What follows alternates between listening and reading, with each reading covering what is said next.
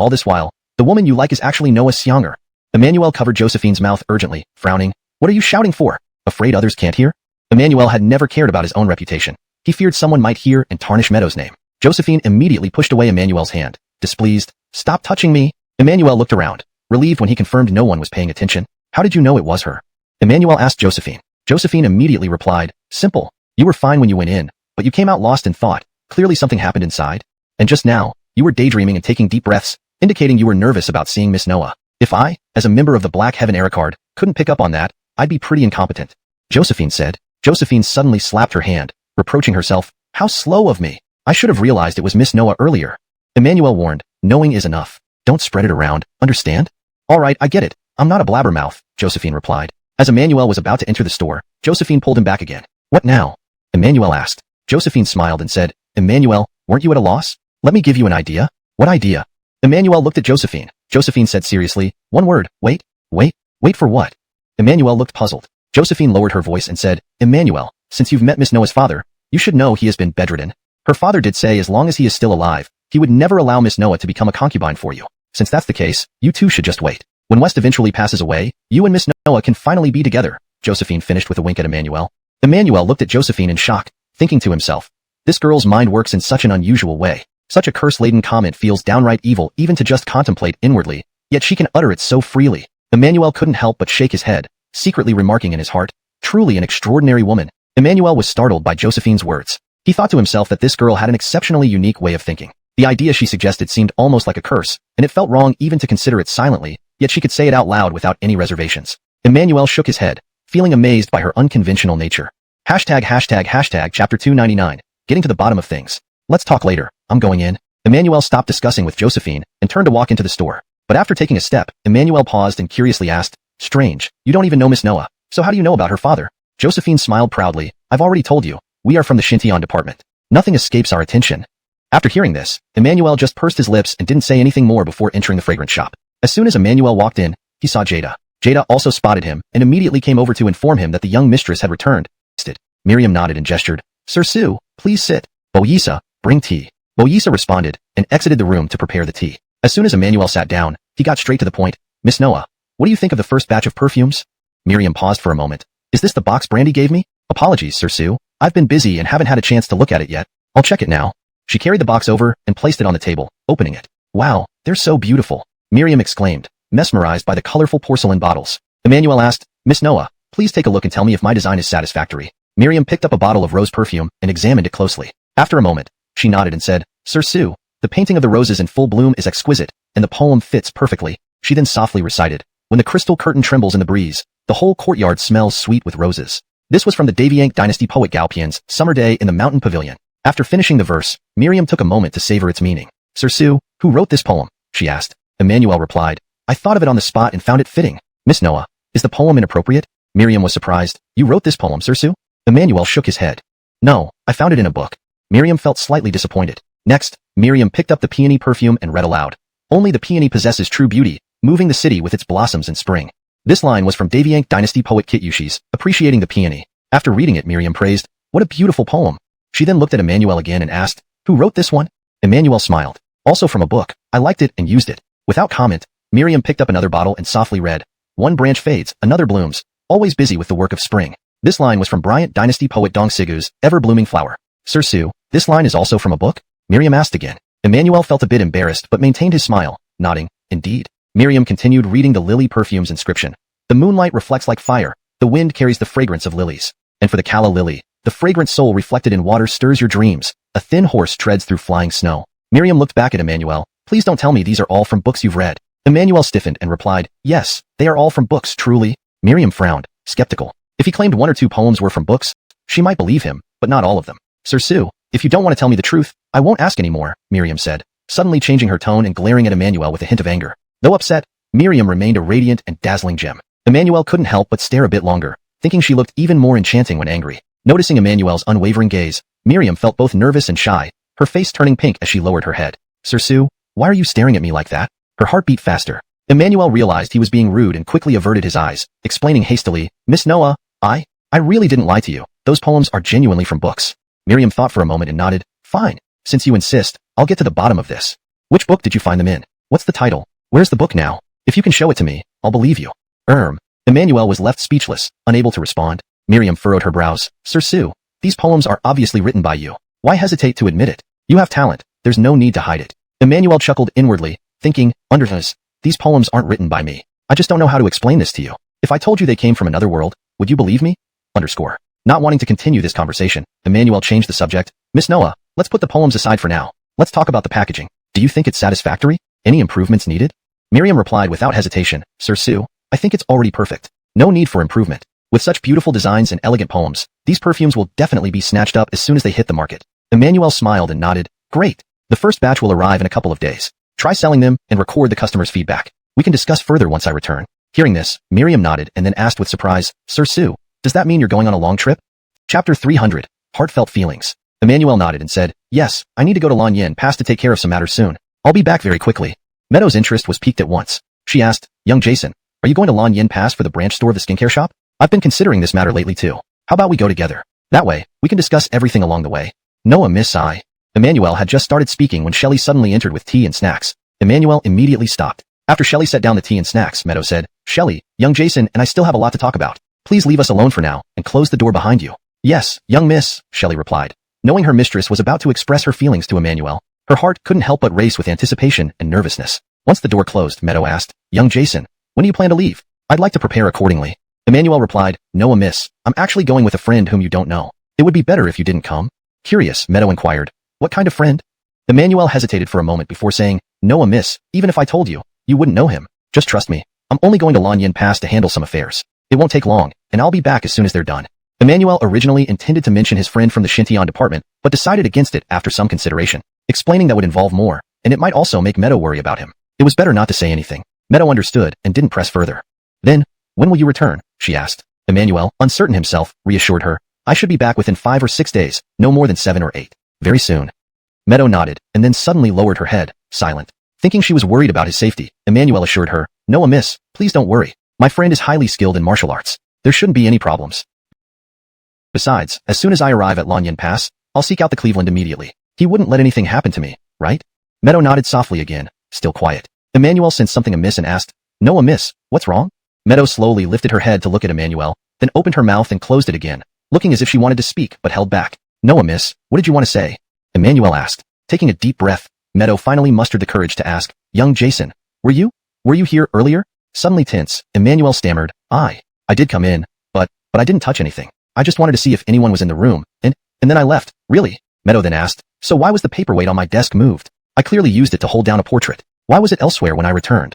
Realizing he had forgotten to replace the paperweight, Emmanuel inwardly scolded himself for being careless. He sighed deeply and apologized. I'm sorry, Noah, Mississippi. I didn't mean to disturb anything. I didn't realize why I came in. Please forgive me. Meadow shook her head and stepped closer to Emmanuel. Emmanuel stood up immediately as they faced each other, barely a foot apart. Blushing, Meadow looked up at Emmanuel bravely, her voice low and hesitant. Young Jason, since you've seen the painting, you should understand how I feel, right?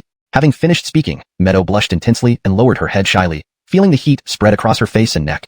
Tense, Emmanuel slowly nodded and gave a soft acknowledgement. Hearing Emmanuel's response, Meadow's heartbeat quickened, making it hard to breathe from anxiety. Composing herself, Meadow asked, young Jason, what do you think of me? Emmanuel, already nervous, became even more so upon hearing the question. I. Emmanuel stammered several times, unable to articulate his thoughts, causing Meadow much frustration. It wasn't that Emmanuel disliked Meadow. As a modern person, he found it difficult to express his feelings because he adhered to the principle of monogamy. Saying he liked Meadow felt like betraying his wife, leading to a sense of guilt. Seeing Emmanuel's hesitation, Meadow suddenly realized something, and her heart sank. Feeling somewhat dazed, she tried to remain composed despite trembling hands. Young Jason, just tell me what you're thinking. I can accept it. Emmanuel noticed Meadow's distress, and immediately understood her misinterpretation. No, miss, it's not what you think. At that moment, the door was pushed open forcefully, and Josephine strode in, sword in hand. Emmanuel, why are you so indecisive? Are you even a man? Josephine eyed Emmanuel with disdain. Before Emmanuel could respond, Josephine approached Meadow. Startled by Josephine's menacing presence, Meadow instinctively took a step back, asking timidly, who are you? Ignoring the question, Josephine blurted out, no miss, Emmanuel likes you too. He admitted it himself. Surprised, Meadow turned to Emmanuel, her heart racing with hope. Is what she says true, young Jason? Meadow asked, her voice trembling. Josephine looked expectantly at Emmanuel, urging him, well, she's asking you. Give her an answer. Embarrassed by Josephine's presence, Emmanuel frowned and asked, Josephine, who let you in here? Can you please leave?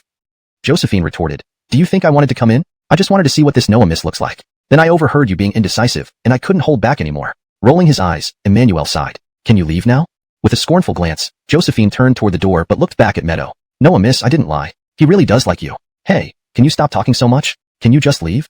Emmanuel said impatiently. The door closed swiftly, and the room fell silent. Turning back to Meadow, Emmanuel saw that her gaze had changed significantly. He nodded slowly and admitted, yes, what she said is true. Overwhelmed with joy, Meadow concealed her excitement, taking a deep breath before gazing at Emmanuel lovingly. Young Jason, I want to hear you say it personally. Emmanuel smiled and gently pulled Meadow into his arms, whispering in her ear, Xianger, I like you. Ecstatic, Meadow embraced Emmanuel tightly, resting her head on his shoulder. At this moment, Meadow felt that she was the happiest woman in the world. Chapter 301. Sweet Talk. Meadow clung tightly to Emmanuel, tears of happiness uncontrollably streaming down her cheeks. Reserved, restrained, calm, suppressed. At this moment, Meadow didn't care about anything else. She just wanted to hold Emmanuel closely, even if it was only for a brief moment of warmth. Emmanuel could feel Meadow releasing her emotions. He remained silent, silently responding to Meadow. After a long while, Meadow slowly released Emmanuel. As she lifted her head from his shoulder, she suddenly giggled. Confused, Emmanuel asked, What's so funny? Why are you laughing? Meadow pointed at Emmanuel's shoulder and said with a shy expression, Sorry, I've soaked your shoulder. Emmanuel glanced down and saw that due to the excessive tears, there was a large wet patch on his shoulder. He smiled and said, It's fine. It's so hot outside, it'll dry soon. Meadow quickly pulled out a handkerchief and carefully wiped Emmanuel's shoulder. Emmanuel lowered his head slightly, looking at the focused expression of Meadow, and couldn't help but say, Xianger, you're really beautiful. Upon hearing this, Meadow blushed, lowering her head in embarrassment, yet feeling sweet inside. She muttered, Why have you started talking so smoothly? Emmanuel exaggeratedly replied, You're accusing me wrongly. I'm just complimenting your beauty. Is stating facts considered smooth talk too? This made Meadow even shyer, and she didn't dare look up, pretending not to hear as she continued wiping his shoulder. Once Meadow finished, Emmanuel also took out his handkerchief and cupped Meadow's face. As Emmanuel's hand touched Meadow's chin, she trembled slightly, her face tightening in nervousness. While gently wiping away the tear marks on her face, he softly said, Xianger, while I'm at Lanyan Pass, you must take good care of yourself. Don't overwork yourself, alright? Meadow replied, I know, I will take care of myself, but you, be careful all the time. Remember to write back when you reach Lanyan Pass to report safety. Sure, don't worry. I will. Emmanuel nodded. Meadow then gave a few more instructions and suddenly asked, By the way, Jason, who was that lady just now? I don't seem to have seen her before. Emmanuel explained, Xianger, her name is Josephine, a senior disciple of Sword Blind Master. This time, I'm going to Lanyan Pass with her. She's a disciple of Sword Blind Master? Meadow was astonished. Emmanuel nodded. Meadow immediately followed up, Jason, are you going to visit Sword Blind Master this time? Emmanuel paused momentarily, thought for a bit, then nodded, Yes, Shang. Miss Shang hasn't seen Sword Blind Master in a while, so she misses him very much. She invited me along to have some company. The reason Emmanuel lied was because he didn't want Meadow to know that Josephine was part of the Black Heaven era card. He didn't want her to worry excessively. Meadow frowned in thought, then asked, How did you meet Miss Shang? You never mentioned it before. As Emmanuel's mind raced, he led Meadow to sit aside and began recounting how he met Josephine. However, he omitted the details of Josephine killing a wanted criminal. After listening to Emmanuel's account, Meadow nodded, So that's how you two met. Quite coincidental indeed. Emmanuel nodded, then stood up, Time's getting late, Xianger. I should go now. I still need to prepare for the journey. When are you leaving? I want to see you off, Meadow asked. Emmanuel shook his head. I'm not sure when. Let me send someone to inform you beforehand. With that, Emmanuel held Meadow's hand and whispered a few words expressing reluctance to part. Meadow felt both embarrassed and happy inside. Just as Emmanuel prepared to leave, Meadow suddenly remembered something and grabbed his arm. Jason, regarding us, can you not tell Aislinn for now? Meadow asked. Emmanuel frowned slightly, sighing, Actually, I haven't decided how to tell Aislinn. Maybe later would be better, at least after I return from the north. Then I'll find a suitable time to explain to her. That's best. Meadow sighed in relief. Deep down, Meadow felt guilty, believing she wasn't being fair to Paula. Having said everything she needed to, Emmanuel left the room. Meadow originally intended to escort Emmanuel downstairs, but Josephine appeared from the side, smiling at her. Meadow blushed in embarrassment and couldn't continue seeing Emmanuel off. Not giving Josephine a chance to tease Meadow, Emmanuel shut the door directly and pulled Josephine towards the stairs, saying, Let's go downstairs. Josephine instantly slapped Emmanuel's hand away, frowning. Stop being touchy-feely. Do you think I won't break your hand? As their voices faded away, Emmanuel and Josephine quickly disappeared down the staircase. At that moment, Shelley rushed upstairs and caught sight of Meadow. Shelley immediately quickened her pace, worriedly asking, Miss, where did Jason and that woman go? What happened? Meadow smiled without answering and turned to walk back into the room. Only after Shelley repeatedly inquired did Meadow whisper a few words in her ear. Hearing this, Shelley excitedly exclaimed, Really, miss? That's great, truly great. Elsewhere, Emmanuel and Josephine arrived at the street. Josephine chuckled, Hey, Emmanuel, I helped you win the beauty's heart just now. Shouldn't you thank me properly? Emmanuel immediately frowned. Josephine, I haven't scolded you yet. How could you barge in like that? Don't you realize how impolite and presumptuous that is? Josephine pouted. Cut the nonsense. I'm like this. With your indecisive attitude earlier, I'd either die of anxiety or frustration watching you. I just can't stand people who are hesitant. Emmanuel was speechless for a moment, but after some thought, he asked, all right, you win. So, what do you want as thanks? Without hesitation, Josephine answered, take me to dine at Junxiu Tower. Upon hearing this, Emmanuel laughed and replied cheerfully, fine, I'll grant your wish. Let's go. With that, the two walked toward Junxiu Tower, chatting amiably. On the way, Emmanuel happened upon a carriage rental shop offering various types of carts for rent and custom orders. Not wanting to bother searching elsewhere, Emmanuel paid the deposit on the spot and ordered a spacious, luxurious new carriage, agreeing to collect it in 2 months. Chapter 302, Lolita Medical Officer. Over the next 3 days, Emmanuel stayed at his home in Ancient Village. During these 3 days, Emmanuel managed to make nearly 300 stone bombs, each one enhanced with sugar frost, significantly increasing their power. Of course, it was impossible for Emmanuel alone to complete such a massive workload. Paula, Nathan, Kay, and Josephine also joined the effort to make stone bombs. Only through everyone's collaborative work did they finish on time. On the 4th day, afternoon, someone suddenly delivered a letter to Josephine. After reading the letter, Josephine informed Emmanuel that someone would arrive early the next morning, and they could depart then. Upon hearing this, Emmanuel immediately sent Tad to Xian Prefecture City to inform Meadow of his imminent departure. That night, Paula was exceptionally gentle and compliant with Emmanuel, striving to meet any request he made. The next morning, as the sun rose, 2 carriages entered Ancient Village and headed straight for Emmanuel's home. One carriage was for passengers, and the other was a cargo wagon pulled by 2 horses. When Emmanuel and Paula heard the noise and came out, Josephine was already there, smiling at the approaching carriages. Emmanuel slowly walked over to stand beside Josephine, watching the carriages come closer. Soon, the 2 carriages stopped on the open ground outside Emmanuel's courtyard gate. The driver of the cargo wagon was a tall, muscular man in his 30s, sporting a big beard. He looked quite fierce and seemed hard to approach. Good morning, Dag. Josephine waved and greeted the man with a smile. Emmanuel found the name interesting and was curious about its origin. Seeing Josephine, Dag merely nodded in greeting before jumping down from the carriage and getting busy on his own. Emmanuel couldn't help but ask, Adult Shang, is he also part of the Shintanwei, Black Heaven era card? Note, I've maintained the term Shintanwei, as it seems to be a specific title or group name that might not have a direct English translation. If you prefer, we can translate it as Black Heaven era card, but keeping it in the original form may be more appropriate depending on the context of the story. Josephine shook her head slightly and whispered, no, he is a strong man under Maven, quite skilled. I've heard his family used to grow watermelons, hence the nickname Dag. As for his real name, I don't know it. Dag turned to Maven's father when floods destroyed his crops. After Maven's father died, he continued serving Maven. Anyway, he's trustworthy. Emmanuel nodded and asked, who is Maven? Just as Josephine was about to answer, a small girl's head popped out from the window of the other carriage. Sister, Lauren. The little girl shouted happily. Josephine immediately waved back, little Bowie. Then the little girl pulled her head back into the carriage. Turning to Emmanuel, Josephine explained, she is Maven, just like me, a 3rd-rank member of the Black Heaven era card. Emmanuel was surprised. Aren't you employing child labor in your department? That's not true. Maven is 17, she just looks young, Josephine replied. Before she finished speaking, Maven had already jumped off the carriage and was hopping over, obviously very happy to see Josephine. Maven was petite and short, with an adorable face that appeared much younger. No matter how Emmanuel looked at her, he couldn't imagine she was 17. She more closely resembled a cute Lolita from an anime. As soon as Maven reached Josephine, she gave her a big hug. Anyone could tell that the two were very close friends. After a brief chat, Maven's eyes landed on Emmanuel. Sister Lauren, is this the Emmanuel you mentioned, who has an excellent mind? Maven asked in a low voice. Although Maven had lowered her voice, Emmanuel could still hear her clearly because they were so close. Josephine immediately winked. What excellent mind. He's just average. Don't say such things, or he might get a swollen head. Emmanuel rolled his eyes silently, choosing not to argue with her. Josephine extended her hand towards Maven and introduced Emmanuel. Emmanuel, this is Maven, a 3rd-rank member of the Black Heaven era card and a medical officer. Josephine continued, don't let Maven's young age fool you. Her medical skills are top-notch. Several times our colleagues have survived thanks to her. Emmanuel was quite surprised. He hadn't expected this cute Lolita to be a medic. Officer Bai, nice to meet you. Emmanuel respectfully greeted her. Maven frowned, displeased. Emmanuel, please don't call me that. It makes me sound old. Call me Little Bowie or Xiao Bai, anything but Officer Bai. Emmanuel quickly nodded. Got it. Then, I'll call you Xiao Bai. Since Josephine called her Little Bowie, Emmanuel decided to use Xiao Bai to differentiate. Okay, you can call me Xiao Bai, Maven said happily. At that moment, Josephine glanced at Maven's carriage and asked, Little Bowie, why are only you and Dag here? Maven responded, who said that? Dave is here too, but he's sleeping inside the carriage, probably hasn't woken up yet. Maven then shouted at the carriage, Dave, we're here. Wake up. Not long after, another person got off the carriage. He had a scruffy appearance, giving a somewhat unkempt first impression, around 27 or 28 years old, half asleep and yawning. Emmanuel glanced at Josephine and whispered, this is? Josephine answered, Dave, a 2nd-rank member of the Black Heaven era card, nicknamed Davian Drunkard because he's always tipsy. Emmanuel was a bit astonished. So, not only do they accept a Lolita but even a drunkard.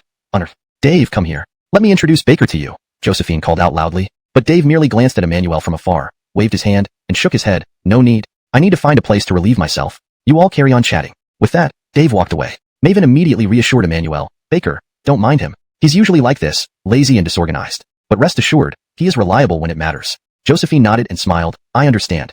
Talented people often have quirky habits. Maven quickly agreed. Exactly. What Baker said is so right.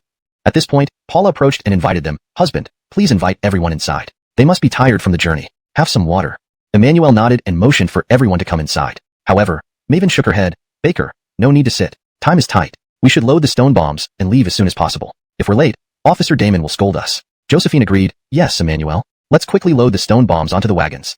Following this, Emmanuel summoned a dozen people to load the stone bombs onto the vehicles. While they were busy loading, another carriage approached from a distance. Emmanuel recognized it immediately. It was Meadow's carriage. ##### Chapter 303. The Drunkard Dave. Still some distance away, Meadow poked her head out of the carriage window and waved enthusiastically towards Emmanuel. Seeing her, Emmanuel waved back in acknowledgement. At this moment, Paula walked up to Emmanuel and asked, Husband, why is Miss Noah here to see you off? Emmanuel replied, I had someone inform her. Last time I told her I was going to Lanyan Pass, she insisted on coming to see me off. Paula nodded slightly, a thoughtful expression crossing her face. Soon enough, Meadow's carriage stopped outside the courtyard. Meadow and Shelley quickly alighted and approached Emmanuel and Paula. Seeing the loading activity nearby, Meadow said with relief as she got closer, Young Jason, I'm glad I made it in time. If I'd been any later, you would have left already, right? Emmanuel responded, Miss Noah, thank you for your trouble coming all this way so early to see me off. In front of Paula, Emmanuel didn't dare call her by her first name, Xianger, not being ready to confess yet. Meadow shook her head and then started chatting warmly with Paula about trivial matters. After a while, Paula said, Husband, since Miss Noah has come all this way to see you off, you two should talk. I'll go help pack your things to make sure nothing gets left behind. With that, Paula turned and went back into the house. Meadow whispered, Josephine reassured them, Kaya Minji you Miss Noah, rest assured with me around, nothing will happen to Emmanuel. I guarantee he'll return unharmed. Nathan still wasn't convinced. Master, please take me. I can't trust her. Josephine frowned. Nathan, a mere defeat under my hands. What right do you have not to trust me? Why you? Nathan was speechless, unable to continue. Meadow also had her doubts, quietly asking, Young Jason, are you really not taking Minji? Emmanuel patiently explained, Miss Noah, I understand your concern, but circumstances are different this time. It's better for Minji to stay behind. Meadow didn't quite get why the situation was different, but Emmanuel shook his head, signaling her not to press further. Miss Noah, rest assured, with experts like Josephine around, I won't be in danger. Besides, I'm not an unarmed scholar. I can protect myself. Emmanuel tapped the purple-hued dagger on his calf, giving Meadow a confident smile. Although still worried, Meadow held her tongue, seeing that Emmanuel had made up his mind. Turning around, Emmanuel walked over to Nathan and patted him on the shoulder. Minji, listen to me. Stay home this time, and next time I'll definitely bring you along. But Nathan still shook his head, refusing to agree. Seeing this, Josephine suggested, Nathan, if you want to come, you can challenge me. If you win, I'll take you. Nathan frowned. You know I can't beat you. You're just saying that so I can't come. Just then, Dave appeared, looking somewhat more sober but still a bit dazed. Josephine thought for a moment and pointed at Dave. Kaya Minji, see that man? Beat him, and I'll take you. Nathan glanced at Dave and asked, who is he? He's nobody important. Choose, beat me or beat him. Nathan looked at Dave, then Josephine, and finally Emmanuel. I choose him.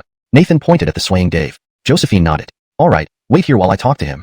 She walked over to Dave and spoke softly to him. Moments later, Dave looked at Nathan with mild surprise and a hint of disdain. He exchanged a few words with Josephine. Turning back, Josephine called out, Nathan. He says if you're not lying down within 10 moves, you win. Nathan retorted, don't underestimate me. With that, he charged at Dave aggressively. Josephine stepped back, clearing space for the fight. Kid, remember, no crying, Dave said lazily. You too. Nathan shot back, getting into a fighting stance. Dave nodded slowly. Not bad. You look like you've got some basics. Without further ado, Nathan launched his attack, engaging Dave immediately. As they fought, Josephine returned to Emmanuel's side with a smile. Emmanuel asked softly, what did you tell him? Why did he agree so quickly? Josephine whispered back, I told him if he beats Nathan, I'd buy him a jar of good wine. Emmanuel remembered Josephine mentioning that Dave was a drunkard. Indeed, no drunkard could resist fine liquor. Everyone watched Nathan and Dave intently. Even the villagers loading the carriage slowed down, unable to tear their eyes away. Paula came out carrying a bundle. Husband, why is Minji fighting? She asked, puzzled. Emmanuel explained the situation, and Paula joined the others in watching. Though Dave was a drunkard, Emmanuel never underestimated him, given his status as a second-rank Shintian Aircard. Remember, even Josephine was only a third-rank Shintian Aircard and was already stronger than Nathan. Would a second rank be weaker? Sure enough, within less than half a cup of tea's time, the fight was over. Nathan was easily subdued by the seemingly lackadaisical Dave, unable to reverse the situation despite his resistance. Kid, admit defeat yet? Dave asked. Knowing he was thoroughly defeated, Nathan still refused to concede, furrowing his brows stubbornly. Seeing this, Emmanuel hurried over to try to persuade him, but it had little effect. Suddenly, Kay ran over from the back of the crowd, looking furious. Nathan, what's wrong with you? I made breakfast and waited for so long, and you didn't even say a word, running here to fight. Nathan immediately became anxious, shaking his head. No, I didn't. I just wanted to. Want what? Hurry up and follow me. The food is getting cold. Kay didn't give Nathan a chance to speak, pushing past Dave and dragging him away, still fuming. Dave didn't care who Kay was, turning to Josephine with a lazy expression. A jar of good wine. Don't go back on your word. With that, Dave strolled towards the carriage with sluggish steps, likely going back to sleep. As Emmanuel watched this unfold, he couldn't help but smile slightly. The scene was both comical and heartwarming. Despite the urgency of the situation, it seemed everyone had their own little dramas playing out. Paula, still holding the bundle, looked over at Emmanuel, her expression curious yet amused. She didn't need to ask. Emmanuel could already see the question in her eyes. He shook his head lightly, signaling that it wasn't something to worry about. Meanwhile, Meadow chuckled softly, turning to Shelley and whispering something inaudible. Shelley nodded, her usual calm demeanor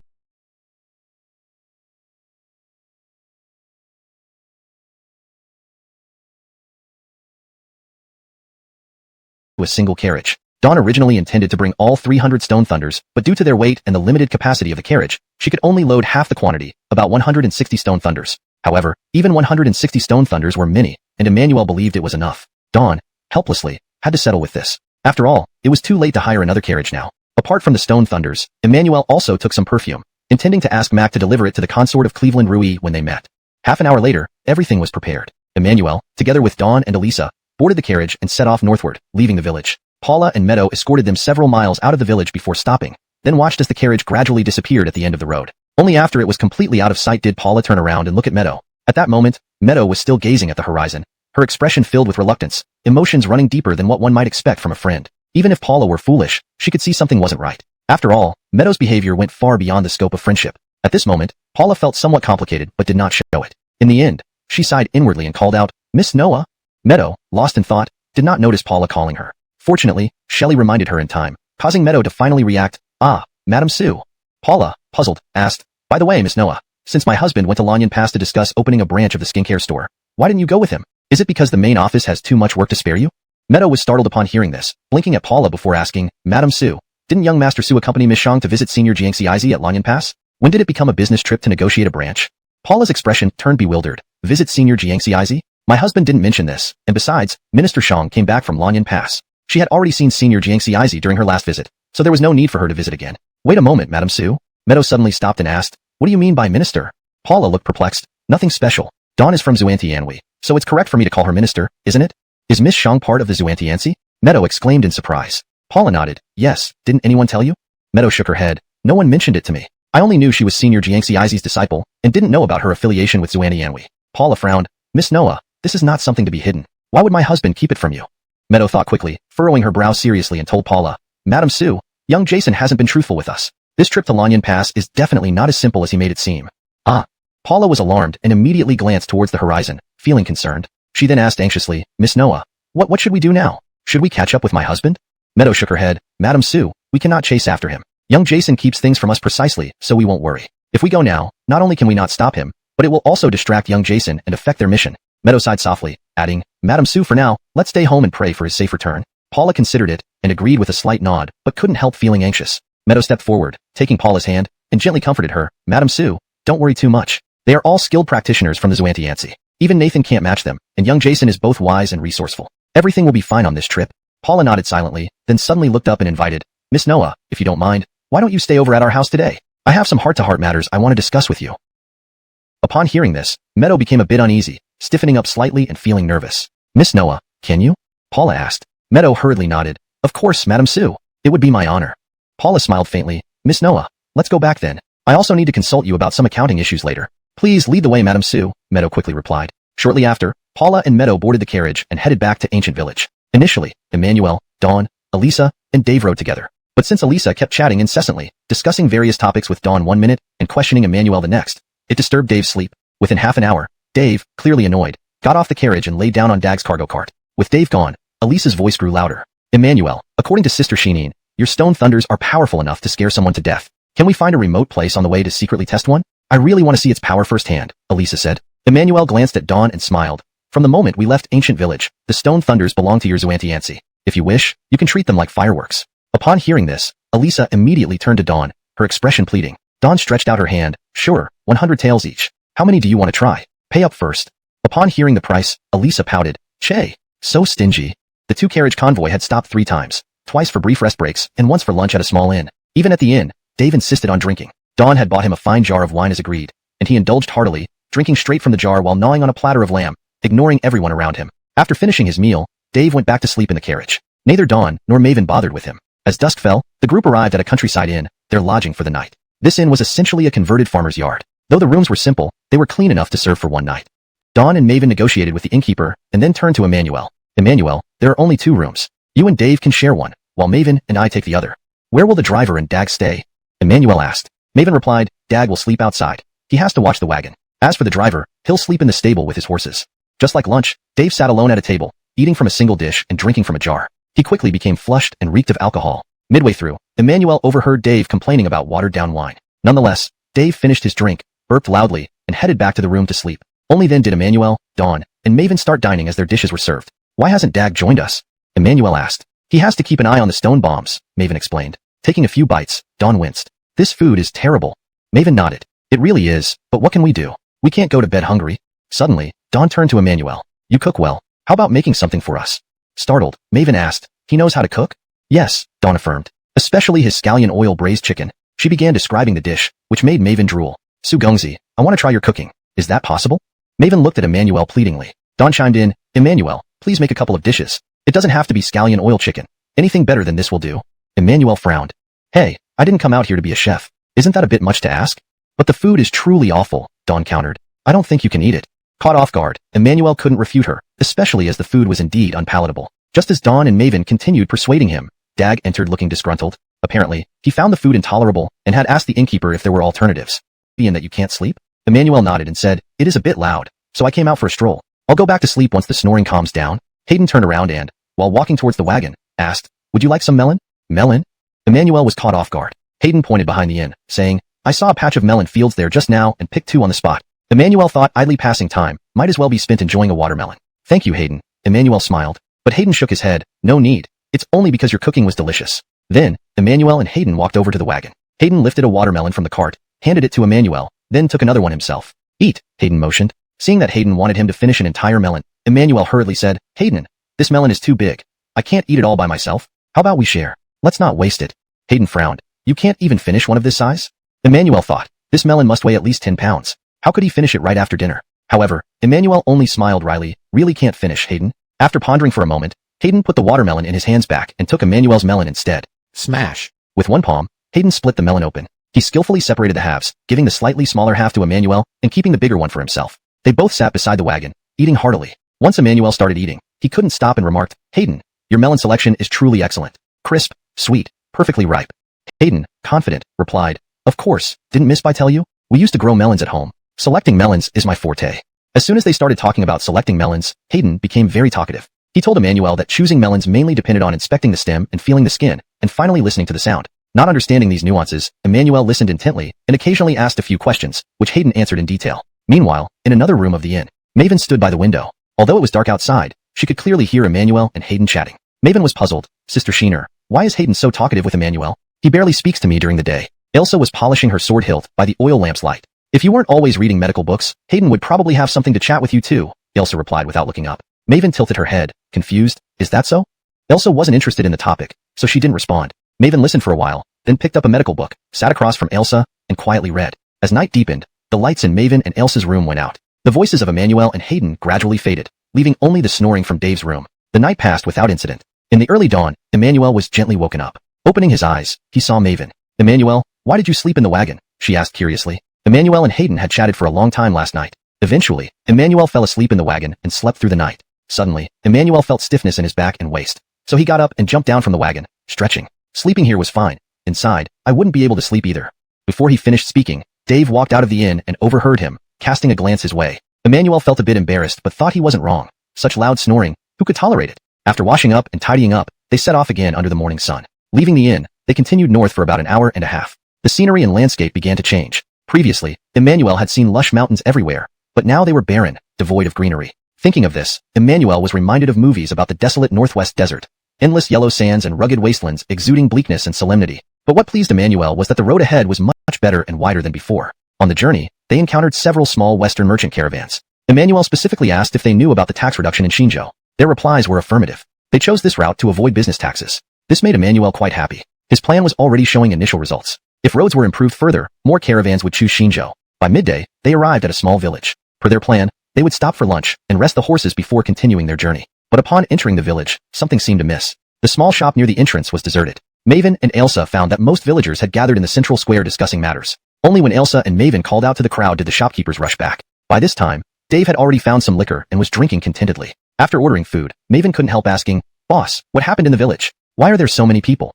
The boss sighed, it's those damned bandits from Quirin Mountain. They've kidnapped yet another young maiden. Truly a calamity." The boss's wife approached, her face filled with sympathy. "The bandits from Quirin Mountain come to our village every now and then to kidnap girls, especially 13 or 14-year-olds. They don't want any over 15.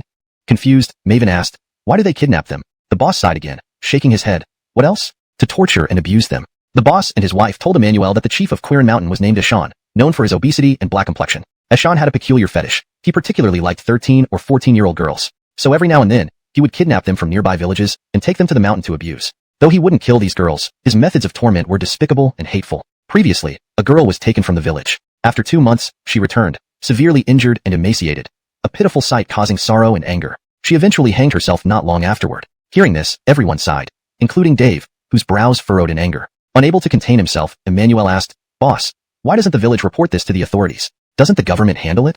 The boss sighed for the third time, helplessly shaking his head. "Ericist, you don't know. Our area doesn't belong to Shinjo or Ericantao. Whenever something happens, no one knows which courthouse to appeal to."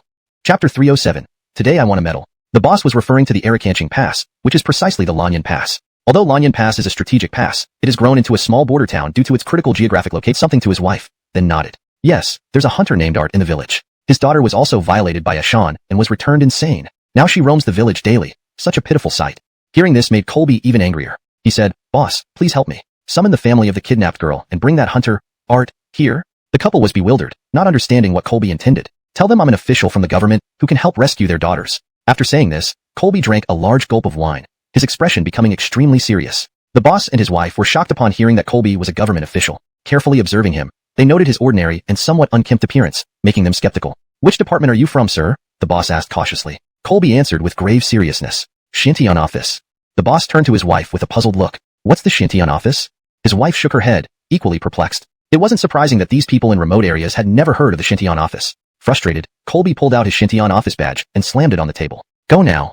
But the boss and his wife still hesitated, unsure of what to do. Emmanuel stood up and went over. "Boss, he is indeed an official, and his department is larger than regular county offices. Even the county magistrate must obey him." The couple was taken aback and looked at Colby incredulously. After Emmanuel patiently explained further, the couple finally believed him. Immediately, the boss rushed out to call people. Taking advantage of this pause, Elsa and Elisa approached Colby with queries. "Colby, you've always avoided meddling in other people's affairs. Why the change today?" Elisa asked. Elsa nodded, adding, "Yes, Colby, previously you wouldn't involve yourself with bandits. What's going on?" Colby took a sip of wine, glanced at them, stood up and said, "I'm not in a good mood. Today, I just want a medal." He then asked Elsa, "Sheener, will you come with me when I go to rescue them?" Elsa pondered for a moment. "Sure, but you must tell me why first." Colby sneered silently. "Fine, stay here. I can save them alone." Putting down his wine flask, he walked towards the door. Elsa felt speechless but didn't say more. Seeing Colby leave, Elisa quickly asked, "Colby, where are you going?" "The latrine," he replied without stopping. Elisa asked again, "Colby, why didn't you ask me if I'd go?" Colby turned and retorted, "Why would I ask? You can't fight, so what good would you be? A burden perhaps?" With that, he strode out of the shop. "Bullshit, you can't even speak properly," Elisa muttered, though she knew Colby spoke the truth. Just as Colby left, Dag entered, passing him briefly. Elsa saw Dag and remembered something. She hurriedly asked, "Dag, you've known Colby longer than we have. Do you know why he's suddenly involved?" Dag glanced back outside, hesitating. Seeing this, Elisa urged, "Dag, please tell us if you know." Dag considered for a moment before replying. "Lady Shang, miss, all I know is vague hearsay. They say Colby once had a sister who was abducted by bandits at 13 or 14 and never returned alive. Rumor is she died at their hands." Dag then walked away quietly. Elisa looked at Elsa sympathetically. "Sister Sheener, now I understand why he's doing this. I probably couldn't bear it either." Elsa didn't respond but nodded, her brow furrowed. Soon, Colby returned. Emmanuel noticed Colby's demeanor had changed. Previously listless and sluggish, he now exuded power and solemnity. Shortly after, the boss returned with a crowd, parents, relatives, neighbors of the kidnapped girl, Hunter Old Damon, the Ilias, and several elders. Of course, many others had tagged along out of curiosity to see an official bigger than a county magistrate. As the villagers swarmed in, chaos ensued. Realizing the situation, the Ilias ordered unrelated bystanders out, restoring order. The desperate parents of the kidnapped girl knelt before Colby, pleading for his help. Colby helped them up and declared seriously, "Rest assured, I will take care of this matter concerning your daughter." Thus began a new resolve.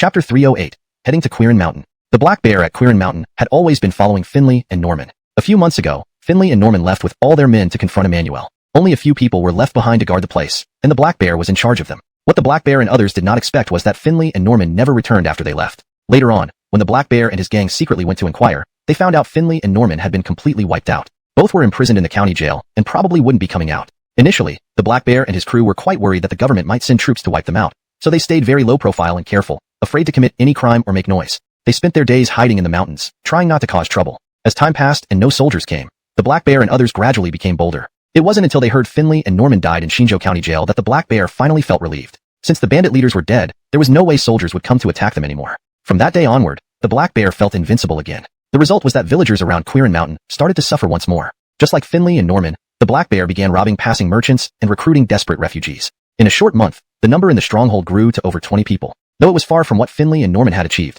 this group was still powerful enough to terrorize the area. Over time, the Black Bear used his strength to indulge in peculiar desires. Every now and then, he would go down the mountain to kidnap girls. Sometimes every 5 to 6 days, other times 10 days. This depended on when he lost interest in the current captives. Just as the Black Bear happily returned to the stronghold with kidnapped girls, Dave prepared to head for Quirin Mountain. Half an hour earlier, Dave had inquired about the terrain of Quirin Mountain from the villagers and asked Hunter Art to be his guide. Art's daughter had been driven insane by the Black Bear's actions, and he had harbored a deep desire for revenge. As soon as Dave asked, Art immediately agreed. Not only did Art go, but a few young villagers who hated bandits also stood up, offering to join in the rescue mission. While Dave did not object, he warned them that the mission was dangerous, and if they were killed by bandits, he couldn't be responsible. Upon hearing this, some of the young villagers hesitated, but one did not back down, insisting on going along. He was Art's apprentice named Eris, who had learned hunting from Art since childhood. Eris cared for Art's daughter deeply and saw her as his own sister. Ever since the incident, he had always wanted to avenge her and make the bandits pay. Preparations complete, Dave, Art, and Eris set out. It was only then that Art and Eris noticed they were only 3 rescuing the hostages, leaving them momentarily stunned. Sir Davian, are we only 3? Won't the other officials be joining us? Art asked in surprise. Eris wore a similar expression. Dave, displeased, replied coldly, if you're afraid, you can stay. I only need you to lead me to the stronghold. Everything else doesn't concern you. Art quickly shook his head in explanation. Sir Davian, that's not what we mean. Dave responded, then let's get going, and walked swiftly toward the village entrance. Art glanced nervously at Eris, suddenly regretting their decision. Not that Art didn't want revenge for his daughter, but facing 20 bandits with only 3 people seemed akin to courting death. While Art and Eris were hesitant, a woman's voice called out nearby. Sir Davian, why are you walking so fast? Aren't you waiting for us? Dave turned to find Josephine speaking to him. Aren't you staying behind? Dave asked. Josephine, holding a sword, strolled forward slowly, saying, if I don't go, what will happen if you die? I can't explain that to our superior. Dave sneered, replying curtly, if you're coming, hurry up. However, Josephine said, what's the rush? Emmanuel and Maven haven't arrived yet. Let's wait for them. They are coming too? Dave asked, surprised. Upon seeing more helpers, Art and Eris felt much more confident. At this moment, a rickety cart pulled by mules approached from within the village. Emmanuel drove while Maven sat beside him. Originally, Emmanuel, Josephine, and Maven had agreed to travel together in a carriage. But upon learning of their mission, the driver refused, fearing both personal danger and damage to his vehicle. So Emmanuel bought a simple mule-drawn cart from a villager to resolve the transportation issue. Everyone, get in the cart.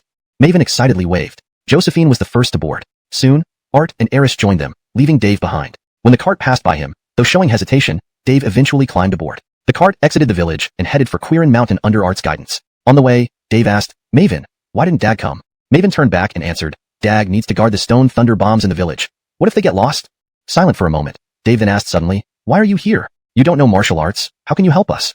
Maven replied promptly, I'm here to see the power of the stone thunder bombs. Rest assured, when you enter to save the hostages, I won't hold you back. To witness the stone thunder bomb power? Dave was taken aback. Maven nodded, pointing to a large box on the cart. Yes, we brought a box full of stone thunder bombs. Emmanuel plans to blow up their stronghold, making the rescue easier. Glancing at the box without a word, Dave inwardly sneered. He didn't believe in the huge power of the stone thunder bombs, thinking Josephine exaggerated to gain attention. To Dave, personal ability was the most crucial for a mission. Anything else was just superficial. Traveling half an hour on bumpy roads, they finally spotted Quirin Mountain from afar. The cart was now driven by Art as Emmanuel's driving skills were rusty. Quirin Mountain was shorter than everyone imagined, but it was densely covered with trees, indicating complex terrain. At a fork in the road, Art stopped the cart and turned to everyone, saying, we cannot proceed further. Otherwise, the bandits will discover us. So what do we do now? Dave asked. Art replied, the Black Bear's gang stronghold is halfway up the mountain. There's a hidden path from the back, which may be longer, but allows us to reach the stronghold unnoticed. Dave brightened instantly, nodding, all right, lead the way.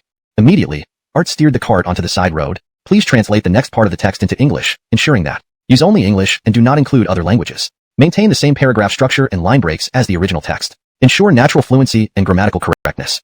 Chapter 309, Stone Fort. It took half an hour for Art to drive the carriage with everyone to the back of the Waran Mountain. Once they saw the small mountain path Art had spoken of, Emmanuel was dumbfounded. This isn't a road at all. It's just a steep mountain wall. If you don't know how to rock climb, you can't get up at all. Dave and Josephine were highly skilled in martial arts, and Art and Eris were hunters. They felt this route wasn't an issue for them. But Emmanuel and Maven were different. Neither knew martial arts nor had outstanding physical strength, so the risk of climbing this way was too high. If one slipped accidentally, it might be fatal. Emmanuel frowned and said, Lord Shang, Lord Davian, it's too steep. We can't go up. Maven nodded and said, yes, if you all can go up, what about us too? Then you wait on the path at the front of the mountain. After we rescue the people, you will meet us there, Dave said. Actually, Dave hadn't expected Emmanuel and Maven to help from the beginning. Seeing this path changed his mind instantly. He only hoped they wouldn't slow them down. Hearing this, Maven became displeased. Then I came for nothing? Dave replied, what else can I do? You can't get up by yourself. Can you blame me? Maven was momentarily speechless. Emmanuel didn't know what to say either. After a while, Dave and Josephine began to follow Art's instructions, preparing to climb the mountain wall. Before climbing, Josephine said to the two, Emmanuel, Maven, return to the fork in the road where you came from. Once we climb up, this place won't be safe anymore. If you encounter bandits, it'll be troublesome. Emmanuel thought it was reasonable and responded to Josephine. He said to Maven, Shao Bai, let's go. Maven was surprised, really go?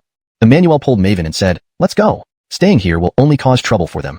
Maven was extremely disappointed, but had no choice but to follow Emmanuel as they drove the donkey cart away. By the time they drove the donkey cart back to the fork in the road, more than half an hour had passed. It was now past the hour of Shun, 3 to 5 p.m., when the sun was scorching. Emmanuel parked the donkey cart under a big tree near the fork in the road and started to wait idly with Maven. Maven rested her chin on her hands and her elbows on her knees, gazing blankly toward Waran Mountain, seemingly in a state of suspension. Emmanuel lay down on the cart, pretending to be asleep. Suddenly, Maven asked, Emmanuel, do you think they can save the people? Emmanuel replied, Shao Bai, you are part of Shintian Arakard and should be more familiar with them than I am. Since you don't know whether they can rescue anyone, how would I know? Hearing this, Maven fell silent, continuing to stare into the distance. On the other side, Dave and Josephine, along with Art and Eris, successfully climbed up the mountain. Art was a seasoned hunter with 20 years of experience who knew the terrain around Waran Mountain very well. So, the four of them smoothly reached near the fort. Your Excellencies, that is the bandit fort. Art hid behind a mound and pointed ahead. Following the direction he pointed, Dave and Josephine saw a stone fort ahead. The fort walls were towering, large rocks scattered around, and there seemed to be only one road in and out, making it easily defensible. Josephine observed the situation in front of the main gate and then said, Dave, they have lookout towers, guards at the main gate, and the area in front is too open. Approaching directly would make it easy for them to spot us. Dave didn't speak. After thinking quickly for a moment, he whispered, Josephine, wait here. I'll scout around and see if there's another way in. With that, Dave called Art over and asked him to lead him around the stone fort. 15 minutes later, Art and Dave returned. Well, did you find a way in? Josephine asked. Dave frowned, shaking his head slightly. Except for the main gate, the rest of the places cannot be accessed. Josephine was somewhat disappointed after hearing this. After a pause, Josephine suddenly felt puzzled and asked, strange, why is there a stone fort here? It doesn't look like it was recently built. Art replied, Your Excellency, this stone fort has been here for a long time. I heard it was built by a group of righteous heroes many years ago. They never plundered the nearby villagers, but that was my grandfather's generation. Later on, no one used it. This group led by Ashan arrived this year. Josephine nodded after listening. She then looked at Dave and asked, now what? At this point, Dave hadn't thought of a good plan yet, so he shook his head slightly, frowning without saying anything. Josephine thought for a moment and suggested, how about going back for stone bombs and blowing up the entrance? These bandits definitely won't react in time. Dave frowned skeptically. Josephine, although this stone fort has some age, it's still very solid. Can Emmanuel's stone bomb work? Josephine frowned immediately, emphasizing, Dave, I've told you many times, stone bombs are incredibly powerful. They can blow apart huge boulders in the mountains, not to mention such a stone fort. Dave remained silent after hearing this. On one hand, he was hesitant whether to listen to Josephine. On the other hand, he kept looking at the stone fort, pondering if there was any other way. Just then, 3 bandits came out from the stone fort. The bandit in the front shouted loudly, you too, hurry up. If Arwan doesn't see us waiting at the intersection in a bit, he'll surely be angry again. I don't want to be scolded. The 2 bandits following behind immediately responded, coming, stop nagging. Speaking, the 3 sped up, heading down the mountain. Josephine immediately became concerned and asked, Dave, could they be talking about the same intersection where Emmanuel and Maven are waiting for us? If so, wouldn't Emmanuel and Maven be in danger? Josephine added. Dave frowned, his expression turning serious instantly. Immediately after, Dave made a decision and said to Josephine, deal with these guys first. To Dave, it didn't matter much if Emmanuel encountered danger. But Maven was different. She was a colleague, a junior, and the only medical officer on this mission. There couldn't be any slip-ups with her. Dave quietly asked Art, is there a shortcut to get down before them? Yes. Art nodded immediately then said, Lord Davian, follow me. After that, Dave, Josephine, and Eris followed Art quickly down the mountain. Meanwhile, at the fork below Waran Mountain, Emmanuel and Maven were still waiting in the carriage. Emmanuel was dozing off, but wasn't fully asleep.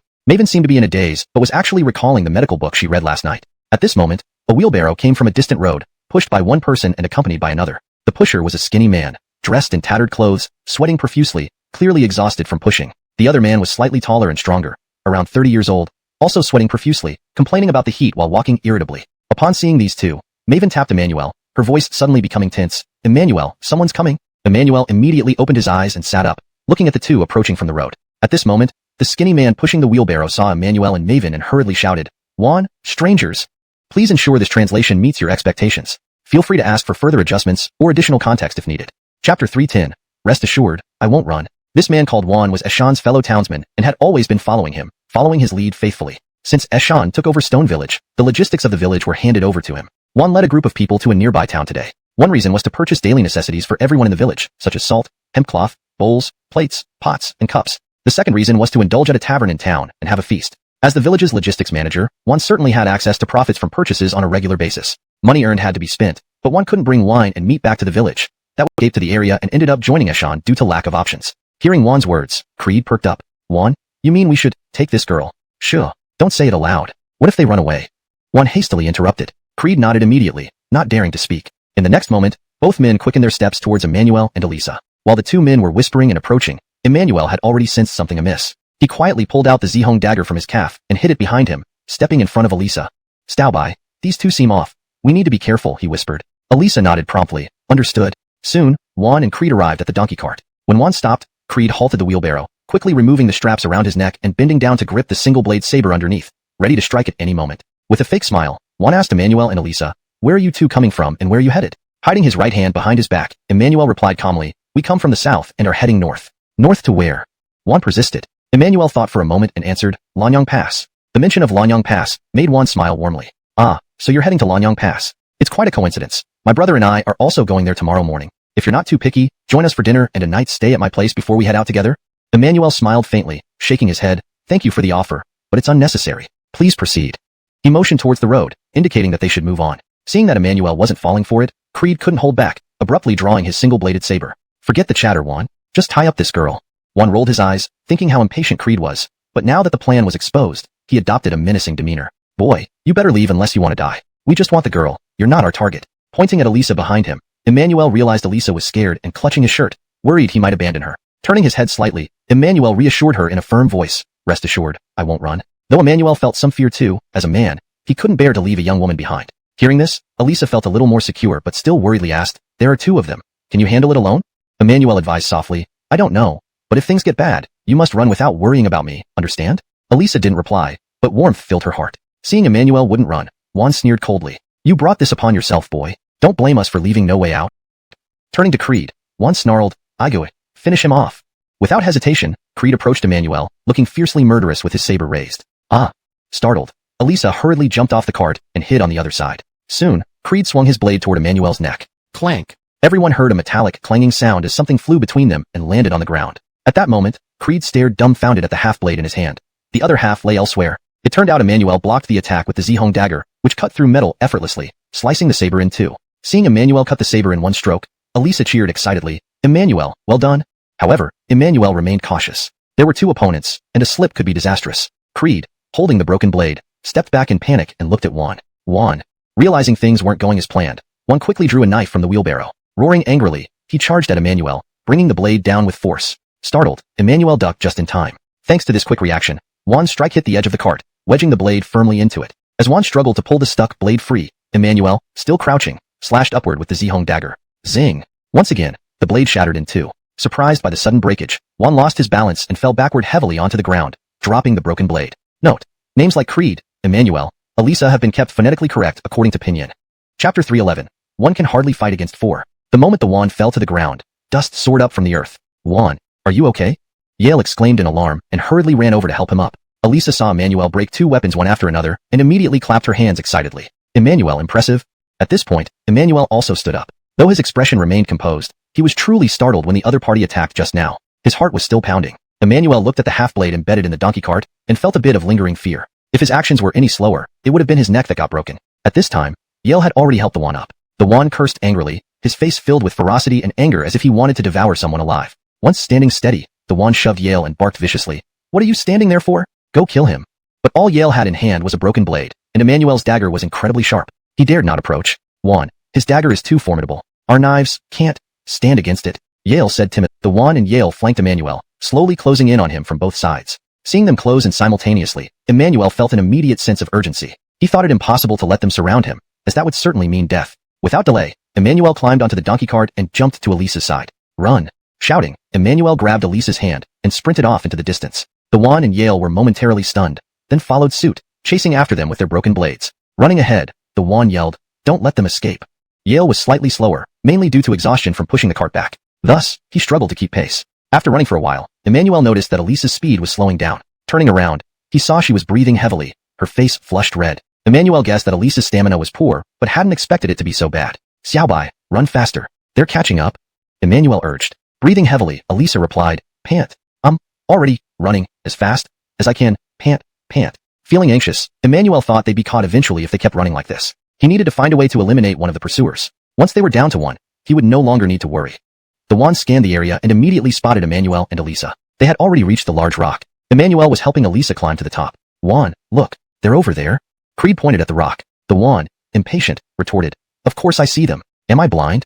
Then, the wand ran down the slope, laughing mockingly. Ha, really funny. Did they think hiding on top of a rock would save them? Creed, seeing their foolish decision, also began to ridicule their poor judgment. Just as the wand and Creed closed in, Elisa had managed to climb to the top of the rock. She turned, noticing their approach, and extended her hand down. Emmanuel, come up here quickly. However, Emmanuel shook his head, signaling he wouldn't follow. Emmanuel had never intended to climb up from the beginning. He had another plan. Xiaobai, sit tight and don't fall, he instructed. Turning around, Emmanuel faced the advancing Juan and Creed. Hashtag chapter 312, desperate struggle. Not long after, Juan and Yale ran over. Upon seeing Emmanuel standing motionless, they dared not approach rashly and stopped about 10 feet away from him. Sabina, seated on the boulder, watched the trio with an anxious expression, her brows furrowed. At this moment, Yale, panting heavily, glared at Emmanuel and taunted, boy, run, why aren't you running now? After catching his breath, Juan added, boy, you've got a way out but still insist on throwing your life away here. Tell me, is it worth it? With that, Juan nodded to Yale, and both began advancing towards Emmanuel. Hold on. Emmanuel suddenly raised the purple rainbow dagger and pointed it at them. Can I have a word before we start? Emmanuel asked. Juan and Yale immediately halted and exchanged glances. If you have any last words, say them quickly. Juan said. Yale chimed in. Right, get it over with. Emmanuel's expression turned serious as he said, if I'm not mistaken, you two are heroes of Quirin Mountain, right? Juan frowned. So what if we are? Emmanuel nodded. Since you're from Quirin Mountain, that makes things easier. He continued, in this world, everyone who gets into trouble does it for money, not for their lives. I believe the same applies to you. What if we make a deal? How does that sound? A deal? Juan was puzzled and glanced at Yale again. Sabina, perched on the boulder, was equally baffled, unsure of Emmanuel's intentions. Yale, uneasy, whispered, Juan, I don't think this kid is up to any good. We need to be cautious. Annoyed, Juan retorted, you're so smart, huh? Yale quickly shook his head, remaining silent. After a moment's thought, Juan asked, what kind of deal? At that moment, Emmanuel held the purple rainbow dagger in his right hand. Hearing Juan's question, he raised his left hand toward his chest. Seeing this, Juan tensed up. Don't move. What are you doing? Emmanuel responded loudly, I'm getting the money. For a deal, we need money, right? The moment Yale heard money, his eyes lit up. Juan regained his composure and gestured for Emmanuel to continue. Emmanuel swiftly pulled out a stack of silver notes from his robe and held them above his head. Brothers, these notes amount to more than 1,000 taels. If you let us go, consider this a token of friendship. 1,000 taels? Yale's eyes widened as he exclaimed, Juan. Internally shocked, Juan hadn't expected Emmanuel to be so wealthy. Even Sabina on the boulder was taken aback. Juan. When Juan didn't respond, Yale called out again and gently nudged him. What? Juan snapped irritably. Yale whispered, Juan, let them go. 1,000 taels is a lot. Juan hesitated, staring at the silver notes in Emmanuel's hand. Yale added, Juan, with 1,000 taels, we don't need to return to the stronghold. We can settle down anywhere in the south and live comfortably. Who wouldn't prefer a stable life over being bandits? Showed fear as he looked at Juan and instinctively took a step back. Enraged by Yale's reaction, Juan slapped him across the face, roaring, What the hell are you thinking? We're partners. You'd believe his lies? The slap snapped Yale out of it, causing him to nod repeatedly and admit his mistake. Just then, a strong wind blew around them. Emmanuel, quick on his feet, loosened his grip on the silver notes. Instantly, dozens of notes scattered in the wind. Oh no, my silver notes! Emmanuel intentionally shouted. Seeing the notes fly away, Yale panicked. Without hesitation, Yale dropped his broken sword and chased after the notes, jumping around and trying to catch them mid-air. Come back! Yale, get your ass back here! Juan seethed, turning to shout. In that moment, Juan sensed someone charging at him. Startled, Juan turned to see Emmanuel lunging forward. Before Juan could react, the purple rainbow dagger pierced deep into his chest. Ugh! Juan gasped, pain etched on his face as he collapsed. Emmanuel gave no quarter, pulling out the dagger and stabbing repeatedly at Juan's heart. Emmanuel had hoped to buy his life with money, but if that wasn't possible, he would fight to the death.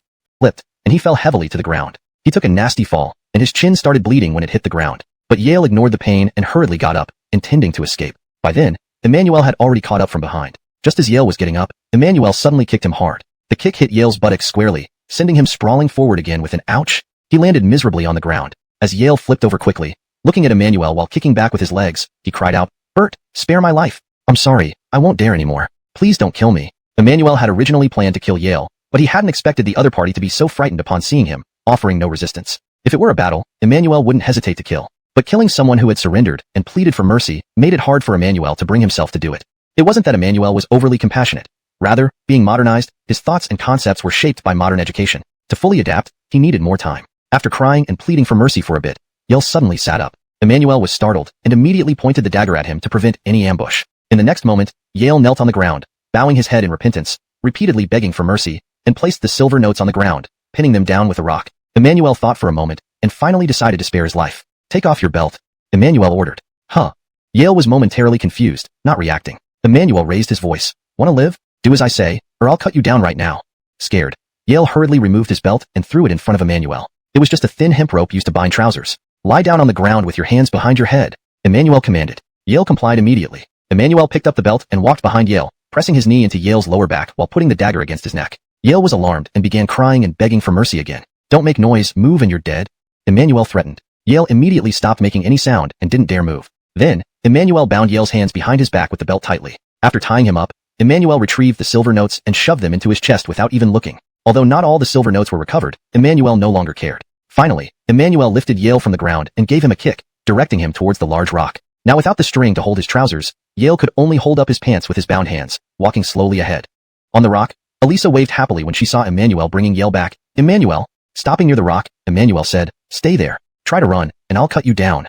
Yale quickly shook his head to show he wouldn't dare. Since Yale's hands were tied behind his back and he had no belt, Emmanuel wasn't worried about him running. Next, Emmanuel approached the large rock. First, he put the dagger back on his calf and then stretched his arms toward Elisa. Come down. Nodding, Elisa carefully moved down with Emmanuel's assistance. Meanwhile, Yale couldn't help but look at Allah's dead body. Seeing his pitiful state and the blood-stained chest, Yale swallowed hard, feeling increasingly terrified. Davy into the sprained ankle on her right foot, Elisa found movement very difficult, especially since using her right foot caused severe pain. Emmanuel kept reminding her, be careful, take it slow. Unexpectedly, as he spoke, Elisa's left foot missed a step, causing her to slip down screaming in terror. Oyekali, Emmanuel was there to catch her steadily. After regaining composure and finding herself in Emmanuel's arms, Elisa sighed in relief. Phew, that was close.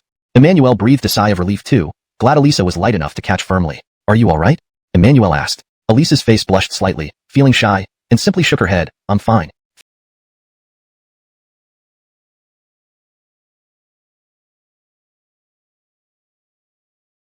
Thank you, Emmanuel. Seeing this, Emmanuel set her down and asked, how serious is your foot injury? Can you walk? Supporting herself on Emmanuel, Elisa tried walking a few steps and replied, I can manage if I go slowly. Emmanuel nodded and then turned fiercely to Yale. Let's go. To where? Yale asked timidly. Where did you come from? That's where we're going, Emmanuel said. Yale nodded nervously, not daring to ask more, and awkwardly started towards the crossroads. Emmanuel supported Elisa and followed behind. Meanwhile, Dave, Ava, Art, and Eris had returned to the crossroads. Not long before, the four successfully ambushed 3 bandits on their way and killed them, hiding the bodies in the mountains. Ava suggested using explosives to blow up the camp. Unable to think of a better plan, Dave agreed. They then went downhill to find Emmanuel and Elisa. Upon returning, they saw no one and noticed an extra wheelbarrow loaded with goods next to the cart. Oh no! Ava exclaimed anxiously. It must be that the returning bandits encountered Maven and Emmanuel. Dave thought so too and immediately ordered, search everywhere to find them. Art, true to his hunter instincts, quickly spotted a trail of disordered footprints extending towards the distance behind the cart. Their tracks lead this way. Art shouted. Ava and Dave confirmed it upon inspection. Immediately, the four followed the tracks. But before they ran far, they saw 3 figures in the distance. It was none other than Emmanuel, Elisa, and the captured Yale. Chapter 3:14. Let me handle this. Elisa, Boris. Elsa immediately shouted and ran over when she saw them. Elisa also spotted Elsa and Dave at this time, immediately waving her arms high with a smile. Elsa ran to Boris and Elisa, only giving Creed a quick glance before ignoring him. Elisa, what happened to your foot? Elsa asked anxiously. Elisa replied, I twisted it accidentally, but it's nothing serious, it just hurts a bit. Elsa felt a bit relieved after hearing this, then turned to Boris and asked, and you? Are you hurt? Boris shook his head to show he was fine. As they were talking, Dave, Art, and Eris arrived. Dave immediately inquired about what had just happened, and without needing Boris to speak, Elisa quickly narrated the events. While listening, everyone returned to the fork in the road and helped Elisa sit on the mule cart. Sitting there, Elisa continued speaking until she finished recounting everything. Elsa now looked at Boris with admiration. Boris, I didn't expect it. You, who can't do martial arts, actually fought 2 at once, took one down and captured another. Not bad. Elsa nodded slowly, looking at Boris differently. Boris waved his hand and shook his head. Don't say that. It was just good luck. I'm not as tough as you think. Elsa said earnestly, Boris, no matter what, you protected Elisa today, so he was very responsible and would patrol the mountains daily with his men. Earlier, while patrolling the mountains, Mangu and a few others had accidentally discovered 3 bodies. Indeed, these were the 3 men killed by Dave and Elsa. Seeing that the victims were his fellow villagers, Mangu immediately realized the situation was dire and quickly gathered some men to follow the trail back down the mountain. Who are you? Where is Juan? Mangu demanded upon seeing Creed captured. Creed shouted, I don't know. We met them when we came back, and Juan was already dead in their hands. Hearing this, Mangu was shocked. Normally, he and Juan got along well, often drinking and eating together, chatting about everything under the sun. Now, hearing that Juan was killed by these people, his anger surged uncontrollably. Soon, Mangu led the bandits close enough to face off against them. At this moment, Creed attempted to sneak away, but Elsa had already noticed him and slashed his calf with her sword. Blood began to flow from Creed's leg, and only then did he feel the pain, screaming in agony and abandoning any thoughts of escape. Who are you? How dare you kill our Quirin village members? Mangu brandished his trident angrily. The ones who sent your bunch to the netherworld. Dave stared coldly at Mangu, as if he were already dead. Mangu could not tolerate this, roaring, Brothers, kill them and avenge Juan and our brothers. Immediately, the surrounding bandits raised their weapons and shouted, Revenge! Revenge! Revenge! Their overwhelming moment not having withdrawn it yet. You're too slow, Dave said coolly, delivering a sharp chop to Manji's neck. It was a swift, precise, and lethal strike that instantly knocked the hefty man unconscious, causing his trident to clatter to the ground. Seeing their fifth chief fall, the bandits erupted in chaos. Fifth chief. Quickly, save fifth chief. They charged at Dave en masse, raising their weapons. At that moment, Dave suddenly lifted his right arm, and with a swish, a chain shot out from his hand towards the front. Before anyone could react, the tip of the chain struck a bandit's throat. The bandit fell to his knees, grasping his neck in agony, emitting guttural sounds. Blood soon seeped through his fingers, and with a thud, he collapsed, dead. The remaining bandits froze in horror, stopping in their tracks. Dave gave a slight tug, and the chain that had claimed a life in an instant flew back to him. Only when the tip of the chain slowly descended did Boris realize that Dave was wielding a 9-section whip. Note: names such as Elsa, Dave, Boris, and Creed are kept in pinyin as requested. Chapter 315. The lethality of the 9-section whip. Dave gave these bandits a cold look, and his 9-section whip swung lightly in his hand. A sneer curved at the corners of his mouth as he said, Come on then. It's just what achieving an almost perfect harmony with the weapon. As a result, facing these bandits who relied solely on brute strength became an absolute advantage for Dave. Within a blink, 6 bandits fell dead under Dave's 9-section whip. Seeing the dire situation, the 2 remaining bandits lost their courage, fleeing up the mountain in terror. They quickly vanished from sight. Dave did not chase after them. Instead, he wiped the blood-stained whip head clean with the clothes of the corpses around him before folding the 9-section whip and putting it back into his sleeve. Behind him, Yale had utterly lost hope, sitting on the ground in a daze, seemingly lifeless. Emmanuel was also stunned, but it was because of Dave's prowess in martial arts. Previously, Emmanuel had only seen the 9-section whip being demonstrated on television and videos, always as part of a performance routine. To be honest, Emmanuel never imagined that the lethality of the 9-section whip could be so deadly, making killing as easy as slicing vegetables. Josephine, noticing Emmanuel's prolonged daze, gently nudged him, saying, Hey, the fight's over. Why are you still stunned? Emmanuel snapped back to reality, exclaiming, This is too incredible. Josephine whispered, Don't make such a fuss. There are many stronger warriors than him in Xuantiansi. Just then, Dave turned around and said to Art and Eris, Art, little ding, go find some rope and tie this guy up securely. Sure thing. Without delay, Art and Eris hurried to the single-wheeled cart to fetch ropes, binding Mange tightly. Afterward, Dave kicked Mange awake and ordered him and Yale to lead the way. Emmanuel and the others climbed onto the donkey cart, and they proceeded toward Kairan Mountain together. Although the mountain path was rugged, the donkey cart could still traverse it. However, they could not ride due to concerns about overburdening the donkey. Thus, except for Maven, everyone dismounted and began walking uphill. Meanwhile, at Kairan Mountain Stone Fort, the 2 bandits who escaped had entered the fort. Upon arrival, they rushed nervously to report to Chief Bandit Eshan. At the time, Eshan was drinking wine inside while leering at the recently captured toy. He intended to enjoy himself with the young girl once the alcohol took effect. Suddenly, panic shouts came from outside. Chief, trouble. Something bad has happened. Chief, it's serious. Hearing this, Eshan's brow furrowed immediately, irritated. What are you yelling about? Didn't I tell you not to bother me? Are you deaf? Despite his warning, the shouting continued, growing more urgent and louder. Frustrated, Eshan put down his wine bowl and angrily called out to Eshan above, Chief, surrender now. If you don't, they'll kill everyone. Infuriated, Eshan leaned out and berated 5th Chief, cursing his lack of backbone. Afterward, he glared at Dave, shouting, Sir, we have no grudge or feud. Why attack us? Ignoring Eshan's question, Dave retorted loudly, I ask you one last time.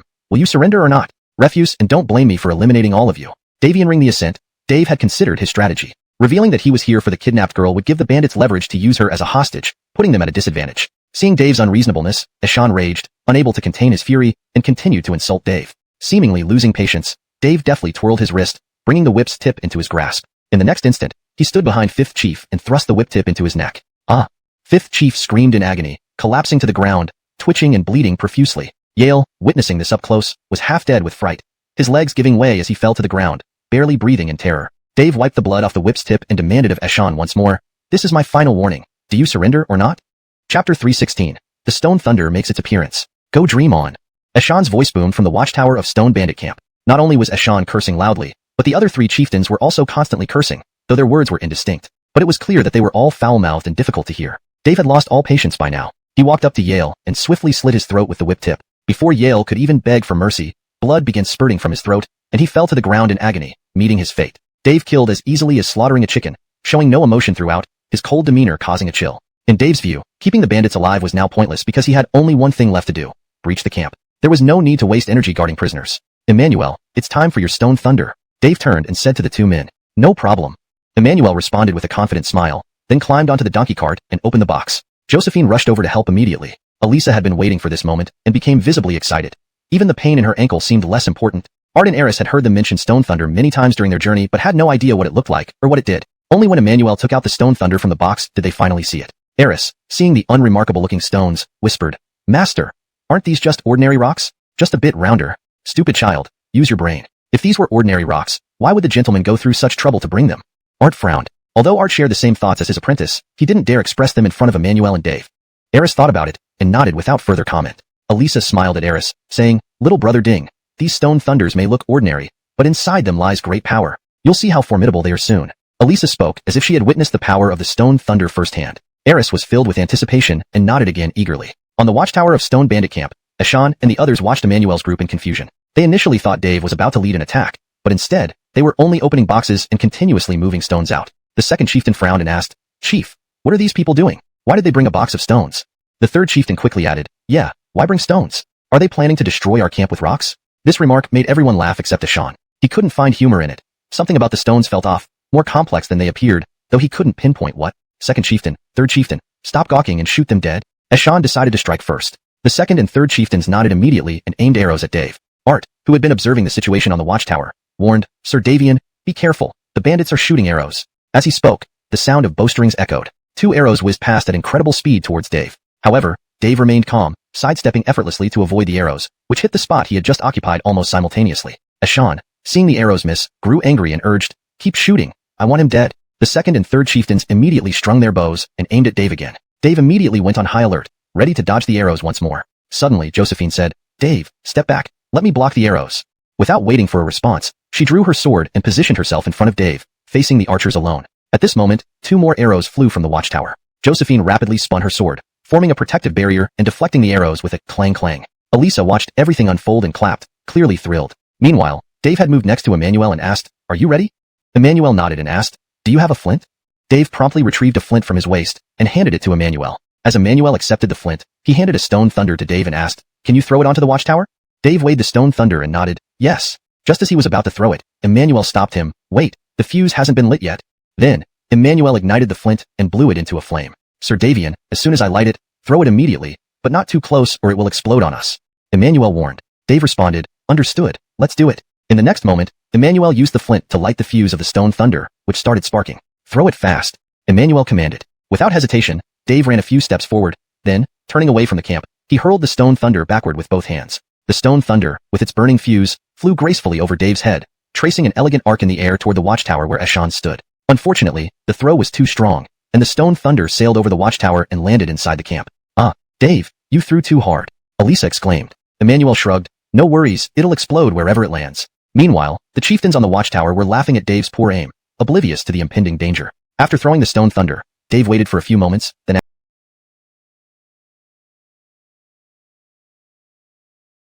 Chapter 317.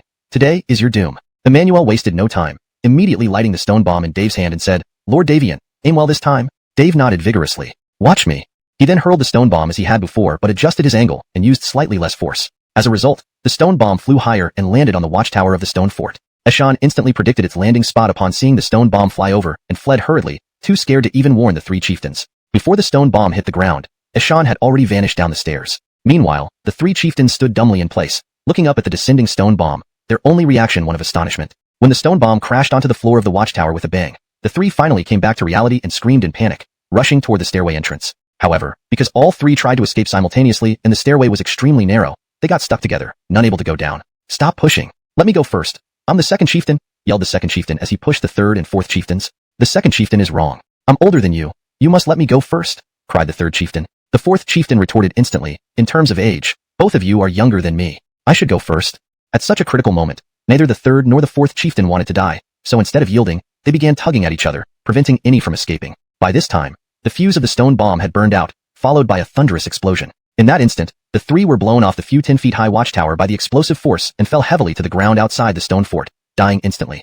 Simultaneously, Emmanuel and his group were hit by a shower of debris, causing everyone to step back and shield their heads. The mule was first startled by the deafening explosion, then pelted by the shower of rubble, which made it bray wildly, almost pulling the cart away. But Art and Eris managed to restrain it and calm it down. Elisa almost fell off the cart because of the frightened mule, but Emmanuel promptly held her back. After the shower of rubble subsided, they looked up to see the watchtower of the stone fort collapsed. Dave felt incredibly elated. He secretly thought if he knew the stone bombs were so effective, they wouldn't have wasted time circling around earlier. Direct attacks would have been much better. Regardless, Dave, having tasted the power of the stone bombs, now firmly believed in their destructive capability. Just 2 stone bombs had thrown the entire bandit stronghold into chaos, with cries and screams filling the air. Many bandits, clueless about what was happening, believed divine punishment was raining down on them. Some knelt down, apologizing and begging for mercy while bowing to the heavens. Once someone took the lead, it became uncontrollable. Almost 80% of the bandits dropped their weapons and bowed non-stop, pleading the heavens to spare them. The remaining 20% were either stunned or wet themselves in terror, standing motionlessly, ears ringing and minds blank. As for Eshan, he ran frantically towards his quarters. While running, Eshan glanced back at the destroyed watchtower, feeling a mixture of fear and relief that he had escaped in time. Otherwise he would have died there. He knew the stronghold couldn't be defended any longer. His only thought now was to take the money and run. Outside the main gate of the stone fort, Emmanuel and Dave were setting up 2 more stone bombs beneath the gate. Emmanuel twisted the 2 fuses together while saying, "Lord Davian, the combined blast from these 2 bombs will be huge. We need to retreat further." Dave nodded. "I know." With that, Emmanuel lit the fuse and sprinted away alongside Dave. Emmanuel raised his hand while running, signaling Elsa and Art to also move back. As everyone retreated farther, a deafening explosion erupted at the main gate of the stone fort. Boom! Instantly, the solid gate was blasted to pieces, sending black smoke billowing and forming a crater at the entrance. Seeing the gate breached, Dave charged into the stronghold without hesitation. Elsa drew her sword and followed closely behind. The 2 vanished into the thick smoke. Inside the fort, Dave and Elsa found numerous bandits cowering on the ground with their hands on their heads. These bandits were trembling in fear and, upon spotting Elsa and Dave, immediately begged for mercy. Dave scanned the area quickly but didn't see Eshan. Grabbing a bandit, he shouted angrily, "Where's Eshan?" The bandit, unaware, shook his head rapidly, his face pale. After questioning several bandits, one pointed far off, saying Eshan had fled to his quarters. Dave immediately told Elsa, "Leave it to you." Then he ran off. Standing amidst the bandits, Elsa asked coldly, "Death or life?" Meanwhile, Dave soon arrived at a few stone houses. Pausing, he listened intently and detected movements inside one house. In an instant, Dave tightened his grip on the 9-section whip in his right hand. He then approached the room quietly, getting clearer sounds as he neared. Moments later, he reached the doorway. Peering inside, he saw Eshan packing jewelry and gold into a bag, clearly preparing to flee. In the corner of the room, a young girl huddled in a ball, terrified. Eshan, breathing heavily as he packed, muttered, "Pretty one, consider yourself lucky. I'm leaving now. If there's a chance, I'll find you again." Dave smirked inwardly. "Ha, still dreaming? Today is your end." Dave silently entered the room, ready to strike Eshan from behind. Seeing Dave enter, the girl suddenly gained hope, her gaze fixed on his face. Alert, Eshan immediately sensed something when the girl stared unblinking at his back. He quickly grabbed a saber beside him and turned to face Dave. "Don't push me, or I'll fight you to the death." Eshan roared, his expression fierce, but his trembling hands betrayed him. Dave spoke sternly, "Drop the knife. If you surrender now, I might spare your life." Eshan didn't believe Dave, as holding the saber was his last refuge. Suddenly, he had an idea and pointed to the gold and jewels on the table, saying, "If you let me go, all this is yours. Deal?" Dave glanced at the pile of gold and jewels on the table with disdain, mocking, "A mere pittance to bribe me? Do you think I'm a beggar?" Seeing his plan fail, Eshan grew furious. Thinking fast, Eshan blurted, "Hero, I have more gold. It's in the cabinet. Let me fetch it for you." Feigning to head for the cabinet, he abruptly changed direction, rushing to the table and throwing the bag at Dave while swinging his saber at him. "Die!" Eshan roared. Chapter 318. Returning to the village after annihilating the bandits. Outside the stone village gate, Emmanuel, Maven, Art, and Eris had been waiting in the same spot all along. Eris was eager to go in and help but was repeatedly pulled back by Art. Officially, it was because Maven was injured and needed protection. In reality, Art didn't want to risk Eris's safety. Maven, sitting on the mule cart and looking at the still smoking gate, said, "Emmanuel, we don't know what's happening inside. How about you go check?" Emmanuel immediately shook his head without hesitation. "No way, I can't fight. I'll only be a burden." Maven frowned, puzzled. "Emmanuel, you were so brave just now. Why are you suddenly so timid?" Emmanuel replied promptly, "I was forced into it. Either kill or be killed. Who enjoys fighting if they're all right?" Maven couldn't argue with that and pouted silently. At this moment, Elsa appeared at the village gate. "Emmanuel, come here and give me a hand." Elsa waved him over. Seeing Elsa calling them, Maven immediately said, "Emmanuel, Sister Sheener is calling you. Go quickly." Seeing Elsa had the time to call him over, Emmanuel realized things should be safe inside. So, he instructed Art and Eris to take care of Maven, then drew the purple rainbow dagger and ran over. Soon, Emmanuel followed Elsa into the village. Inside, around 10 bandits were squatting, tied up and strung together. Looking around curiously, Emmanuel asked Elsa, Didn't you already handle everything? What do you need my help with? Elsa replied, watch these people for me. Dave has been inside for a while. I'm going to look for him. Emmanuel nodded immediately. You go. Leave this to me. Elsa warned, if any of them try to run, kill them directly. She then walked off toward the direction Dave had left, holding her sword. Before she took a few steps, Dave appeared with a young girl beside him. The little girl was holding a bundle, the very one Eshan had tried to retrieve earlier. Elsa asked urgently, where's Eshan?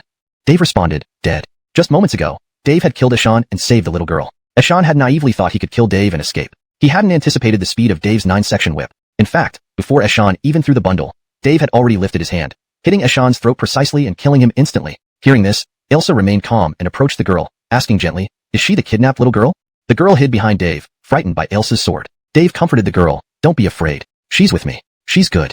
The girl felt reassured and came out slightly from behind Dave. Elsa put away her sword and smiled. Little girl, what's your name? The girl whispered timidly and gazing at the moon with tears in his eyes but a relieved smile. Taking a big sip of wine, Dave muttered to himself, little sister, today I saved a little girl who's about your age. She's as cute as you were but her eyes aren't as big or beautiful. The next morning, waking up with a throbbing headache, Emmanuel slowly recalled the excessive drinking last night. Despite not wanting to drink so much, the villagers' hospitality overwhelmed him with one toast after another. Suddenly, a woman's voice came from outside the door. Emmanuel, are you awake? It's time to leave, get up. Recognizing Maven's voice, Emmanuel got up, rubbing his temples and opened the door for her. Outside, Maven leaned on a stick, touching the ground lightly with her right foot. Emmanuel, pack up quickly. It's time to go, Maven urged. Emmanuel nodded and prepared to go back inside to pack. Wait a moment, Emmanuel. Maven suddenly stopped him, handing him a small brown porcelain bottle. Emmanuel looked at it. What's this? Do you have a pounding headache from drinking too much? Maven asked. Emmanuel nodded, continuing to rub his temples. Maven smiled. Take the pills inside. Your headache will go away soon. That's great news.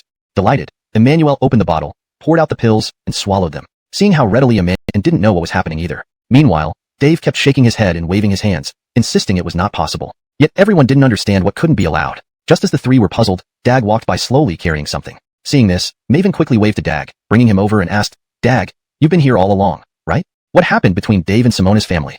Emmanuel and Kelly also turned to look at Dag. Dag glanced at Dave and then whispered, Simona's family said they want to give Simona to Dave as a concubine and have her serve him forever. Huh. Maven was taken aback and immediately looked at Dave. Emmanuel and Kelly were equally shocked and their eyes also fell on Dave. After explaining, Dag calmly walked away, leaving the three stunned. Maven whispered, no wonder Dave is so panicked. If it were me, I'd feel the same way. Kelly lightly nodded. Indeed, he just wanted to help and save people. Who would have thought he'd end up rescuing a concubine? Emmanuel sighed with an expression of helplessness but didn't comment further. At this moment, Simona's father spoke up, Sir Davian. Although Simona may not be considered a beauty, she is warm-hearted, understanding, and hardworking. Please accept her. She will surely serve you well. As he spoke, Simona's father tried to kneel, which frightened Dave into hastily holding him up, repeatedly saying, you mustn't. Although Dave prevented Simona's father from kneeling, Simona's mother followed suit and knelt down. Dave became even more frantic and immediately supported Simona's mother with, you think about it. When Simona reaches marrying age, will any family be willing to marry her knowing she was once kidnapped by bandits? Maven quickly added, but Simona wasn't touched by the bandits. Why can't someone marry her then? Nodding, Emmanuel countered. Do you think others will believe that? Emmanuel frowned slightly. Others won't know what exactly happened in the mountain fort. They will only remember that Simona was captured by bandits. No matter how much Simona's family explains, people won't easily believe them and will think they are covering something up. Maven fell silent, frowning deeply as she watched Dave and Simona. Kelly sighed. Indeed. Once a woman loses her reputation, finding a husband becomes truly difficult. Suddenly, there was commotion from where Dave was standing. Simona's family, including her relatives, all knelt down, pleading Dave to accept Simona. Dave was now in a dilemma. Desperate, he shouted, please get up. I saved Simona because she's the same age as my sister, who died due to bandits. So, out of pity, I took action. But his words failed to convince anyone, and they continued to plead. Shaking his head vigorously, Dave refused. Listen, really, it cannot happen. I have a mission. How can I take her as a concubine? It's not possible. Seeing no progress, Dave tried to leave, but just as he turned around, Simona's parents pounced, each tightly hugging one of Dave's legs and begging him not to go. Simona herself cried profusely, making the scene chaotic and attracting more villagers. Some even mistook it as Dave oppressing Simona's family. Amidst Dave's distress, Emmanuel stepped forward and raised his voice. Can I have your attention, please? Seeing Emmanuel, Dave's eyes lit up with relief. Emmanuel, no, Baker, please help persuade them. I really can't agree. Emmanuel nodded, gently lifting the kneeling Simona and asked, Miss Simona, do you sincerely wish to become Sir Davian's concubine?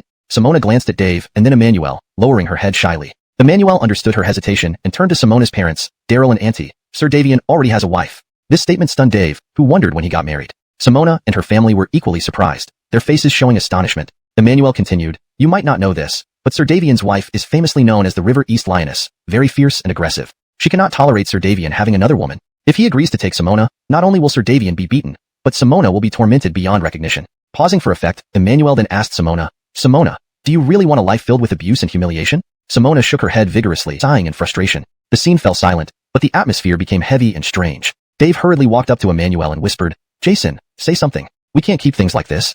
Emmanuel gestured for Dave to calm down, then addressed Simona's family. Everyone, I do have a solution. Would you like to hear it? Upon hearing this, everyone turned their gaze toward Emmanuel. Simona's father asked, Master, what is your plan? Her mother chimed in, Master, we want to hear it very much. Please speak. Jason, did you really think of a solution? Dave was equally curious, not knowing what idea Emmanuel had come up with. Ava and Maven also came over, wanting to hear what Emmanuel had to say. Emmanuel replied, Please stand up first. If you continue kneeling, I won't speak. His words proved effective. Simona's family quickly stood up, instantly easing the awkwardness. Looking at Simona's parents, Emmanuel asked, Daryl Aunt, have you heard of a Rikishan village in Exai-Zhou County? Simona's parents exchanged glances, then shook their heads simultaneously, replying, No, we haven't. Emmanuel felt a bit embarrassed, unsure how to proceed. At that moment, Simona spoke up, I know. The Rikishan village in Exai-Zhou County has a large soap workshop, the one that makes mutant brand soap. One of the villagers nearby confirmed, but since you're young, you might start with simpler tasks like packaging soap or fragrant soap, which should suit you well. Simona felt an urge to go, so she tugged at her mother's arm, signaling her agreement. However, her parents still had concerns and remained hesitant. Understanding their worries, Emmanuel added, Daryl Aunt, our village has plenty of good young men, all diligent and considerate. If Simona finds someone she likes in the future, I will personally vouch for her as a matchmaker. How about that? This finally touched Simona's parents, and they began to consider his proposal seriously. After some discussion, Simona's family agreed to Emmanuel's plan. Emmanuel promptly wrote a recommendation letter and handed it to Simona's parents, offering to help them find work at the soap workshop if they were concerned about her going alone. The family was delighted, thanked him profusely, and left with the letter. Once the villagers dispersed, Dave finally exhaled in relief. He returned to the house with everyone else and gulped down water. Finishing his drink, Dave said to Emmanuel, Jason, thank you so much for your help earlier. Without you, I might not have been able to leave anytime soon. Emmanuel waved his hand and replied solemnly, Master Davian, please don't mention it. I was willing to help mainly because of the young lady. Dave was momentarily confused, unsure what Emmanuel meant. Emmanuel glanced at Ava and Maven, then continued, Think about it. She's so young, just starting to bloom. To be with a man in his 30s who isn't exactly appealing. How unjust is that? What hope does she have for a bright future? Maven burst into laughter, unable to contain herself. Ava also laughed, though silently. Dave felt both depressed and speechless, but couldn't be angry at Emmanuel, who had just helped him out of a tight spot. All right, stop it. Let's pack up and get going before anything goes wrong, Dave said, walking away. An hour later, Emmanuel and his group left the village, continuing towards Lanyan Pass. They now had an additional donkey cart, the one they bought from the village the previous day. Finding the carriage too cramped and limiting, Emmanuel chose to drive the donkey cart himself, enjoying the wide open view of the desert along the way. 2 days later, Emmanuel and his group arrived at Lanyan Pass. Lanyan Pass was far less majestic than Emmanuel had imagined. It was a vast earthen fort, weathered by sandstorms. As they approached the towering gatehouse, Emmanuel was reminded of the final scene in Stephen Chow's movie, A Chinese Odyssey, feeling somewhat nostalgic. There were many people and vehicles waiting to enter the pass, forming a long queue outside. However, Emmanuel's group did not join the queue but followed Ava to a small tavern outside the pass. Stopping the carts, Ava quickly approached Emmanuel and said, Emmanuel, you and Dag, and toward the direction of the city gate, appearing quite curious and fascinated. Seeing this, Maven asked, Emmanuel, is this your first time here? Emmanuel nodded, yes, it is indeed my first time. Maven felt a little surprised. Really? How come? Xinzhou is so close to Lanyan Pass, and this is your first visit. Emmanuel thought there was nothing strange about this. Just because a place was nearby, did it mean one had to visit?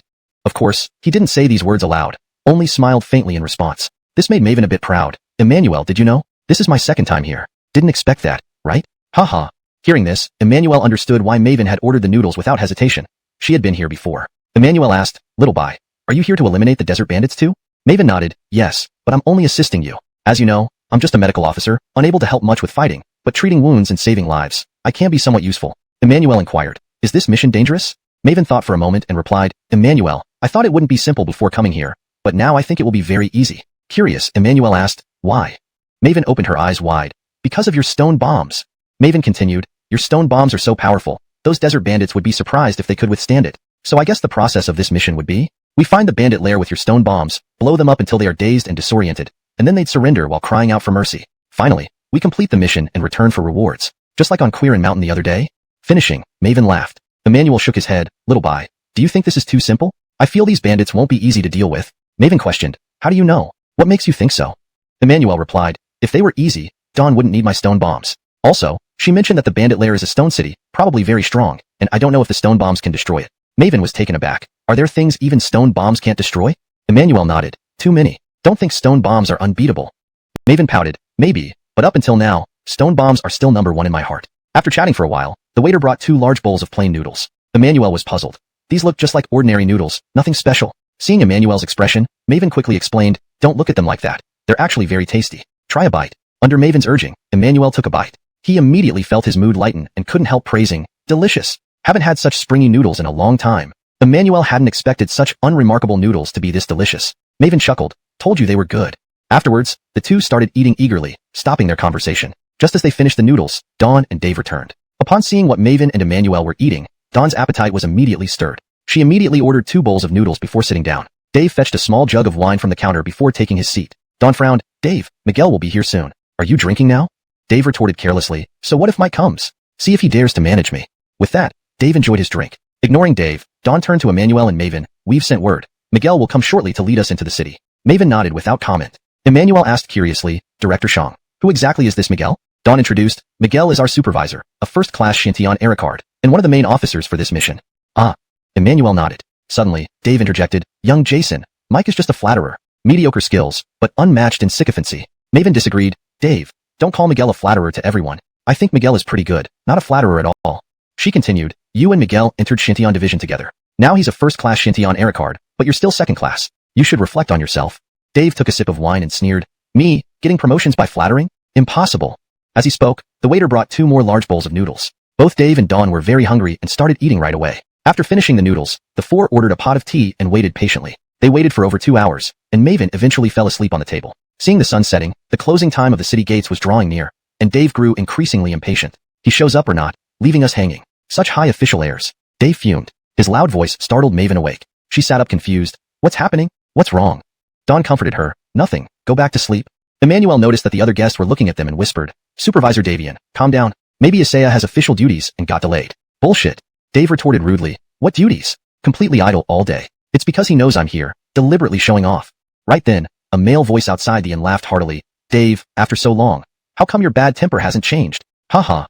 Chapter 322. Entering Arakanching. Everyone turned their attention to the newcomer, a scholarly gentleman in his early 30s. His attire was of high quality, reflecting both his taste and refinement. The scholarly gentleman had sharp features, with long, arched eyebrows that resembled distant mountains in a landscape painting, giving him a composed and strong demeanor. His almond-shaped eyes were dark and deep, radiating a bright light as if they could see through all the truths of the world.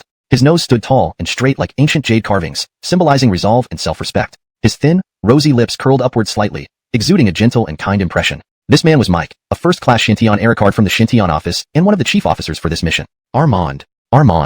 Elsa and Maven quickly stood up and bowed respectfully upon seeing Mike arrive. Emmanuel also rose but did not immediately bow. Dave, however, remained seated, turning his head away with a sneer on his face and in his eyes. Mike was not alone. 2 subordinates accompanied him. Both were robust young men with sharp, determined gazes. However, these 2 did not enter the tavern, instead standing outside to wait, presumably following Mike's instructions. With a warm expression, Mike apologized. "I apologize to everyone. I was delayed due to some matters earlier." "Sorry about that." Dave mocked. "Looks like you overslept." Mike gave Dave a brief glance, acting as if he hadn't heard the remark. He then addressed Maven. "Maven, your foot hasn't fully recovered yet. Please sit down." When Elsa had gone to deliver the message earlier, she had mentioned Maven's sprained foot. Maven thanked him immediately and sat back down. Mike then turned to Elsa, exchanged a few polite words with her, and gestured for her to sit as well. Once Elsa was seated, Mike approached Emmanuel and smiled. "This must be the famous Emmanuel from Shinjo, right?" As he spoke, Mike gave Emmanuel a respectful bow, displaying a very courteous and friendly demeanor. Emmanuel nodded and returned the gesture. "Armand, indeed it is I. Pleased to meet you." Mike indicated for Emmanuel to sit, and then moved next to Dave, smiling. "Brother Davian, it's been over a year since we last met, hasn't it?" Dave took a sip of wine and retorted sarcastically, "Armand, I dare not be so informal with someone of your status. I fear it might shorten my lifespan." Elsa and Maven frowned, thinking Dave had gone too far. Mike, however, maintained his smile. "Brother Davian, it's been so long since that incident. Why can't you move past it? Besides, Commander himself said my decision was correct at the time. Are you questioning the Commander's judgment?" Dave's lips curled into a cold smirk. "No matter what others say or think, to me, Mike will always be a coward who fears death." Mike did not get angry but sighed softly, shaking his head. "Brother Davian, since you choose to obsess over that incident, I'm afraid we can't have a meaningful conversation." His tone abruptly turned authoritative. "However, let me remind you that from now on, you are under my command and must follow my orders. Of course, if you disagree, you can write to Commander and request a transfer. That way, we won't have to see each other and be bothered. But if you stay and allow personal grudges to affect our mission, as your superior, I will impose severe penalties without hesitation."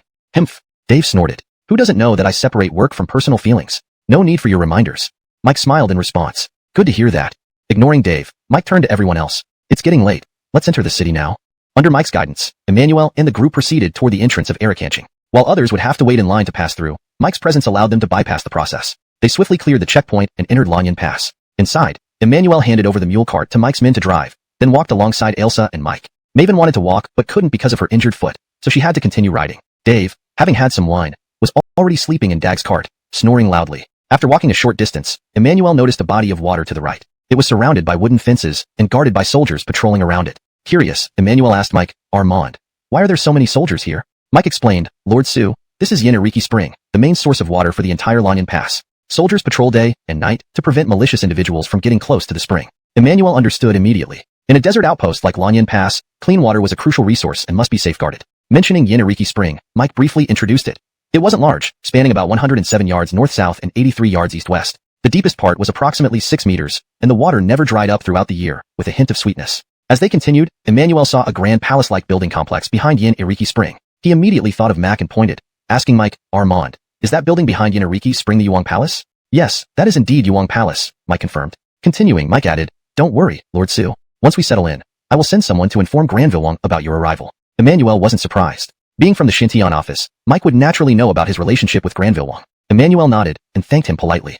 Mike waved warmly and they continued on. Along the way, Emmanuel observed the shops and buildings carefully. He noted that Lanyan Pass was like a town, larger and more populous than typical towns. Many Western region merchants were present, contributing to a bustling market atmosphere. Emmanuel thought to himself that this place was indeed ideal for opening a skincare shop branch, which would likely see amazing sales. They soon stopped at a post station entrance. An old signboard hung above the gate with the faded inscription, Lanyan Pass Post Station. Several Xintian aerocards and porters were already waiting at the station. Mike issued an order.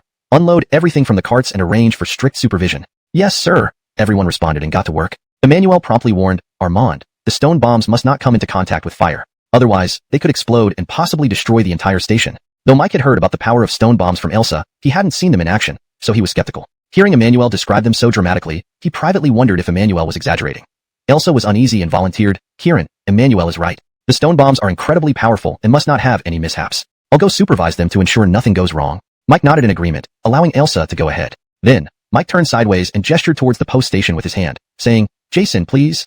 Emmanuel stepped forward, acknowledging the invitation. He entered the post station alongside Mike, who continued to guide the group. The place bustled with activity as the Xintian aerocards and porters diligently unloaded the carts under Elsa's watchful eye. Chapter 323, Randall and Devon. Upon entering the post house, Emmanuel discovered that it was much larger than he had imagined. There were 4 or 5 three-story buildings for accommodation alone, and even the stables, restaurants, and storerooms were quite spacious. A rough estimate showed that this place was at least 3 to 4 times bigger than the post house in Xinzhou. Emmanuel wasn't surprised. After all, this was a trading port, so its size was understandable. Soon, Emmanuel followed Mike to one of the small buildings, who personally escorted him to his room. His room was on the east side of the second floor, spacious and clean, providing an incredibly comfortable feeling, which Emmanuel found very satisfying. Mike smiled and said, Young Jason, you must have had a tiring journey. Rest a while. Dinner will be sent up later. Emmanuel nodded. Thank you, Sir Zhou. Afterward, Mike briefly introduced the post house and nearby areas before taking his leave. Once Mike left, Emmanuel closed the door, stretched a long yawn, and lay down on the bed. At this moment, Emmanuel fully relaxed. He felt as if the bed glued him to it, making it impossible to get up. He decided to close his eyes and sleep, knowing someone would wake him up when dinner arrived. Unknown how long he slept, a sudden knock interrupted his rest. Emmanuel thought it was the dinner delivery, but instead, Elsa's voice came through. Emmanuel, are you inside? Emmanuel, bang bang bang. Emmanuel initially ignored her, but Elsa kept knocking and shouting, forcing him to sluggishly get up and open the door with fatigue showing on his face. What is it? I'm sleeping, he grumbled. Elsa said, don't sleep, it's almost time for dinner. Emmanuel yawned, sleep while I can. We'll talk about eating later. Elsa replied, let me in. I just need to tell you something quickly, then I won't disturb your sleep. Only then did Emmanuel let Elsa into the room, sitting listlessly at the table, supporting his chin with both hands. Go ahead, I'm listening, Emmanuel lazily responded. Elsa closed the door and sat beside the table, saying, the stone thunder has been stored in the warehouse under supervision. I've warned them multiple times to be careful with fire. Emmanuel, with heavy eyelids, muttered, as long as you guys are careful, just don't blame me if it explodes here. Elsa reassured him, don't worry. I've already told Sir Zhou about our plan to blow up Quirin Mountain Stone Fort. He takes it very seriously and won't allow any open flame near it. Emmanuel nodded without much vigor, remaining silent. Elsa continued, also, we should demonstrate the power and usage of stone thunder tomorrow. Only then will they not underestimate it, and your waist plate will be secured. Waiting for this very moment, Emmanuel nodded and asked, what time tomorrow? Elsa shook her head, not sure yet. I'll ask Sir Zhou later and inform you. Emmanuel nodded again, asking, anything else? I want to sleep. You call yourself a martial artist with such stamina, Elsa sneered, preparing to leave. Emmanuel, now too drowsy to argue, urged her out so he could continue sleeping. Just as he sent Elsa off, a servant delivered dinner, a large plate of mutton, a pot of wine, and 2 cold vegetable dishes. The scent of cumin and scallions from the mutton immediately woke Emmanuel up. Elsa, a foodie, was also attracted by the mutton, stopping halfway back to follow the servant inside. Seeing Elsa drooling, Emmanuel stepped forward to block her view. Hey, what are you doing? This is mine. Elsa quickly turned to the servant. Little brother, can you bring my meal here? I'm Elsa from the Xintian Bureau. Just ask around. The servant politely replied, Madam Shang, meals for the Xintian Bureau members are arranged in the restaurant. You need to go there. Elsa frowned. Then why does he get his meal here? The servant smiled awkwardly. Sergio specially instructed that young Jason should be served here as a distinguished guest. Elsa couldn't say more. Emmanuel understood his special treatment must relate to Mac. The servant added, if you feel these aren't enough, I can bring more. After the servant left, Elsa took a piece of mutton quickly. Delicious, really delicious, she remarked, nodding. Emmanuel called out, hey, why are you eating mine? Elsa giggled like a naughty child caught in the act. She laughed and ran out of the room, disappearing instantly. Emmanuel smiled helplessly, shaking his head, ready to enjoy his meal. Just as he was about to close the door, two men dressed as scholars appeared. One was taller and more muscular than Emmanuel. The other was slightly shorter, most noticeable for his orange peel-like wrinkled face. May we disturb you for a moment? The tall scholar bowed politely. The wrinkled-faced scholar followed suit. Emmanuel opened the door and politely bowed back, asking, what can I do for you too? The tall scholar introduced himself first. I am Randall. The wrinkled-faced scholar quickly joined. And I am Devin. May I know? Randall asked. I am Emmanuel. If you need anything, please say. Emmanuel replied. Randall pointed to the table inside. Su Gongzi, we were curious to see how much mutton the servant brought for you. Emmanuel was taken aback. Huh? Devin explained. We're from Kaisien. Since arriving, the servant only brings us half a pound of mutton daily, saying everyone gets the same amount. We wondered if it's the same for you. Before Emmanuel could respond, Randall barged into the room, pointing angrily at the full plate of mutton. Shin brother, look, they're clearly lying to us. How frustrating. Devin bowed apologetically. Apologies, Su Gongzi. He then rushed into the room, joining Randall by the table. Seeing the full plate of mutton, his expression turned angry, clearly prejudiced against us. In the next moment, Devin turned to Randall with anger. Let's complain to the station master. Let's go. Randall nodded in agreement. They turned to leave. Emmanuel hurriedly stopped them. Wait, there might be some misunderstanding. To be continued. Chapter 324, Two Food Lovers. Misunderstanding? Randall frowned and sneered. Emmett also said, what misunderstanding? Isn't this self-evident? Pointing angrily at the mutton, Emmett continued, both Xia brother and I are children of officials with a scholarly rank. Yet, the post station only gives us half a pound of mutton. But when we look at you, Baker, you have several pounds. How can this be a misunderstanding? As he spoke, Emmett and Randall were about to leave again. Emmanuel had no choice but to pull them back, asking for more details. After some conversation, Emmanuel understood the rules of the post station. The post station is not open to just anyone. It generally only serves officials and their families. To prevent certain officials from monopolizing the station for long periods, the court has set a time limit. No stay should exceed 1 month, or there could be a penalty of exile for a year. Even if they comply with court regulations and haven't stayed beyond the allowed time, it doesn't mean they can live here indefinitely without worries. According to court regulations, all staying officials must yield their rooms to higher-ranking ones. Fewer occupants must also make room for more numerous groups. So, if a higher-ranking official comes and requires your best room, you have to give it up. If by chance, all other rooms are occupied by higher-ranking officials, and you hold the lowest rank, you'll still have to pack up and leave, giving your room to the newcomer. Finally, regarding the food supply at the post station, usually, free food is provided, including both wine and meat, but it's not unlimited. The quantity of free food varies. Emmanuel, who are they? Without answering her, Emmanuel asked, Josephine, why did you come back? Didn't you go to eat? While observing the two, Josephine entered the room and said, the food downstairs isn't good, and there's no mutton, so I came back to eat with you. Then, she asked, Emmanuel, what are these two doing here? Emmanuel immediately introduced everyone and explained why Randall and Emmett were there. Josephine laughed and asked the two, do you know who he is? Who? Randall and Emmett asked together. Josephine answered, you've heard of Granville's heir, right? He's a close friend of the heir. Don't you think he deserves this much mutton? Randall and Emmett were momentarily speechless, looking at each other without knowing what to say. Sensing the awkwardness, Emmanuel quickly broke the ice. Mr. Xia, Beikran, why don't we all eat together? There's plenty of meat, and I can't finish it alone. Josephine frowned unhappily. Not a good idea. This much meat won't suffice for 4 people. Immediately realizing this, Randall and Emmett bowed apologetically and left the room to return to their own. Seeing them leave, Josephine quickly closed the door, sat down happily by the table, and started eating the mutton. Come join us. Why are you standing there? Josephine urged Emmanuel as she ate. Emmanuel walked to the table and sat down, shaking his head slightly. Why scare them away? Didn't the attendant say we could get more if we wanted? Josephine replied, we shouldn't let strangers eat with us. Who knows if they're trying to trick us?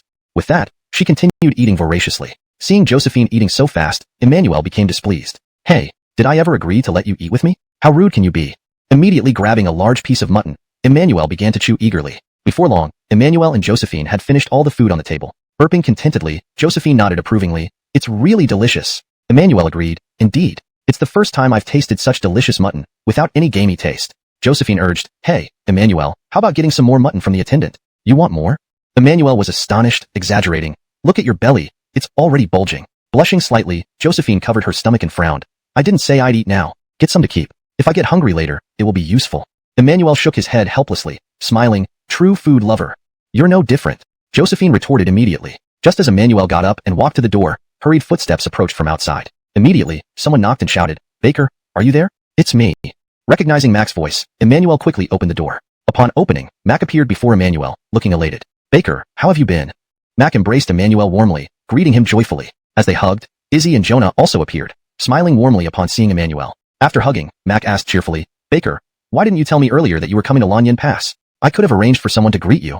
Emmanuel smiled. "Cleveland, this trip was unplanned. I came with a few officials from Xintian Command, so I thought it would be the same meeting you after arriving." Mac nodded happily, and then turned to glance at Josephine inside the room. Josephine had already stood up during their embrace, now looking serious and respectful. Mac asked, "Baker, this is..." Emmanuel immediately introduced, "Your Highness, this is Josephine from the Xintian Command, also known as Adultchong." To improve the translation further while ensuring it reads naturally in English and accurately conveys the meaning, Emmanuel immediately introduced, "Your Highness, this is Josephine from the Xintian Command." She is also referred to as Director Shang. This version maintains consistency in terminology and style, providing a natural and fluent reading experience in English. Third Class Xintian Ericard Josephine. "Meeting you, Your Highness." Josephine respectfully greeted Mac with a bow. Mac nodded and smiled. "No need for formalities, Administrator Shang." Then, Mac's gaze returned to Emmanuel's face. "Baker, come with me. I had someone prepare wine and dishes when I came. Today, we must drink to our heart's content." This translation maintains the original tone and style while ensuring it reads naturally in English. It also preserves the paragraph structure and line breaks as in the original text. Chapter 325, Yuang Mansion. Emmanuel suddenly felt a bit awkward and smiled, saying, "Cleveland, we've just finished eating. We can't eat anymore for now." As he spoke, Emmanuel pointed to the empty plates on the table. Mac replied, "No problem. If it's too late, we can eat later. Besides, I didn't come here mainly for food. Drinking and chatting are the highlights." Seeing Mac put it this way, Emmanuel readily agreed and teased, "Cleveland, I've already eaten meat and am well padded at the bottom. You won't win against me in drinking." Mac immediately shook his head with confidence. "Not necessarily. My alcohol tolerance has improved over these days. You'll see soon enough." Having said that, Mac was about to take Emmanuel away. Elsa saw they were about to leave and hurriedly caught up. "Cleveland, can I go along?" Mac paused in surprise, not expecting Elsa to want to join them. Elsa quickly explained, "Cleveland, before coming here, I promised Lady Sue that I would take care of and protect young Jason. So, I must stay by his side." Mac laughed upon hearing this and asked, "Lord Shang, do you not trust our Yuang Mansion?" No, Cleveland, don't misunderstand. That's not what I mean. Since I've made the promise to Lady Sue, I must do my best personally. I hope Cleveland understands." Elsa cupped his hands and bowed. Mac thought for a moment and then looked at Emmanuel. "Young Jason, you decide." Emmanuel agreed quickly. Elsa looked at Emmanuel with an urgent expression. Emmanuel hesitated but finally nodded and sighed. All right, let's all go together." Elsa became elated immediately, grabbed his sword, and followed Emmanuel and Mac out of the room. As Emmanuel and everyone headed towards the stairs, they noticed the door next door slightly ajar. On closer inspection, Randall and Corbin were peeking through the crack. "Who's lurking there sneakily?" Izzy suddenly roared angrily, rushed forward, and pushed open the door, rudely dragging out Randall and Corbin. Randall and Corbin were instantly frightened into trembling, their faces ashen white. Don't blame us, Cleveland. We meant no harm, just because we were curious to see the Cleveland's appearance. So we did this," Randall stuttered. Hearing Randall's explanation, Mac felt reassured and expressed that he would visit Livia in Exine Prefecture in due time. After a brief conversation, the carriage stopped at the grand entrance of Yuang Mansion. Considering how small the city was, arriving so quickly was normal. After getting out of the carriage, Emmanuel looked at the main gate of Yuang Mansion and found it much simpler than he had imagined. To be honest, if it wasn't for the plaque, Yuang Mansion, hanging high, Emmanuel would have assumed it was merely a wealthy merchant's mansion. At this point, Mac walked up beside Emmanuel and smiled. "Young Jason, please come in." Emmanuel nodded and entered the mansion with Mac. It was Elsa's first visit to Yuang Mansion. Curiosity compelled her to take glances around, though she remained mindful that such behavior might be impolite, ensuring Mac wouldn't notice. Walking a short distance into the mansion with Mac, Emmanuel suddenly asked in a low voice, "By the way, Cleveland, aren't His Highness the Cleveland and Her Highness the Lynette consort in the mansion? Shouldn't I pay them respects first?" Mac was slightly surprised and asked, "Does young Jason wish to meet father and mother?"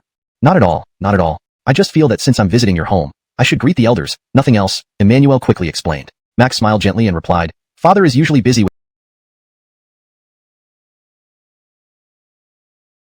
Turning to Mac, Emmanuel smiled and asked, "Cleveland, if I'm not mistaken, all these arrangements are for Miss Livia, right?" Mac was somewhat taken aback. "How did you figure that out, young Jason?" Emmanuel chuckled and shook his head. "Cleveland, given all this arrangement, anyone would guess." Chapter 326, Mistaken Identity After Getting Drunk. The banquet hall was brightly lit, and the dishes abundant. Emmanuel, Mac, and Elsa sat around a table, chatting merrily while drinking. Their conversation ranged far and wide. However, most of the talking was done by Emmanuel and Mac, while Elsa remained mostly silent, only speaking when asked. To Emmanuel's surprise, Elsa ate almost non-stop, as if she hadn't tasted the lamb earlier, her appetite surpassing his expectations. Emmanuel didn't eat much meat himself, focusing more on drinking and enjoying some light snacks. Mac seemed especially delighted by Emmanuel's presence, drinking more freely than he ever had before. Before long, he had finished 2 small jars of wine, his cheeks turning rosy as he entered a slightly tipsy state. After several rounds of drinks, Mac turned to Emmanuel and said, Sir Sue, why don't you stay overnight here instead of returning to the inn? We can continue our conversation in my room and have more drinks. Emmanuel felt a bit uneasy at this suggestion. If he didn't know Mac's preferences, he might have gotten goosebumps. Just as Emmanuel was about to respond, Elsa spoke up first. I'm truly sorry, Bert, but Emmanuel has some matters tomorrow morning and won't be able to stay overnight. Emmanuel knew she was referring to the stone bomb demonstration. He then asked Elsa, is it scheduled for tomorrow morning? Why didn't you tell me before? Elsa lightly stuck out her tongue and whispered, I got too focused on eating and forgot. Mac, curious, inquired, what's the matter? Can you tell me? Emmanuel nodded and explained, Bert, I've brought some stone bombs with me to Lanyan Pass. Tomorrow, I plan to demonstrate their power to the Xintian office. Stone bombs? What are those? Mac was both puzzled and intrigued. Emmanuel chuckled and replied, Bert, do you remember how I kept asking for saltpeter? That was all for making these stone bombs. He then went on to explain the power and usage of the stone bombs in detail, recounting the recent incident at the Quirin Mountain stronghold. Before Emmanuel finished, Mac interrupted, looking astonished, Sir Sue, can I join you tomorrow? I'd love to see the power of these stone bombs for myself. Without hesitation, Emmanuel agreed, of course. If Bert wishes to come along, you're more than welcome. Elsa, however, felt it was inappropriate and whispered to Emmanuel, shouldn't we ask Isaiah first? By now quite drunk, Emmanuel retorted with a flushed face, why should we ask him? The stone bombs are mine, and I can invite whoever I want to see them. Why does he need to agree? Elsa argued, but, enough of that. Emmanuel cut her off, saying, who is Bert? Surely Isaiah would not dare refuse the Bert from coming. Mac, feeling even more emboldened by the alcohol, chimed in, you're right. Mike wouldn't dare say no. If he opposes it, I'll write a report to the Fletcher immediately, accusing him and having him punished. Hearing this, Elsa fell silent, thinking to herself that she was just a low-ranking third-class Xintian guard, unable to influence the Bert. After setting the meeting point for early the next morning at the inn, Emmanuel and Mac continued drinking. Davian ring this time, they even went to the restroom together twice, acting as close as twin brothers. By the end of the feast, it was already past the 10th hour, nearing midnight. Mac, having consumed too much alcohol, was already asleep on the couch in the banquet hall, snoring rhythmically. Emmanuel, although still somewhat awake, was on the verge of falling asleep as well, occasionally mumbling incoherently and laughing foolishly. Elsa, despite being tipsy too, was in much better condition, able to walk steadily. Eventually, Jonah arranged for the Yuang Palace carriage to take them back to the inn. At the inn gate, inside the carriage, Elsa had to slap Emmanuel several times to wake him up. Emmanuel, wake up. We're at the inn. Get up and get out of the carriage, she called. Emmanuel appeared awake but was still dazed. With Elsa's help, he managed to get out of the carriage. She supported him by placing one of his arms over her shoulder and helped him walk. Turning to the two guards who had accompanied them, she thanked them and sent them back to Yuang Palace. Once the carriage left, Elsa helped Emmanuel into the inn, eventually getting him to his room and onto the bed. After the inn attendant left, Elsa stayed behind for a moment, sitting at a table and sipping water to rest. Despite drinking a lot, her intoxication took effect later. Feeling dizzy and weak, all she wanted was to lie down and sleep. After finishing 2 cups of water, she finally mustered the strength to leave. But suddenly, she heard a loud thud from the bed. Turning her head, Elsa almost burst out laughing. Emmanuel had accidentally rolled off the bed during his sleep, his head and upper body now resting on the footrest beside the bed.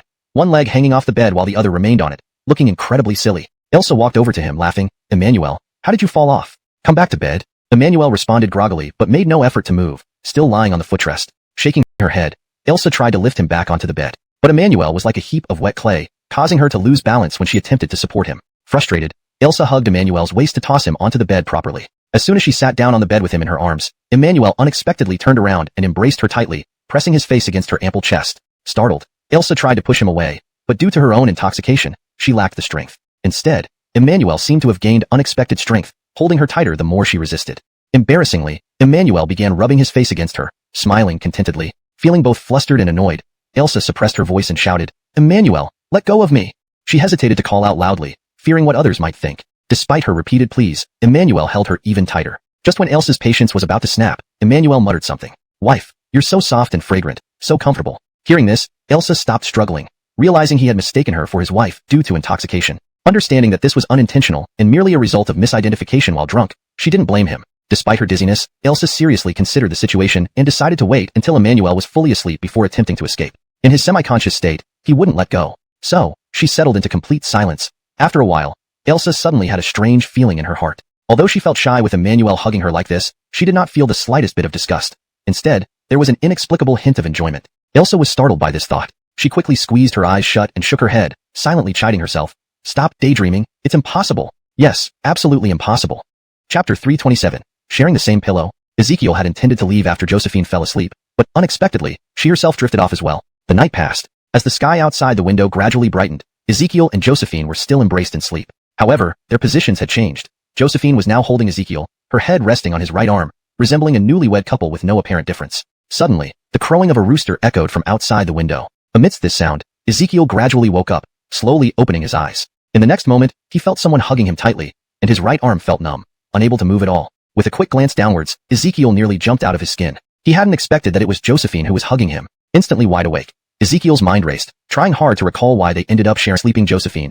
Ezekiel found her endearing and instinctively sniffed her hair, catching a familiar scent of jasmine and osmanthus soap. Even she uses my soap, Ezekiel thought. As time went by, he became increasingly distracted. The longer he lay there, the more comfortable and warm Josephine felt, stirring his heart. Eventually, he closed his eyes and decided to savor the feeling instead of figuring out how to extricate himself or explain. But soon, a strong urge to urinate overpowered him. Just then, Josephine suddenly lifted her leg, pressing down on Ezekiel's lower abdomen. Caught off guard, Ezekiel winced and curled slightly. This movement stirred Josephine, who began to stir from her sleep. She mumbled lazily, shifting her body slightly. Terrified, Ezekiel quickly shut his eyes, pretending to be asleep and remaining utterly still. Awake but unaware of her surroundings, Josephine didn't immediately realize she was sleeping on Ezekiel's arm. A few moments later, groggy and confused, she noticed something was off under her head. She turned her head and saw the supposedly asleep Ezekiel. Startled, Josephine abruptly sat up, her face pale with shock. Hearing her scream, Ezekiel silently cursed, "Oh no, I'm in big trouble." However, the shock wore off quickly, replaced by anger. "Ezekiel, what did you do to me?"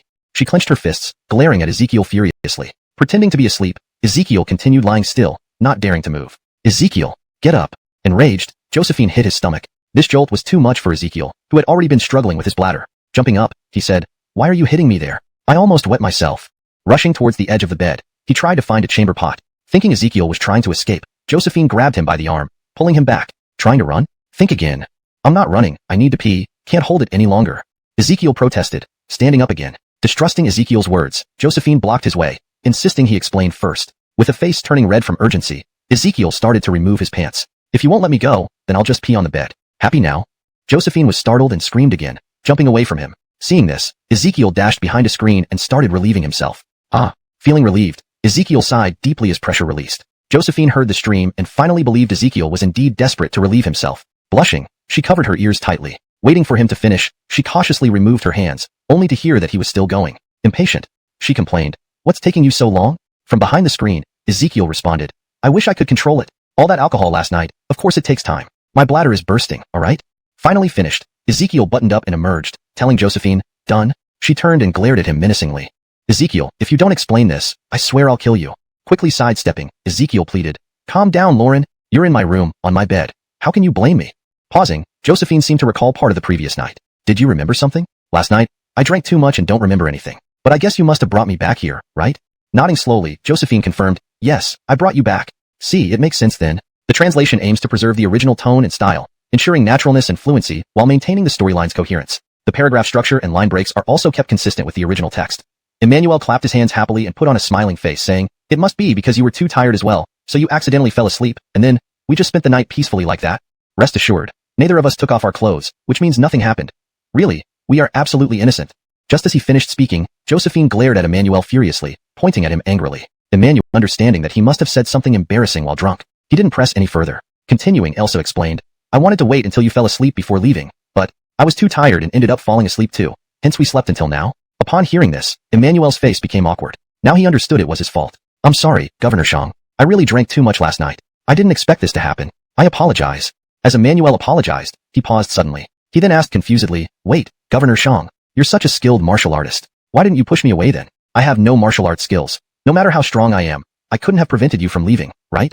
This question made Elsa immediately feel flustered, so she turned around and replied guiltily, I didn't want to wake you, so I didn't. Besides, I also drank a lot last night and was feeling dizzy. I didn't have the strength to push you away." She'd die rather than let Emmanuel know that she actually enjoyed being hugged by him. "Oh, I see. Sorry, it's all my fault. I'm truly sorry." Emmanuel kept apologizing. Emmanuel knew well that Elsa's reason sounded flimsy, but he also realized not to dig deeper or risk upsetting her. Emmanuel thought, since nothing happened, let's just move on. Then Emmanuel suggested, "Governor Shang, it's already morning." The ground. Mike approached with a furrowed brow and a somewhat darkened expression. Seeing this, Elsa rushed to Mike, laughing awkwardly. "Governor Zhou, why are you here?"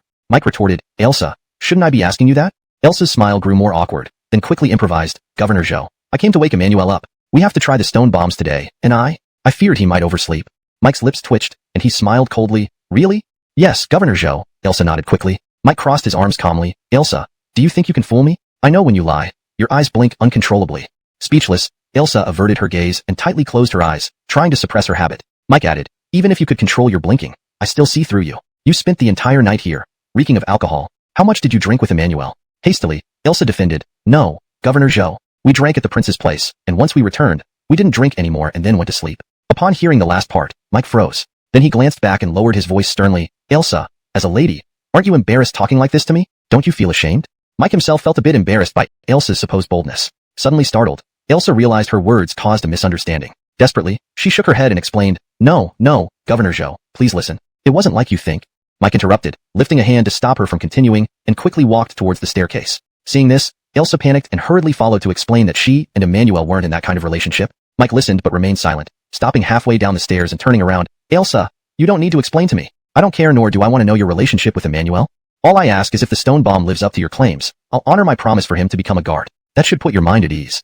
With that, Mike strode away. Elsa hesitated, wanting to follow, but Mike suddenly turned around, warning, Don't follow me any further or I might change my mind. Caught in place, Elsa watched as Mike disappeared into the distance. Now both infuriated and wronged, Elsa clenched her fists, glaring. Turning swiftly toward Emmanuel's room, she gritted her teeth. Emmanuel, you bastard, I won't let this go. At that moment, Emmanuel was washing up in his room when he suddenly sneezed loudly. Achoo! Emmanuel sniffed and then muttered to himself.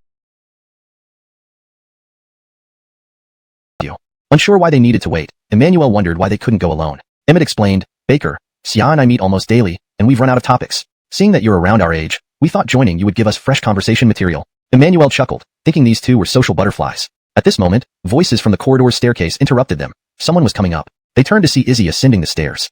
Upon seeing Izzy, Randall and Emmett's expressions changed instantly. They hurriedly excused themselves and fled back to their rooms, shutting the doors quickly. Izzy approached Emmanuel with a puzzled look, pointing to the adjacent rooms. What's going on with them? They seem so skittish. Emmanuel laughed. Big brother Zhao, they're not being sneaky. They're afraid of you. Izzy smiled slyly, then announced, Baker, His Highness has arrived. Nodding, Emmanuel closed his door and followed Izzy downstairs. At the bottom, he encountered Mike and Elsa, who had come to summon him. Elsa avoided eye contact with Emmanuel, appearing somewhat uncomfortable. Mike and Izzy, already acquainted, greeted each other respectfully. Why are you here, Sir Zhao? Mike asked. Izzy replied, Kieran, Cleveland Rashad is joining everyone today for the Stone Thunder demonstration, so he arrived early. Mike was momentarily stunned, then turned to Elsa, whispering, Elsa, what's happening? Before she could answer, Emmanuel interjected, Kieran, this is my fault. I invited His Highness yesterday without informing you. Please don't be angry. Though displeased internally, Mike maintained a smile. Not at all, Baker, your concern is appreciated. We welcome the Cleveland's presence. They all walked outside. On the way, Mike and Izzy chatted. Seizing the moment, Elsa whispered, thanks earlier, to Emmanuel. No problem, Emmanuel murmured back. We're family.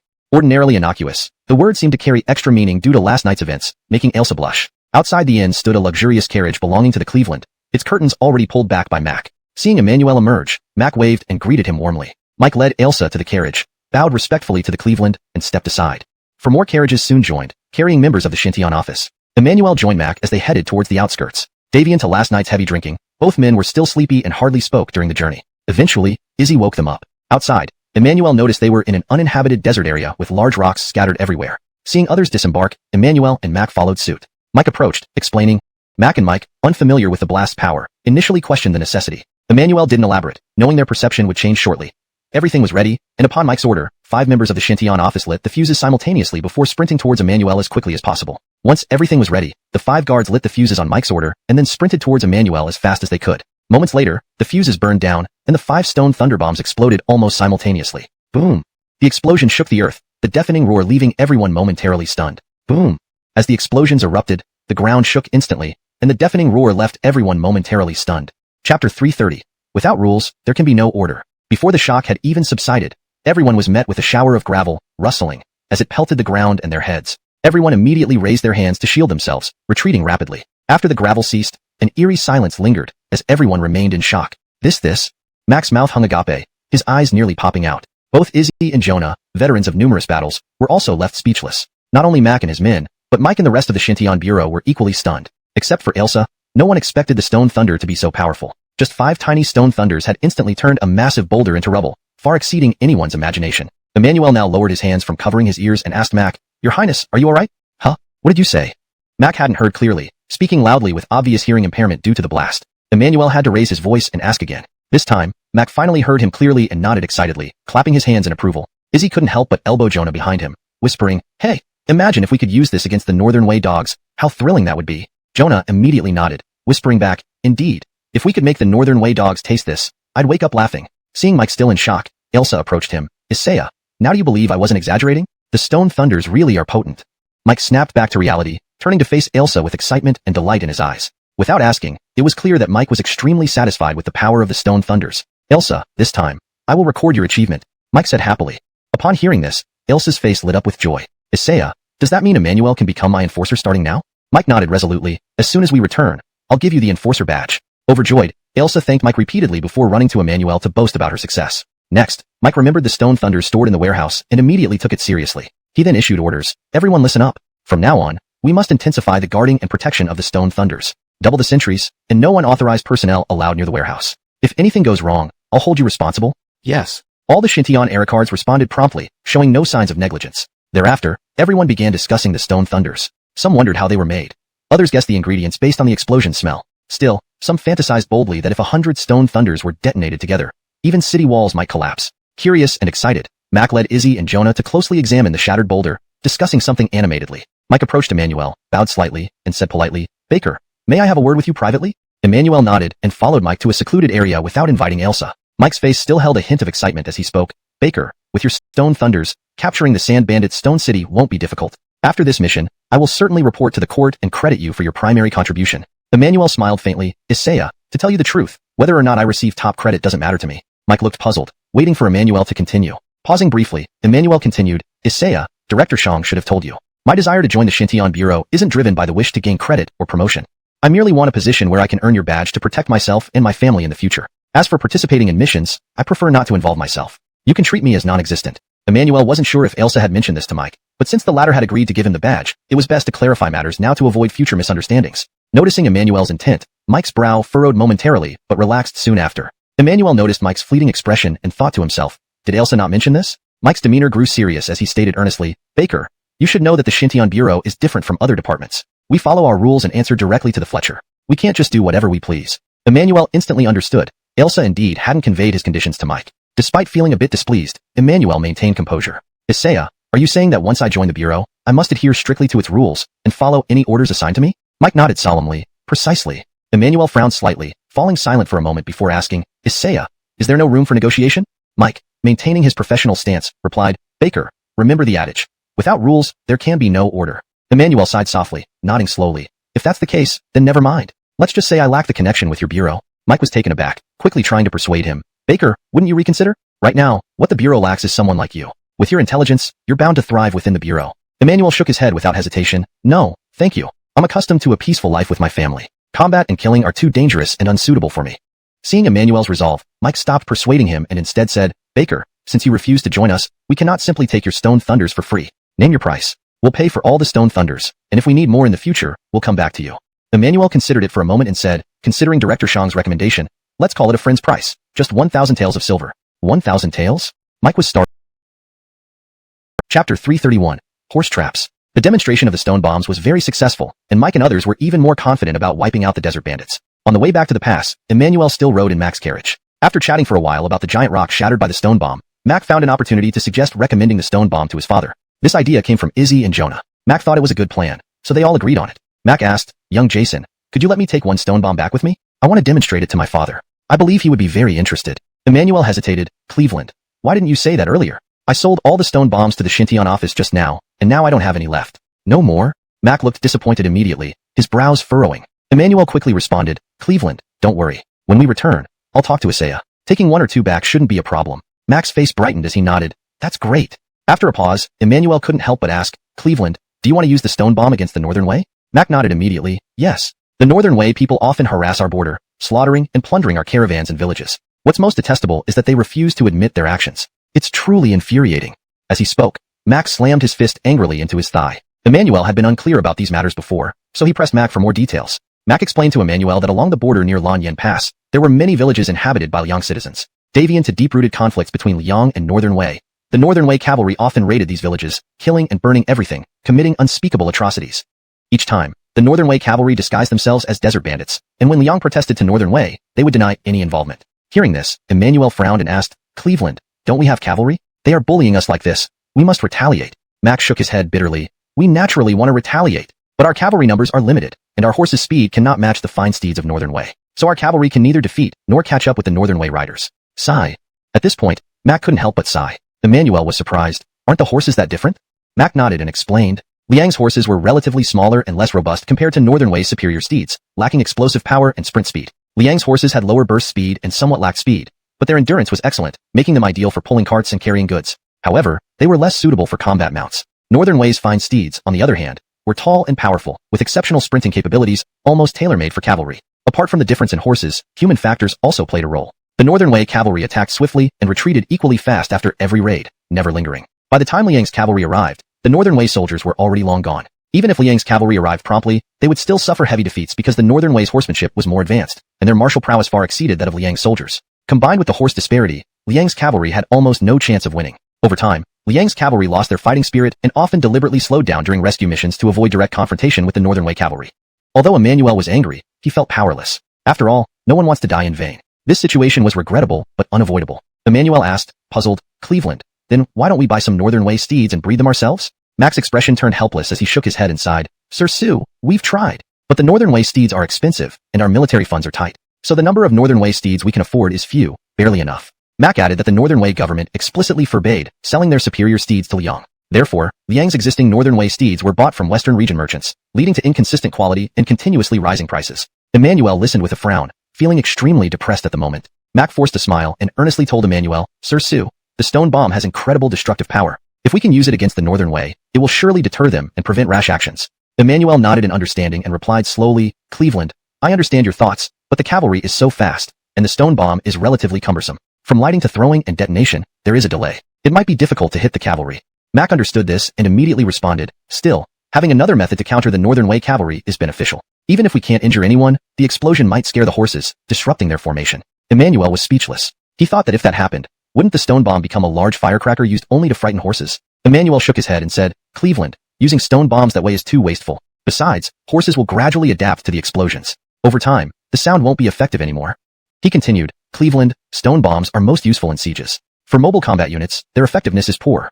So, I strongly advise against using stone bombs to counter Northern Wei cavalry. Emmanuel stated solemnly. Actually, Mac had considered burying stone bombs outside the villages. As soon as the Northern Wei cavalry attacked, they could ignite them and hit the enemy. However, this tactic could only work once or twice. With repeated use, the enemy would definitely develop precautions. If the Northern Wei cavalry feigned attacks or changed routes to enter the village from other directions, the stone bombs would become useless. Moreover, the border was vast with numerous villages. Burying stone bombs around each village would require an enormous amount of resources. And if it rained, the gunpowder would get wet before the Northern Wei cavalry even arrived, rendering all efforts futile. Mac looked troubled and asked with a frown, then, what should we do? Emmanuel answered seriously, Cleveland, the most effective way to counter cavalry is by utilizing terrain advantages, such as mountains or forests, which can effectively slow down the cavalry's speed. Once slowed, we can inflict significant damage.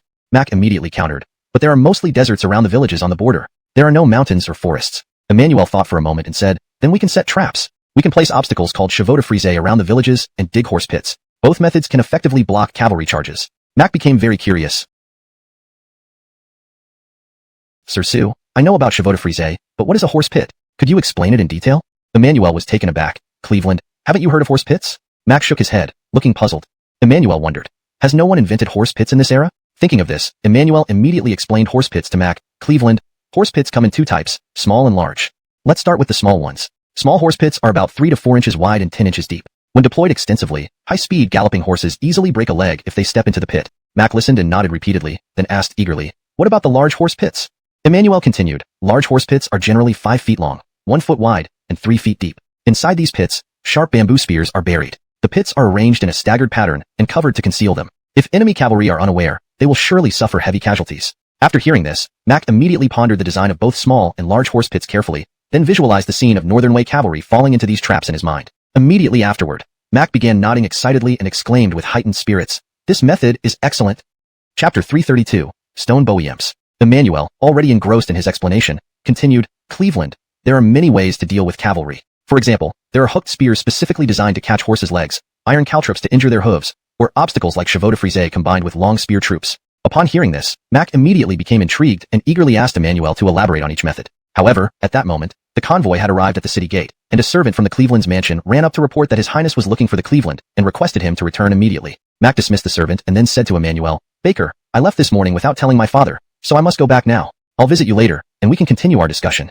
After entering the city, Mac prepared to head to the Cleveland's mansion. Emmanuel got off the carriage and approached Mike, asking for 2 stone bombs. Mike now regarded the stone bombs as treasures and initially shook his head in refusal. Only when Emmanuel explained they were for the Cleveland did he reluctantly agree, as he did not want to offend the Cleveland's mansion. Emmanuel handed over the stone bombs to Mac, repeatedly emphasizing safety precautions before bidding them farewell. Following this, Emmanuel boarded the Shintian commandery's carriage and returned to the inn with them. Inside the main hall of the Cleveland's mansion, a middle-aged man in his 40s sat on the principal seat with a slightly furrowed brow. This man was the current Fletcher's younger brother, Cleveland Rui Rashad Chien. Rashad Chien had sharply defined facial features like a meticulously carved statue, exuding an aura of dignity and nobility. His eyes, in particular, resembled deep lakes, constantly gleaming with wisdom. The experienced gaze reflected both the opulence of the imperial court and the joys and sorrows of the world. When he looked at someone, it felt as though he could see right through them. Dressed in a dragon robe embroidered with golden dragons, Rashad Chien's attire was luxurious yet understated, embodying royal majesty. Around his waist, he wore a golden belt adorned with a large green emerald, symbolizing his wealth and esteemed status. In the hall, Rashad Chien was not alone. Beside the principal seat sat an elegantly dressed and distinguished lady, his consort, the Lynette. Though approaching her 40s, the Lynette still maintained smooth, youthful skin, untouched by the passage of time. Suddenly, Cleveland Rui remarked, "Didn't they say he has returned? Why isn't he here yet?" The Lynette replied, "Your Highness, don't be too anxious. The servants just reported this news. It hasn't been long." Furrowing his brow slightly, Cleveland Rui sipped some water and placed the cup down, saying, "Lynette, did you know about York getting drunk yesterday?" The Lynette responded, "Your Highness, I learned of it this morning, just like you." "Lynette, it seems York was drinking with two people yesterday, one named Josephine, a third-rank Shintian guard, and another named Emmanuel, a renowned merchant from Shinjo County. He is the owner of the Peony brand soap," Cleveland Rui added. The Lynette nodded. "That sounds correct. Your Highness, is there any problem with that?" Pausing, Cleveland Rui said, "Not necessarily, but I didn't expect York would have connections with the Shintian commandery and even invited her into our home." "Do you think they had ulterior motives?" the Lynette inquired. Lowering his voice, Cleveland Rui slowly replied, "Lynette, you should know that the Fletcher is not well. It's said the doctors treat him with acupuncture daily, but his condition continues to deteriorate. It might not be long before." At this point, Cleveland Rui suddenly stood up, walked over to the Lynette, bent down, and whispered something in her ear. The Lynette's expression changed abruptly, astonished. "Your Highness, please don't scare me." Returning to his seat, Cleveland Rui quietly said, "Everyone knows the Fletcher has no heir, and given his declining health, what I said is very likely true."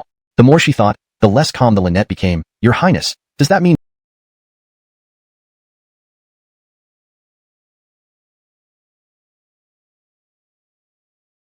York will eventually become?" "Lynette, speak cautiously." Cleveland Rui immediately interrupted, shaking his head to stop her. The Lynette quickly nodded, daring not to say more. Cleveland Rui sternly said, "At such a critical time, York is out having fun. If anything dangerous happens, how will everyone handle it?" Yes. From now on, we must not let York wander around freely anymore. We must keep a close eye on him," the Lynette immediately agreed. Just then, Mac's voice came from outside. "Father, I'm back." Mac's voice was loud and full of energy, indicating his excitement. Cleveland Rui hastily gave the Lynette a look, signaling her not to mention what he had just said. Soon, Mac entered the hall. Izzy and Jonah followed behind, each holding a stone bomb in their arms. Mac first greeted his father and mother respectfully and then excitedly announced, "Father, Mother, I've brought something interesting." "Interesting?" Cleveland Rui's gaze immediately fell on the stone bombs, unable to resist asking, "Are these lumps of stone what you call interesting?" The Lynette giggled, covering her mouth, and then said, "York, you left so early today. Did you go out specifically to find these stone lumps?" "No, Father, Mother, these are not ordinary stones. They are called stone bombs and are incredibly powerful. Just 2 of these could blow up this entire hall," Mac hastily explained. "What?" Cleveland Rui was taken aback, immediately standing up and pointing at the stone bombs. "You mean these lumps of stone will explode?" The Lynette was equally startled and hurriedly said, "York, what are you doing? Why did you bring such dangerous items home? Quickly, get rid of them. Take them far away," Cleveland Rui urged. Izzy and Jonah did not dare say more and quickly took the stone bombs outside into the open courtyard. "Father, Mother, don't worry. As long as they're not near an open flame, the stone bombs won't explode," Mac reassured. He then recounted in detail the morning demonstration of the stone bombs. "What? You mean these stone bombs can shatter such a large boulder?" the Lynette exclaimed in surprise. Cleveland Rui was also surprised but doubted his son's words, his eyes filled with skepticism. Seemingly expecting his father's reaction, Mac said, "Father, I knew you wouldn't believe me, so I specially asked Baker for 2 stone bombs to show you personally." With that, Mac pulled his father and mother towards the garden, insisting on giving them a live demonstration. Inside the garden, Mac first instructed Izzy and Jonah to place the stone bombs under a rock formation and then led his father and mother to a safe distance. "York, how can we see anything from this distance?" the Lynette questioned. Cleveland Rui had the same doubt but remained silent, simply waiting to see what his son was planning. Next, Mac dispersed the others in the garden and ordered Izzy and Jonah to simultaneously light the fuses. The moment the fuses were lit, Izzy and Jonah sprinted away. Suddenly remembering, Mac warned, "Father, Mother, cover your ears quickly." Covering his own ears first, he saw his mother follow suit. Cleveland Rui, however, thought it unnecessary and remained composed, facing the rock formation. Boom! Suddenly, the rock formation exploded violently, with a deafening sound echoing across the sky in an instant. A powerful blast wave spread out in all directions, sending shards of rock from the artificial hill flying everywhere, making it feel as though the entire Cleveland Rui's mansion was shaking. Cleveland Rui, startled by the explosion that far exceeded his expectations, took several hasty steps back, his eyes wide open in shock, frozen in place. Because he hadn't covered his ears, Cleveland Rui could only hear a buzzing ringing sound in his ears. He couldn't even hear Mac, who was standing nearby, excitedly saying something to him. Translations maintain the original tone and style, ensuring natural and fluent English while keeping the storyline coherent with the previous content. The paragraph structure and line breaks are preserved as in the original text. Chapter 333, Recommendation. The massive explosion immediately drew the guards of the Hamlin Fu, who rushed into the garden with weapons drawn, their faces tense. Izzy and Jonah quickly stepped forward to explain the situation. Only then did everyone retreat. After the brief chaos, Granville and Lynette Consort gradually calmed down. Mac led them to the rock formation, which was now in ruins, with debris scattered all over the garden. Father, Mother, now you believe me, don't you?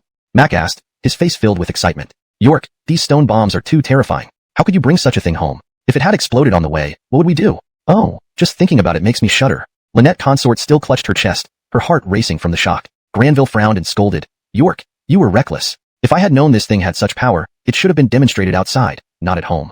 Mac hurriedly apologized to his parents and then asked, Father, if we use these stone bombs, we can surely make the Northern Way invaders suffer if they dare to provoke us again. Granville nodded slowly, clearly agreeing with Mac's words. Lynette Consort then said, Your Highness, York, my heart is still pounding, probably from the scare just now. I need to rest for a while. You continue your discussion. Granville and Mac expressed their concern, but she shook her before taking the examinations. Deciding to tell the truth was simple for Mac, because these facts couldn't be hidden. If his father sent someone to inquire, everything would come to light. It was better to confess now. What? Expelled from the academy?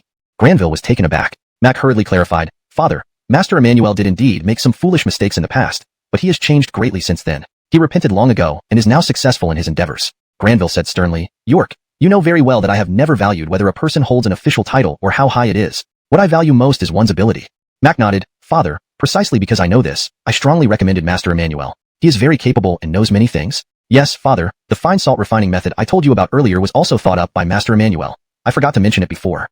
Last time, when Emmanuel gave the fine salt refining method to Mac, he passed it on to his partner upon returning, and it was reported that the first batch of pure fine salt had already been sold in small quantities. Granville was quite surprised. The fine salt refining method was also invented by Emmanuel? Yes, Father.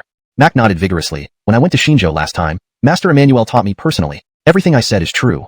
Mac then quickly described these things. Mac sensed the right timing and cautiously asked, Father, why don't I invite Master Emmanuel over someday to explain hooking sickles and iron caltrops in person?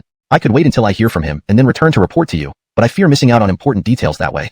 Mac glanced slyly at his father's expression as he spoke. Granville naturally understood his son's intentions and couldn't help but smile. Then, he thought carefully and replied, Fine. Invite Emmanuel over tomorrow evening, and I'll talk to him in person. Thank you, Father. Mac was delighted, bowing deeply to thank his father. Granville stood up and warned Mac, York, from now on, do not bring such dangerous things home anymore. Not only do you frighten your mother and everyone else, but it also causes a mess in the residence. Yes, I understand. Mac bowed. Granville continued, Also, the funds for rebuilding the rock formation must be deducted from your allowance. Is that clear?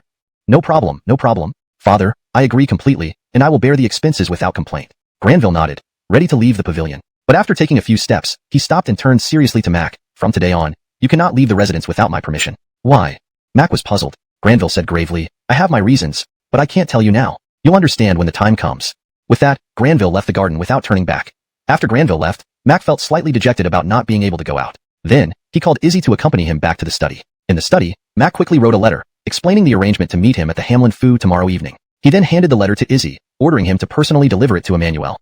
Izzy immediately accepted the task, put away the letter, and hurriedly left. Chapter 334, Confidence in Abundance. Elsewhere, Emmanuel and the group from the Shintian Bureau had also returned to the inn. Just as Emmanuel entered his room, Elsa knocked on the door. Emmanuel, open up. Elsa seemed a little displeased. Hardly had Emmanuel opened the door when Elsa rushed inside, almost colliding with him. What's wrong with you? Why so angry? I haven't provoked you. Emmanuel was puzzled, shutting the door behind him. Elsa threw her sword on the table and sat down with a huff, frowning at Emmanuel. You don't want the Shintian Bureau identity plate? Hearing this, Emmanuel chuckled lightly. What's the rush? Even I'm not worried about it. There's an old saying, the emperor is not in a hurry, the eunuch is. Haha. Elsa had no patience for jokes and cut him off immediately. Enough laughing. I'm being serious. You really don't want the identity plate? Emmanuel shrugged. It's not that I don't want it, but I truly can't go on missions with you guys, so it's futile. Elsa retorted, didn't I say you just need to agree, and then listen to me when it comes to actual missions? Emmanuel laughed. Administrator Shang, currently you're only a third-class Shintian air card. This would work for general situations, but if any crucial mission requires my participation, your word won't hold sway. So, it's best when you become the head or deputy of the Shintian Bureau before I take it seriously. This left Elsa speechless. Indeed, though Emmanuel would be under her command, he ultimately fell under the jurisdiction of the Shintian Bureau. To avoid missions, approval from a higher official was necessary. Otherwise, Emmanuel might face serious consequences. Elsa complained, but if you don't agree, I'll lose face. Colleagues already know I'll recruit a strongman, but now you're backing out, they'll talk behind my back. What will they say? Emmanuel asked. They'll? Elsa struggled for words and pouted. They'll talk about me, and I don't want that. With that, she frowned in frustration. Emmanuel smiled, poured her a glass of water, and placed it in front of her. Administrator Shang, you're overthinking this. It's not that important. Nobody will mind if I join the Xintian Bureau or not. Come, drink some water to cool off. Feeling thirsty, Elsa Dreschen turned serious. He realized the risks. In this feudal society, without any powerful connections, how could he negotiate freely with the Imperial Bureau? If he charged too much, they might secretly arrest him, torture him for secrets, and make him vanish once he became useless. Chilled by the thought, Emmanuel felt uneasy. Elsa noticed his change in demeanor. Scared now? Regretting? I don't even know how to write regret. Emmanuel stubbornly insisted. Rolling her eyes, Elsa urged, Emmanuel, please listen to me. Go talk to Miguel. Join our bureau. As for missions, don't worry. Knowing you have no martial skills, they won't assign dangerous tasks to you. Unmoved, Emmanuel shook his head. Forget it. If I join the bureau, I might not be able to profit from stone bombs. Selling them cheaper is better than nothing. Seeing Emmanuel's defiance, Elsa sighed, took a large sip of water, and said, Fine, suit yourself. I give up. Emmanuel smiled, about to respond when there was a knock on the door. Jason? Recognizing Randall's voice, Emmanuel opened the door to find Randall and Huxley waiting outside. Master Xia, Jason Anian. Emmanuel greeted warmly. Randall nodded respectfully. Jason, we heard you've returned. Did you have lunch yet? If not, would you like to join us? Interrupting, Huxley added, We found a great tavern nearby. The food is fantastic. Would you join us? Afterward, we can walk around town. Considering it, Emmanuel turned to Elsa. Administrator Shang, hungry? Want to join us? Still sulking, Elsa perked up at the mention of food. Sure, but you're paying, she demanded coquettishly. All right, I'll pay. Anything for Administrator Shang's pleasure. Emmanuel replied with a smile. Good enough. That shows sense. Elsa instantly cheered up. The four descended, chatting as they walked toward the inn's exit. Just as they stepped out, someone on horseback shouted, Jason, wait. It was Izzy. Both Randall and Huxley quickly distanced themselves, wary of Izzy. Before his horse stopped, Izzy leaped off and approached Emmanuel. Jason, here's a letter from the Crown Prince. Izzy handed over an envelope. Note asterisk this translation preserves the tone, style, paragraph structure, and logic of the original Chinese text. Character names are transcribed using pinyin to maintain authenticity. Emmanuel took out the letter and read it. Immediately a smile appeared on his face. He then said, Brother Zhao, I understand. I will wait for you at the post house tomorrow evening. Izzy nodded and clasped his elderly couple with their son and daughter-in-law. The tavern wasn't big, having just 5 tables, yet business was quite good. When the four arrived, there were no available seats, so they patiently waited until one table cleared up. After ordering 6 signature dishes and 2 pots of fine wine, the four began chatting leisurely. Emmanuel curiously asked, Xia, young Jasonin, what brings you to Lanyan Pass? Randall smiled. Young Jason, the sage once said, reading 10,000 books is not as good as traveling 10,000 miles. My brother Xian and I have long admired the grandeur and might of Lanyan Pass, so we've come here specifically to witness its magnificent scenery firsthand. Huxley immediately nodded. That's right. We've long dreamed of visiting Lanyan Pass. Although the journey has been filled with twists and turns, we've enjoyed every moment, gaining profound insights. In the future, when we grow old, this trip will surely become a memorable experience. Randall wholeheartedly agreed, smiling and nodding at Huxley. Emmanuel also nodded in agreement. Then Randall asked, By the way, young Jason, why are you here at Lanyan Pass? Naturally, Emmanuel wouldn't mention anything about Xintian Sea, so he replied with a smile, I had agreed with the Cleveland before. 1. To visit him at Lanyan Pass, and 2. To explore the possibility of opening a shop inside the fort for some small trade. Huxley, the four chatted happily over drinks and food. Randall and Huxley were especially excited, recounting the interesting sights and stories they encountered along the way. Their back and forth was like a live comedy performance, making Emmanuel and Elsa laugh continuously. At that moment, 5 tall and robust men appeared at the door. From their looks and attire, it was clear they were from the western regions. Each of them wore scimitars on their waists. Yanni, is this the place? One of the men with darker skin and a rugged appearance pointed to the tavern sign above the door. Beside him, another man immediately nodded. Yes, Hernan, this is the Arakansong Tavern I told you about. The wine and food here are excellent. Though they spoke Lianghua's official language, their accent was heavily accented with a western flair. Following this, Yanni led Hernan and the other 3 into the tavern. However, the tavern was still fully occupied, leaving the 5 men standing. Yanni immediately called over the innkeeper, who was the father of the family running the tavern, and asked, Innkeeper, where should we sit? The innkeeper smiled humbly. Sir, our place is temporarily full. Please bear with us for a moment. I'll arrange a table for you as soon as the guests finish eating. Yanni relayed this information to Hernan. Hernan loudly asked, Old man, how long will we have to wait? The innkeeper looked awkward. Sir, it's hard to say exactly how long. It depends on when the current guests finish eating. As he spoke, the innkeeper was called away by someone else, turning his head to tend to other guests. What seemed like a normal occurrence to others did not seem so to Hernan. He felt disrespected because the innkeeper walked away before he finished talking. Hernan was about to explode, but fortunately, Yanni stopped him and managed to calm him down. Hernan, this place does great business. Let's wait a bit, Yanni advised. Respecting Yanni, Hernan finally nodded, but his expression darkened. After waiting for half an hour, Hernan grew impatient. How much longer? I don't want to wait anymore. Yanni hastily looked around the tavern and pointed to a distant table. Almost there. That table is nearly finished. We'll just need to wait a little longer. Turning his head, Hernan saw that the table's food was almost gone, with only a few leftovers remaining. Hernan furrowed his brows. They're clearly done. Why don't they leave? With that, Hernan strode toward the table, trying to rush the guests. Yanni tried to stop him but was a little too slow. Hernan reached the table and aggressively urged the guests to leave. These guests were ordinary merchants doing honest business. None of them wanted trouble, so they quickly settled their bill and left the tavern. Immediately, Hernan shouted, "Old man, hurry up and clear the table and bring meat and wine over." The innkeeper hurriedly agreed and called his daughter-in-law to clean the table promptly. Although the daughter-in-law had an average face, she had a voluptuous figure, especially with her large hips, which caught the attention of the men. Except for Yanni, Hernan, and the other three Westerners leered and whispered in their own language, none of it understandable. Their eyes lingered on the woman's hips with wicked expressions. Naturally, Emmanuel and his group noticed this. These Westerners are going too far. Huxley muttered angrily, but kept his voice low to avoid being heard. Randall spat secretly, showing his dissatisfaction. But Elsa, being a woman herself, couldn't tolerate it any longer. She slammed her hand on the table and stood up angrily. "Hey, you Westerners, show some respect." This instantly silenced the tavern, and all eyes fell on Elsa. Seeing Elsa confronting them, Hernan and the others immediately stood up, glaring at her menacingly while gripping their scimitars.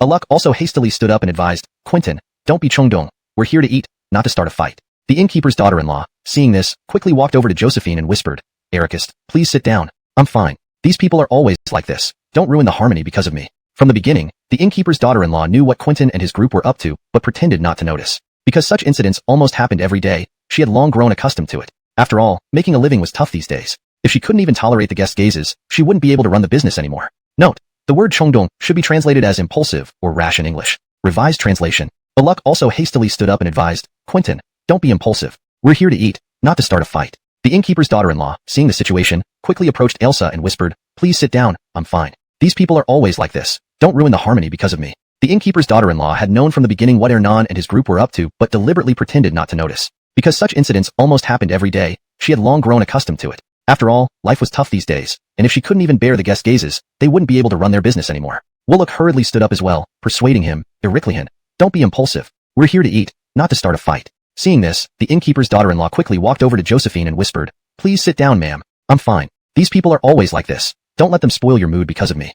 From the start, the innkeeper's daughter-in-law knew what Ericlihan and his group were up to, but pretended not to notice. This kind of behavior happened almost every day, and she had long grown accustomed to it. After all, these were tough times, and if she couldn't even tolerate the customers' gazes, there would be no way to keep the business running. Corrected version. Aluk also hastily stood up and advised, "Hernan, don't be impulsive. We're here to eat, not to start a fight." The innkeeper's daughter-in-law, seeing the situation, quickly approached Elsa and whispered, "Please sit down, I'm fine. These people are always like this. Don't ruin the harmony because of me." The innkeeper's daughter-in-law had known from the beginning what Hernan and his group were up to, but deliberately pretended not to notice. Because such incidents almost happened every day, she had long grown accustomed to it. After all, life was tough these days, and if she couldn't even bear the guest gazes, they wouldn't be able to run their business anymore. Chapter 336. Not only did they dare to look, but they even dared to touch. Josephine was utterly baffled by the situation. She glared at Quentin and the others and demanded, "They acted so outrageously, yet you let them do as they please? Aren't you angry at all?" The innkeeper's daughter-in-law didn't want Josephine to escalate the situation. She hurriedly pulled her aside and whispered pleadingly, "Sir, please keep your voice down. I understand your concern, but we who run a small business have it very tough. Sometimes we just have to turn a blind eye. It's better for everyone this way." Josephine naturally disagreed with this stance and wanted to protest further, but Emmanuel approached at that moment and interrupted her with a gesture. Emmanuel then turned to the innkeeper's daughter-in-law and said, "Go back to your work. Let me handle her."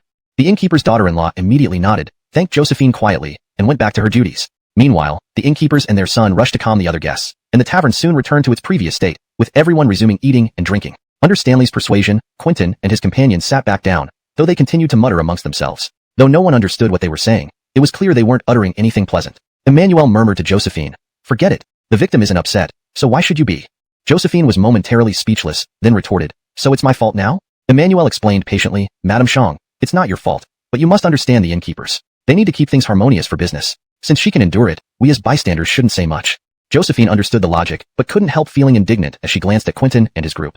She muttered hatefully, "I really can't stand these Western region people. In our Liang country territory, they act so arrogantly." Emmanuel, facing away from Quentin and the others, nodded in agreement and whispered, "I feel out." Suddenly, he stood up and yelled, knocking over the table in front of him. Instantly, the dishes crashed to the floor, creating chaos. Everyone was shocked by Quentin's actions, backing away in silence. The innkeeper's family also stood still, at a loss. Then Quentin turned to stare at Stanley and roared, "Stanley, what kind of hellhole did you bring us to?" Stanley, irritated, frowned and replied, "Quentin, I invited you here for a good meal. Instead, you caused trouble and now blame me? Doesn't that seem absurd to you?" Quentin remained silent, still looking menacing. Stanley added, if I knew you'd act like this, I wouldn't have invited you. From now on, we're strangers. Turning to the innkeeper, Stanley asked, how much do I owe you? The innkeeper hesitated before replying, including the broken dishes. It's. Stanley interrupted. The dishes were broken by him, not me. I'll only pay for my meal. The innkeeper quickly calculated and told him the amount. Without hesitation, Stanley paid his share, shot a disdainful look at Quentin, and strode out of the tavern. Actually, Stanley was from Donghua while Quentin and his friends were from Wanshu. Despite being in the western regions, they spoke different languages, which is why they conversed in the official language of Liang. Stanley and Quentin met by chance during Quentin pointed his scimitar at Josephine, threatening, woman, you dare block us? Aren't you afraid? Before he finished, Josephine suddenly drew her sword and slashed horizontally. A metallic clang echoed through the room, and everyone saw that Quentin's scimitar had been sliced in two. Josephine had cut off the blade's tip with her swift strike. Before Quentin could recover, Josephine sheathed her sword again. Her movements were graceful and swift, executed with such impeccable precision that it was a pleasure to watch. At this moment, Quentin was already speechless, his eyes wide open in shock. He stared dumbfounded at his broken scimitar, too horrified to speak. After all, Quentin had absolute confidence in the hardness and sharpness of his scimitar. Over the years, countless blades had been severed by it. And now, this woman had effortlessly sliced through his prized weapon with just one strike. Quentin simply couldn't accept this reality, left utterly stunned. Josephine fixed her gaze on Quentin, her voice cold and stern. Apologize and pay compensation immediately. Otherwise, you won't be leaving here. Note, the paragraph structure and line breaks have been maintained as requested. Chapter 337, Shopping and Choosing a Location. Of course, Quentin wouldn't so obediently pay up and apologize. So the outcome was that Elsa beat them up until they were crawling around on the floor, continuously begging for mercy. Ultimately, under the overwhelming power, Quentin and his men had no choice but to apologize to the innkeeper and compensate with 3 times the amount of silver. After chasing Quentin and his gang away, the people inside the inn immediately erupted into cheers. Everyone gave thumbs up to Elsa, praising her incessantly. The innkeeper and his family thanked Elsa repeatedly, even offering a table of free meals as a token of gratitude. Randall and Xavier never imagined Elsa would be so formidable. They now looked at her differently. Naturally, from this moment on, Randall and Xavier didn't dare provoke Elsa anymore. After finishing their meal, the 4 left the inn accompanied by the innkeeper's family. Randall then suggested, Baker, weren't you planning to open a skincare specialty shop branch here in Aircanching? How about we wander around the market and see where it's suitable? Xavier quickly nodded in agreement. Yes, Baker, while we're at it, perhaps you could teach us the tricks of choosing the right location. Right, Brother Xia? Emmanuel smiled, shaking his head. There are no special secrets to choosing a business location. It's just about selecting places with high pedestrian traffic and convenient transportation. Of course, cheaper rent is always better, but that's about it. As they talked, the 4 headed towards the marketplace. Over the next few hours, Emmanuel and his companions of tea, then pointed southward, outside Aircanching. Outside Aircanching? Elsa was surprised. There's so much foot traffic inside. Why choose outside? Didn't you say it's crucial to select high traffic areas? Randall and Xavier shared Elsa's confusion, unable to understand Emmanuel's decision. Emmanuel smiled, nodding. Indeed, doing business requires high traffic, but specific problems call for specific solutions. For a skincare specialty shop, convenience and transportation is more critical than sheer volume. He noted that during their walk around Aircanching, although the market and bustling streets had decent foot traffic, the streets were narrow, causing difficulty for carriages when crowded. If congested, it would severely impact business operations and customer experience, leading to counterproductive outcomes. Therefore, Emmanuel decided against opening a branch within Aircanching, opting for the broader spaces outside. His idea was to find land near Aircanching to construct a new skincare specialty shop branch along with large warehouses. This way, carriage and pedestrian traffic wouldn't be hindered, making deliveries easier and improving efficiency. Emmanuel had great confidence in his peony brand because he was the absolute leader in soap products. Regardless of location, he wasn't worried about customers. After hearing Emmanuel's reasoning, Elsa, Randall, and Xavier all agreed exempt from taxes. You can enjoy free meals for 1 carriage load and free feed for 3 loads. Turning, Emmanuel saw a young man vigorously promoting the tax exemptions of Shinjo County to an incoming Western Region's merchant caravan. Indeed, the caravan showed great interest, immediately stopping to inquire further about the tax exemption details. Seeing Emmanuel stop, Elsa returned and asked, Emmanuel, what are you looking at? Looking in the direction Emmanuel was staring, she asked again, is there anything special about that caravan? Emmanuel shook his head with a smile, resuming his steps. Nothing, just observing casually. Let's go. On their way, Emmanuel encountered several more such promoters who eagerly advertised whenever a caravan arrived. Their efforts were effective. Most caravans showed keen interest and stopped to ask about the tax exemptions. Emmanuel thought, if everything goes smoothly, the number of Western Region merchants in Shinjo County should increase significantly. As long as Elijah and his team provide good service, these caravans will come more frequently in the future. Chapter 338, Meeting Granville. In the late afternoon of the next day, Emmanuel was received at Granville's mansion by Izzy. Upon entering the mansion, Izzy led Emmanuel deeper into its grounds. They passed through gardens and corridors, as well as several small courtyards, finally arriving at a grand and luxurious courtyard. Looking up, Emmanuel saw a plaque above the gate inscribed with Lu Ju. Izzy said, Jason, this is where His Highness and Her Highness reside. Today, they have specially prepared an exquisite banquet to welcome you. Emmanuel quickly showed signs of humility and exchanged some pleasantries. Following that, he entered Lu Ju with Izzy. Despite its name implying leisure, the decor, flowers, furnishings, and items inside exuded a sense of solemnity and elegance. without any hint of ostentation, which also caused Emmanuel's mood to become more serious. Just as they reached the main hall, Mac emerged from it, greeting Emmanuel with a smile. "Jason, you've arrived. Please come in." Emmanuel hurriedly replied with a traditional salute and followed Mac into the hall. Inside, Granville and his consort were already seated at the main seats. Granville looked very stern, radiating an air of authority as he scrutinized Emmanuel from the moment he entered. On the other hand, the Lynette consort wore a gentle smile, looking warmly at Emmanuel. Mac guided Emmanuel to the center of the hall and introduced him. "Father, mother, this is Emmanuel, Jason." After speaking, he looked towards Emmanuel. Immediately understanding, Emmanuel bowed deeply and loudly greeted. "This humble subject, Emmanuel, pays respects to His Highness Granville and Her Highness Lynette consort." Granville raised his hand slightly, calmly saying, "Jason, please rise and be seated." Mac promptly indicated for Emmanuel to sit at the table to the right of the host's seat, while he sat on the left side. As soon as Emmanuel sat down, the Lynette consort began speaking. "Jason, York has frequently mentioned you these days. He says not only are you knowledgeable and insightful, but also very creative, well-versed in both astronomy and geography, truly a rare talent." Emmanuel immediately responded humbly, bowing his head. "Your Highness flatters me. I am just fond of reading widely, and do not live up to what Lord York has described." The Lynette consort smiled. "Jason, you're too modest. Leaving aside other things, I particularly like the perfumes you sent yesterday, especially the poems attached to them, one of which remains vivid in my memory." She paused, then slowly recited. "Only the peony truly represents the national color, blooming to stir the whole capital. This verse about the peony is much beloved by me. And there was another about the rose." She continued, "When the crystal curtains move in the light breeze, the garden filled with roses fills the air with fragrance. I loved that one too." "Thank you for your praise, Your Highness," Emmanuel replied respectfully. Suddenly, Granville interjected. "Jason, did you write these poems?" Emmanuel quickly shook his head. "Your Highness, those poems were found in books I read long ago. I thought they were good and memorized them, but now I cannot recall from which book."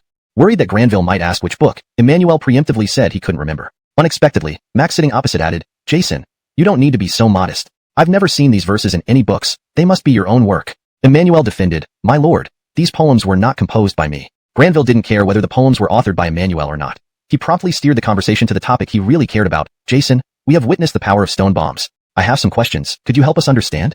"Your Highness, feel free to ask anything. I will answer to the best of my knowledge." Emmanuel nodded. Granville then asked, "Jason, what materials are needed to make a stone bomb?" Emmanuel replied, "Your Highness, sulfur, charcoal, saltpeter, and sugar candy mixed together suffice." "Sugar candy?"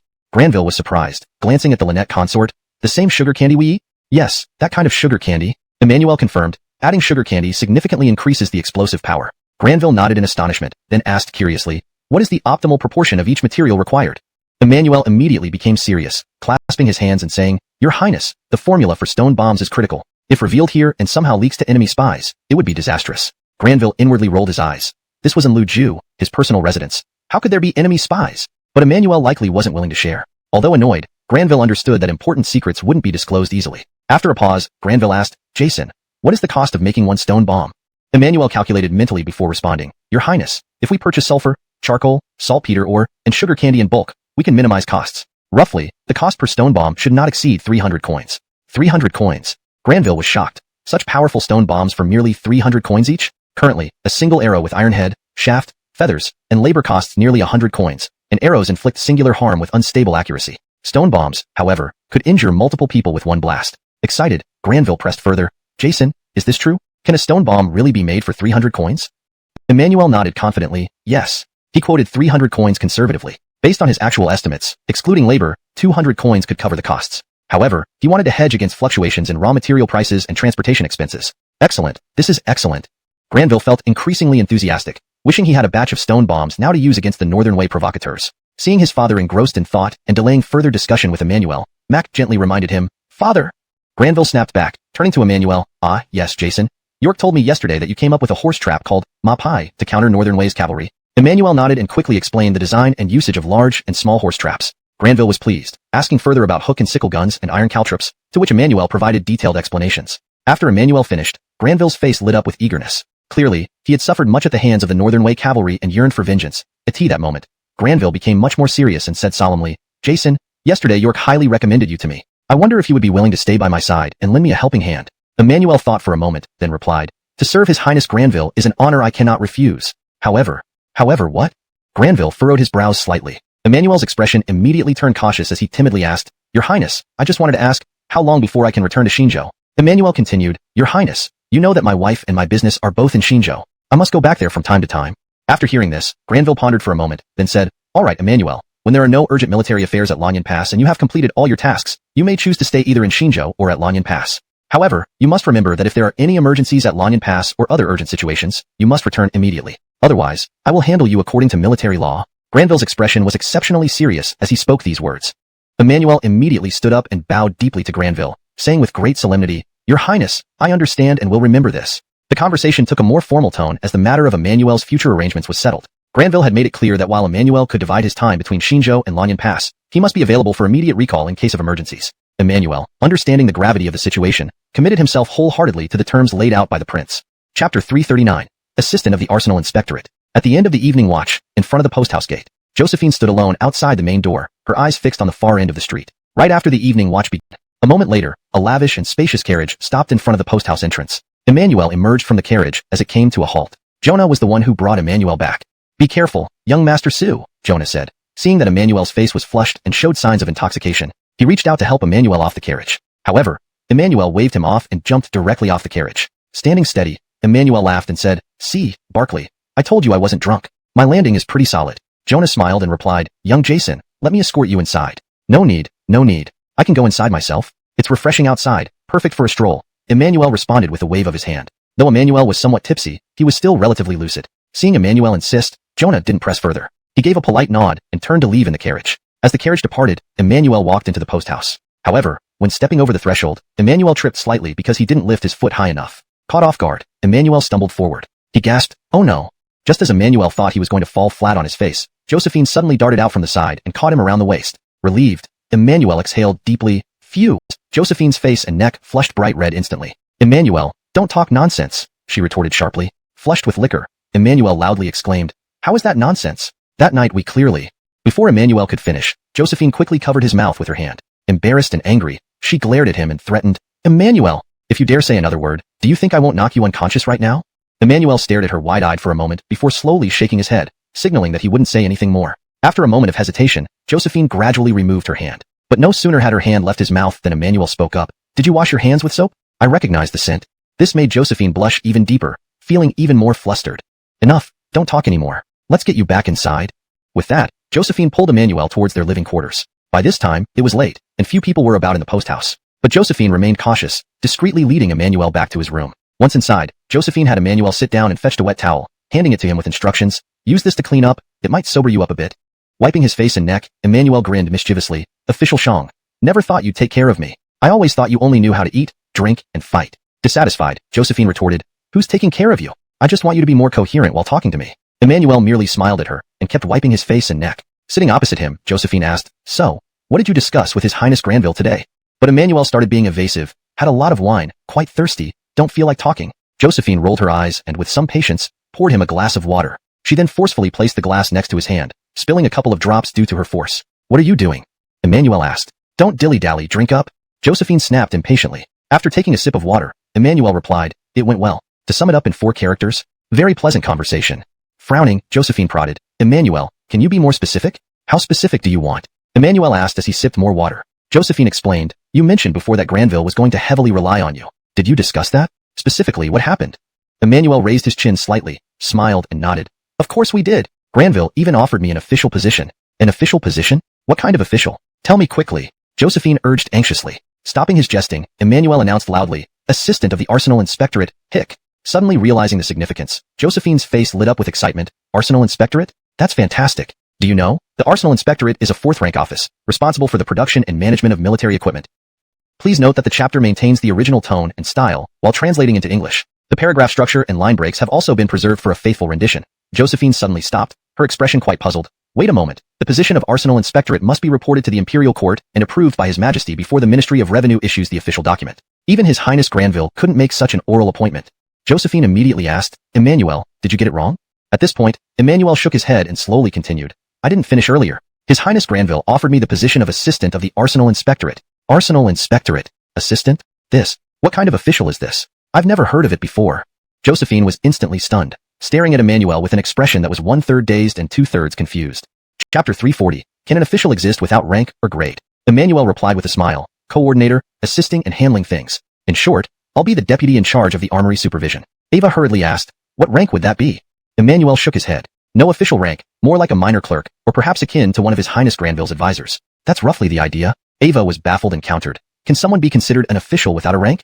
Emmanuel immediately responded, why not? His Highness Granville has already stated that even though externally I'm described as the deputy of the armory supervision, I will have full authority over the production of stone bombs, with no interference from others. Furthermore, His Highness also mentioned that I can invent and produce other military equipment to counter the Northern Way cavalry. Apart from lacking an official rank, my authority as coordinator is nearly on par with that of the armory supervision. After hearing this, Ava remained silent. Emmanuel chuckled and explained, Lord Shang, you must understand His Highness Granville. After all, I've just joined, with countless eyes watching me. I need to first make some achievements so that everyone can see and acknowledge my capabilities. In fact, I feel this is quite good. If His Highness had directly given me an official position at the start, the soldiers in the camp would definitely be Bu Fuqi, unhappy. After all, everyone's achievements and positions are hard-earned through battles. If I just dropped in and got a position, I would surely become a target of jealousy and resentment. I don't want to be targeted right from the start. For better fluency and clarity in English, it can be revised as. In fact, I think this arrangement is quite good. If His Highness had given me an official position right from the start, the soldiers in the camp would definitely feel resentful. After all,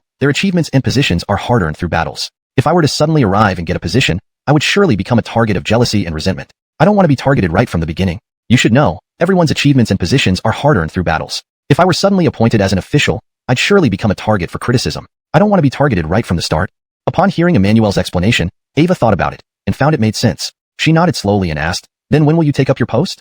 Emmanuel replied, early the day after tomorrow. They said they would deliver the official uniform tomorrow, giving me a day to prepare, so I can be in my best state for the appointment. Ava nodded and said, Emmanuel, since you've chosen His Highness Granville, there's nothing more I can say. I wish you smooth sailing and success.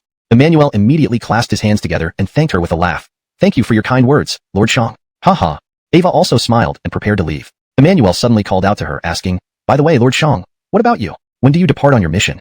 Ava replied, our departure time is confidential and cannot be disclosed to you. Emmanuel immediately understood and said, got it. I shouldn't have asked, forget I asked. Ava smiled and nodded. I'm leaving then. With that, Ava opened the door, left the room, and walked away. The next morning, people from Granville's residence delivered 2 sets of official uniforms for a military officer. One set was more formal, suitable for major meetings and important occasions. The other set was more casual, designed for everyday wear by officers, fitting most situations. The person delivering the uniforms told Emmanuel that the military camp only provided 1 set of formal uniforms and 1 set of casual wear, which might not fit perfectly. If they didn't fit well, he needed to visit a tailor shop to make adjustments promptly. Additionally, the delivery person informed Emmanuel that the standard issue uniforms were usually insufficient for daily use, so if he needed extra uniforms for cleaning and changing, he would have to pay for additional custom-made ones himself. For where he could get them made, the person assured him that almost all tailors within the city gate could handle it. Only the price and material quality varied. After dismissing the staff from Granville's residence, Emmanuel immediately tried on both sets of uniforms. He found them quite fitting but noticed the sleeves were slightly too long and the waist a bit too loose, requiring minor adjustments. After changing back, Emmanuel went downstairs to leave the inn. He remembered there was a tailor shop nearby where he could make the necessary alterations and order a few more sets for washing purposes. As he walked down, Emmanuel saw Maven. Her foot injury had fully healed, and she now walked without any issues. Maven spotted Emmanuel and waved happily, calling out, Emmanuel! Upon hearing her, Maven bounced over to him and asked, Emmanuel, where are you going? Emmanuel patted the 2 sets of uniforms in his hands and replied, to adjust these clothes. What about you? Maven giggled, my medicine is running out, so I'm buying some more as backup. Emmanuel nodded but felt something odd. He looked around and asked, Xiaobai, why is the inn so quiet today? Usually at this hour, I see members of the Black Heaven Agency everywhere. Maven immediately replied, didn't you know? They left on a mission before dawn. Emmanuel shook his head, surprised. I didn't know. Last night I asked Lord Shang, but she said it was a secret, so I didn't press further. I didn't expect it to be this morning. Maven thought for a moment and said, maybe Sister Exiner didn't want you to worry, so she didn't tell you. Emmanuel nodded, thinking that might be the case. Suddenly, Maven whispered, hey, Emmanuel, I heard you're working for Granville. What's your position? Emmanuel replied, coordinator of the Armory Supervision. Armory Supervision Coordinator? Maven frowned, puzzled. I've never heard of that title. I only know about the inspector, chief, commissioner, and messenger. Never heard of a coordinator. Emmanuel laughed and teased. It's not surprising. It's a temporary title created by His Highness Granville. No rank or grade, just someone to help out. Ah. Maven was confused, looking puzzled as she asked, Emmanuel, what were you thinking? Why did you refuse Miguel? She continued, wouldn't it be better for you to join our Black Heaven Agency as a warrior? If you perform well, you could be promoted to 3rd class Black Heaven Aircart, which is a proper 7th rank official. Isn't that much better than this unranked coordinator role? Emmanuel didn't want to explain the reasons behind his choice, so he smiled and said, Xiaobai, it's a long story. Let's talk about it another time when we have the chance. Right now, I need to get these clothes adjusted. I have to wear them tomorrow. Maven immediately replied, all right, go ahead quickly. I'll wait for Hayden to come. Emmanuel nodded, smiled at Maven, and then left the inn. 15 minutes later, Emmanuel arrived at the tailor shop near the inn. Under the skillful hands of the tailor, the 2 sets of uniforms were perfectly fitted. Satisfied, Emmanuel ordered another set of official uniforms and 3 casual sets, agreeing to collect them in a few days. After paying, Emmanuel didn't return to the inn immediately. Instead, he wandered along the street to a decorative item shop to buy a few accessories. Emmanuel first picked out a type of belt known as dye-dye. This was essentially a functional belt, usually made of leather with metal parts, worn on the outside of the waist. It had strong storage capabilities, allowing the user to hang items such as water flasks, wallets, fans, incense pouches, knives, swords, musical instruments, quivers, pins, ink, paper, brushes, and virtually anything else one could think of. Most military personnel wore a dai because it was practical and convenient. Even people from the martial world liked using it, often attaching wine flasks, flutes, daggers, and various tools to it. Besides the dai, Emmanuel also bought an exquisite jade pendant and a bright green jade ring. Actually, Emmanuel wasn't used to wearing jade pendants, but he noticed that men of any standing always wore one on their waists, even those who dressed carelessly like Dave. Some people even wore 2 or 3 jade pendants, which seemed a bit exaggerated. In the past, as a merchant, Emmanuel didn't care whether he wore a jade pendant or not. No one paid attention to that detail. But now, it was different. To put it dramatically, half of Emmanuel's foot had stepped into the officialdom, so having a jade pendant was indispensable. Emmanuel referred to it as following the crowd to blend in. As for the jade ring, Emmanuel didn't buy it to show off or flaunt his status. Because in this era, the archer's thumb ring was still a tool used for archery. It has a groove on the underside that, when worn on the thumb, can be used to hold the bowstring to assist in shooting arrows. Most importantly, the thumb ring also serves as protection, preventing injury from the swiftly retracting bowstring during arrow release. Considering he would frequently handle military equipment in the future, an archer's thumb ring was also an essential item. The letter was quite long, spanning 5 or 6 pages, in which Emmanuel detailed his current situation and expressed his deep longing. He sincerely hoped Paula could understand and forgive him. After sealing the letter to Paula, Emmanuel paused for a moment before picking up his pen again. This time, he was writing to Meadow. Emmanuel carefully chose his words, then slowly wrote, "Xianger, though I am far away, my thoughts are fiercely with you." After all, since he would frequently deal with military equipment in the future, the archer's thumb ring was an essential item. The letter was quite long, spanning 5 or 6 pages. In it, Emmanuel detailed his current situation and expressed his deep longing, sincerely hoping that Paula could understand and forgive him. After sealing the letter to Paula, Emmanuel thought for a moment and then began writing again. This time, the letter was for Meadow. Emmanuel organized his thoughts briefly before slowly writing, "Xianger, though I am far away in a foreign land, my heart yearns for you intensely." Because in this era, the archer's thumb ring was still a tool used for archery. Directly below the archer's thumb ring is a groove that, when worn on the thumb, can be used to hold the bowstring to assist in shooting arrows. Most importantly, it serves a protective function, preventing the fast recoiling bowstring from injuring the fingers during release. Since he would frequently be dealing with military equipment in the future, an archer's thumb ring was also an essential item. The letter was quite long, spanning 5 or 6 pages. Emmanuel detailed his current situation in the letter and expressed his deep longing, as well as his sincere hope that Paula could understand and forgive him. After sealing the letter to Paula, Emmanuel thought for a moment and then began writing again. This time, the letter was addressed to Meadow. Emmanuel organized his thoughts briefly before writing slowly, "Xianger, though I am far away in a different place, my thoughts are wildly focused on you." Because in this era, the archer's thumb ring was still a tool used for archery. Right below the archer's thumb ring is a groove that, when worn on the thumb, can be used to hold the bowstring to assist in shooting arrows. Most importantly, the thumb ring also serves as protection, preventing the swift retracting bowstring from injuring the fingers during release. After all, since he would frequently deal with military equipment in the future, the archer's thumb ring was an essential item. The letter was quite long, spanning 5 or 6 pages. In it, Emmanuel detailed his current situation and expressed his deep longing, sincerely hoping that Paula could understand and forgive him. After sealing the letter to Paula, Emmanuel thought for a moment and then began writing again. This time, the letter was for Meadow. Emmanuel organized his thoughts briefly before slowly writing, "Xianger, though I am far away in a foreign land, my heart yearns for you intensely." Chapter 341. You really thought of that? In the early morning, Emmanuel changed into a brand new official uniform. After dressing neatly, he set out from the post station. The camp of Lan Yen Pass was still some distance away from the city. Therefore, Emmanuel walked outside the city walls, hired a donkey cart with money, and bought some breakfast. He got into the cart, ate while going for duty. Mac originally intended to send a carriage to take Emmanuel to the big camp, but was firmly refused by him. The reason was simple. Emmanuel did not want to be too ostentatious, just wishing to keep a low profile, trying not to invite trouble. The donkey cart was bumpy. Emmanuel felt quite uncomfortable during the ride, almost vomiting. When he saw the camp far away, Emmanuel hurriedly stopped the cart and decisively got off, heading towards the camp gate. Thanks to this short walk, Emmanuel gradually recovered. Upon reaching the camp gate, a soldier stopped Emmanuel. Emmanuel immediately identified himself and showed his appointment papers. Only then did the soldier let him through and pointed out the direction to the arsenal. Emmanuel thanked the soldier and entered the camp gate, heading for the arsenal. On the way, Emmanuel was curious and fascinated by everything, walking and stopping from time to time, showing extraordinary interest. At this moment, the camp was already filled with a busy atmosphere. The soldiers were practicing on the huge drill ground, their powerful shouts shaking Emmanuel's heart, enveloping the entire military camp in a serious and tense atmosphere. Deviating the journey, Emmanuel asked for directions once more. Upon seeing Emmanuel in official attire, the soldier enthusiastically directed him. 15 minutes later, Emmanuel finally arrived at the barracks of the arsenal. Because there were many houses and no obvious signs, Emmanuel had to stop a passing soldier. "Brother, please ask where's the office of the arsenal inspector? I am the new assistant arsenal inspector and am here to report for duty today." Emmanuel smiled. The soldier looked at Emmanuel curiously, sized him up and down, then pointed to a direction. "The inspector is over there. Look, that tallest and biggest barrack is it." Emmanuel thanked him and hurriedly headed there. Looking at Emmanuel's receding back, the soldier wondered with a puzzled face. Strange, What kind of official is an assistant arsenal inspector? Soon, Emmanuel came to the door of the barracks. This was a very spacious barracks, containing about 10 desks neatly arranged inside. But no one was present now, making the place look strange and empty. Emmanuel immediately looked toward the deepest part of the room, which should be the main official's position. There stood the largest and widest desk, cluttered with various items. Is this their office? Emmanuel muttered to himself. It does resemble a private school. Then, Emmanuel turned to look around the room, noticing weapon racks along both walls. On them were swords, spears, shields, and armors, all old and worn-out items. Although the barracks were spacious, except for a few pillars, there were no other visual obstructions. If anyone was inside, they could be seen at a glance. Nevertheless, Emmanuel still loudly asked, "Is anyone here?" No one answered. Emmanuel waited for a moment at the entrance, and couldn't help stepping into the barracks. Emmanuel didn't touch the things on the desks, he just slowly walked between them, observing the surroundings. After some observation, Emmanuel found that each desk contained different items, indicating that everyone had separate tasks.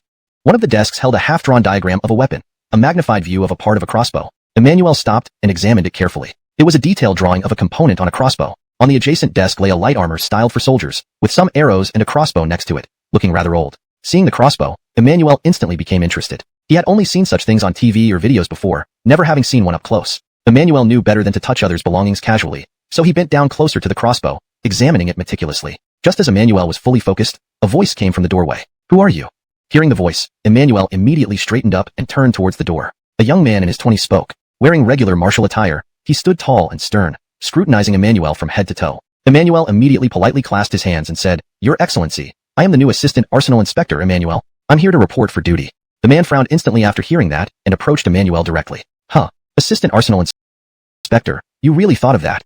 The man chuckled mockingly. Then his expression suddenly changed, pointing his finger angrily at Emmanuel. "Detestable spy, daring to impersonate an arsenal inspector and infiltrate our camp. You have no fear of heaven."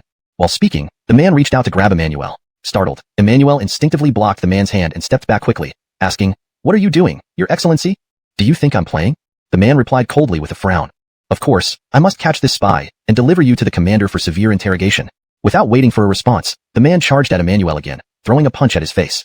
Emmanuel dodged quickly, shouting, "Hey, can't you understand human speech? I've told you, I'm the new Assistant Arsenal Inspector, not a spy. Do you take me for a fool?"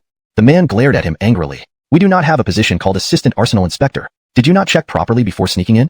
Saying that, the man attacked Emmanuel again. Emmanuel wanted to continue explaining but couldn't, because the man's attacks were fierce, his fists reaching Emmanuel's eyes in an instant. Emmanuel had no choice but to fend off the man to avoid getting beaten for no reason. With a basic background in combat, Emmanuel barely managed to parry a few moves, but after a while, he began to struggle.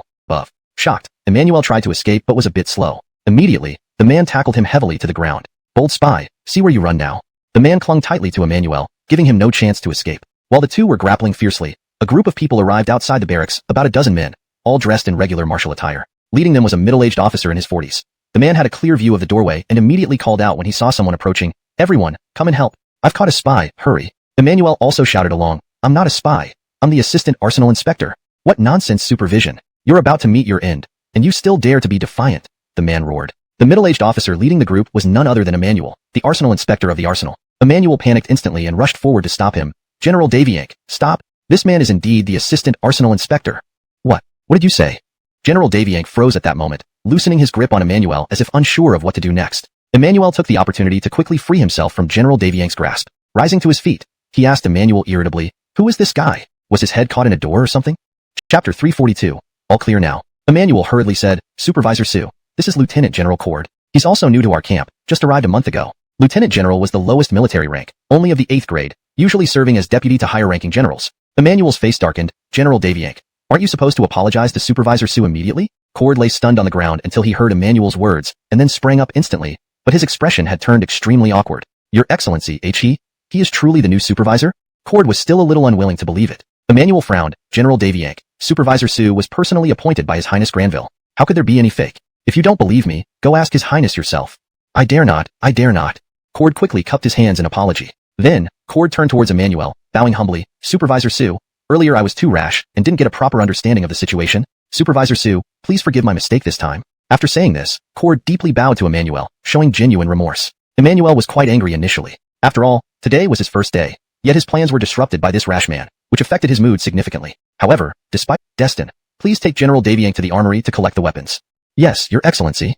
Destin immediately responded, looking towards Cord. Cord expressed another apology to Emmanuel and followed Destin out of the barracks. Emmanuel now understood Emmanuel's identity and intended to present his appointment documents. Just as he reached into his sleeve, He remembered the document had slipped out of his hand when Cord tackled him. Looking around, Emmanuel quickly retrieved the document, brushed off the dust, and presented it to Emmanuel with both hands. Your Excellency, these are my appointment documents. Please review them.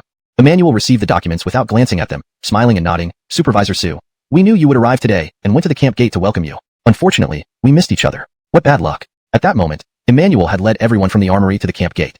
But Emmanuel entered the camp via a different route, thus they didn't meet. Emmanuel thought, no wonder no one was around.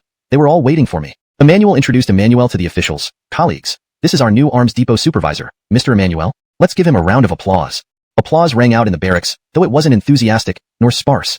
It sounded rather perfunctory. Emmanuel then said to Emmanuel, Your Excellency, as a supervisor without rank or grade, calling me adult might be inappropriate. Emmanuel smiled, shaking his head. Baker, it's perfectly fine. Everyone calls their superiors like this. You'll get used to it. Then, he told everyone, get back to work. Don't let your duties be delayed.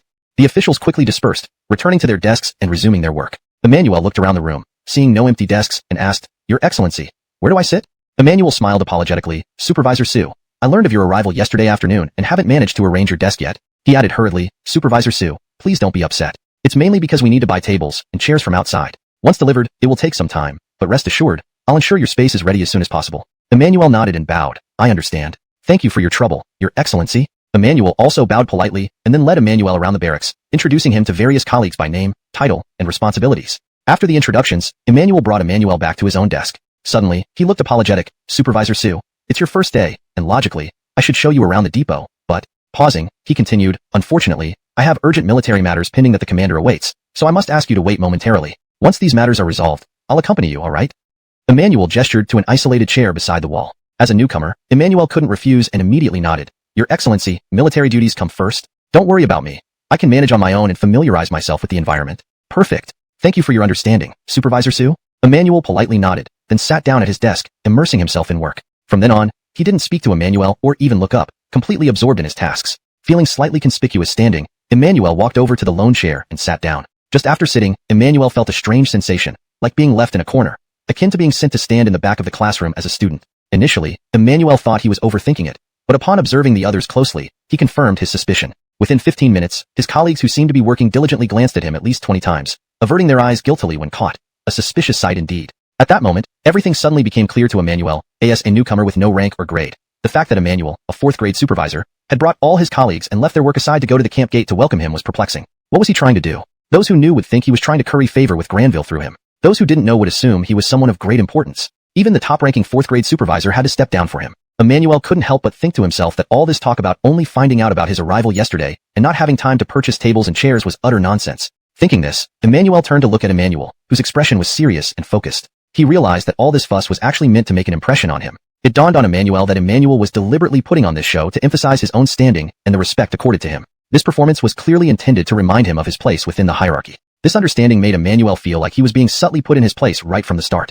Hashtag chapter 343, Social Butterfly Cord. After Emmanuel figured everything out, he naturally did not stay to sit in punishment any longer. Thus, Emmanuel got up and walked toward Emmanuel. His movement drew many glances from people inside the room, but everyone only peeked furtively without raising their heads openly. Emmanuel appeared to be focused on his work, but in reality, he had noticed Emmanuel approaching with his peripheral vision. He just pretended not to have seen. Emmanuel walked up to the desk and said, Inspector Darun, I suddenly feel a bit uncomfortable in my back. I'd like to go outside for some movement. Please carry on with your work, there's no need to worry about me. Note, the term Inspector Darun seems to be a mix of Chinese and English. If Darun is part of the title, it should be translated fully into English or kept in its original form based on the rest of the document style. Here it's assumed that Darun is part of the respectful address and translated as Inspector. Adjust accordingly if needed. Emmanuel turned around, feigning concern. Su Deputy, what happened to your back? Is it serious? Should I call a medic over to check on you? Emmanuel smiled and shook his head. No need, it's nothing much. A short walk should do. Having said that, Emmanuel made a slight bow towards Emmanuel and turned to leave. Emmanuel immediately stopped him. Su Deputy, you've only just arrived and aren't familiar with the camp. Why don't you stay for a moment while I finish up here, and then I can accompany you? Emmanuel smiled and declined. Inspector, I'll pass. That chair is crooked and uncomfortable to sit in. Upon hearing this, Emmanuel was momentarily taken aback, realizing that Emmanuel was hinting at something. He inwardly marveled at how quickly Emmanuel caught on. Before he could recover, Emmanuel had already walked away. Watching him go, Emmanuel frowned slightly.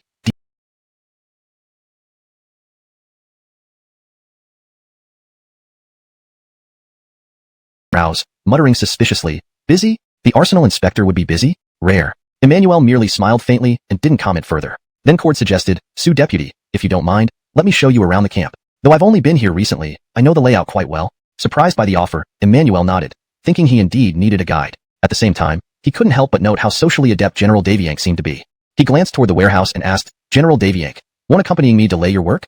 No, it won't. All necessary supplies have been collected, and the men will move them later. No need for me to follow, Cord answered with a smile, then instructed a soldier briefly before returning to Emmanuel. Let's go, Sue Deputy. The stables are just ahead.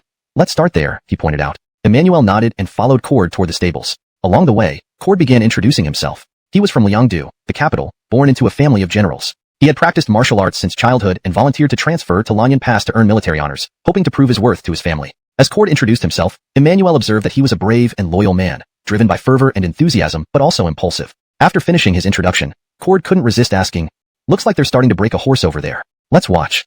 Seeing the commotion, Emmanuel nodded eagerly. They quickened their pace to the gathered crowd. As they neared, Emmanuel recognized a face. It was General Cortez, whom he had met earlier in Shinjo City. Noticing Cortez as well, Cord called out loudly, General Chun, who's training that horse? Ah, it's you. Huh. At the sound, Cortez and others looked over. General Daviank. General Daviank.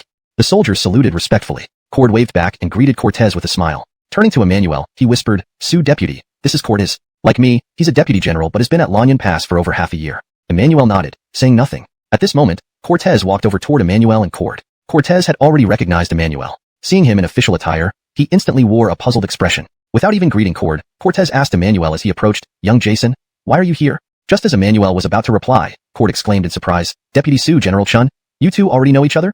Chapter 344, Cortez tames a horse. Emmanuel nodded and smiled, yes, we've met once before. Once? Where did you meet? Cord asked curiously. General Daviank, I'll tell you all about it later. Emmanuel replied to Cord before explaining to Cortez why he was at the camp. Cortez listened and then nodded, cupping his fists in greeting, Assistant Sue, please take care of me in the future. Emmanuel immediately returned the gesture, please take care of me as well, General Chun. General Daviank, Assistant Sue, I can't chat with you now. I still have to tame that horse over there.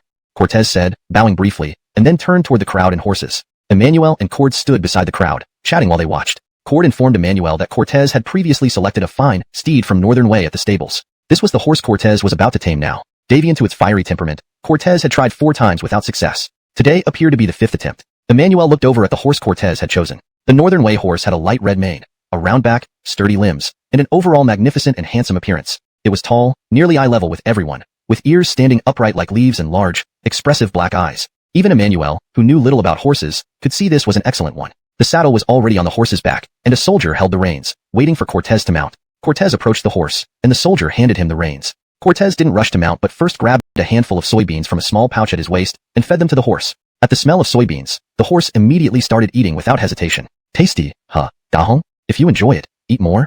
But let's get one thing straight. You've eaten my treat, so you need to listen to me this time. No repeating what happened last time, okay? Otherwise, no treats next time. As Cortez fed the soybeans, he whispered softly into the horse's ear. Of course, only Dahong could hear these words. Cortez believed that his previous failures were due to not establishing a bond with Dahong. So, after each failure, he came daily to feed Dahong various treats, soybeans, premium feed, watermelon, and sometimes fruits. After some time building rapport, Cortez felt confident enough to try again today, hoping this time would be different. Once Dahong finished the soybeans, Cortez gently patted it, stepped into the stirrup, and effortlessly leaped onto the horse's back in one smooth motion. Upon mounting, Dahong became agitated, thrashing and twisting its body, clearly uncomfortable with having someone ride it. Cortez gripped the reins tightly, concentrating on calming Dahong, shouting, Listen up, Dahong, you've eaten my food, so don't back out now. But Dahong remained defiant, continuing to leap and wildly swing its hind legs in an attempt to dislodge Cortez. Despite Dahong's efforts, Cortez was thoroughly prepared. His legs clung firmly to the saddle, showing no signs of being thrown off. Soon, the surrounding soldiers began cheering for Cortez. General Chun, great job. General Chun, you're almost there, keep going. General Chun, just a little more effort. Seeing the enthusiastic atmosphere, Cord couldn't help but join in. General Chun, don't fall off, I believe in you. Although Emmanuel didn't cheer, he silently hoped for Cortez's success. A moment later, Dahong's resistance noticeably weakened. Sensing this, Cortez shouted joyfully, Dahong, stop struggling. As long as you behave, you'll have treats every day. Remarkably, Dahong seemed to understand Cortez's words, quickly calming down and ceasing its struggle. Elated, Cortez urged the horse forward, exclaiming, Go, go. Soon, Dahong accelerated, eventually reaching top speed under Cortez's command, galloping freely. At this moment, the hoofbeats sounded like drum beats, crisp and rhythmic, echoing across the ground. Emmanuel, witnessing the horse's high speed run up close for the first time, felt an adrenaline rush, energized by the rhythmic sounds. After several laps around the stable area, Cortez slowed Dahong and returned to the crowd. Well done, General Chun. Another wild horse tamed. Congratulations, General Chun. People congratulated him with laughter and applause. At this moment, Cortez felt both excited and elated because his efforts finally paid off. He had tamed this fierce horse. Dismounting, Cortez fed Dahong another handful of soybeans before handing the reins back to the soldier, satisfied and walking away. Cortez approached Emmanuel and Cord, happily saying, "Good luck today." Dahong gave me face, making sure I didn't embarrass myself. Cord laughed, "General Chun, when it comes to horse taming, you're the undisputed expert here. You're the best." Saying this, Cord gave a thumbs up. Cortez shook his head with a smile. "General Daviank, since you're here, how about you pick one and give it a try?" Cord waved his hands immediately. "No, thanks. Horse taming is beyond me. I know my limits. Riding your tamed horses is good enough." Turning to Emmanuel, Cord asked, "Assistant Sue, are you interested in trying?" Emmanuel laughed, pointing at his nose. "General Daviank, I can barely ride a horse, let alone tame one. If you want to kill me, just say so." "What? You can't ride a horse?" Cord exclaimed, looking at Emmanuel in astonishment. Cortez explained, "General Daviank, Assistant Sue is a scholar. Why would it be strange that he can't ride a horse?" Cord nodded in realization. That makes sense. Cortez chatted briefly with Emmanuel and Cord before excusing himself to talk happily with the soldiers by Dahong. Emmanuel suggested, "General Daviank, let's go see other places." Cord nodded and suddenly asked, "Hey, Assistant Sue, do you want to learn how to ride?" Emmanuel was taken aback for a moment before nodding. "I'd like to, but no one has taught me." Cord slapped his chest. "I can teach you. Although my riding skills aren't as good as General Chun's, I can definitely teach you to ride." "That's great, General Daviank. If you can teach me, I'll certainly repay you," Emmanuel said, getting excited. Actually, Emmanuel had long wanted to learn to ride but never found the time or opportunity. With someone willing to teach him now, it was perfect. Cord shook his head, smiling. "Assistant Sue, repayment isn't necessary. Just remember to treat me to a meal once you've learned." "Absolutely." Emmanuel laughed. Leaving the stables, Cord led Emmanuel to a nearby kitchen. Cord pointed to a room. "Assistant Sue, that's where officials dine. Make sure you don't go wrong. Oh, here's a tip. Try to arrive early and don't miss the mealtime, or you won't get much food. You don't know. Those people are like hungry ghosts reincarnated, devouring anything in sight." Cord's strange tone at the end immediately made Emmanuel laugh. "Ha ha ha, thanks for the reminder, General Daviank. I'll make sure to come early." Cord smiled and nodded, then pointed ahead and said, "Assistant Sue, over there is the crossbow camp. Everyone should still be practicing with the crossbows. Let's go take a look." Chapter 345, Test Firing the Crossbow. "All right." Emmanuel nodded in agreement and proceeded with Cord towards the crossbow camp. After walking for a while, Emmanuel spotted an expansive archery range. Despite the sun already being high in the sky, causing temperatures to rise gradually, hundreds of soldiers were divided into multiple groups on the field. Each group stood in front of a row of targets, holding crossbows and practicing their shooting. "Release." Suddenly, a command echoed across the range. Emmanuel followed the voice and saw one group of soldiers release their arrows towards the targets. However, due to the distance, it was hard to tell how many hit their marks. Soon after, several more "release" commands were heard, indicating various groups engaging in shooting drills. Observing this, Cord turned to Emmanuel and said, "Coordinator Sue, this is our crossbow camp. What do you think? Not bad, right?" Emmanuel nodded approvingly. "Indeed, the morale here is quite high, and everyone seems highly motivated." Cord agreed. "Of course. Commander Damon oversees this camp. No one dares to slack off or cut corners under his leadership. He's strict about discipline." Curious, Emmanuel asked, "General Daviank, who is Commander Damon?" Cord introduced Commander Damon Jiaxio, who was 41 years old and held the rank of a third-grade military officer. 5 years ago, he joined the Lanyan Pass encampment and was promoted to commander of the crossbow camp due to his outstanding performance. Known for his steady and serious demeanor, Damon abhorred deceitful people. Scanning the field, Cord couldn't find Commander Damon and said, "Commander Damon doesn't seem to be here today. Otherwise, I could introduce you." Emmanuel smiled. "No rush, plenty of opportunities later."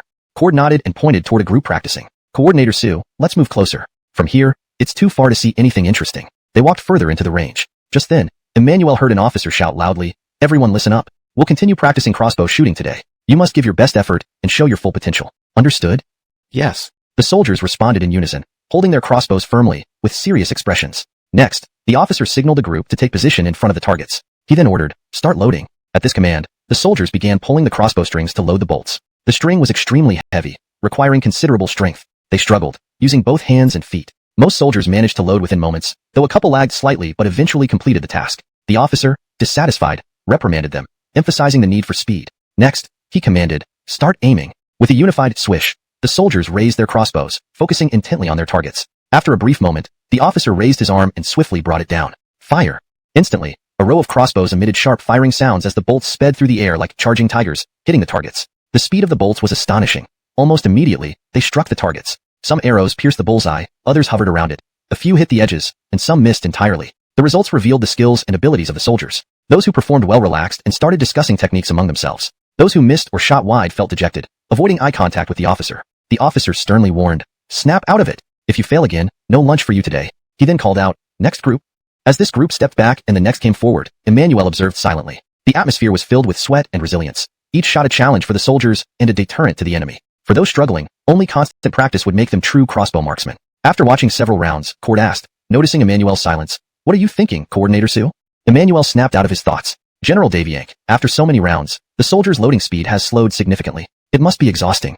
Cord nodded. "Yes, crossbows are great, but loading them is strenuous. Even I'd struggle if asked to load 7 or 8 times continuously." Just then, the officer ordered a short break. As soldiers put down their crossbows and rested, Cord suggested, "Let's try a few shots ourselves while they rest." Emmanuel hesitated, but Cord was already pulling him towards the targets. "Zoran, we'll shoot a couple while you rest," Cord said to the officer. He then introduced, "Zoran, this is the new coordinator from the armory department. I'm showing him around." Officer Ahill bowed respectfully and agreed promptly. Cord picked up a crossbow and handed it to Emmanuel, who felt its weight immediately. Realizing its heaviness, Emmanuel struggled to lift it. Cord effortlessly loaded a crossbow nearby, drawing Emmanuel's attention to his strength. Trying to emulate him, Emmanuel found the bowstring much heavier than expected, unable to pull it without help. Seeing this, the soldiers chuckled, though they stifled their laughter given Emmanuel's official attire. Cord grinned and advised, "Coordinator Sue, you need to use both hands and feet." He demonstrated, and Emmanuel quickly learned, managing to load the crossbow with assistance from his feet, but still finding it challenging. After preparing the bolts, they positioned themselves at the firing line. Cord aimed first, releasing the bolt with precision. It hit dead center. "Beautiful shot, General Daviank." Officer Ahill applauded, followed by cheers from the surrounding soldiers. Feeling accomplished, Cord turned to Emmanuel. "Coordinator Sue, your turn." Though inexperienced, Emmanuel knew the basics. Align the sights, steady hands, and a calm mind to ensure accuracy. Emmanuel took a deep breath, then picked up the crossbow, held his breath, and began aiming at the bullseye. At Cord's signal, the people around quickly fell silent. Everyone was curious to see how Emmanuel would perform. After a brief moment of aiming, Emmanuel finally pulled the trigger. The sharp sound of the mechanism rang out, and with a whoosh, the bolt shot straight toward the target. At that instant, everyone's gaze turned to the target ahead. Soon, Cord saw the result clearly and clapped approvingly, shouting, "Well done." Emmanuel focused his eyes on the target, feeling both surprised and relieved, because his arrow hadn't missed the target. In fact, it had landed very close to the red center, just less than an inch away. Chapter 346, Entangled in Troubles. Emmanuel was secretly relieved, feeling as if a blind cat had accidentally caught a dead rat. However, he was also delighted because many people were watching. If his shot had missed earlier, it would have been embarrassing. At that moment, Zoran and the surrounding soldiers began to clap and cheer. Cord asked, "Assistant Sue, I didn't expect your crossbow skills to be so accurate, truly impressive." Emmanuel waved his hands hastily and said, "General Daviank, you might not believe this, but today is my first time using a crossbow. Hitting the target was purely due to good luck." "How could that be?" Cord immediately shook his head. "Assistant Sue, stop being modest. From the way you shot just now and the accuracy, it doesn't seem like it's your first time using a crossbow." Emmanuel was helpless, shrugging with a smile. "General Daviank, there's nothing I can do if you don't believe me." Actually, Cord didn't care whether it was Emmanuel's first time or not. He then urged, "Assistant Sue, let's go again." As he spoke, Cord loaded the bowstring on his crossbow single-handedly, still effortlessly. Emmanuel thought the first hit was pure luck, but not necessarily the second one. So, he put down the crossbow, not wanting to embarrass himself in front of everyone. Cord did not press him and started shooting on his own. In the following time, Cord shot 5 more arrows, 3 of which hit the bullseye, while the other 2, although off-center, were very close. All 5 shots were made with one hand initially, but as the number of shots increased, so did the arm strength required. By the 7th shot, Cord finally had to use both hands to load the string. While loading the string, Cord remarked to Emmanuel, "Assistant Sue, this crossbow is great, but loading the string is too tiring. Using it several times is even more exhausting than a regular bow." Thinking of something, Cord suddenly had an idea and asked, "Hey, Assistant Sue, aren't you skilled in making weapons? Could you think of a way to make loading the crossbow easier, to save some effort?" Zoran, who overheard Cord's words, laughed. "General Daviank, how many times have you said that? I remember you asked several officials from the Military Equipment Bureau before. They couldn't come up with a solution either." Cord retorted immediately, "Zoran, I disagree. Just because they couldn't figure it out doesn't mean Assistant Sue can't either. Did you know? Assistant Sue is specifically chosen by His Majesty Granville. He is young but has already been entrusted with important tasks by the prince. How could he be incompetent? Am I right, Assistant Sue?" Cord even sought confirmation from Emmanuel. Emmanuel was momentarily speechless, thinking, "Why are you saying all this? And why ask me at the end? Should I agree or deny it?" At that moment, Emmanuel sensed something amiss. Glancing around, he noticed that Zoran and the other soldiers were eyeing him skeptically. It seemed they were implying that someone so young wouldn't have significant skills and must be here through connections. Emmanuel became slightly irritated. Originally, he planned to keep a low profile upon arrival, but after meeting Cord, who treated him as a spy and threw him to the ground, things went awry. Then Carmine greeted him at the camp entrance with all colleagues and later punished him. Now, Cord was openly proclaiming that he was chosen by Granville. Isn't this pushing him into the limelight unnecessarily? Emmanuel felt suspicious and looked at Cord warily, wondering if it was intentional. Seeing Emmanuel looking at him without speaking, Cord asked, "Assistant Sue, why are you staring at me? Is there something on my face?" Emmanuel shook his head. "No." After that, Emmanuel suggested, "General Daviank, we've been here for quite some time. Let's go elsewhere, shall we?" Cord agreed, putting down the crossbow and nodding, "All right." Just then, a loud voice came from the crowd, "General Daviank, you haven't found a solution yet. Why are you leaving?" Everyone turned to look, including Emmanuel and Cord. The surrounding soldiers quickly parted ways, revealing politely, "General Gio, I have some matters to attend to and won't disturb your training. Goodbye. He turned to leave but was stopped by Hildred, who stretched out a hand. Assistant Sue, you can't leave without providing a solution, Hildred stated. Emmanuel replied, General Geo, I lack experience and can't offer a better solution. Hildred's expression darkened. Assistant Sue, if you can't improve the crossbow, does that mean you're also incompetent? Staring directly at Emmanuel with visible hostility, Hildred continued, you can leave, but only if you shout loudly that you're incompetent. General Geo, direct your grievances towards me, don't make it hard for Assistant Sue. Cord intervened angrily, glaring at Hildred. Hildred nodded slowly to Cord and said, all right, General Daviank, you made these claims, you must take responsibility. Pausing briefly, Hildred added, shout out loud 3 times that you are incompetent, and we'll consider this matter closed, otherwise it won't end. General Geo, don't go too far.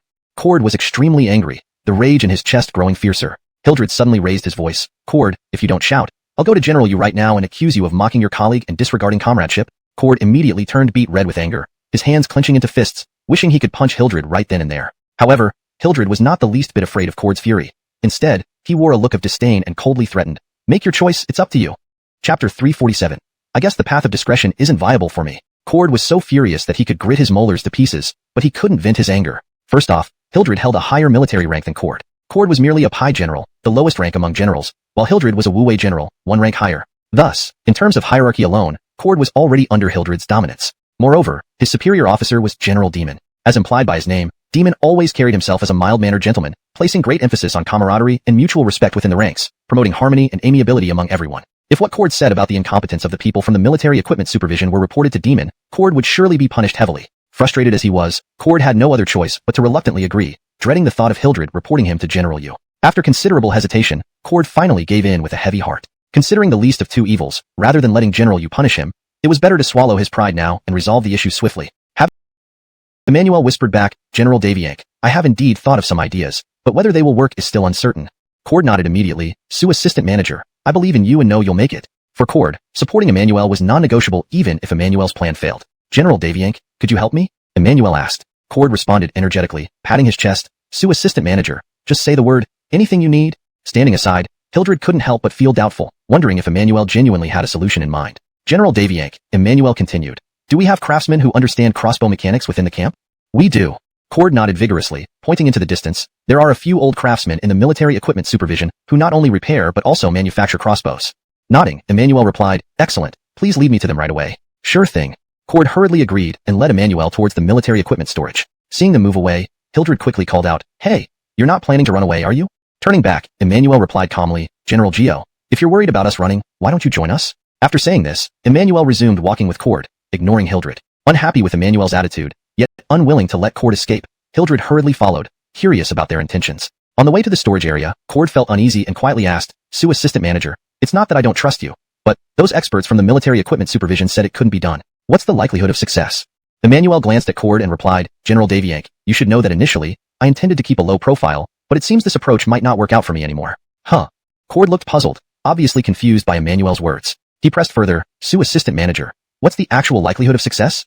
Without responding, Emmanuel quickened his pace, leaving Cord behind momentarily. Cord hurried after him, pleading, Sue Assistant Manager, please tell me. Let me have some peace of mind. Shortly, Emmanuel and Cord arrived at a row of barracks outside the military equipment storage area, accompanied by Hildred. Cord pointed out the workshops where the craftsmen operated and introduced Emmanuel to 2 elderly craftsmen named Master Kit and Antony, both highly experienced after nearly 30 years of service. These are Master Kit and Antony, our newest assistant manager Emmanuel, Cord introduced. Master Kit and Antony, despite unfamiliarity with the new title, respectfully bowed to Emmanuel. Returning the bow, Emmanuel requested their assistance in improving the crossbow design, to which they readily agreed. Delighted, Emmanuel asked Cord to bring a crossbow and explained his thoughts to the masters while pointing at the crossbow.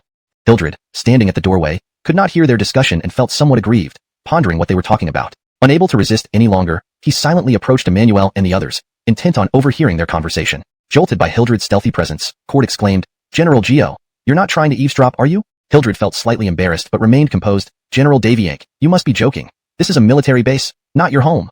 Wanting Hildred gone, Cord insisted, General Geo, we'll inform you once we're done. Please excuse yourself for now. Mockingly, Hildred replied, what? Afraid I'll see something? Why you? Cord fell silent. Focusing on discussing improvements with the masters, Emmanuel demanded, can you 2 quiet down? If you want to argue, do it elsewhere. The room fell silent after Emmanuel's remark, though their eye contact revealed ongoing tension. From then on, Hildred listened intently as Emmanuel discussed modifications involving winches, ropes, hooks, and cranks. Realization struck him. Emmanuel aimed to install a winch mechanism, allowing quicker and less strenuous stringing of the crossbow. It seems like you haven't provided any new Chinese text for me to translate. Could you please provide the specific Chinese text you would like translated into English? I'm here to help. Chapter 348. Successful Improvement. After discussing with the two masters, Emmanuel immediately threw himself into the improvement work. Little did he know that this process would last almost 2 hours. Not only did Emmanuel and Cord miss their lunch, but it also caused the two masters to go without a meal. Throughout this time, whenever Emmanuel needed something, he would ask Cord to fetch it, who complied without complaint, following orders obediently. Although Hildred didn't stay by his side the entire time, he came back several times. Each time he returned, he noticed the progress had advanced, as the winch gradually took shape. By the end of the day near dusk, with the help of the two masters, Emmanuel finally completed the improvement on the crossbow. Emmanuel's first thought was to find Cord for testing. Turning around, he found him lying on a long bench, fast asleep. Emmanuel couldn't help but shake his head and mumble, "He certainly is relaxed." Immediately, Emmanuel approached and shouted loudly, "General Daviank, dinner's ready?" Cord woke up startled and shot up, asking, "Is it dinner time?" "Great. I'm starving." Emmanuel burst into laughter at his reaction. "Ha ha ha." Realizing he was being teased, Cord deflated slightly, scratching his head. "I really thought it was dinner." Smiling, Emmanuel said, "General Daviank, there's better news than dinner." Hearing this, Cord's eyes immediately landed on the improved crossbow in Emmanuel's hand. "Assistant Sue, the crossbow has been successfully improved?" His eyes gleamed with excitement. Assistant Sue nodded. "Yes, try it out and see how it works." Excitedly, Cord leaped up and eagerly took the improved crossbow from Emmanuel, inspecting it carefully. The overall structure remained unchanged, but it now included a winch component.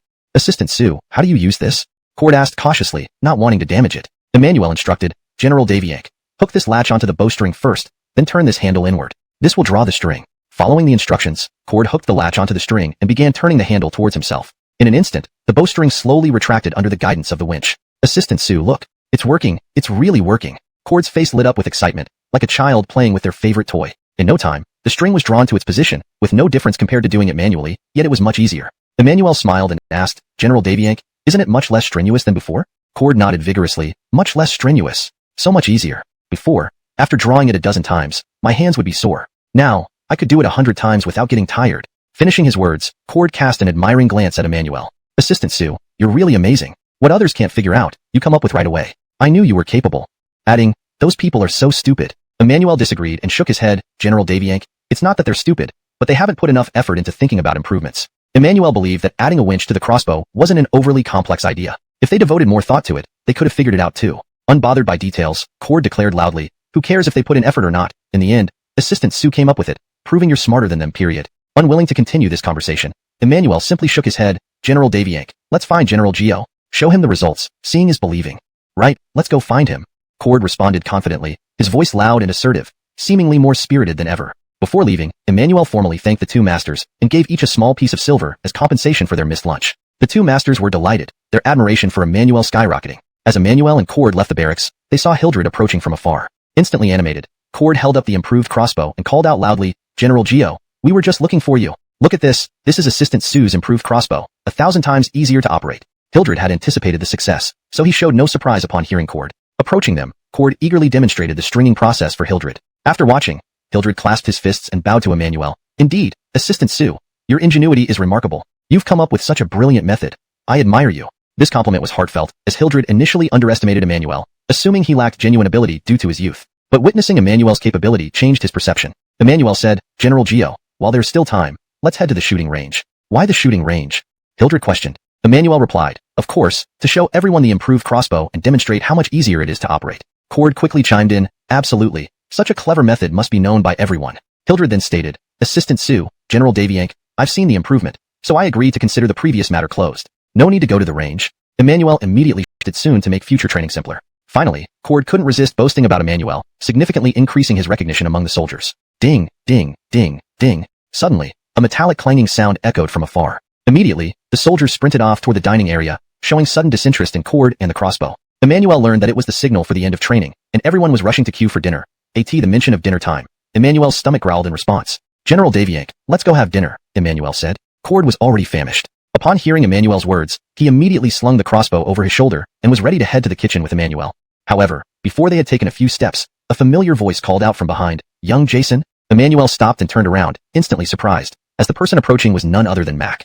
Chapter 349, Lonnie. Cleveland? Emmanuel was somewhat surprised. Emmanuel quickly informed Cord, and then hurriedly walked towards Mac. Mac wasn't alone. Izzy and Jonah were right behind him. When Mac was about 10 paces away from Emmanuel, he suddenly stopped and began to scrutinize Emmanuel with a smile on his face, nodding slowly as he did so. Emmanuel cooperated, standing still to allow Mac to look him over. Then, pausing here, Mac suddenly asked, "Young Jason, Could it be because I used stone bombs to blow up the rockery in our courtyard, scaring father and mother? That's why father banned me from going out.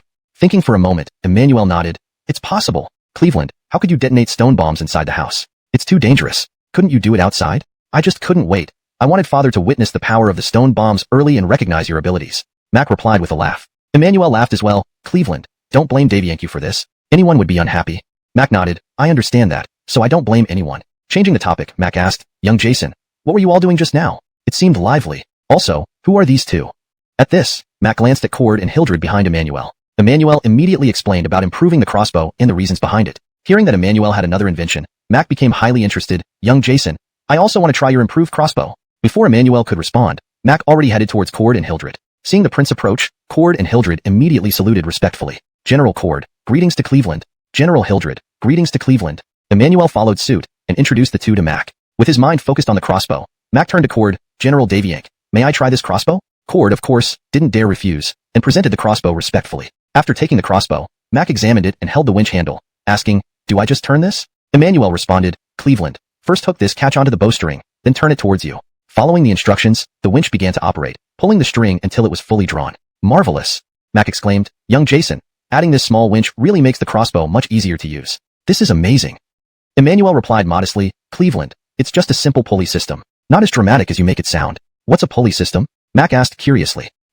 Emmanuel hesitated for a moment, smiling. Cleveland, perhaps we can discuss the pulley system when we have more time. Right now, I'm afraid it might not be appropriate. Mac understood and nodded immediately. Sure, we can talk about it later. Let's not dwell on this for now.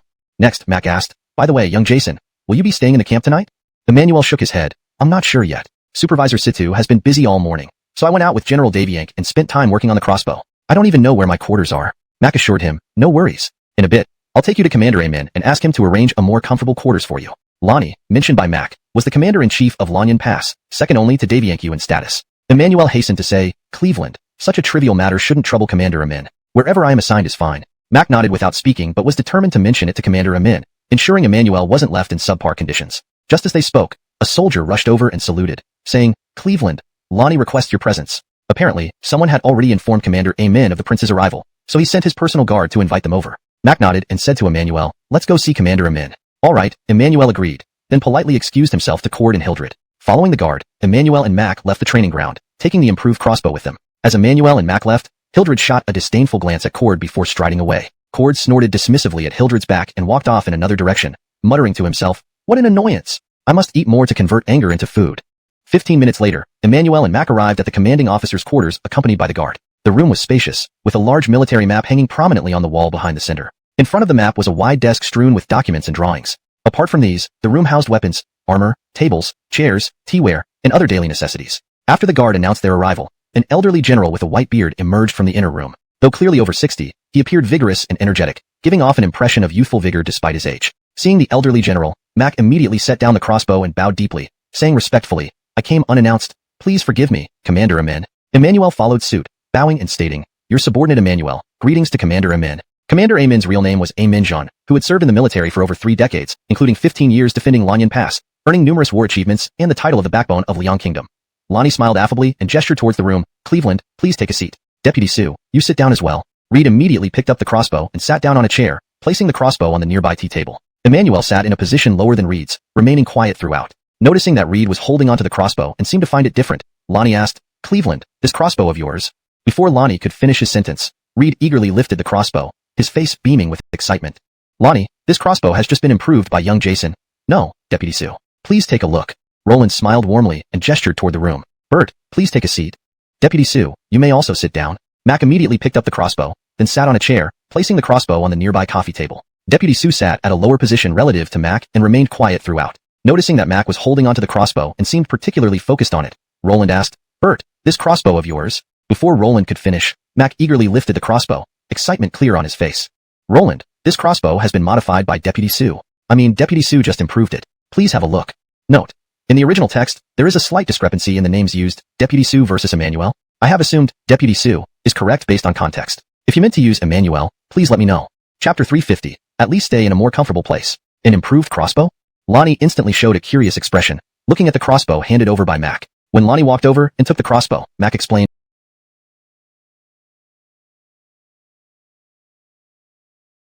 Mac then said, Lonnie, since Assistant Director Su's improvement is so good, why don't we promote it throughout the military? Lonnie nodded. Of course. However, the patterns and specifications of military weapons are strictly regulated by the court. If we want to make improvements, we must report to the court and obtain approval first. Mac quickly asked, how long will that process take, Lonnie? Lonnie thought for a moment. At least 3 months. So long?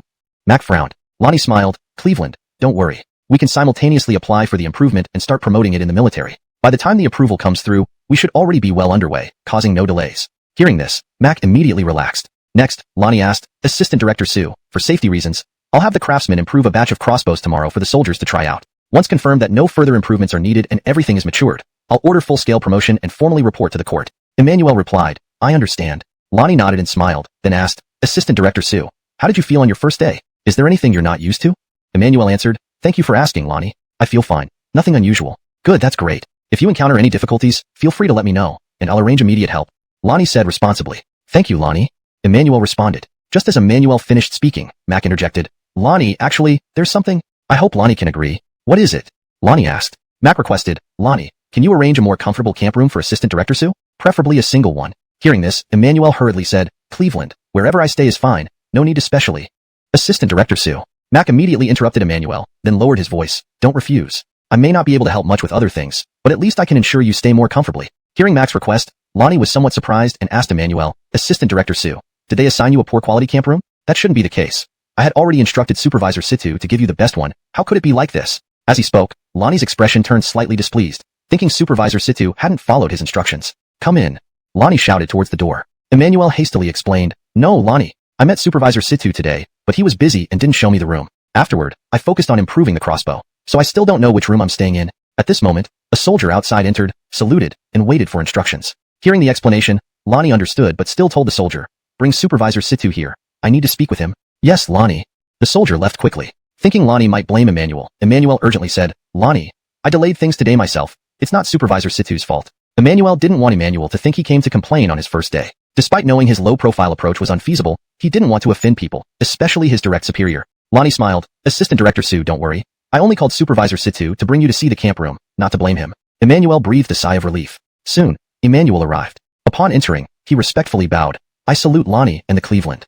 Without waiting for a response, Situ apologized. Lonnie, Cleveland, this official is at fault. All the matters at the armory happened together today, preventing me from attending to Assistant Director Su. I know I'm wrong. Please punish me. Turning to Emmanuel, he bowed apologetically. Assistant Director Su, I sincerely apologize. Today, I did indeed neglect you. Please forgive me. Situ's humble attitude made him seem like a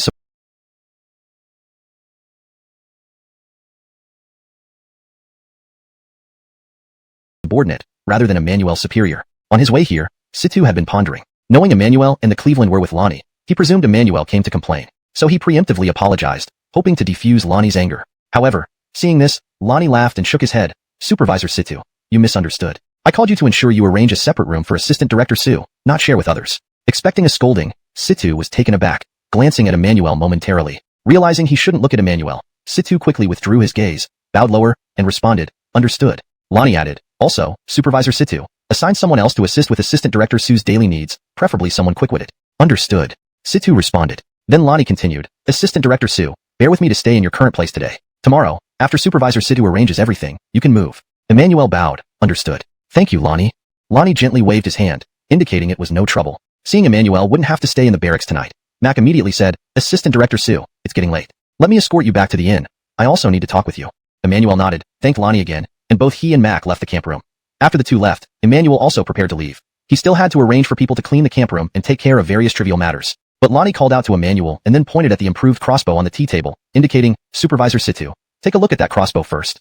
Emmanuel hadn't yet heard about Emmanuel's improvement on the crossbow. He immediately stepped forward and picked up the crossbow with both hands. Lonnie, could this be the new mechanism for loading the bowstring? Emmanuel noticed the winch and handle on the crossbow right away. As the top official of the armory, he instantly understood their function. Lonnie took a couple of steps forward and nodded. This is the crossbow improved by Assistant Director Su today. It requires much less effort to load the string. If you don't believe me, just give it a try. Translation follows the provided guidelines. English only, maintains original paragraph structure, retains character names in pinyin, keeps the tone and style consistent, ensures natural fluency, and adheres to the storyline and logic. Chapter 351.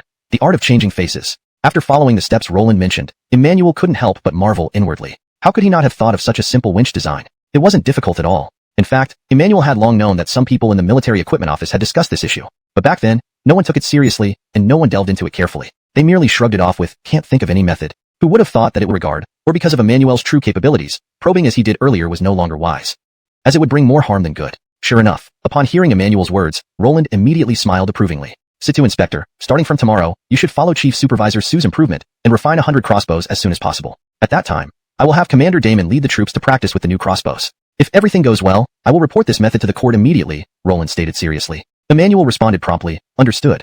I'll complete it as soon as possible. Roland nodded, very good.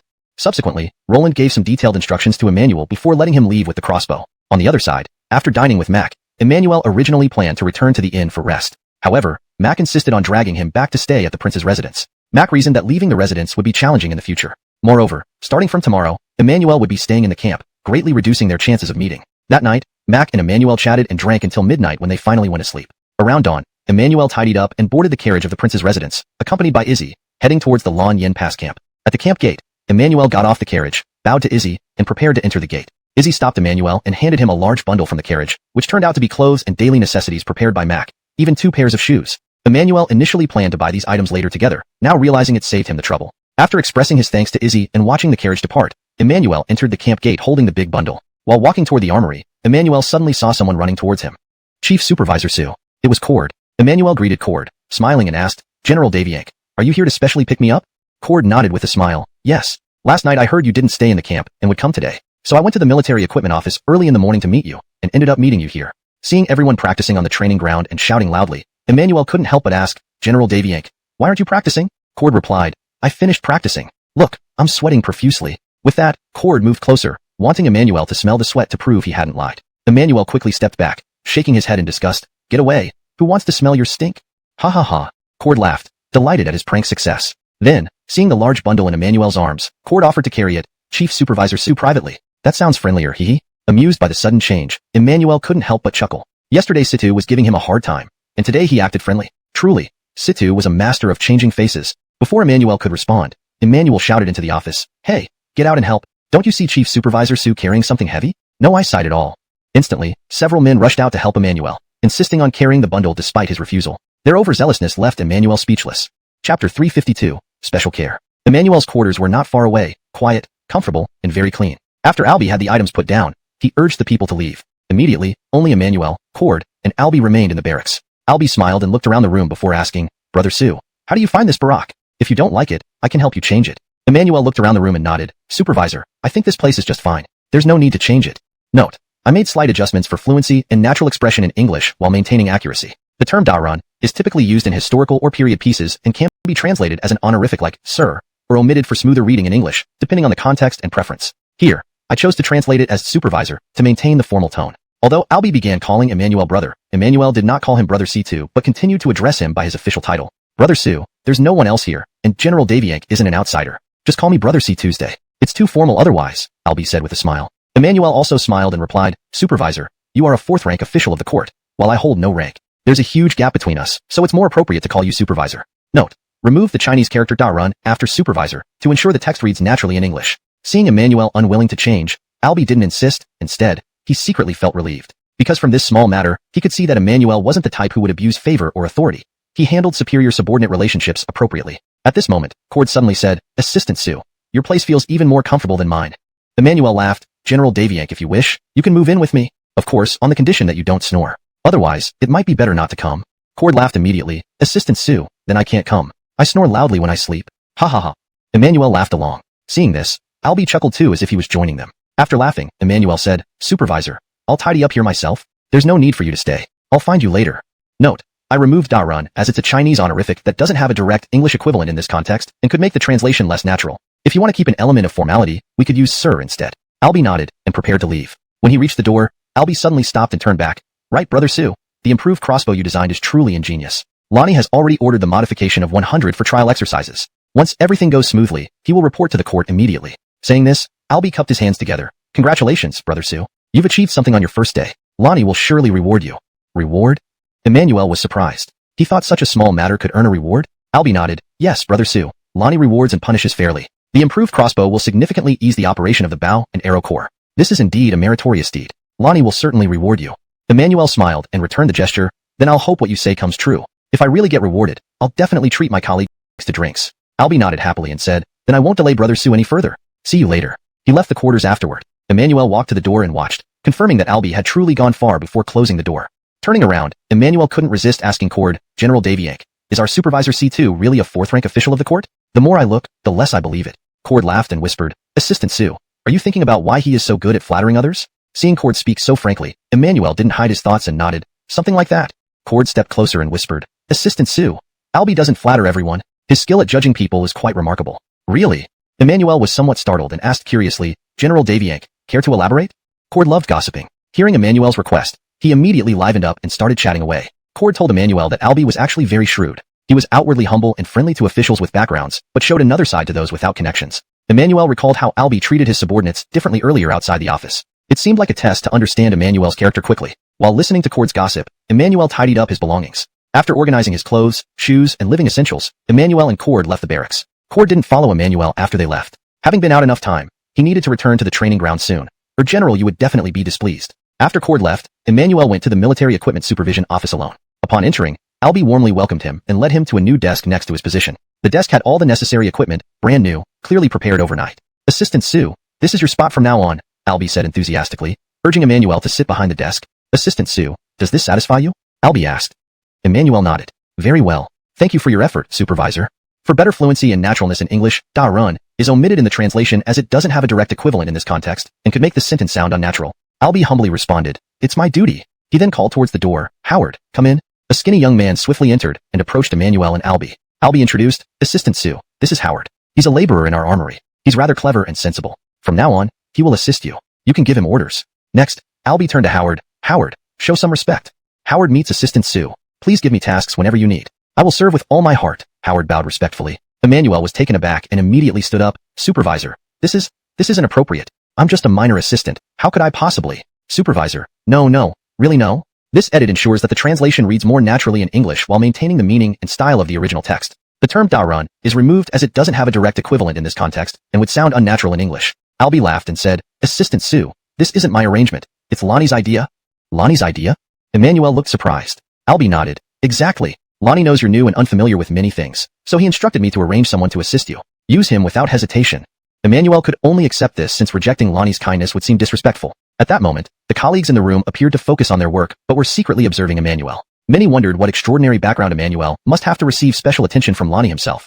Chapter 353, Secret Weapon. Over the next 2 days, Emmanuel's life was relatively peaceful, and he quickly became familiar with most of the tasks and procedures at the armory. Meanwhile, the improvement work on the 100 crossbows was being carried out intensively. During this period, Emmanuel also visited the armory several times to observe and discuss some details, making minor improvements to the winch components. By the third day, Emmanuel felt that he had gotten familiar enough and began planning to start producing stone bombs. Early in the morning, everyone was busy, so Emmanuel did not disturb Emmanuel, but quietly sat down to write and draw. About an hour later, Emmanuel saw Emmanuel get up and head outside.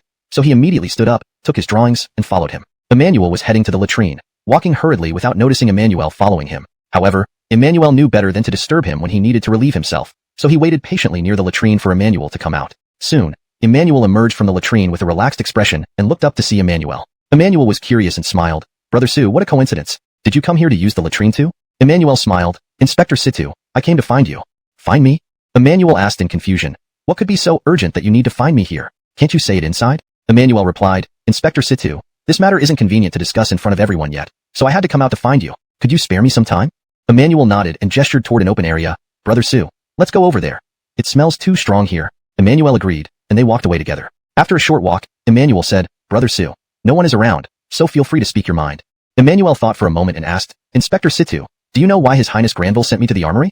Emmanuel paused, then shook his head. No. Emmanuel was somewhat surprised. Hadn't Granville told Lonnie about the stone bombs by now? Or perhaps Lonnie had been told but hadn't informed Emmanuel. Either way, this efficiency was quite low. Suppressing a sigh, Emmanuel continued, Inspector Situ, Granville sent me to the armory primarily to manufacture a secret weapon. Secret weapon? Emmanuel's expression became even more puzzled. Emmanuel nodded and handed over the paper in his hand. Inspector Situ, please take a look at this. Emmanuel took the paper with a bewildered look, read it aloud. 500 pounds of charcoal? 500 pounds of sulfur? 1,000 pounds of sugar? As many stonemasons and stones as possible? Emmanuel's face was full of question marks. He looked up and asked, Assistant Sue, what does this mean? Emmanuel explained, Inspector Situ, these are the raw materials needed for the secret weapon I am going to make. Please purchase them as soon as possible. And since we'll need these materials regularly, you might as well buy extra. The price will be cheaper that way, Emmanuel added. Emmanuel hastily interrupted, Assistant Sue, what exactly is this secret weapon? From these materials, it looks like you're planning to open a fireworks shop. Also, what are you planning to do with so much sugar? Are you thinking of opening a sweet shop? Emmanuel joked. Emmanuel said seriously, Inspector Situ, this secret weapon is called a stone bomb, and all these materials are essential. None can be spared. What is a stone bomb? Emmanuel was completely baffled. Emmanuel explained, it's a very powerful explosive. It's hard to explain now, but once it's made and demonstrated, Inspector Situ will understand. Emmanuel pondered for a moment, then whispered, Brother Sue, are you really not joking with me? Emmanuel was solemn. Inspector Situ, this is serious business. How could I joke about it? Seeing Emmanuel's seriousness, Emmanuel took the matter more seriously. Assistant Sue, why don't you wait back at the office, and I'll go find Lonnie right now to ask for his opinion. Emmanuel immediately replied, Inspector Situ, I'll come with you. Otherwise, if Lonnie has any questions, you'll have to come back to me, which will waste time. Emmanuel agreed, and led the way to the main commander's tent. Inside the main commander's tent, Lonnie was discussing recent border incidents with a group of generals. Not only were Damon Giaxio and Jesse present, but Cord, Cortez, and Hildred were also among them, though their ranks were lower, so they stood at the back. Lonnie, standing in front of a large map of the border region, pointed to a town named Xianshui and said, Generals, our spies have reported that a group of Northern Wei cavalry disguised as horse bandits are planning to raid Xianshui town. What are your thoughts? Immediately, a burly general with a beard stepped forward and saluted, Commander Amin. The Northern Wei cavalry has frequently harassed our borders. If this report is true, we must not allow the Northern Wei to succeed again. This bearded general was named Bergen, tall and muscular, a valiant warrior highly valued by Lonnie. Another general followed suit. Commander Amin, General Bowie is right. We should send reinforcements to Xianshui town immediately. Ideally, we should ambush them outside the town. When the Northern Wei appears, we strike hard, leaving none alive. Absolutely. Send reinforcements immediately. Yes, we can't let the Northern Wei massacre our civilians. We need to show them who's in charge. The generals expressed their indignation and suggestions fervently. Lonnie raised both hands to calm everyone down. Once the tent was quiet, Lonnie spoke, I agree with you all. The Northern Wei has become increasingly aggressive. Reinforcing Xianshui town is urgent. Who among you would volunteer for this mission? Hardly had he finished speaking when Bergen quickly stepped forward, saluting loudly, I'm willing to go, Commander. Chapter 354, Reinforcements for Saline Town. As Bergen stepped forward, several other generals quickly followed suit. Allow me to go. I wish to join as well. Bowie, let me handle it. The soldiers were in high spirits, eager to strike a blow against the Northern Wei forces and teach them a lesson. However, one slender-faced general remained silent and calm, seemingly unperturbed by the commotion. This was none other than Demon, Cord's superior officer. Cord, noticing that Demon wasn't speaking up, couldn't help but whisper, General Yu, why don't you say something? We should seize this opportunity. If Cord weren't just a deputy, he would have volunteered much earlier. Demon, hearing this, maintained his composed demeanor and turned to look at Cord, saying quietly, Zixing, don't be hasty. Bowie will decide who goes. It's not just about volunteering.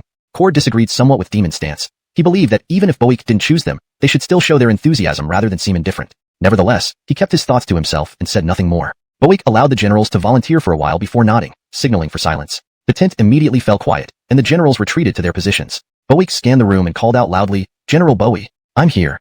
Bergen responded immediately, full of energy. Bowie continued, I'll give you 500 cavalrymen. Are you confident enough to defeat the Northern Wei forces? Bergen was overjoyed and quickly replied, Rest assured, Commander Amin. I will ensure those Northern Wei dogs won't escape unscathed. Excellent. Bowie seemed encouraged. Next, Bowie looked at Hector and called out, General Damon. I'm here, Hector responded, stepping forward and saluting.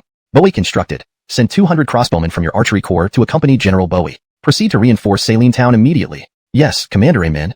Bergen and Hector answered in unison. Seeing that he wasn't chosen for this mission, Cord felt a pang of disappointment and sighed softly. Demon heard this sigh but didn't turn around. Instead, he gave a subtle smile before regaining his composure. Bowie then proceeded to discuss other matters with the generals, including improvements to the crossbows. Over the past couple of days, almost all the generals had tested the new crossbows equipped with cranks. Some praised them, some thought they weren't necessary, but no one criticized them outright. After about 15 minutes, Bowie concluded, that's all for today. Dismissed. The generals all saluted Bowie and started leaving one by one. Bowie reminded them, Generals Bowie and Damon, return to camp and prepare. Depart by dawn tomorrow. Yes, Commander Amin. They both saluted again and left the tent together, discussing in low voices. Emmanuel and Emmanuel were already waiting outside. Most of the generals didn't recognize Emmanuel and only greeted Emmanuel. Spotting Emmanuel, Cord quickly excused himself from Demon and rushed over. Director Situ. He greeted Emmanuel first, then walked beside Emmanuel and asked, Deputy Sue, are you here to see Commander Amin? Emmanuel nodded, yes, I need to consult with him about something. What is it? Can you tell me? Cord asked curiously. Emmanuel, seeing the crowd, said, General Daviank, maybe later. It's not something that can be explained in a sentence or two. Cord reluctantly agreed, whispering, Deputy Sue, if there's any good news, don't forget me. Emmanuel smiled, don't worry, I'll definitely think of you first when there's good news. That's what friends are for. Cord patted Emmanuel on the shoulder happily. Just then, Demon approached, asking, Zixing, is this the Deputy Sue you mentioned? Demon spoke in a measured, elegant tone that was quite soothing to hear. Cord nodded eagerly, yes, General Yu. This is Deputy Sue. Deputy Sue, this is General Yu. Emmanuel greets you, General Yu. I've heard much about you and hold you in high regard. Emmanuel bowed respectfully. Demon smiled warmly and said with certainty, Deputy Sue, your idea for the crank mechanism is indeed impressive. I have great faith in you.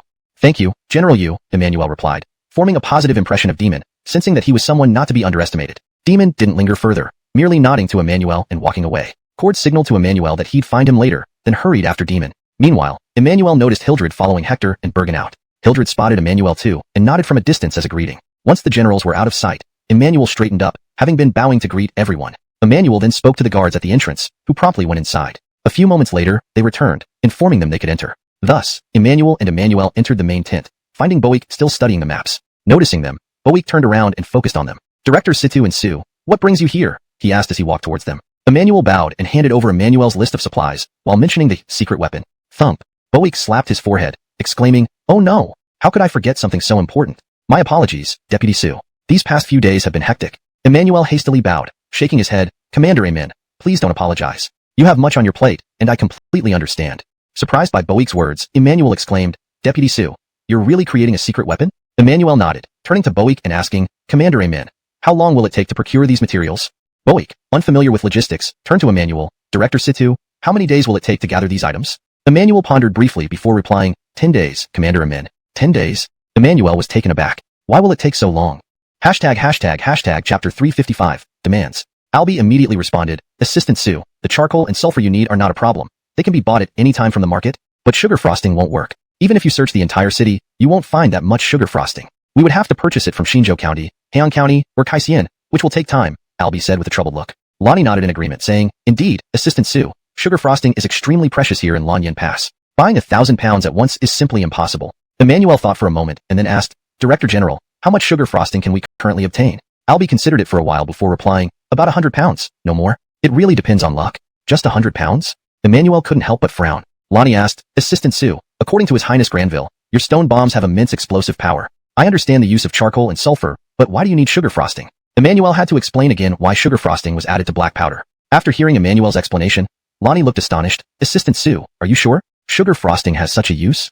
Albie was equally shocked. He never imagined that edible sugar frosting could enhance the power of explosives. Emmanuel said seriously, Lonnie, if you trust me, then from now on, we should start stockpiling sugar frosting immediately. This is a crucial strategic material during wartime. Hearing this, Lonnie glanced at Albie. Albie wasn't sure whether Emmanuel's words were correct, looking very bewildered. Emmanuel continued, Lonnie, Director General, even without sugar frosting, although the explosive power will decrease, there will still be considerable destructive force. If you can accept this, I can start making ordinary stone bombs first. We can upgrade them later when we have enough sugar frosting. Lonnie pondered for a moment and then nodded. Assistant Sue, let's do it this way. I'll have people look for sugar frosting as soon as possible. We'll get whatever amount available in the city. As for the stone bombs, make both types, the ordinary ones and those with sugar frosting, until we run out of sugar frosting. Make as many as you can, alright? Of course. Emmanuel replied. Lonnie instructed, Director General C2, you're responsible for obtaining sugar frosting. You must buy it back as soon as possible, understood? Yes, Lonnie. I'll go and buy it in the city shortly, Albie replied. Then, Emmanuel inquired about stonemasons and stone materials. Albie promptly assured him that these were minor issues, with plenty of availability. Following this, Albie prepared to leave. But Emmanuel stopped him. Director General, wait. There's another extremely important ingredient I haven't mentioned yet. What ingredient? Isn't it on the list? Albie asked, puzzled. Emmanuel explained, please understand, Director General. The ingredient is called saltpeter, which is essential for making stone bombs. However, saltpeter is extremely scarce, so even if I put it on the list, it's unobtainable for now. Albie was speechless. He wondered why Emmanuel was busy when the most critical ingredient was missing. Lonnie also didn't understand, frowning and eventually asking, Assistant Sue, what can we do without all the ingredients?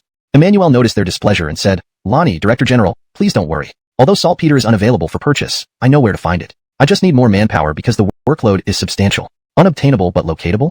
Lonnie asked curiously. Albie hurriedly inquired, Assistant Sue, where exactly can you find it? Emmanuel confidently announced, latrines. What? La. Latrines? Albie was dumbfounded. Lonnie thought he had misheard and asked, Assistant Sue, did you just say, latrines? Emmanuel nodded firmly, yes, latrines. He continued, since we don't have any saltpeter mines around here, the only way to get pure saltpeter quickly is to dig up the soil around latrines and then purify it. I've noticed there's quite a bit of nitrous soil while using the latrine recently, so we should have enough saltpeter for the short term. However, Lonnie, it's best if you arrange for immediate procurement of saltpeter. Otherwise, production of stone bombs will halt if the supply runs out, Emmanuel emphasized. Afterward, Emmanuel briefly explained the method to extract pure saltpeter. Both Lonnie and Albie were hearing this for the first time, never imagining that the white soil behind latrines could be so important. After explaining, Emmanuel looked at Lonnie, awaiting his response. Lonnie paused for a moment before asking, Assistant Sue, how many people do you need to help extract pure saltpeter? At least 100. And I hope Lonnie can assign General Cord to assist me. Since I'm new here, I have the best relationship with General Daviank, making communication easier. Lonnie chuckled and waved his sleeve. 100 isn't enough. I'll give you 300 men, led by General Daviank, at your disposal.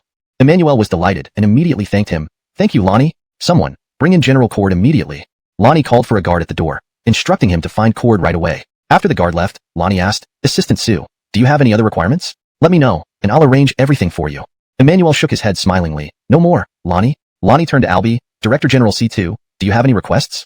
Albie also shook his head, indicating none. All right, that's settled. Director General C2, procure the supplies as soon as possible. I can hardly wait to witness the power of the stone bombs. Lonnie said, growing excited. The last time Granville mentioned Emmanuel's achievements, he described in detail the explosive power of the stone bombs. At that moment, Lonnie was amazed and eager to acquire this powerful weapon as soon as possible. Albie bowed and exited the camp first. Lonnie asked Emmanuel to sit and wait for Cord while he returned to his seat. Smiling, Lonnie said, Assistant Sue, your improvement of the crossbow has been commendable. By rule, I should reward you. But after some thought, I decided to reward you altogether after you successfully create the stone bombs. Just let me know what rewards you desire within my capacity, and I'll grant them without hesitation. Emmanuel bowed. Thank you, Lonnie. Davianing the following moments, Lonnie inquired about Emmanuel's living and working conditions over the past few days, to which Emmanuel provided detailed answers. Just as they were chatting, a voice came from outside the door, reporting to Lonnie, General Daviank has arrived. Chapter 356. Isn't this the latrine? Please bring him in quickly. Era called out loudly. Soon, Cord strode in and respectfully greeted Era with a fist salute. General Emin, I have come as summoned. What orders do you have for me? Era asked. General Daviank, Baker said you get along very well. Is that true? Yes, General Emin. Initially strangers, now we have a great relationship, Cord replied. Era slowly responded. So it is? It appears that Baker has an urgent task to carry out but lacks manpower. He has specially requested your assistance. Are you willing to go? Cord immediately nodded. I am at your command, General Emin. I will not hesitate to brave fire and water. Era chuckled, shaking his head. Ha ha ha, General Daviank. There's no need for such dangerous missions. From now on, just follow Baker's arrangements. Cord promptly looked over at Emmanuel. Emmanuel then asked, General Daviank, this task isn't overly difficult or simple. Think carefully before agreeing. If you don't wish to, it's fine too. I'll find someone else, Emmanuel added. Upon hearing this, Cord instantly and without hesitation agreed. Willingly, 100 times over. Recalling how he told Emmanuel earlier about bringing him along for any good opportunities, he marveled at Emmanuel's sense of brotherhood. Emmanuel smiled and warned, General Daviank, remember these words. Don't back down later. How could I renege? If I do, may I be cursed. Cord declared, making a hand gesture resembling a turtle. Emmanuel laughed and nodded. Good. Seeing Cord agree so readily, Era immediately ordered, General Daviank, gather 300 men shortly. Follow Sue's instructions. You must obey him until the task is done. Understand? Loud and clear, sir. Cord shouted. By this point, Era was feeling fatigued. He gestured to Emmanuel and Cord, signaling they could proceed. After exiting the camp quarters, Cord draped his arm around Emmanuel's shoulder. Brother Sue, enough loyalty. Said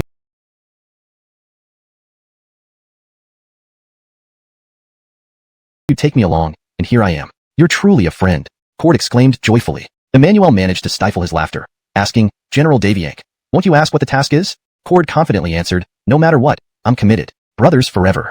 This comment made Emmanuel nearly burst out laughing. Emmanuel forced a smile, nodding forcefully, patting Cord's arm. Your commitment touches me deeply. Anytime, Cord grinned. Pausing momentarily, Cord suddenly felt uneasy, cautiously retracting his arm from Emmanuel's shoulder. Brother Sue, what exactly are we doing? Smiling, Emmanuel responded, let's gather everyone first. The specifics will come soon. Cord, although silent, nodded with unease growing within. 15 minutes later, Emmanuel and Cord reached the drill ground. Cord rapidly selected 300 soldiers, aligning them neatly in front of Emmanuel. Post-briefing, Cord approached Emmanuel. Now where to, Brother Sue? We need tools like shovels and buckets, one set per person, Emmanuel instructed. Preparing to dig? Cord guessed. Nodding, Emmanuel enigmatically revealed, yes, we'll dig something rather unique. Suddenly excited, Cord directed everyone toward the storage area. Equipped with tools, Emmanuel led Cord and 300 soldiers deeper into campgrounds. Curious whispers circulated among soldiers, unaware of their destination. Unable to contain himself, Cord questioned, Brother Sue, where are we headed? Soon, Emmanuel continued walking faster. Moments later, Emmanuel stopped, pointing at a row of dilapidated huts. Here, General Daviank. Looking at the indicated structures, Cord almost choked.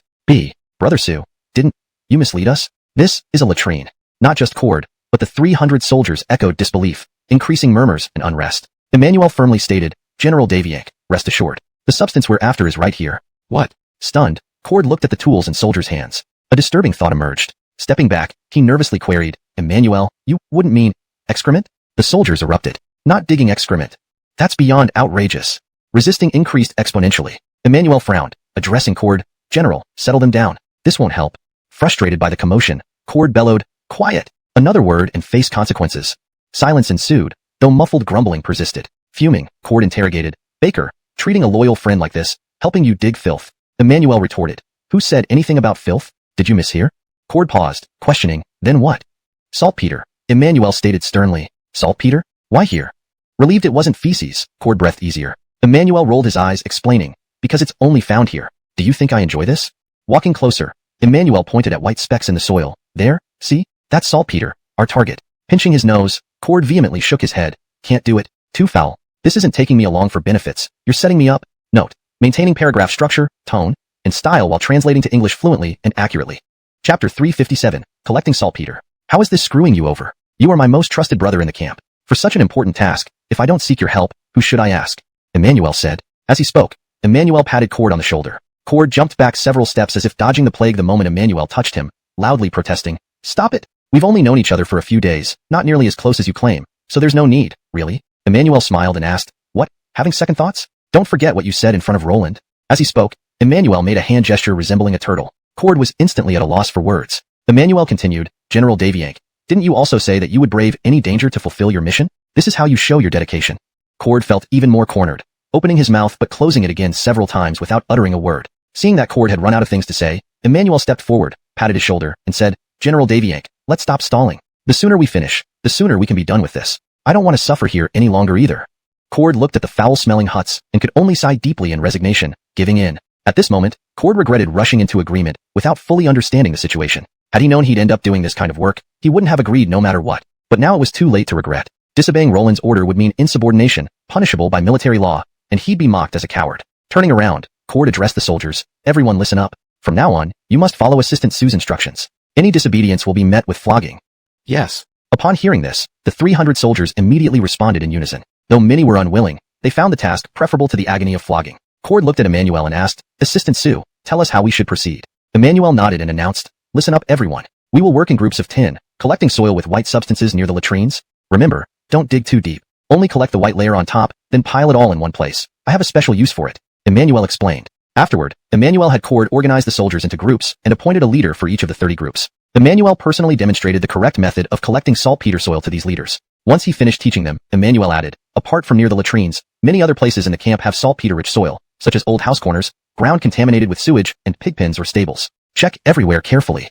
The group leaders immediately nodded in agreement. "All right, let's get started," Emmanuel commanded. The order was given, and 300 soldiers rushed toward the latrines, creating quite a spectacle. A few soldiers who happened to be exiting the latrines were startled by the sudden influx of people, stopping mid-action, bewildered. Despite the size of the camp, the locations with saltpeter were limited to those Emmanuel mentioned. With the combined effort of the 30 groups, the efficiency of collection was impressive. In just over an hour, the collected saltpeter soil piled up like small mountains on the open ground. Naturally, the smell was horrendous. Many generals and soldiers passing by covered their noses tightly, their faces filled with disdain. Cord bound his nose tightly with a rolled-up handkerchief. Despite his reluctant expression, he diligently directed everyone. Emmanuel, meanwhile, plugged his nose with small pieces of cloth and silently calculated the amount of pure saltpeter they could extract.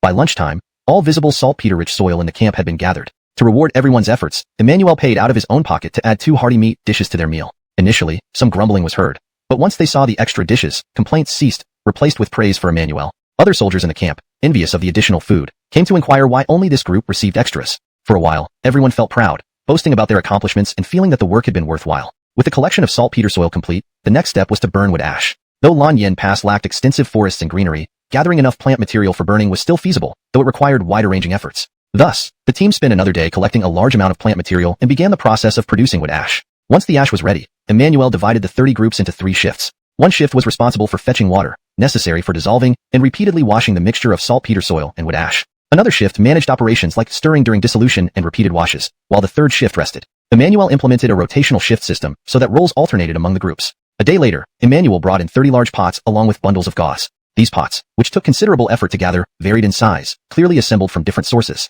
But to Emmanuel, this was of no concern. The size was immaterial as long as they were functional. As Emmanuel directed everyone to line up the pots, Cord approached out of curiosity. "Assistant Sue, what do you need so many pots for?" Cord asked, puzzled. Emmanuel couldn't resist teasing him. "General Daviank, these pots come in various sizes and styles. Did any catch your eye? If so, just let me know, and I'll make you carry one back." "Ugh." Cord spat, irritated. "You're the one who'll carry the pot. Can't you say something decent?" Emmanuel laughed heartily before getting serious. "General Daviank, we're about to begin the process of extracting pure saltpeter." "Really? How do you do that? Tell me," Cord asked. Emmanuel explained seriously. We simply place the washed soil mixture in the pots, add water, and boil it until dry. Once white crystals form around the edges, those are the pure saltpeter. Cord's eyes widened in shock. Assistant Sue, are you kidding? Isn't this just like cooking excrement? Translation provided by AI. Chapter 358 Financial Troubles. Emmanuel immediately rolled his eyes, scoffing. You're the one who would boil excrement. Do you know how to speak properly? Cord pursed his lips and retorted. This soil is so foul-smelling. There's definitely feces in it. Once you add water and boil it, what else could it be if not boiled excrement? Emmanuel said, I don't have time to explain to you. This is the last step now, and success is just around the corner. If you keep jabbering, I'll let Lonnie replace you. Hearing this, Cord immediately protested. Emmanuel, you can't do such an unscrupulous thing. I've been working with you for several days now. If you replace me now, wouldn't my efforts go to waste? Then stop talking nonsense and just work diligently. Emmanuel replied. Cord had no choice but to nod and join in to help direct. Half an hour later, 30 large pots were set up. At this moment, Emmanuel divided the 30 teams into 3 shifts and began a new cycle of 3-shift rotation. One shift was responsible for firing and boiling. Another used gauze to wrap and bury the material in ashes to absorb moisture, and the other was on rest and standby duty. The boiling process took considerable time, consuming 3 full days. Notably, the camp was almost entirely enveloped by a pungent odor during these 3 days. Many generals and soldiers couldn't bear the smell, leading to widespread complaints. Some even reported it to Lonnie. Lonnie also found the smell unbearable and sought Emmanuel to discuss reducing the stench. However, Emmanuel explained that he had no method to diminish the odor and gave 2 options. Either halt the process or endure it. In the end, Lonnie suppressed the complaints since the extraction of pure saltpeter had already begun, and halting it midway wasn't an option. After 3 days, the pure saltpeter was extracted, filling 6 large barrels. Looking at the 6 barrels of white, dry crystals, Emmanuel felt anything but happy. It was far too little. Although the 6 barrels looked ample, they would be depleted quickly. If more saltpeter wasn't purchased soon, the Stone Thunder production would run out of supplies. Thus, Emmanuel approached Emmanuel, asking when the men sent to purchase saltpeter would return. But Emmanuel was baffled because he only knew when they departed, not their return date. With no solution, Emmanuel could only hope they returned soon. After inquiring about the saltpeter procurement, Emmanuel asked about the stonemasons and materials. Emmanuel confirmed that everything was prepared and awaiting Emmanuel's orders to commence. Then Emmanuel asked about sugar frosting. Emmanuel then wore a troubled face, complaining bitterly about the difficulty and cost of obtaining it. However, he did not mention how much he managed to procure, which left Emmanuel growing impatient. Finally, Emmanuel interrupted and asked directly, Sir Supervisor, can you give me a straight answer? How much sugar frosting did you manage to procure this time? Emmanuel, looking bitter, frowned and replied, Sue Assistant, I've scoured every corner of the city and its vicinity, and I've only managed to procure 80 pounds. What? Just 80 pounds? Emmanuel was stunned. He thought finding less than 100 pounds was an exaggeration, but now he realized it wasn't. Emmanuel added, Sue Assistant, don't worry. Later, I'll send people to Xian Prefecture in Haeong. It won't take long. Please be patient. Emmanuel pressed further. How long exactly will later be? Can you specify a time frame? Emmanuel hesitated and then admitted, Sue Assistant, it's not that I don't want to send them right away. We are facing financial difficulties. What kind of difficulties? Emmanuel asked. Emmanuel sighed, Sue Assistant, as you know, our military budget has always been inadequate. To be honest, funds are nearly depleted, and we owe the soldiers 2 months' worth of salary. Emmanuel had known Lan Yin Pass faced financial issues, so he quietly listened. Emmanuel continued, Sue Assistant, you know how expensive sugar frosting is. Just these 80 pounds have already incurred a significant expense. Essentially, the camp has no money left for more purchases. Emmanuel was taken aback. Is it really this bad? Emmanuel nodded. Indeed. Lonnie didn't want to tell you, and neither did I. But since you asked, I had to be honest. Please understand our predicament. Emmanuel frowned silently, while Emmanuel remained quiet. Facing each other, both looked helpless. After a moment, Emmanuel suddenly asked, By the way, Sue Assistant, can we substitute sugar frosting with something else? Like brown sugar. Would that work? Emmanuel told Emmanuel that brown sugar was plentiful and inexpensive, available from both Liang merchants and Western traders, making it very convenient to buy. Emmanuel initially shook his head but then stopped, seemingly struck by an idea. He then excitedly said, No, it can work. Yes, it can. Confused, Emmanuel asked, Sue Assistant, does it work or not? Emmanuel affirmed, Yes, it works. Sir Supervisor, buy all the brown sugar you can afford. Emmanuel replied, Sue Assistant, I have no money left. If you want to buy brown sugar, you'll need to talk to Lonnie. Only he can authorize fund disbursements. Emmanuel needed to find Lonnie anyway, so he thanked Emmanuel and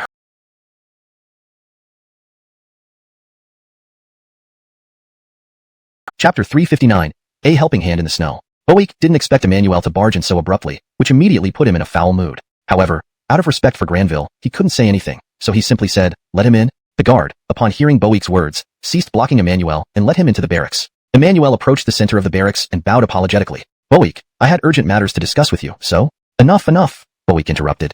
Let's get straight to the point. Emmanuel nodded, and then began reporting on the purification of saltpeter over the past few days. Upon learning that the pure saltpeter was ready, Boeik's mood improved slightly. Emmanuel, now that the saltpeter is ready, when can we start manufacturing stone bombs? Boeik, charcoal, sulfur, stone materials, and stonemasons are all ready. Production can begin anytime. But before starting, there are 2 things I need to discuss with you. Emmanuel replied. Which 2? Bowick asked. The first thing concerns the formula for the stone bombs. Emmanuel explained earnestly that from now on, the formula for the stone bombs must be strictly confidential. Only a select few trusted individuals should know it. If it leaks to Northern Wei or the Western regions, the consequences could be unpredictable. Bowick understood the gravity of the situation. Emmanuel, rest assured, I will establish a dedicated manufacturing camp for the stone bombs. Only the core members will have access to the formula, ensuring no leaks. Though reassured, Emmanuel still asked, how do you plan to manage this manufacturing camp? Can you tell me more about your plans? Bowick was momentarily stunned and asked somewhat blankly, isn't it obvious? Transport the stone materials to the camp, have the stonemasons carve the bombshells, then fill them with sulfur, charcoal, saltpeter, sugar frost, and so on. That's it, right? Emmanuel shook his head. That won't work. If operations proceed like that, it won't be long before the enemy learns the formula.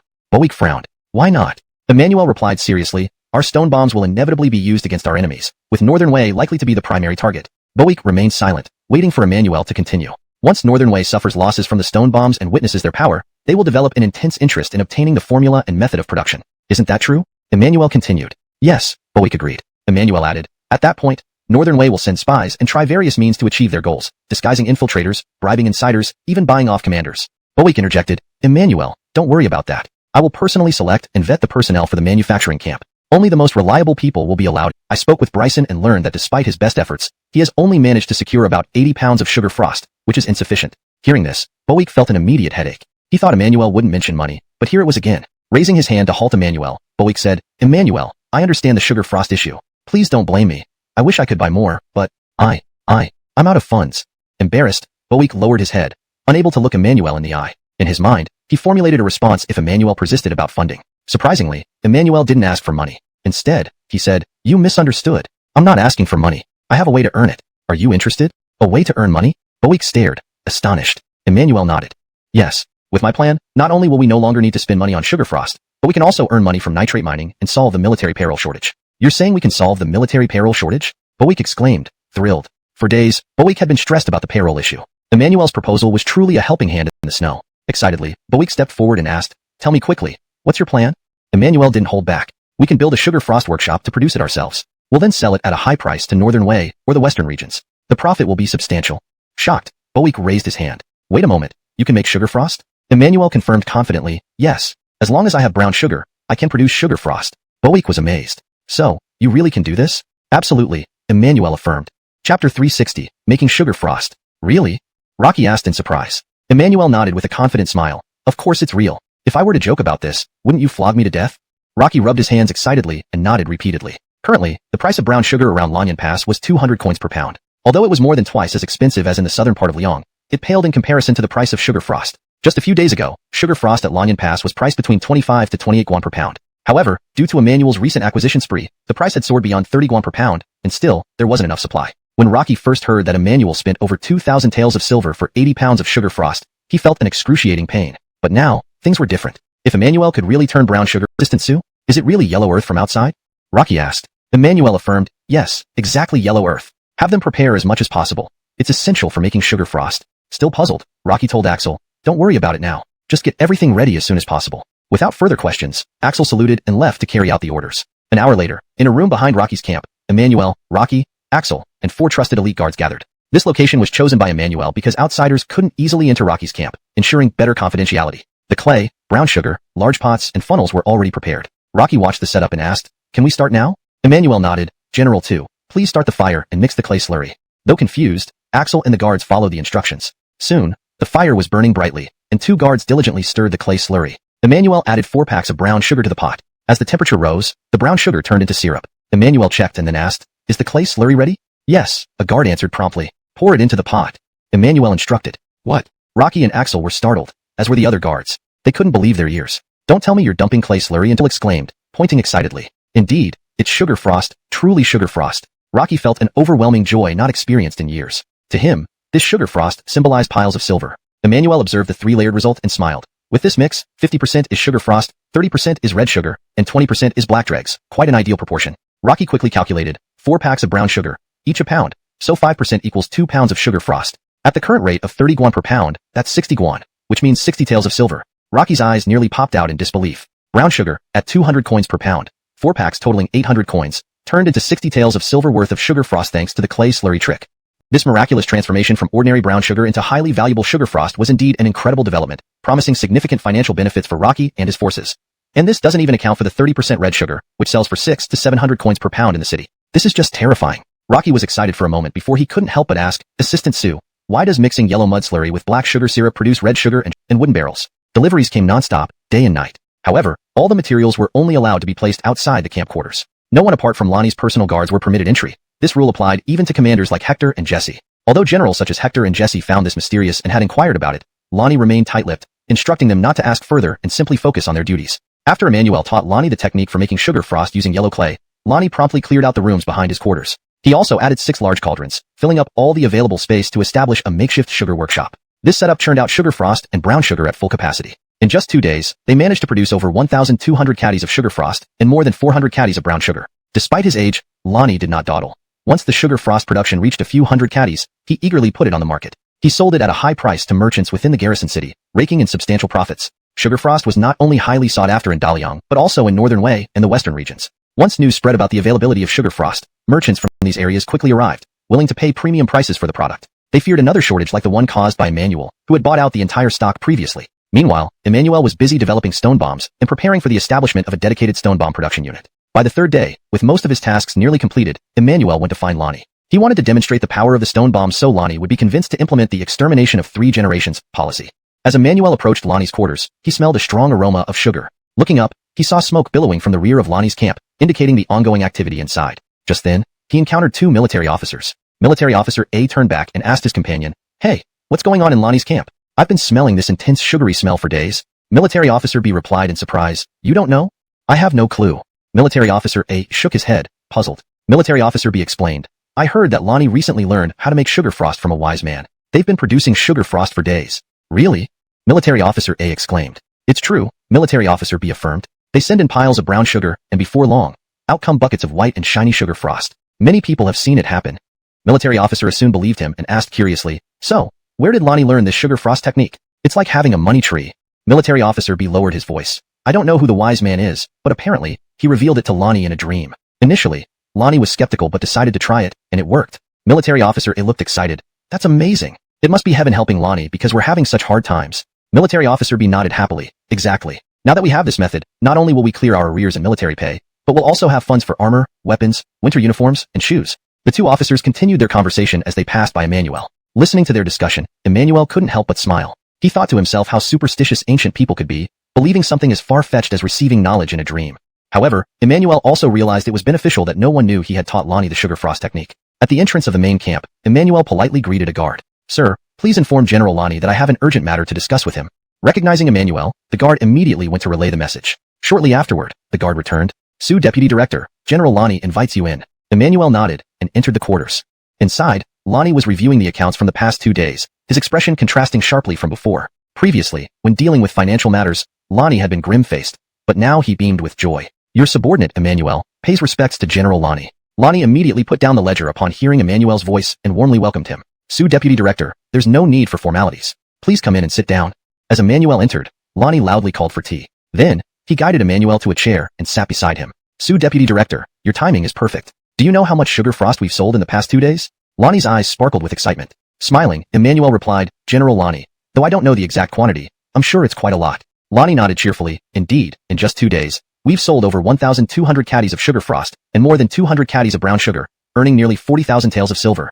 Hearing this, Lonnie's smile grew even broader. Emmanuel shared in Lonnie's joy. Overwhelmed with excitement, Lonnie stood up and paced around the room. Sue Deputy Director, you truly are my god of wealth. At this rate, we'll soon have enough to clear the overdue military salaries. Ha ha ha. Lanyan Pass housed around 5,000 to 6,000 civilians, but had over 50,000 troops stationed permanently. According to Daliang standards, regular soldiers earned 1 guan per month, experienced soldiers received 2 guan, and military officers were paid between 2.5 and 3 guan monthly. Miscellaneous soldiers, who couldn't fight, got only 600 won a month. Thus, the total monthly expenditure on salaries alone at Lanyan Pass was nearly 70,000 taels of silver, not including payments to generals and officials or costs for food and supplies. To earn half a month's salary in just 2 days solely through sugar frost sales was unprecedentedly fast. Hence, calling Emmanuel his god of wealth was entirely justified. Noticing Lonnie's overly optimistic attitude, Emmanuel gently warned him, General Lonnie, sugar frost sells well initially, but demand will decrease, and prices will likely drop significantly. This concept was straightforward, the basic principle of supply and demand. With increased production, prices would naturally fall. But But as a career military man focused on leading and fighting, Lonnie lacked business acumen and, caught up in the current success, dismissed Emmanuel's prediction. Lonnie waved his hand, smiling. Director Su, there are so many merchant caravans from the western regions, and those from Northern Wei, not to mention our own merchants from Daliang. They are all vying to buy our sugar frost. How could the prices possibly drop? After saying this, Lonnie waved his hand. He understood a simple truth. People don't learn from advice. They learn from experience. Chapter 362.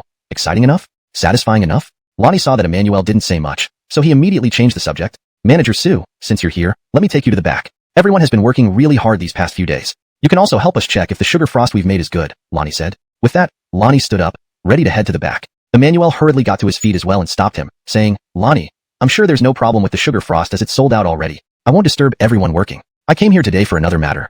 Lonnie turned back curiously and asked, what is it? Emmanuel replied, Lonnie, I've carefully prepared some stone thunder in the past few days and would like to demonstrate them to you face to face. Do you have time now? As soon as Lonnie heard this, he became interested right away. Yes, I've been waiting for your stone thunder. Emmanuel then said, Lonnie, please follow me. Everything is prepared. Not in a hurry. Lonnie said this and then called Axel, instructing him to summon all generals in the camp immediately. Hearing this, Emmanuel promptly added, General 2, could you ask someone to send a message to the armory inspector? Emmanuel thought that since Lonnie wanted the generals to watch the demonstration together, it might as well include colleagues from the armory inspectorate. After hearing Emmanuel Axel immediately scanned the area and cupped his hands, replying to Lonnie, apart from General Bowie and General Gio who are on duty outside, all other generals are present. Good, let's set off then.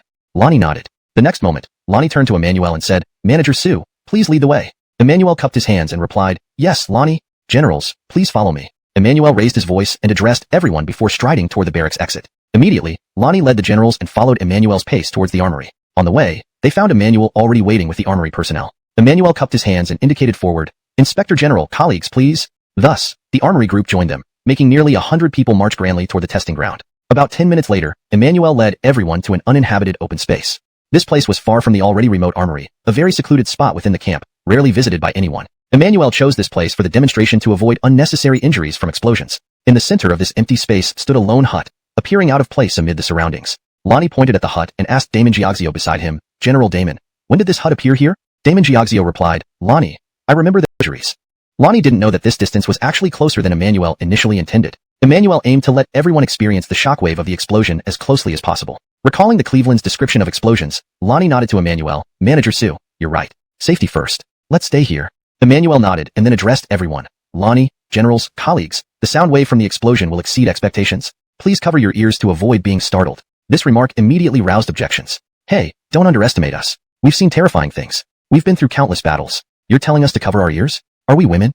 A robust general behind Damon Giaxio complained. This statement echoed among the generals, filled with discontent, grumbling, disdain, and complaints. Various voices emerged. Though Lonnie and Damon Giaxio didn't speak, their eyes and subtle expressions showed they agreed. Instead of getting angry, Emmanuel laughed inwardly, satisfied with this reaction. Emmanuel smirked internally. Not just 1 or 2 stone thunders today. I prepared 5 to explode together. Wait till you're shocked. Emmanuel pressed both hands down, signaling everyone to calm down and said, I'm kindly reminding everyone, if you disagree, it's fine. Just don't complain to me later. Enough talk, start now, someone in the crowd shouted. This sentiment was immediately met with widespread approval, and everyone started urging for it to begin. Lonnie also said, Emmanuel, let's get started soon. Everyone still has matters to attend to. Emmanuel nodded, and then pulled out a flint from his sleeve, before briskly walking towards the hut. Arriving at the fuse leading into the hut, Emmanuel opened and lit the flint, took a deep breath, and then squatted down to light the fuse. The moment the fuse sparked, Emmanuel turned back and sprinted away. Many did not know what was coming next. Seeing Emmanuel flee so hastily, they shot him disdainful looks and burst into laughter. Look at this guy. What a coward. Yeah, he's no different from a woman. He should join our camp for some real training. Soon, Emmanuel ran back to Lonnie and covered his ears with both hands, his brows furrowing as if bracing for something monumental. Lonnie mimicked him, covering his own ears without minding the astonished glances from the surrounding generals. Lonnie vividly remembered what Granville had told him. Regretting not having covered his ears earlier, almost deafened by the explosion, Cord also had his ears covered. Since Cord often spent time with Emmanuel, he knew a lot about the stone thunders and was mentally prepared. As the fuse burned down, the 5 stone thunders under the broken planks finally exploded. Boom! At that moment, the ground shook violently, the sound almost rupturing their eardrums. The blast wave was shockingly powerful. The makeshift hut was instantly reduced to powder, and countless splintered wood pieces flew into the sky, raining down like mad, creating a spectacular scene of visual impact. Only after the shower of wood stopped did Emmanuel lower his hands from his ears and let out a long breath. Lonnie. Emmanuel turned to look at Lonnie while speaking, but the next moment he froze. He saw Lonnie standing rooted to the spot, mouth agape in terror, still covering his ears as if petrified. Not just Lonnie. Everyone else had the same expression and reaction, and the scene fell into an eerie silence. Looking at the dumbfounded faces around him, Emmanuel couldn't help but inwardly chuckle. Hey, how stimulating is this? Satisfying enough? Chapter 362. Exciting enough? Satisfying enough? Lonnie saw that Emmanuel didn't say much, so he immediately changed the subject. Manager Sue, since you're here, let me take you to the back. Everyone has been working really hard these past few days. You can also help us check if the sugar frost we've made is good, Lonnie said. With that, Lonnie stood up, ready to head to the back. Emmanuel hurriedly got to his feet as well and stopped him, saying, Lonnie, I'm sure there's no problem with the sugar frost as it's sold out already. I won't disturb everyone working. I came here today for another matter. Lonnie turned back curiously and asked, what is it? Emmanuel replied, Lonnie, I've carefully prepared some stone thunder in the past few days and would like to demonstrate them to you face to face. Do you have time now? As soon as Lonnie heard this, he became interested right away. Yes, I've been waiting for your stone thunder. Emmanuel then said, Lonnie, please follow me. Everything is prepared. Not in a hurry. Lonnie said this and then called Axel, instructing him to summon all generals in the camp immediately. Hearing this, Emmanuel promptly added, General 2, could you ask someone to send a message to the armory inspector? Emmanuel thought that since Lonnie wanted the generals to watch the demonstration together, it might as well include colleagues from the armory inspectorate. After hearing Emmanuel's thoughts, Axel looked at Lonnie. Seeing Lonnie nod in agreement, Axel left accordingly. Just then, the guards brought tea. Emmanuel sat down as Lonnie gestured, slowly sipping tea while waiting. Lonnie wasn't idle either, chatting amicably with Emmanuel, clearly in a good mood. Within half an hour, the generals of the camp gathered one after another. Everyone was puzzled, unsure why Lonnie suddenly summoned them, so they kept asking each other quietly. Emmanuel glanced at the crowd and noticed only Hildred was missing among the people he recognized, but his superior Damon Giaxio was present. Suddenly, Cord walked in with Jesse. Cord immediately spotted Emmanuel but didn't rush over until Jesse engaged in conversation with others. Then he slipped over. Manager Sue, how come you're here too? Cord whispered. Emmanuel countered. Why can't I be here? Cord questioned. Wasn't it said only those with general ranks were to come? You're not. At this point, Cord suddenly remembered something and quickly said, Manager Sue, have the stone thunders been completed? Are you going to demonstrate them?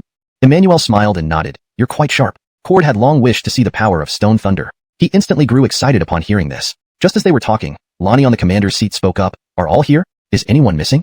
Lonnie was asking Axel. Axel immediately scanned the area and cupped his hands, replying to Lonnie. Apart from General Bowie and General Gio who are on duty outside, all other generals are present. Good, let's set off then. Lonnie nodded. The next moment, Lonnie turned to Emmanuel and said, Manager Sue, please lead the way. Emmanuel cupped his hands and replied, Yes, Lonnie. Generals, please follow me. Emmanuel raised his voice and addressed everyone before striding toward the barracks exit. Immediately, Lonnie led the generals and followed Emmanuel's pace towards the armory. On the way, they found Emmanuel already waiting with the armory personnel. Emmanuel cupped his hands and indicated forward, Inspector General, colleagues please. Thus, the armory group joined them, making nearly 100 people march grandly toward the testing ground. About 10 minutes later, Emmanuel led everyone to an uninhabited open space. This place was far from the already remote armory, a very secluded spot within the camp, rarely visited by anyone. Emmanuel chose this place for the demonstration to avoid unnecessary injuries from explosions. In the center of this empty space stood a lone hut, appearing out of place amid the surroundings. Lonnie pointed at the hut and asked Damon Giaxio beside him, General Damon, when did this hut appear here? Damon Giaxio replied, Lonnie, I remember there wasn't one here before. Walking just ahead, Emmanuel overheard and turned around, saying, Lonnie, General Damon, this hut was built temporarily by me. Why build a hut, Manager Sue? Lonnie asked. Emmanuel explained, to be blown up. This way, everyone can vividly understand the power of stone thunder. The makeshift hut was very simple, erected just enough not to collapse. Inside, there was nothing but some rotten wooden boards covering several stone thunders, with a long fuse extending outside. Previous demonstrations used stones for explosions, which Emmanuel felt lacked visual impact, so he decided to try exploding a house. Emmanuel believed that watching the hut fly into pieces instantly with splintered wood raining down would shock everyone speechless. Emmanuel stopped about 40 yards from the hut. Then, he turned and loudly said, Please stop here and do not cross this safety line. Everyone stopped, noticing a long white line already marked on the ground. Lonnie paused in front of the line, looking down, then at the hut, and asked, Manager Sue, isn't this too far from the hut? Yes, it seems too far, doesn't it? The other generals nodded, murmuring similar concerns. Once the crowd quieted, Emmanuel cupped his hands and said, Lonnie, the blast from stone thunder is incredibly powerful. No one should get too close. Otherwise, I'll be responsible for any injuries. Lonnie didn't know that this distance was actually closer than Emmanuel initially intended. Emmanuel aimed to let everyone experience the shockwave of the explosion as closely as possible. Recalling the Cleveland's description of explosions, Lonnie nodded to Emmanuel, Manager Sue, you're right. Safety first. Let's stay here. Emmanuel nodded and then addressed everyone. Lonnie, generals, colleagues, the sound wave from the explosion will exceed expectations. Please cover your ears to avoid being startled. This remark immediately roused objections. Hey, don't underestimate us. We've seen terrifying things. We've been through countless battles. You're telling us to cover our ears? Are we women? A robust general behind Damon Giaxio complained. This statement echoed among the generals, filled with discontent, grumbling, disdain, and complaints. Various voices emerged. Though Lonnie and Damon Giaxio didn't speak, their eyes and subtle expressions showed they agreed. Instead of getting angry, Emmanuel laughed inwardly, satisfied with this reaction. Emmanuel smirked internally. Not just 1 or 2 stone thunders today. I prepared 5 to explode together. Wait till you're shocked. Emmanuel pressed both hands down, signaling everyone to calm down, and said, I'm kindly reminding everyone, if you disagree, it's fine. Just don't complain to me later. Enough talk, start now, someone in the crowd shouted. This call was immediately supported by the crowd, who began urging him on. Lonnie also said, Emmanuel, let's start soon. Everyone has things to handle. Emmanuel nodded and then pulled out a flint from his sleeve, moving quickly towards the hut. Reaching the fuse, Emmanuel lit the flint and blew it to ignite. Taking a deep breath, he crouched down to light the fuse. The moment sparks flew from the fuse, Emmanuel turned back and sprinted back, running as fast as he could. Many did not know what to expect, and seeing Emmanuel escape in such a panic, they sneered and mocked him. You see that kid? What a wimp. Yeah, he's no better than a woman. He should join our camp for some serious training. In no time, Emmanuel returned to Lonnie and covered his ears with both hands, his brows furrowing as if bracing for something big. Seeing this, Lonnie also covered his ears, paying no heed to the astonished gazes of the surrounding generals. Lonnie still remembered the Cleveland's words, regretting not covering my ears in time, nearly deafened by the explosion. At the same time, Cord also covered his ears. Having often listened to Emmanuel talk about stone thunders, Cord was well prepared mentally. As the fuse burned out, the 5 stone thunders beneath the rotten wooden planks were ignited. Boom! At that moment, the earth trembled, and the sound nearly split the eardrums. The blast wave was unbelievably intense. The makeshift hut disintegrated instantly, and countless fragments of wood soared into the sky, raining down like hail, presenting a magnificent scene that was visually stunning. Only after the rain of wood ceased did Emmanuel lower his hands from his ears, taking a deep breath. Lonnie.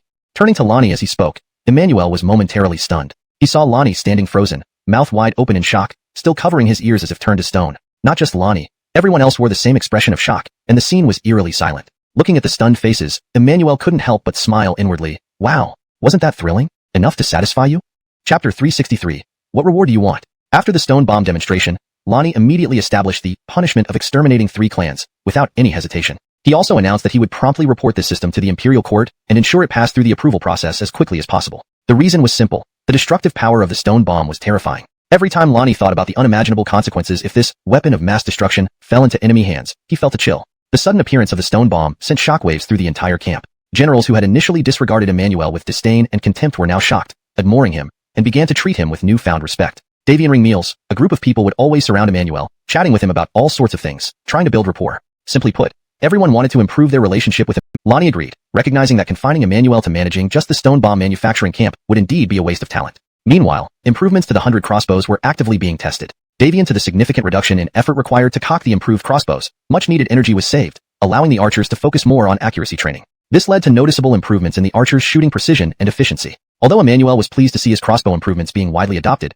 he also emphasized that physical training should not be neglected. If the windlass mechanism failed on the battlefield, soldiers would still need to rely on manual cocking. Within just 10 days of joining the camp, Emmanuel had improved the crossbows, produced sugar frost, and established the stone bomb manufacturing camp, a remarkable achievement worthy of recognition. Thus, one morning, Lonnie summoned Emmanuel to ask what reward he desired. Lonnie gestured for Emmanuel to sit, then sat opposite him and asked warmly, Director Sue, you've worked tirelessly these past few days, and your contributions have been invaluable for the timely distribution of military pay. Yesterday, Lonnie had distributed the long overdue military pay to the soldiers, boosting morale significantly. Emmanuel smiled modestly, shaking his head. Having met many capable young men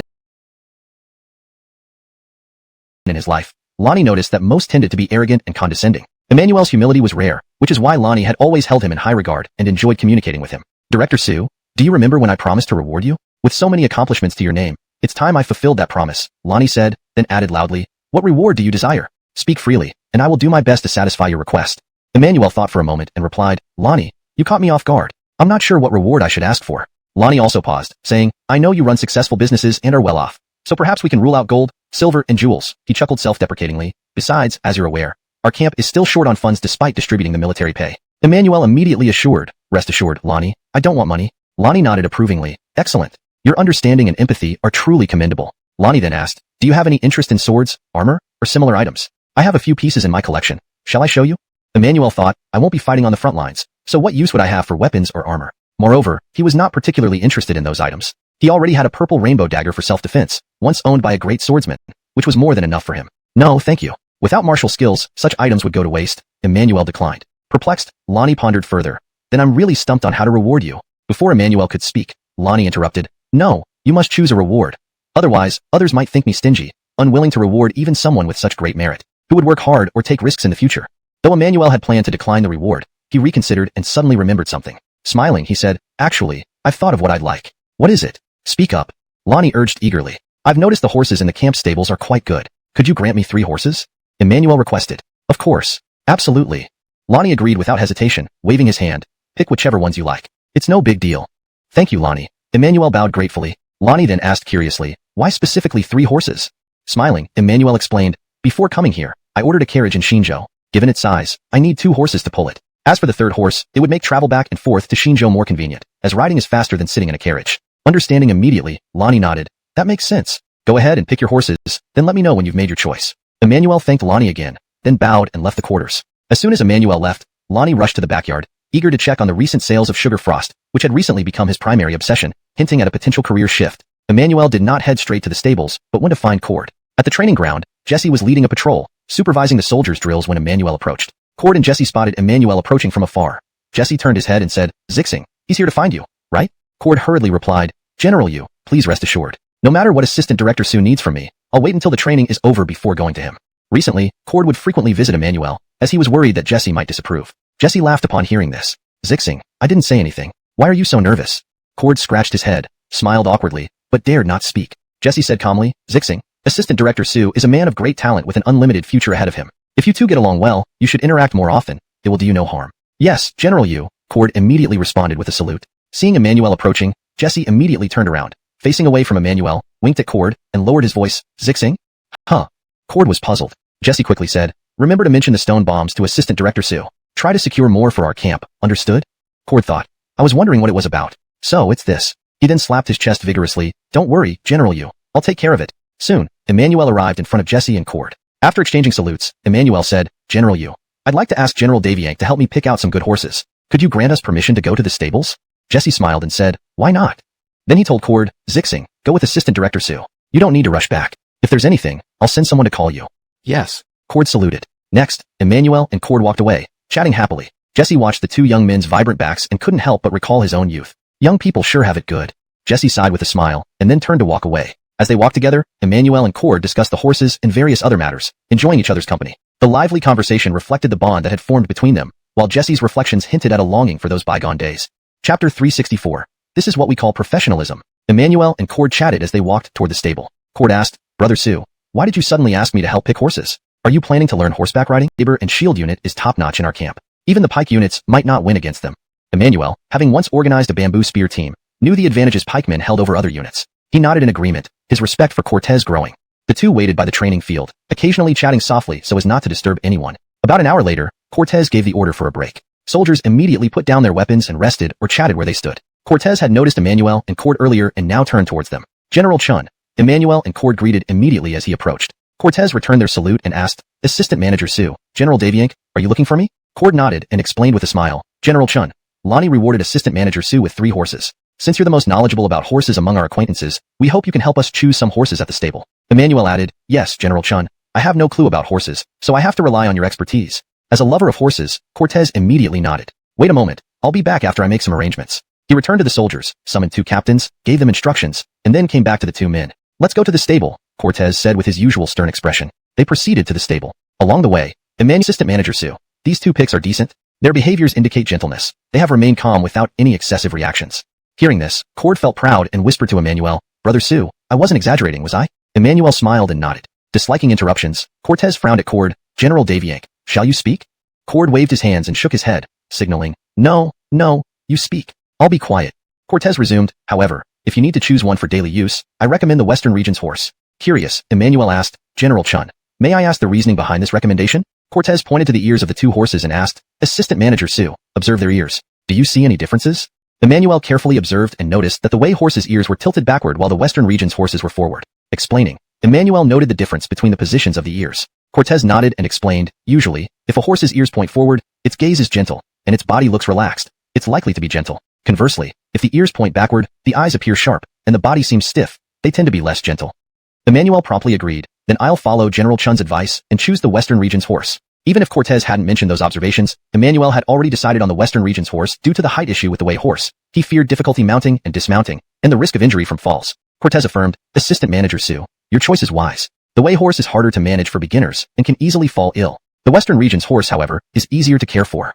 Relieved by his correct decision, Emmanuel smiled happily. Next, Cortez personally entered the corral and carefully chose 2 horses for Emmanuel. Emmanuel found these 2 horses peculiar, similar in appearance to both Wei and Liang native breeds. Emmanuel asked, General Chun, are these crossbred horses? Cortez confirmed, yes, they are a crossbreed of Wei and our Liang horses. Though their endurance slightly lags behind the native Liang horses, their strength and burst power far exceed them, making them perfect for pulling heavier carriages. Cortez further explained that he chose crossbred horses considering the size and weight of Emmanuel's custom-built carriage. Smaller and weaker Liang horses wouldn't last long under such load, hence the crossbred ones being more suitable. Impressed, Emmanuel remarked, "I didn't expect you to consider this as well, General Chun." Cortez continued, "Manager Su, when selecting horses with good endurance, you must consider factors like the size, bone structure, muscles, and chest cavity of the horse. Only those of medium build, compact structure, well-developed muscles, and larger chest cavities have better endurance." As he spoke, Cortez pointed to the corresponding parts of the horses, exuding an expert air worthy of a doctor of horses. Emmanuel readily agreed, "General Chun, then they're the ones." However, Cortez shook his head, saying, "Wait, before we finalize, let's have them run for a while." He explained further, "To select horses with excellent endurance, we can't just look at their appearance. We must also observe their performance while running, such as their gait, breathing, and sweating. If they maintain a steady gait, even breathing and minimal sweating, then they are truly good horses." Emmanuel learned a lot in that moment and turned to Cord. "See this, General Daviank? This is what we call professionalism." About an hour later, the two crossbred horses passed the test smoothly and were officially registered under Emmanuel's name. Before Emmanuel returned to Erikshan village, these two horses would remain here for care, ensuring they wouldn't be picked by others. Of course, during the testing period, Emmanuel was not idle. Under Cord's guidance, Emmanuel began practicing horseback riding, using the very western region's horse he had chosen. Davian to its gentle nature, Emmanuel found learning to ride quite smooth. In less than an hour, Emmanuel was already able to ride the horse on his own without needing assistance. However, he did not dare to ride at high speeds yet, as he still needed more practice to become proficient. After selecting the horses, Emmanuel decided to board all three at the stable, planning to come back regularly for practice. Gratefully he said, "General Chun, thank you so much today. Next time I get leave, I'll invite you out for drinks." Cortez shook his head, "No need, Manager Su. I have no interest in alcohol." Then Cortez added, "If you really want to thank me, could you help speak to Lonnie and ask him to allocate more stone bombs to our saber and shield unit?" Emmanuel was slightly taken aback and began to respond, "General Chun, regarding this matter? No, that's not fair. It should be first come, first served." Cord interrupted hurriedly, "Brother Su, our camp also wants more stone bombs. You should help us first before considering their saber and shield unit." Cord insisted. Emmanuel was momentarily speechless. Chapter 365, A Pyrrhic Victory. In the days that followed, Emmanuel would visit the camp of Ayush daily to check on everyone's progress and oversee the quality of their work. Apart from this routine, he spent most of his time at the horse stables.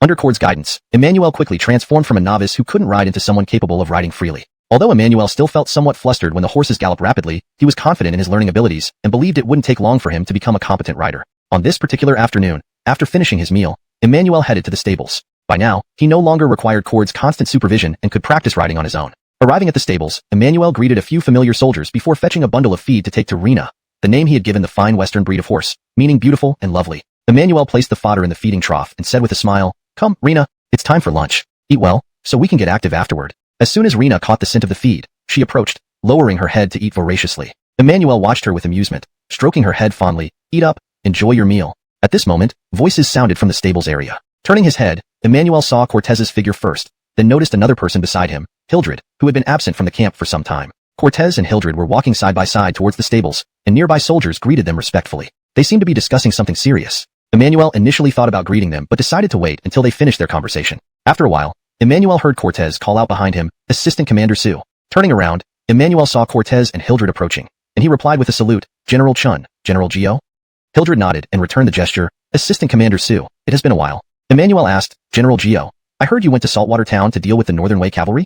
Hildred responded, "Yes, I just returned this morning." With a smile, Emmanuel inquired, "How did it go? Did you defeat those Northern Way Cavalry and drive them off in disarray?" Hildred's face turned grim, shaking his head. "It was a Pyrrhic victory." "A Pyrrhic victory?" Emmanuel was astonished. Cord had told him that Rocky sent 700 troops to reinforce Saltwater Town, 500 cavalry and 200 crossbowmen. Typically, Northern Way cavalry posing as bandits would not exceed 200 men when raiding towns. For smaller villages, their numbers would be even fewer because they aimed for swift victories without lingering. This time, even if the Northern Way forces were larger than expected, reaching 300 men, the 700-strong force should have overwhelmingly crushed them. How could it result in a Pyrrhic victory? It didn't make sense. Emmanuel pondered and then asked, "General Gio, did the Northern Way cavalry number significantly, matching our forces?" Hildred smiled bitterly and shook his head. "Only about 100 Northern Way cavalry showed up." "What? Just 100 men?"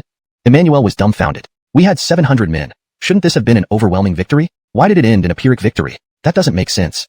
Hildred shook his head again with a wry smile, but remained silent. Cortez's expression darkened, saying, "General Bowie underestimated the enemy. Seeing that their numbers were far less than ours, he rashly pursued them. He chased too far, then encountered a sandstorm, allowing the Northern Way forces to counterattack, resulting in sigh." Cortez sighed deeply, appearing dejected. Mentioning this made Hildred visibly angry.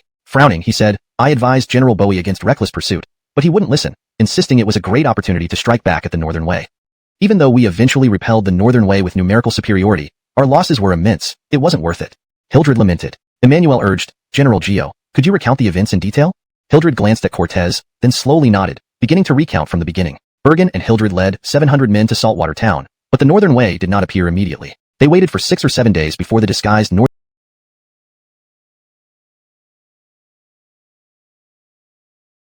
Way cavalry finally showed up. Bergen had already set an ambush outside Saltwater Town, waiting for the enemy to fall into the trap. However, these Northern Way troops were exceptionally cautious and cunning. They had sent scouts around the town and discovered Bergen's trap. So during their assault on Saltwater Town, they deliberately feigned an attack to lure out the hidden forces. The Northern Way cavalry, although skilled fighters, understood the overwhelming odds and chose to retreat. Feeling humiliated that his plan was uncovered, Bergen lost his composure and impulsively led all 500 cavalry in pursuit. Hildred commanded the 200 crossbowmen, whose main task was to defend Saltwater Town, so they weren't involved in the chase. Hildred felt it was unwise to pursue and tried to dissuade Bergen. However, Bergen acted on his own will and ignored the young general's advice. Most frustratingly, fate did not favor Bergen. Deviating the pursuit, a fierce sandstorm suddenly struck, plunging Bergen and his 500 soldiers into chaos and causing severe fragmentation of their formation. The Northern Way cavalry, seasoned in guerrilla warfare and accustomed to harsh weather conditions, capitalized on the situation. They made a daring decision to launch a surprise counterattack under the cover of the sandstorm, throwing Bergen's forces into disorder. This battle was brutal. The Northern Way cavalry lost over 70 men,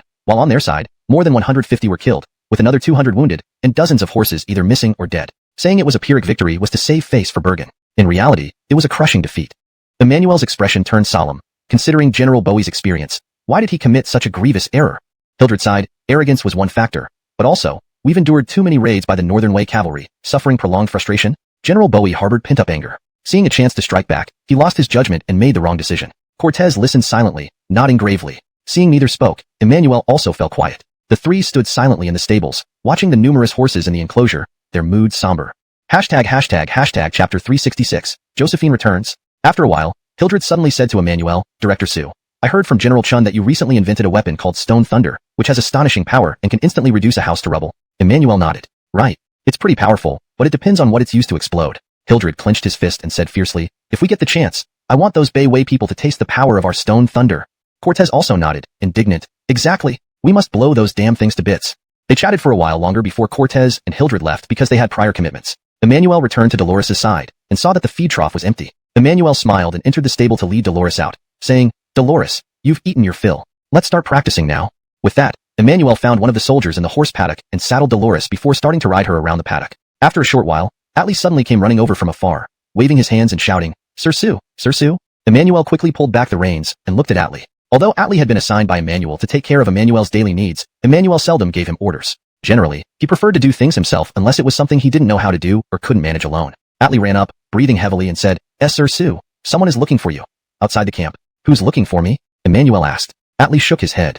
I don't know. A woman who seems to be surnamed Shang. She's waiting for you at the camp gate right now. Emmanuel chuckled, realizing that Josephine had come to find him. It seemed their mission with Xintian Bureau had concluded successfully.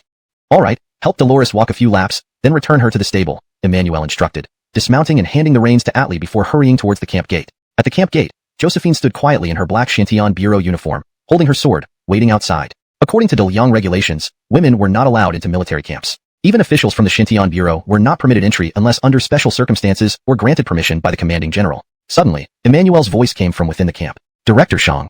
Josephine immediately turned and saw Emmanuel running towards her with a smile. A smile immediately appeared on Josephine's face. As Emmanuel ran out of the gate, he asked, Director Shang, when did you return? Josephine replied with a smile, just yesterday. How did the mission go? Emmanuel inquired. It went smoothly, she nodded. Emmanuel was eager to hear about the details of the mission. Director Shang, why don't you come over to my place and we can chat further? With that, Emmanuel turned to head back into the camp. Taking 2 steps, he noticed that Josephine wasn't following and stopped to ask, why aren't you coming? Josephine looked at Emmanuel incredulously.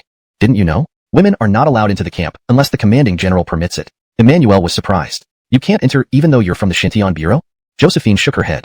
No. Emmanuel thought for a moment. Director Shang, wait here. I'll go talk to Lonnie. With that, Emmanuel started running to find Lonnie. Seeing this, Josephine quickly called out, forget it, Emmanuel. Lonnie won't agree.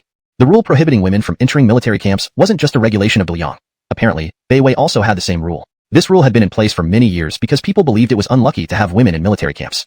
While running, Emmanuel turned back. Don't worry if I go. Lonnie will definitely agree. Emmanuel hadn't seen Josephine in quite some time, and he couldn't accept the idea of talking to her at the gate without a proper place to sit. Josephine watched Emmanuel run away, resigned to continue waiting. However, she didn't have much hope of being allowed inside, knowing that such occurrences were extremely rare. After about the length of time it takes to drink a cup of tea, Emmanuel returned, drenched in sweat. Josephine immediately said, "Emmanuel, let's just talk here." Not being able to enter isn't an issue. To her surprise, Emmanuel produced a token and handed a piece of paper to the gate officer. After reading the content, the gate officer immediately ordered the soldiers, "Let her in." Seeing that Josephine was still standing there stunned, Emmanuel smiled and approached her. "Director Shang, why are you still standing there? Come in.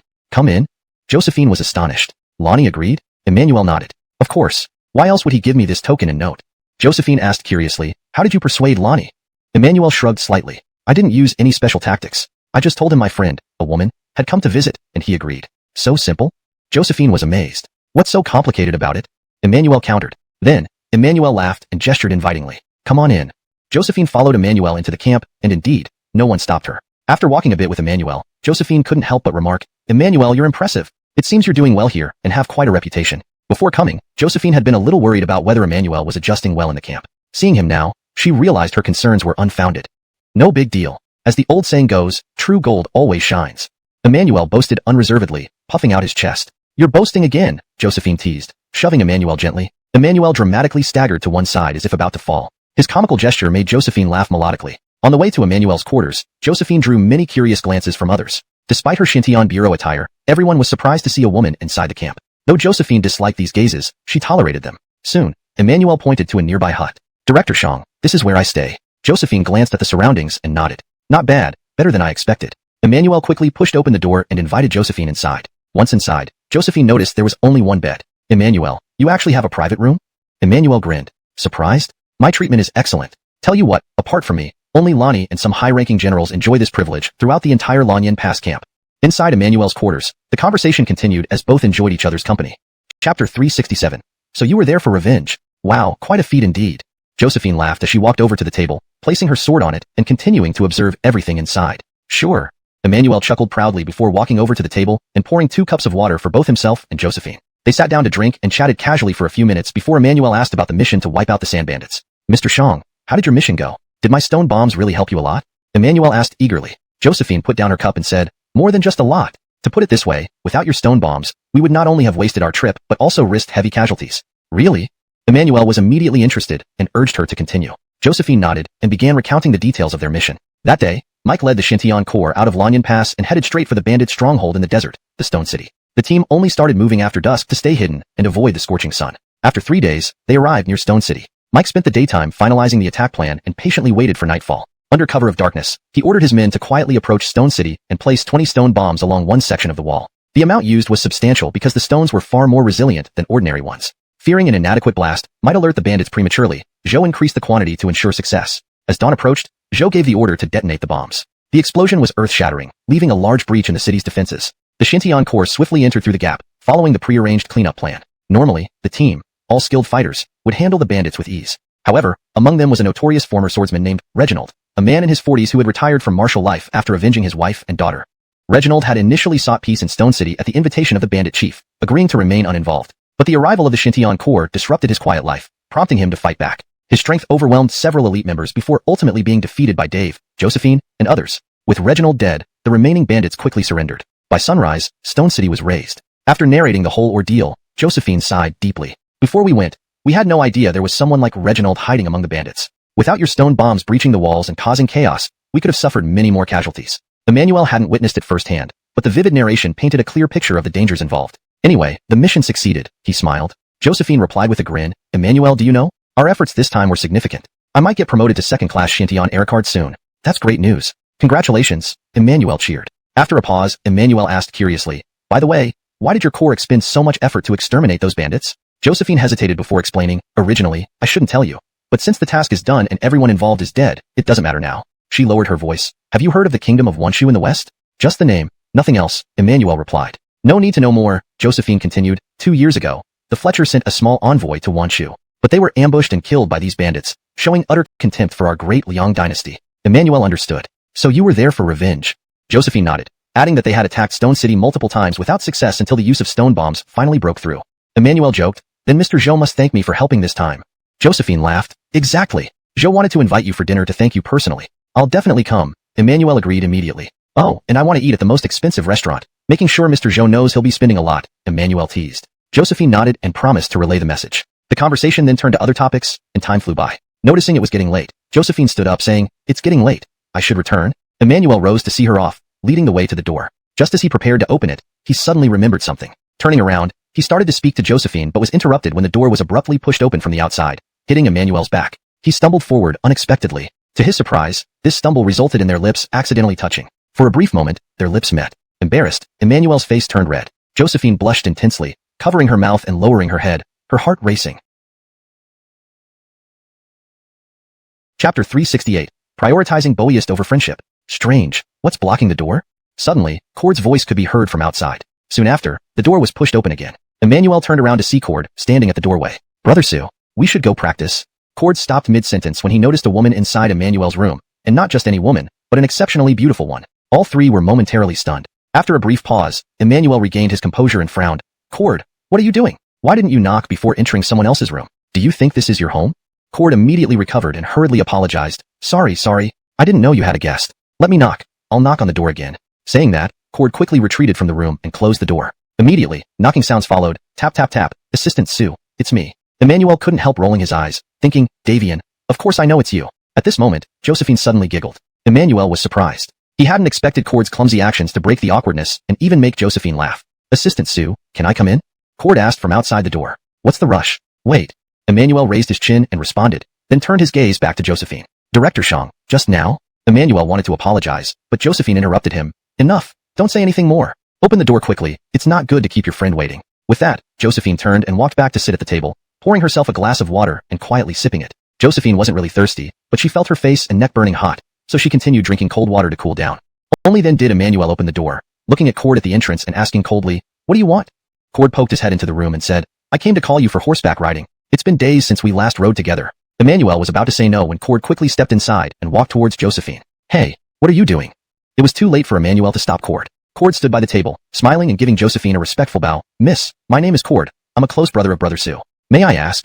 Josephine glanced at Cord over her teacup and said calmly, "Heavenly Mystery Bureau, Josephine. So you're Director Shang from the Heavenly Mystery Bureau." "I apologize," Cord hurriedly said. Next, Cord turned to Emmanuel. "Brother Sue, I didn't realize you had such wide social circles, actually knowing an official from the Heavenly Mystery Bureau." Frowning, Emmanuel walked over to Cord, put an arm on his shoulder, and led him towards the door while whispering, "Brother Daviank, let's talk later. I'm busy right now." Cord whispered back, "Brother Sue, don't be stingy. It's rare to have a director from the Heavenly Mystery Bureau here. It's good to chat and get to know each other." Emmanuel whispered, "You want to meet her, but she might not want to meet you." "How do you know she doesn't want to meet me? Did you ask her?" Cord quickly replied. At this moment, Josephine suddenly stood up, holding her sword and walking briskly towards the door. "You guys chat, I'm leaving." In a few steps, Josephine surpassed Emmanuel and Cord and disappeared at the doorway. "Director Shang, let me escort you." Seeing this, Emmanuel pushed Cord aside, shouting as he chased after her, leaving Cord alone in the room. Cord looked out and muttered with a pout, prioritizing lust over friendship. After saying that, Cord returned to the room, sitting at the table to slowly drink some water. Outside, Emmanuel finally caught up with Josephine after chasing for a while. Her cheeks were still a little red, but much less than before. Hearing Emmanuel approach, Josephine didn't look back, continuing to walk ahead quickly. "Director Shang, wait for me," Emmanuel said while hurrying his steps. Josephine, without turning back, replied, "You don't need to see me off. I can walk myself. Your friend is still waiting for you. Go back quickly." "That won't do. Since you rarely come, I must see you off," Emmanuel firmly stated. Josephine didn't respond, only walking faster, never once glancing sideways. After following for a bit, seeing no one around, Emmanuel softly said, "Director Shang, I'm truly sorry. I didn't expect Cord to show up like that. I sincerely apologize." Josephine replied calmly, "Did something happen just now? I don't remember." Emmanuel was slightly taken aback but quickly nodded, "Right, nothing happened. Absolutely nothing." On the way to the camp gate, Josephine remained silent. Several times Emmanuel tried to strike up a conversation to ease the silence, but ultimately didn't speak. Once they reached the camp gate, Josephine suddenly stopped and turned around, asking, "Emmanuel, when you opened the door earlier, you mentioned having something to say. What was it?" Emmanuel paused briefly, then reacted, "Oh, I meant to ask if you could accompany me to buy a better saddle when we're free. I don't know how to choose." Josephine hesitated but then nodded, "Sure. When Isaiah invites you for dinner, I can help you pick one." "Great. Let's settle on that." Emmanuel smiled. "Goodbye." Josephine turned and left gracefully. "Be careful on your way," Emmanuel called loudly. Josephine didn't respond or look back, only waving her hand slightly before walking away. Emmanuel watched until she disappeared from view before turning back towards his quarters. In the quarters, Cord was lying on Emmanuel's bed, hands behind his head, staring at the ceiling in a daze. Suddenly hearing footsteps outside, Cord sat up and looked towards the door. Soon, Emmanuel entered. "Cord, why are you still here?"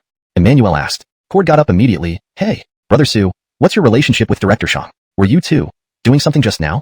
Hearing this, Emmanuel rolled his eyes. Can you stop speculating? We're just good friends. Just good friends? Cord laughed, shaking his head. Do you take me for a 3-year-old? Cord continued. When I opened the door, her face was so red. Do you think I didn't see that? Speaking of which, Cord put his arm around Emmanuel's neck. Spill it. What did you do to her? Otherwise, why would her face be so red? Tell me. Tell me. Of course, Emmanuel wouldn't tell Cord that he accidentally kissed Josephine. Pushing Cord's arm away, Emmanuel snapped irritably. What does it have to do with you? Why are you acting like a gossiping old woman, prying into others' private affairs? Seeing Emmanuel's reaction, Cord smirked, pointing at Emmanuel. Hee hee, I knew it. You two were doing something, admit it. Chapter 369, Mac's Request. Coincidentally, the next day Emmanuel met a servant dispatched by Mac to deliver a message. Mac hoped that Emmanuel could spare some time to visit Yute Mansion. Deviant to being confined by His Royal Highness Yute for an extended period, he could only ask Emmanuel to come to him. Naturally, Emmanuel was happy to oblige since it had been quite some time since he had seen Mac. Therefore, Emmanuel immediately told the messenger that he would go early the next morning. After the servant left, Emmanuel went to find Lonnie and asked for leave. This was Emmanuel's first time requesting leave since joining the camp, so Lonnie readily agreed, even instructing Emmanuel not to rush back. Taking a few more days off was no problem. The next morning, Emmanuel neatly dressed and left the camp. He originally intended to ride Rena to Yute Mansion but, after much consideration, felt his horsemanship was not yet proficient enough, so he decided against it. Not far from the camp gates, a luxurious carriage approached from the distance. Emmanuel immediately recognized it as the prince's carriage, with Jonah sitting beside the coachman. Sir Sue. Jonah waved from afar. Emmanuel waved back, standing still waiting for the carriage to arrive. The carriage halted, and Jonah jumped down, bowing respectfully. Sir Sue, why are you out so early? I would have missed you if I had arrived any later, Jonah said. Emmanuel smiled. Elder Barkley, thank you for going through all this trouble to pick me up. Jonah shook his head with a smile then gestured. Sir Sue, please get in the carriage. The prince is waiting for you at the mansion. Emmanuel nodded and climbed into the carriage. Jonah didn't sit with the coachman, but joined Emmanuel inside the carriage. Soon, the carriage turned toward Yute Mansion.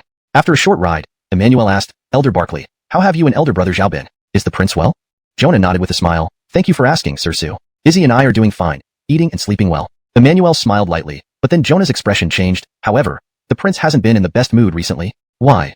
Emmanuel asked hurriedly. Jonah explained slowly. His Highness issued an order some time ago, forbidding the prince from going out except within the confines of the mansion. But the prince really wants to visit Miss Livia in Shinjo, hence? Jonah shook his head gently, appearing helpless. Emmanuel was puzzled. Why does His Highness forbid the prince from going out? Has the prince done something wrong? Jonah shook his head. No. Apart from setting off fireworks and damaging the artificial hill once, the prince has not committed any other offense. Moreover, His Highness wouldn't punish the prince over such a minor issue. Emmanuel pondered. Perhaps His Highness is worried about the prince's safety, or has his own considerations. Probably, Jonah nodded and continued. Sir Sue, when you meet the prince, please persuade him not to be too anxious and to stop thinking about running away. Otherwise, His Highness will punish him even more severely. Emmanuel was surprised. Has the prince run away before? Yes. The prince has escaped 3 times already, but each time he was caught by His Highness and punished heavily, Jonah sighed. Emmanuel assured immediately, don't worry, Elder Barkley. I will definitely talk to the prince when I see him. Thank you, Sir Sue. Jonah bowed gratefully. After a short while, the carriage stopped at Yute Mansion's entrance. Emmanuel followed Jonah off the carriage and headed directly to Mac's courtyard. Mac seemed in a foul mood, practicing swordsmanship in the yard, venting his frustrations on a worn-out Minjiu sword. Cleveland. Emmanuel's voice suddenly rang out. Hearing this, Mac immediately turned towards the gate. Sir Sue, you're here. Excitedly, he discarded his sword and jogged over. Emmanuel chuckled. Cleveland, it's been a while. Have you lost weight? Oh, don't mention it. It's driving me crazy. Mac shook his head helplessly. Cleveland, I'll take my leave. After escorting Emmanuel in, Jonah exited the courtyard. Mac led Emmanuel into the hall and instructed a servant to bring tea and snacks. As soon as the servant left, Mac asked, Sir Sue, when are you returning to Shinjo? Upon hearing this, Emmanuel understood Mac's thoughts and asked, Cleveland, you want me to visit Lady Livia? Not just visit her. I also wish to ask Sir Sue to bring Lady Livia here to Lanyan Pass for a while. I'm under house arrest and can't go out. Mac's face showed distress as he spoke. Emmanuel was puzzled and asked, Cleveland, if you miss Lady Livia, can't Elder Brothers Bowie or Zhao go to fetch her? They know her as well. Mac sighed. I already sent Izzy, but Lady Livia refused to come. She insisted I visit her personally, leaving me no choice but to seek your help. Emmanuel looked hesitant. Seeing this, Mac stood up, clasped his hands together, and pleaded, Sir Sue, please help me. Emmanuel thought for a moment and asked, Cleveland, I agree to help you, but what if Lady Livia refuses again? Mac hesitated, unsure what to do if Livia refused again. His emotions flared, gritting his teeth. If she still won't come, I will risk my life to see her in Shinjo. Cleveland, don't be so impulsive. Emmanuel tried to calm him. Mac retorted angrily, how can I not be impulsive? Father previously promised me that in half a month, at most a month, I could visit Shinjo. Now he broke his word. I asked him why, but he refused to say anything. I begged Mother Consort, but she also denied my request. Sir Sue, I promised Livia I'd visit her often in Shinjo. How am I supposed to face her now? Mac began pacing anxiously in the hall. Emmanuel paused, then nodded. All right, Cleveland. I will take leave from Lonnie upon return and visit Shinjo, soon to speak with Lady Livia. Thinking of not having visited home in a while, Emmanuel saw this as a good opportunity to reunite with his wife and Meadow. Mac was overjoyed, quickly bowing deeply. Thank you, Sir Sue. Emmanuel raised his hand. Cleveland, understand this. If Lady Livia still refuses, don't blame me. I understand completely. Your willingness to help already means the world to me. Mac expressed understanding. With Emmanuel's agreement, Mac's mood improved, chatting happily with smiles. They chatted for a while before Mac started asking about Emmanuel's recent experiences in the military camp. Emmanuel shared everything openly. Hearing about Emmanuel's improvements in crossbow design, establishing the stone bomb factory, and making sugar syrup using black sugar, Mac grew excited and envious. He couldn't help exclaiming, Sir Sue, I truly wish I could achieve something like you. Chapter 370, absolutely no harm intended. Mac drank a lot during lunch. He kept talking about his sorrows and his longing for Cora until he got drunk. Emmanuel understood his pain and mostly listened quietly, fulfilling his role as a good listener. After Mac passed out, Emmanuel and the servants carried him back to his room. Just as Emmanuel came out of the room, Jonah appeared. Baker, His Highness invites you, Jonah said. Emmanuel was a bit surprised. His Highness Granville wants to see me? Jonah nodded. Emmanuel thought that Granville might want to ask about his recent activities in the military camp. Thinking this, Emmanuel said to Jonah, Then I'll trouble you, Barkley. Soon, Jonah led Emmanuel to a small garden in the mansion. Granville was busy loosening the soil in the garden and didn't notice Emmanuel's arrival. Jonah stopped at a distance and reported, Your Highness, Baker has arrived. Granville turned around, put down the tool, stood up, dusted his hands, and walked towards Emmanuel. Emmanuel pays his respects to His Highness Granville. Emmanuel bowed. Granville smiled and nodded, then gestured for Jonah to leave. Baker, let's take a walk and chat casually, Granville smiled. Emmanuel nodded and followed Granville. At first, they talked about trivial things like the beauty of the garden. When they reached the center of the garden, Granville changed the topic, praising, Baker, your performance in the camp has been excellent and everyone can see your contributions. Emmanuel responded calmly, Thank you, Your Highness. Granville continued, I heard from Lonnie that you taught him a good method to make sugar frost, solving the problem of paying the soldiers' salaries just by selling it. When I asked Lonnie how to make it, do you know what he did? He refused to tell me. How infuriating. When he needed money before, how did I help him? What an ungrateful man. Emmanuel only listened, occasionally smiling without replying. After saying these things, Granville looked at Emmanuel and remarked with a nod, York indeed didn't misjudge you. Yes, very nice. Emmanuel immediately thanked him with a bow. After a brief silence, Granville suddenly stopped walking and asked, Baker, did York invite you today because of a girl named Cora? Yes, Emmanuel nodded. Cleveland Zhang wants me to go back to Xinzhou and bring Cora to Lanyan Pass. Emmanuel didn't hide it since he knew it would be impossible to hide anything from Granville. The best choice was to speak honestly. Did you agree? Granville asked. Yes, Emmanuel replied. But I told Cleveland Zhang that I can only try my best. If Miss Cora doesn't want to come, there's nothing I can do. Granville nodded after hearing this and thought for a moment before asking, What do you think of this Miss Cora? How did you three meet? Can you tell me more about her? Emmanuel nodded and recounted how he met Cora and subsequently met Mac. Not only their meeting but also all the events they experienced together were told to Granville. Based on my interactions, Miss Cora is a very intelligent, kind-hearted, clear-headed woman who deserves Cleveland Zhang's cherish, Emmanuel said sincerely. Granville remained silent for a while after listening, deep in thought. Emmanuel didn't interrupt. He stood quietly beside him, knowing Granville must be considering important matters. Finally, Granville turned to look at Emmanuel and said slowly, Baker, can you do me a favor? Emmanuel asked curiously, What favor, Your Highness? With a serious expression, Granville said, Baker, if you can't persuade Miss Cora to come back willingly, then bring her back by force. And if she asks later, tell her it was my order. She shouldn't blame you. Emmanuel was taken aback. Your Highness, why are you doing this? Miss Cora never expected anything from Cleveland Zhang. Are you misunderstanding her? Granville quickly explained, Baker, don't misunderstand. I have no intention of harming her. I just want to bring her here and fulfill York's wish.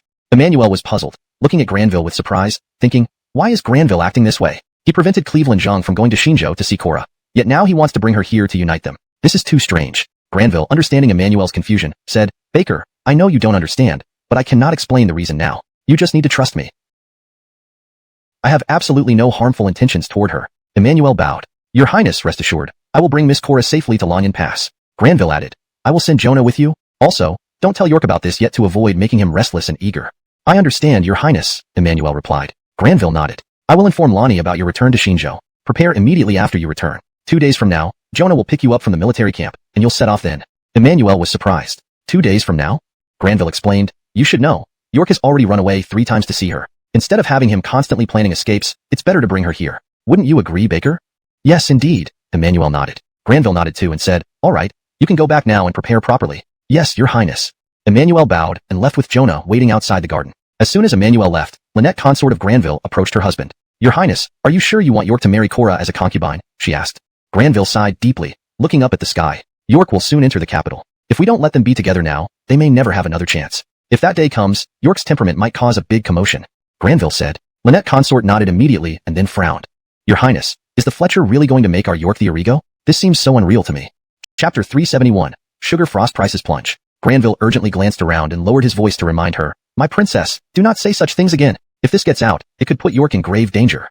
Your Highness, I didn't think. I won't say it again, I promise.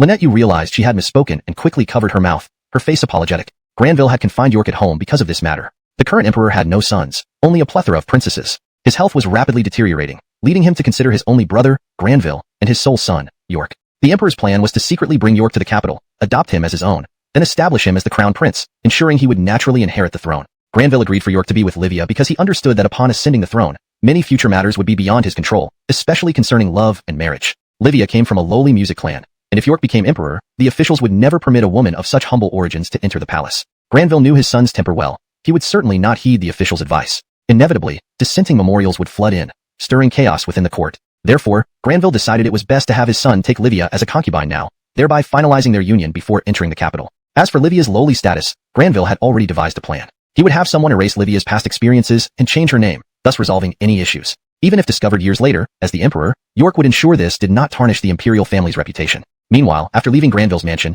Emmanuel declined Jonah's offer to escort him back to camp, as he needed to visit Merchant Lauren at the post house. Farewelling Jonah, Emmanuel walked toward the post house. Passing through a bustling market, he overheard two merchants discussing sugar frost prices and paused to listen quietly. Hey, did you hear? Sugar frost prices dropped again. They're almost cut in half, said a plump merchant. Cut in half? So, sugar frost that used to cost 30 guan per pound is now just 15? Asked a thick-browed, large-eyed merchant, surprised. Yes, haven't you heard? It's been falling for a while now. From 30 to 25, then 22, 20, and now it's 16 guan per pound, replied the plump merchant, puzzled. I've been busy with family affairs and missed all of this. The thick-browed merchant shook his head. Then, the thick-browed merchant inquired, since the price has dropped so much, should we buy some in bulk? Wait until it rises, and we could make a small fortune. Why stockpile? The plump merchant shook his head and frowned. It won't rise. Not only won't it rise, it might fall even further. Why? The thick-browed merchant didn't understand. Because there's too much of it. You wouldn't know, but Lanyan Garrison has been exporting vast amounts of sugar frost recently. People still have plenty on hand, and it can't sell fast enough. How can it possibly rise? Lanyan Garrison? The thick-browed merchant was confused. What does this have to do with them? You really don't know anything, exclaimed the plump merchant. Let me tell you, most of the sugar frost on the market comes from Lanyan Garrison. They somehow learned the method and have been producing non-stop, 12 hours a day. Their storage facilities are overflowing with sugar frost. Upon hearing this, the thick-browed merchant hurriedly responded. If that's the case, perhaps we shouldn't stockpile now. Let's wait and see how low it can go. I think it'll drop below 10 guan, predicted the plump merchant. To me, ideally, it'd fall below 5 guan. Then I'll buy a few £100 and earn a hefty profit. Ha ha ha, laughed the thick-browed merchant. Below 5 guan? Ha, keep dreaming, ha ha, chuckled the plump merchant. They continued chatting about other matters, allowing Emmanuel to continue his walk. Emmanuel mused to himself as he walked. He had predicted the decline in sugar frost prices, but hadn't expected it to happen so quickly. It seemed Lonnie and his men were selling far more than he anticipated. He wondered what Lonnie must be feeling now. Walking for about an incense stick's duration, Emmanuel arrived at the post house. After inquiring with the guards about Merchant Lauren's room, he headed straight there. Stopping at the easternmost first-floor room of a small building, Emmanuel knocked gently. Merchant Lauren, are you in? He called softly. Soon, footsteps approached, and the door opened to reveal Merchant Lauren, her face filled with surprise. Emmanuel, why are you here? She asked. Emmanuel smiled. You visited me at the garrison, so why can't I come see you? Of course you can. Merchant Lauren nodded, smiling back. Do you intend to keep your guests standing outside the door? Emmanuel teased. Realizing this, Merchant Lauren invited him in. However, as Emmanuel stepped forward, she suddenly pushed him back. Hold on a moment. She quickly closed the door, leaving Emmanuel outside. Emmanuel initially felt perplexed but soon figured she was tidying up her disorganized room. Indeed, sounds of organizing emerged from within, causing Emmanuel to chuckle. Women often felt embarrassed having a messy room seen by a man. Shortly, the door reopened. Merchant Lauren, slightly breathless but smiling, stepped aside. Come in, she gestured. Emmanuel entered, immediately inhaling a faint fragrance. The room appeared clean, though the bed curtains were tightly drawn, likely hiding any mess. Seeing Emmanuel eyeing the bed, Merchant Lauren walked in front of him, blocking his view. Emmanuel, please sit, she smiled. Emmanuel nodded and sat down at the table. Merchant Lauren followed suit, pouring water as she spoke. I just visited you yesterday. Why are you here today?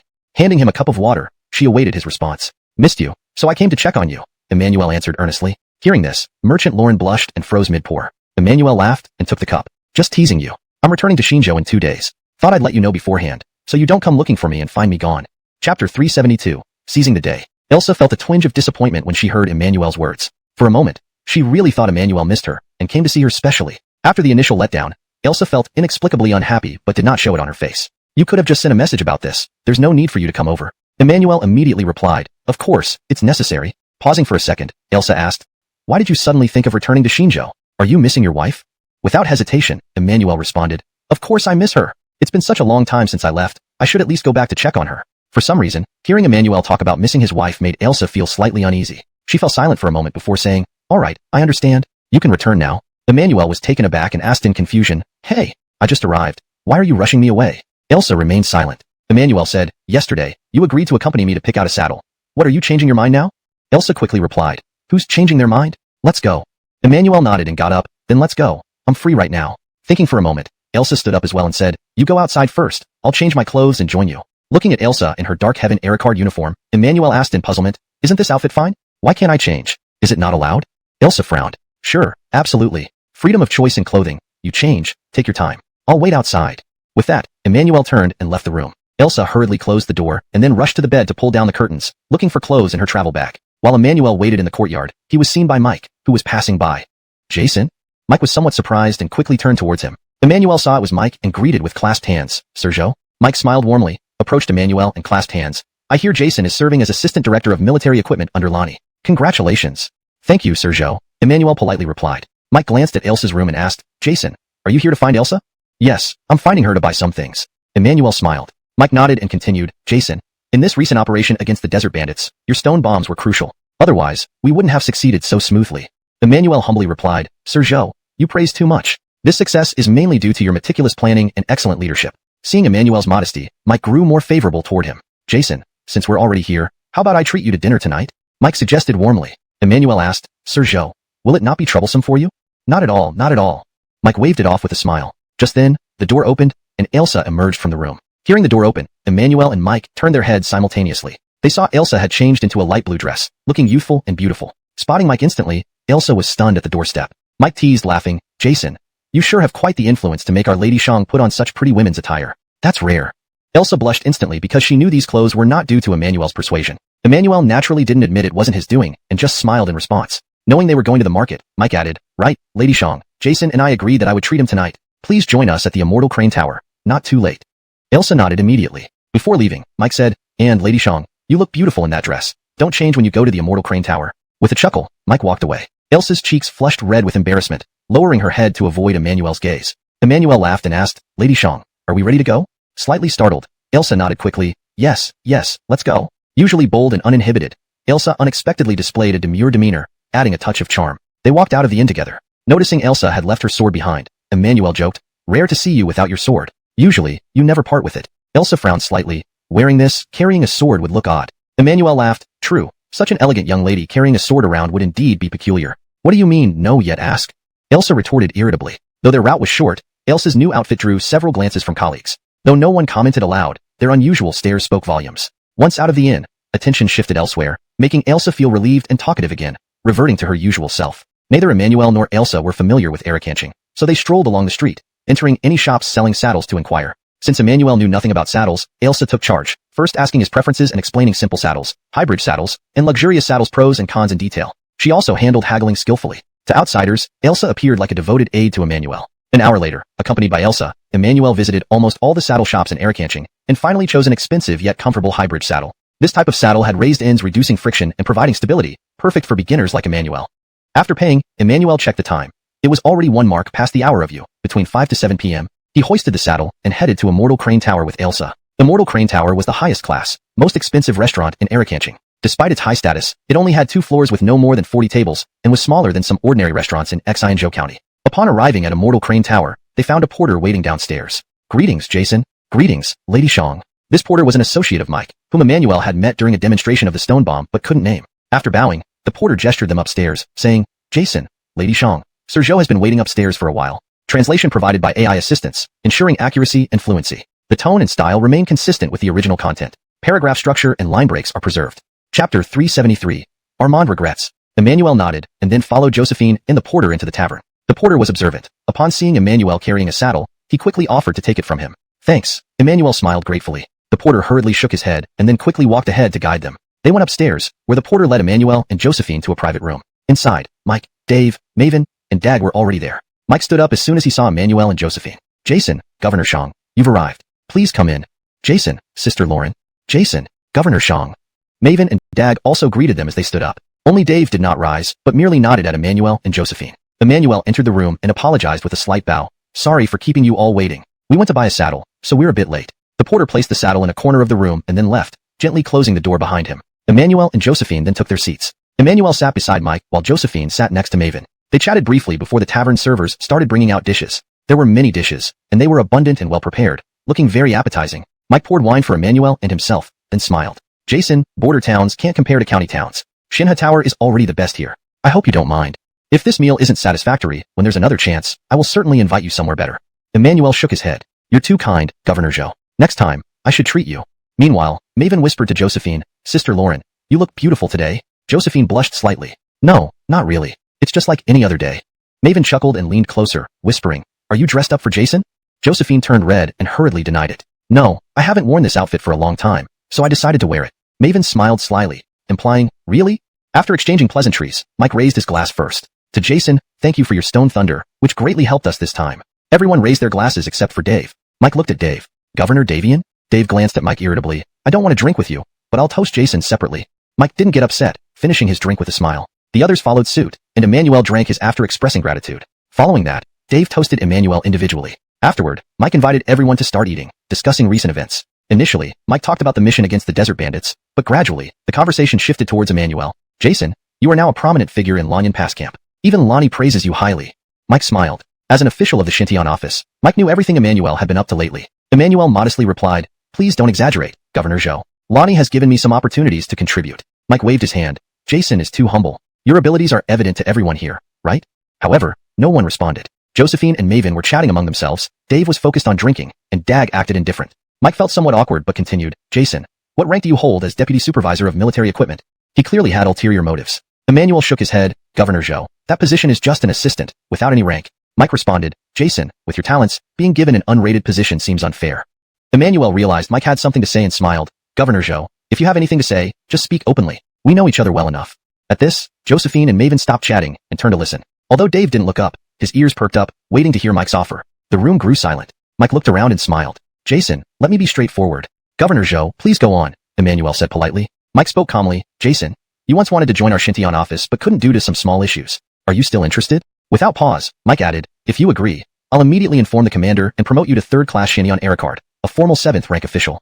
Mike watched Emmanuel closely, noting every subtle change in his expression. Emmanuel instantly understood. Mike regretted not letting him join earlier. When Emmanuel had asked to work under the Xintian office as a nominal post, Mike refused because it wasn't precedent. Later, hearing that Emmanuel had taught Lonnie to make sugar frost and solve the camp's financial problems, Mike became jealous. He deeply regretted missing the chance to get sugar frost under the Xintian office. Reflecting on how the profits from sugar frost benefited Lanyan Pass Camp instead of them, Mike wished he could punch himself in frustration. This regret pushed him to invite Josephine to find Emmanuel and arrange this dinner, hoping to win him over again. Chapter 374, Do Not Unto Others. To be honest, the position of a 7th rank official was quite appealing to Emmanuel. It was the same rank as a county magistrate, and it came with the authority of the revered Black Heaven Aircard. That would make him an untouchable figure in Xinzhou County, fearless of anyone. But Emmanuel smiled faintly and clasped his hands, saying, Kieran, thank you for esteeming me so highly. Mike thought Emmanuel was swayed and immediately showed a pleased smile. However, Emmanuel suddenly changed his tone and said, But Kieran, Rocky has been very good to me and holds me in high regard. Besides, I don't really enjoy switching sides. So, I appreciate your offer but prefer not to go through this. Mike's smile froze on his face. He truly hadn't expected Emmanuel to resist the temptation of a 7th rank official post. Sir Su, aren't you going to reconsider? With your intelligence, you will definitely achieve great things in the Black Heaven Bureau. Mike wasn't willing to give up and continued to persuade earnestly. Emmanuel still shook his head and replied, Kieran, I'm a bit timid and don't have big ambitions. I just like living a peaceful life with my family. The mission of the Black Heaven Bureau seems a bit dangerous for me. So, perhaps I'll decline, Seeing that he couldn't persuade Emmanuel, Mike hurriedly looked at everyone present, hoping they could help. He turned first to Josephine. Lord Shang, don't you wish Sir Su would join our Black Heaven Aircard? Please help persuade him. Josephine glanced at Emmanuel and then calmly replied, Kieran, my master taught me since childhood, do not unto others. Since Sir Su doesn't wish to join, we shouldn't force him. Lord Shang, how can you? Mike was momentarily speechless, wondering whose side she was really on. Elisa almost burst out laughing at Mike's expression, but managed to hold back after pinching her own thigh. Mike knew well Josephine's temperament. Once she made up her mind, no one could easily change it. Persuading her further would be futile. Turning to Elisa, Mike called, Lord Bai. Elisa, who had been trying hard not to laugh, lifted her head upon hearing her name, looking bewildered. Mike gave her a meaningful look and said, You persuade Sir Su? Me? Elisa paused, then softly replied, How can I persuade him? If Sir Su is unwilling, he must have his own plans. Even Sis Lauren isn't persuading him. How can I? With that, Elisa lowered her head, avoiding eye contact with Mike. Furrowing his brows, Mike thought inwardly, What's the point of having you here if you can't help? Erica Darrell, what do you think? Feeling a bit embarrassed, Mike passed the topic to Erica Darrell. Erica Darrell was eating when he heard Mike calling him. Putting down his chopsticks, he looked at Mike. Then at Elisa. Kieran, I'm just a laborer working for Miss Bai. Don't trouble me, Erica Darrell said with a pained face. Mike understood this and could only sigh, deciding not to press Erica Darrell further. Next moment, Mike turned to Dave. Seeing Mike's gaze, Dave immediately blurted out, "What are you looking at?" By now quite depressed, Mike snapped, "Can't I look? Are you a maiden to hide from glances?" Dave got mad instantly, turning to Emmanuel and saying, "Emmanuel, absolutely don't join the Black Heaven Bureau. It's not as good as you think. And besides, this guy envies you for helping Rocky earn money." Realizing Dave had exposed his thoughts, Mike flushed with anger. Then he pounded the table and shouted, "Dave, what nonsense are you spouting? Do you respect me as your superior?" Dave, unafraid of Mike, sneered coldly, "Mike, quit acting high and mighty. Try complaining to the commander-in-chief, or shut up." Enraged, Mike slammed the table and pointed his finger at Dave, shouting, "Do you think I dare not?" Dave rose, pushing Mike's hand away, and challenged, "Go ahead, I'm waiting." Suddenly speechless, Mike glared fiercely at Dave as if ready to fight. Startled by the sudden confrontation, Emmanuel hurriedly stood up to mediate. "Kieran, Lord Davian, let's calm down. There's no need to quarrel over me." But both seemed oblivious, glaring at each other with intense hostility. Emmanuel heard Josephine call him. Turning around, he saw her beckoning subtly, signaling him to come over. Elisa also nodded beside her, mirroring Josephine's gesture. Erica Darrell quietly tore into a chicken leg, seemingly indifferent to the commotion. Confused, Emmanuel walked between Josephine and Elisa, bending down to ask in a low voice, "What's going on?" Josephine leaned close to Emmanuel's ear, whispering, "Ignore them. They'll settle down soon." "Ignore them?" Emmanuel was shocked and whispered back, "What if they start fighting?" Seeing this, Elisa moved closer to Emmanuel's other ear, murmuring, "Trust us, they won't come to blows." Slightly hesitant, Emmanuel decided to listen to their advice and didn't intervene further. "Sit down. Let's continue our conversation." Josephine indicated Emmanuel to sit. Emmanuel awkwardly sat next to Josephine, keeping an eye on the two men still facing off. Elisa suddenly asked, "Emmanuel,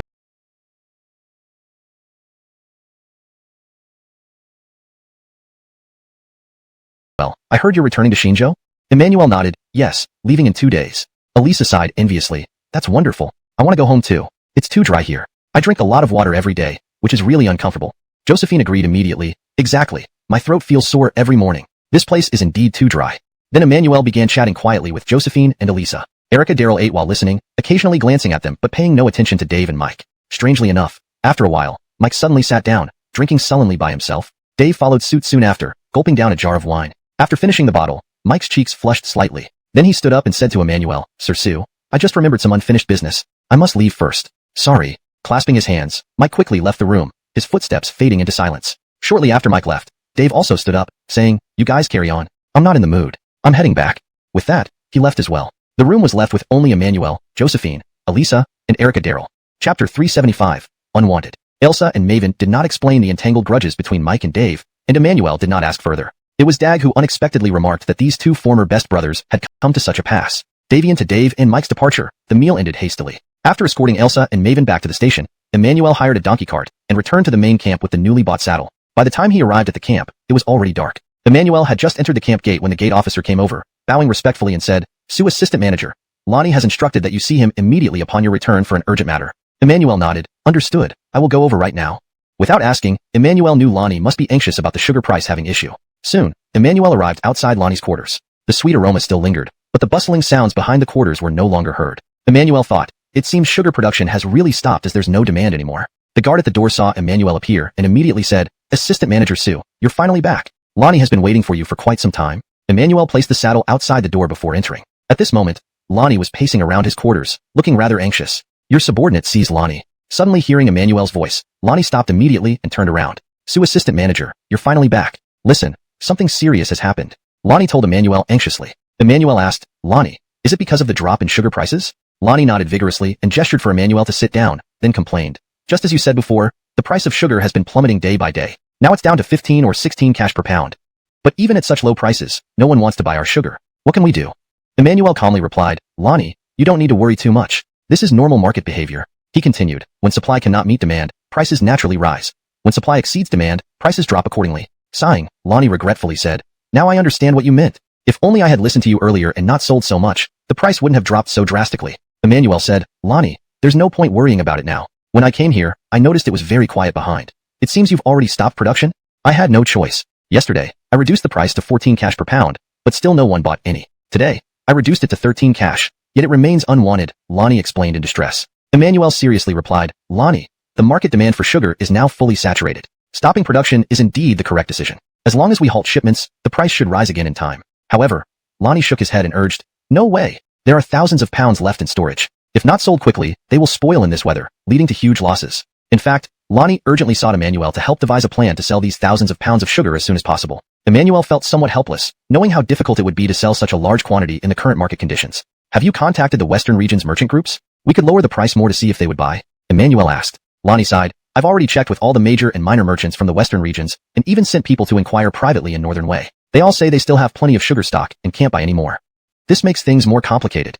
Emmanuel frowned, lost in thought. Lonnie paced back and forth in the room for a while, then shook his head and sighed. This is all my fault. I shouldn't have let everyone produce sugar continuously day and night. Now, we'll probably have to bear heavy losses. Though the cost of sugar was low, seeing several thousand pounds unsold was still painful for Lonnie. Well, if it can't be sold, I might as well distribute it among the soldiers. It's better than letting it spoil. Lonnie said helplessly. He then told Emmanuel, Sue assistant manager, you must be exhausted after being out all day. I won't delay your rest. By the way, His Highness Granville's people came this afternoon to discuss your return to Exine-jo. Prepare yourself well, and try to leave early and return soon. I can't be without you for too long, Lonnie added. Upon hearing this, Emmanuel suddenly thought of something and said, Lonnie, I have an idea that might help alleviate the situation. What idea? Lonnie asked eagerly. Since we can't sell sugar in Arakanching now, why don't we transport it to Exine-jo, Haeong, Kaisien, and other places for sale? If our prices are sufficiently low, we'll surely find buyers. Emmanuel suggested. Lonnie's eyes lit up, finding this idea promising, so he nodded. Yes, it's worth trying. But, Sue assistant manager, it's easy to transport sugar there, but what next? Are we going to hawk it on the streets, or set up stands along the roads? What if it suddenly rains? Emmanuel smiled. Lonnie, don't worry. I can help contact the Xiangfu specialty stores in Exine-jo, Haeong, and Kaisien and ask them to sell sugar through their shops. This way, we won't have to worry about rain. Right, good idea. How did I forget about the Xiangfu specialty stores? Lonnie was relieved, feeling reassured instantly. Emmanuel didn't rush to leave, but reminded Lonnie sternly, actually, sugar is like soap and perfume. No matter how expensive they are initially, over time they will eventually become everyday necessities at affordable prices. Make them ever since, even bringing gifts. What did you two talk about that day? Paula replied casually, we just chatted about random things. It's nothing much. Kay wouldn't believe her, pouting and calling out in a drawn-out voice, sister-in-law, why do you always treat me like a child? I'm already mature enough, please tell me. Subsequently, Kay started pleading persistently for Paula to tell her. Unable to withstand her pestering, Paula finally nodded and agreed. All right, I'll tell you. But you must keep it a secret and not tell anyone else, not even Nathan, understood? Kay immediately raised her hand and held up 3 fingers. I swear, I'll keep it to myself. Only then did Paula slowly recount that night's events. After Paula and Miriam saw off Emmanuel to Lanyan Pass that day, Miriam stayed overnight in Ancient Village upon Paula's invitation. That night, Paula and Miriam talked for a long time, focusing on the emotional issues between Emmanuel and Miriam. Paula, an astute and perceptive woman, had noticed early on that Miriam harbored special feelings for her husband. So, Paula didn't beat around the bush and directly asked Miriam if she liked Emmanuel. Miriam didn't evade either and replied straightforwardly and candidly that she indeed loved Emmanuel very much and wished to spend her life with him. After hearing this, Paula fell silent for a while. Davioning this silence, Miriam felt extremely uneasy and nervous. She mentally prepared herself to face a storm of anger from Paula, and no matter how Paula lashed out or scolded her, Miriam was determined not to harbor any resentment. However, to Miriam's surprise, Paula did not explode but instead nodded slowly, indicating she could accept Miriam into the Sue family. Amidst shock, Miriam also felt immense relief and gratitude. In that moment, Miriam tightly held Paula's hand. Her eyes instantly moistened, repeatedly saying thank you, her body trembling uncontrollably. Paula's decision to accept Miriam came after much internal struggle. First, Paula could feel that Emmanuel also harbored deeper feelings for Miriam beyond friendship. Second, Paula and Emmanuel had been together for quite some time, yet she hadn't been able to conceive. From the day Paula truly accepted Emmanuel, she had planned to bear children for the Sue family. But her inability to get pregnant, despite Emmanuel never mentioning it, made Paula feel immense pressure, thinking it was her fault. Third, Emmanuel's business was growing, and Paula lacked confidence in her own abilities, feeling she couldn't sufficiently help Emmanuel in the future. If Miriam joined the Sue family, it would be different. She was exceptionally talented and skilled in business, sure to provide significant assistance in his ventures. The most critical reason, however, was that Paula deeply loved Emmanuel and didn't want to create conflicts or rifts over refusing Miriam entry. While Paula desired Emmanuel's love solely, reality often falls short of wishes. Moreover, in the Great Liang dynasty, it was common for successful men to have multiple wives. After weighing the pros and cons, Paula decided to accept Miriam. Of course, another factor was that Paula didn't dislike Miriam. In fact, she admired and liked her in many ways. After that night, the relationship between Paula and Miriam fundamentally changed. They quietly agreed to call each other sisters in private. Since then, whenever Miriam had free time, she would visit Ancient Village, not only bringing gifts but also teaching Paula accounting and discussing business tactics and strategies. After hearing Paula's account, Kay furrowed her brows, deep in thought. Seeing Kay's silence, Paula became curious and asked, Terry, what are you thinking about? Kay said earnestly, sister-in-law, if I were you, I wouldn't agree to take Miss Noah as a concubine for Cousin Sue. Why should I share my husband with another woman? Paula hastily responded, Terry, Kay immediately interrupted, sister-in-law, let me finish. However, since you've made your decision, I won't comment much. It's your and Cousin Sue's life, and you both have a long way to go. I am still an outsider and shouldn't interfere in your choices. Pausing briefly, Kay continued, but sister-in-law, remember one thing. You are the senior wife of the Su family. Miriam is only a concubine. You can't let her overstep your authority. You need to maintain the dignity of the senior wife. Understand? Speaking these words, Kay sounded far more mature than a 15-year-old girl. Paula almost laughed at her serious demeanor, but realized it wasn't the time to do so. She nodded earnestly. I understand, Terry. Before Kay could nod in agreement, Paula added, you don't know Miss Noah well. She isn't what you think. I believe we will get along very well. Kay rolled her eyes in exasperation. Sister-in-law, people change. Just because she seems good now doesn't mean she'll stay that way. You're kind-hearted, which makes you vulnerable to manipulation. Paula reassured her quickly. Terry, I understand. I will follow your advice and act more assertively next time I see Miss Noah, showing her the true dignity of the Su family's senior wife. That's the spirit, sister-in-law. Kay relaxed somewhat. Just then, they heard the sound of a carriage outside, signaling someone's arrival. Looking toward the door, Paula stood up immediately. It's Miss Noah. Outside, the Noah family's carriage had arrived, and Miriam was stepping out of the compartment. Paula wiped her hands and greeted warmly. Miss Noah, you've come just in time. I picked some fresh vegetables this morning. You must try them. Watching this scene from inside, Kay nearly choked. Rolling her eyes helplessly, she thought, asterisk sister-in-law, oh sister-in-law, how should I even begin? Is this your version of the Su family's senior wife's dignity? Asterisk. Note, the translation maintains the original tone and style while ensuring fluency and accuracy. Chapter 377, Return. Meadow alighted from the carriage under Shelley's care and greeted Paula, who had come out to meet her with a radiant smile. Mrs. Su, the Rain Heart Pavilion in the city has introduced several new pastries. They look beautiful and taste wonderful. I had someone place an order days ago to get these for you to try, so I came over, Meadow said. As she spoke, Meadow asked Shelley to bring over the food box containing the pastries. Paula smiled and replied, Miss Noah, you are so thoughtful. Come, let's go inside. It's hot outside. Meadow nodded and followed Paula into the hall with Shelley. Just as they reached the doorway of the hall, Kay quickly walked out from inside. Kay looked visibly unhappy, as if someone owed her money. Meadow, where are you going? I just bought some pastries from Rain Heart Pavilion. Why don't you join us? Meadow called out to Kay. Kay glanced at Meadow without good temper and said, I'm full and have no appetite. While Paula could greet Meadow with a smile, Kay couldn't manage it. She stormed off toward the courtyard gate, almost colliding with Meadow, who stepped aside just in time. Terry, don't you love pastries the most? Why don't you take some back with you? Paula tried to call Kay back, but Kay walked away without looking back. Meadow watched Kay's retreating back in confusion and asked Paula, what's wrong with her? Who upset her? Paula understood why Kay was angry, but couldn't tell Noah Xiang the truth. So she shook her head and said, nothing. Girls at her age can be temperamental. Her mood will pass soon. Meadow believed her, nodded, and followed Paula into the hall. Inside, she asked Shelley to place the food box on the table and then sent her outside. After sitting down beside Paula, Meadow opened the food box, presenting the pastries while introducing them. Big sister, this is the newly introduced osmanthus snowflake cake. Sweet yet not greasy. This is the sweet osmanthus chestnut cake, fragrant and delicious. And this one is the crystal walnut pastry, their best-selling item recently, melting in your mouth. Soon, 5 or 6 plates of exquisite pastries adorned the table, each inviting a bite. After tasting one, Paula praised endlessly, nodding repeatedly. Seeing Paula's pleasure, Meadow beamed. After sampling the pastries, Meadow asked, Big sister, has Sir written any letters back these days? Since calling Paula sister, Meadow had dropped the Su before Sir, making it sound more intimate. Instructed Shelley, Shelley, go check what's happening. Shelley complied and hurried away. Moments later, Shelley rushed back excitedly, shouting from the yard, Miss, Lady Su, has returned. She's back. What? Who has returned? Meadow asked. Paula was equally baffled, looking at Shelley. Shelley rushed into the yard. Miss Lady Su, it's Sir Su. Sir Su has returned. Has my husband returned? Paula exclaimed in shock. Meadow, equally astonished, quickly asked, Shelley, are you sure? Is it really Sir? Shelley nodded vigorously, confirming, yes, miss, I saw Sir Su. Many villagers were welcoming him. It's quite lively there. Hearing this, Paula dashed out of the yard toward the village entrance. Meadow, overwhelmed with joy, hurriedly followed her with Shelley. Alongside Emmanuel, Jonah and Cord were also returning, currently walking towards the Su residence amid villagers' warm welcome. They led 3 horses Emmanuel had chosen in the camp. As for the carriages loaded with sugar frosting, Cord had ordered the accompanying soldiers to stop by the roadside outside Erikshan village. Seeing such enthusiasm, Cord whispered to Jonah, Barkley, I didn't expect Brother Su to be so beloved in the village. Jonah replied, of course, Jason's soap workshop sustains so many villagers. How could they not adore him? Emmanuel engaged with the enthusiastic villagers while gesturing for them home. Emmanuel happily held Paula's hand and was about to lead her home. Just as he turned around, Emmanuel saw Meadow and Shelley standing not far ahead on the road. Judging from Meadow's slightly surprised expression and Shelley's shy appearance, they must have seen him kiss Paula too. Elegance. No, Miss Noah. Noah, you are here as well?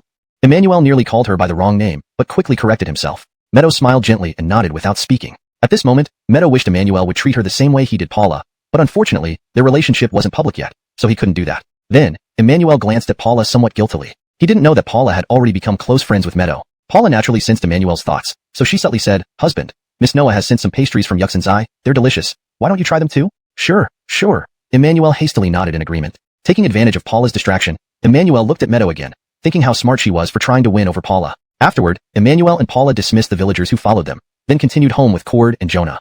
Halfway through, Xander, Kay, and Nathan came rushing over upon hearing the news. Xander hadn't seen Emmanuel in days and was moved to tears upon seeing him. He patted Emmanuel on the shoulder. Inspect wife. Ignoring everything else, Emmanuel carried Paula into the bedroom. He quickly placed her on the bed and rushed to close the bedroom door, even bolting it shut. Husband, you said you weren't going to, then why lock the door? Paula grew nervous.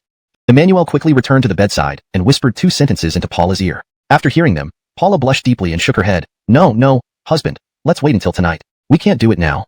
The more she refused, the stronger Emmanuel's desires became. At this point, nothing could stop him. He prepared to undo his waistband and reveal his unused weapon. But then, Paula suddenly said, Husband, there's something I need to discuss with you.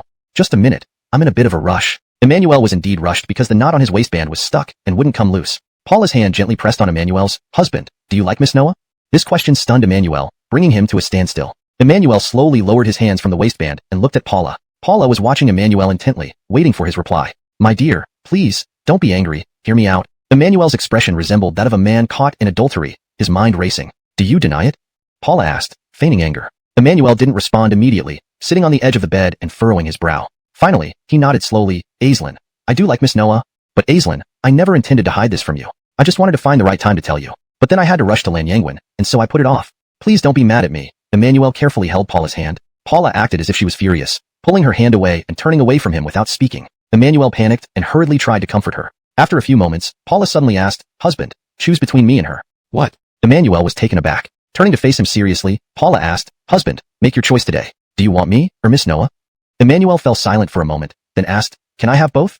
No way. Paula shook her head firmly. Emmanuel was torn, his brows furrowed tightly, unsure of what to do. Feeling helpless, he began pacing the room, deep in thought. Seeing Emmanuel so troubled, Paula almost laughed but managed to hold it back. But her attempt at concealing her laughter did not go unnoticed by Emmanuel. Stopping in his tracks, Emmanuel's mind raced. Something is off here. After a long pause, Emmanuel turned to look at Paula with an unusually serious expression. My dear, I don't want to betray you, nor do I want to betray Miss Noah. So, if you force me to choose between the two of you, I can only choose neither.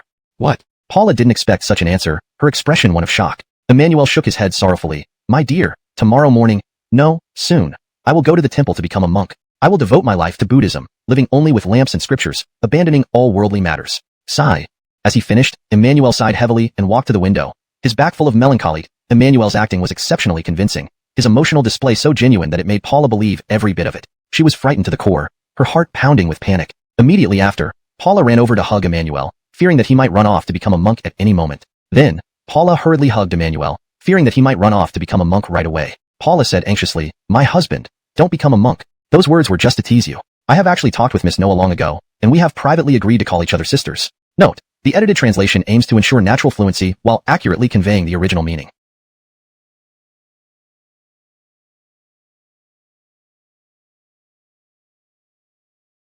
Paula anxiously said, Husband, don't become a monk. I was just teasing you. In fact, I've already talked to Miss Noah, and we have privately agreed to call each other sisters. The room fell silent for a moment as Emmanuel stood there, momentarily taken aback by Paula's confession. Chapter 379. I am truly very happy. Outside the Sue family courtyard, Miriam and Shelley were waiting under a tree not far away. Seeing that the front door had been closed for a long time without opening, Shelley curiously asked, Miss, what are young Master Sue and Mistress Sue doing? Why haven't they come out yet? Miriam's face instantly heated up at Shelley's question. The embarrassing sounds she had overheard before immediately flashed through her mind. Miriam frowned inwardly, thinking how bold Emmanuel was. It was still broad daylight, and she and Shelley were right outside. Yet he dared to be so openly intimate with his wife. Immediately, Miriam thought of something else. What if one day she became Emmanuel's person? Would he treat her the same way? Instantly, images of herself naked, intertwined with Emmanuel in an exhilarating scene, flooded her mind. Startled, Miriam shook her head vigorously, trying to dispel these frightening thoughts. But oddly enough, the more she tried not to think about it, the more they lingered. Miss, what's wrong? Why is your face so red all of a sudden? Are you too hot? Shelley, noticing Miriam shaking her head and blushing fiercely, asked in concern. Miriam quickly turned her body to avoid Shelley's gaze, feeling guilty as she replied, I feel a bit hot. Shelley, fetch some water. I want a drink. Shelley immediately responded and ran toward the carriage. Taking this opportunity, Miriam pressed her palms against her burning cheeks, hoping to cool down. Miss, here's the water. Soon, Shelley brought back an exquisitely crafted bamboo water bottle, opened it, and handed it over to Miriam. After taking a sip, Miriam passed it to Shelley and had her pour a little onto her hand. Then, Miriam used her wet hands to gently press on her flushed face and neck. When the cold water met her heated skin, Miriam couldn't help but emit a pleasurable sound from the back of her throat. Just as Miriam felt more comfortable and prepared to apply more cold water, the front door of the Sue family residence opened. Paula emerged from the room, scanning the area until her eyes landed on Miriam under the tree. Noah, miss. Paula waved her over. Ah, coming. Miriam hurriedly replied, gesturing for Shelley to put away the water bottle and wait by the courtyard gate. Quickly wiping her cheeks and neck with a handkerchief, Miriam walked into the courtyard and approached Paula. Paula's face was flushed, clearly having just experienced marital bliss. Miriam noticed this immediately, making her feel somewhat embarrassed. She couldn't bring herself to look Paula directly in the eye. Paula immediately sensed Miriam's unease, her already flushed cheeks becoming even redder. Emmanuel had caught Paula off guard earlier, and things escalated unexpectedly. Dissatisfied, Emmanuel changed his plans and swiftly disciplined Paula. Throughout the intense encounter, Paula dared not make a single loud sound, muffling herself as she endured wave after wave of Emmanuel's assault. Only when she repeatedly confessed and begged for mercy did Emmanuel finally cease. Paula softly said, "Sister, I've told my husband everything." Miriam nodded. Paula took Miriam's hand and said, "Sister, come inside. Let my husband have a good look at you." With that, Paula led Miriam into the room. Just then, Emmanuel emerged from the bedroom, greeting them with a smile. "Xianger." This was the first time Miriam had been addressed by Emmanuel in front of Paula, causing her to blush and lower her head shyly. "Master." After seating Paula and Miriam across from each other at the table, Emmanuel sat down too. First, he held Paula's hand, then Miriam's, looking at both of them and smiling. "Aislinn Xianger, I was quite worried before, but now, seeing you both getting along so well, I am truly very happy." The atmosphere in the room was warm and harmonious as the three of them chatted pleasantly. Emmanuel talked about his experiences at Lanyan Pass, the establishment of the Stone Thunder Workshop, the production of sugar frost, selecting horses, and practicing horsemanship. Miriam wasn't particularly interested in the Stone Thunder, but hearing that Emmanuel had freely given the method to produce sugar frost to Lani, she felt it was a great loss. Being from a merchant family, Miriam believed such methods should be kept private or traded for something valuable in return. Smiling, Emmanuel explained that the 3 horses they had brought back were considered fair trade. Stunned, Miriam pointed toward the horses outside, her arm trembling for a long time without uttering a word. To her, exchanging 3 horses for a money-making formula seemed inconceivable. Emmanuel comforted Miriam, reminding her that while he had many ways to earn money, solving the military pay issue at Lanyan Pass was critical. If left unresolved, chaos could ensue, potentially leading to invasion and destruction. Understanding the severity, Miriam immediately realized the depth of her previous short-sightedness and stopped fixating on the sugar frost method. They continued chatting until Miriam asked, "Master, why is Barkley here? Did the prince send him to escort you back?" Emmanuel shook his head and said, "Barkley came to take Cora to Lanyan Pass." Surprised, Miriam asked, "To Lanyan Pass? Was this the prince's decision?" Lowering his voice, Emmanuel answered solemnly, "It's Daviank Rui's order." Miriam was astonished and hesitated before asking, "Master, does Daviank Rui intend any harm towards Cora?" Emmanuel quickly interrupted her, "No, it's for the best. Daviank Rui wants Cora to be with the prince." Relieved, Miriam smiled. "That's wonderful. Finally, they can be together." Emmanuel nodded and turned to Paula, speaking tenderly. "My love, I'm sorry, but I can't stay home tonight. Daviank Rui entrusted me to persuade Cora. Once she agrees to go to Lanyan Pass, I'll return immediately." Though Paula wished Emmanuel would stay, she understood the importance of Daviank Rui's request. "I understand. Just remember to come back as soon as possible," she replied understandingly. Impressed by her consideration, Emmanuel squeezed Paula's hand affectionately. Then, he looked at Miriam seriously. "Xianger, there's another important matter this time, but it's complicated. I'll explain on our way back to Xian Prefecture." "All right," Miriam immediately agreed. At that moment, voices from outside were heard, Cord, Daxton, and Kay. Startled, Miriam quickly pulled her hand away from Emmanuel's, lowering her head nervously. Although Paula had accepted her, their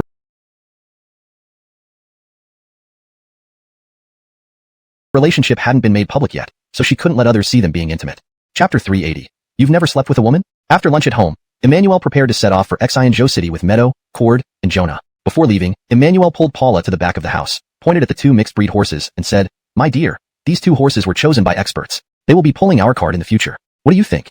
Paula looked at the 2 horses and smiled. "Husband, I don't understand much about horses, but if you chose them, they must be good." Emmanuel wrapped an arm around Paula and laughed. "Dear, then you'll need to take good care of them. When we go to the capital city, it'll all depend on their efforts." "Got it, husband. I'll give them the best feed every day." Paula also laughed. Emmanuel nodded, then untied Caitlin's reins and led her to Paula, introducing, "Come, Caitlin, meet your female owner." Paula asked, "Its name is Caitlin? What a beautiful name."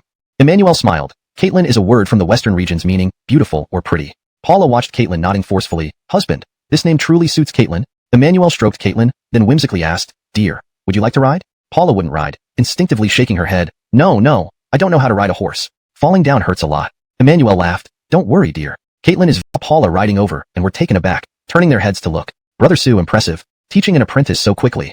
Cord laughed heartily. Emmanuel smiled, continuing to lead the horse forward. Meadow looked at Paula with envy. "Mrs. Sue, you're really something." Meadow had long wanted to learn to ride a horse but was also very afraid of them, so she had never dared to learn. Now, seeing Paula riding so steadily, she envied her greatly. Seeing everyone joking with her, Paula felt a bit shy and immediately said, "Husband, stop here, I want to get off." Emmanuel didn't say anything more. After stopping, he helped Paula dismount from the horse. It was merely a brief experience of horseback riding. That was enough. As her feet touched the ground, Paula felt a sense of relief, letting out a deep breath, holding her chest. "Dear, when I return, I'll teach you slowly, Emmanuel smiled.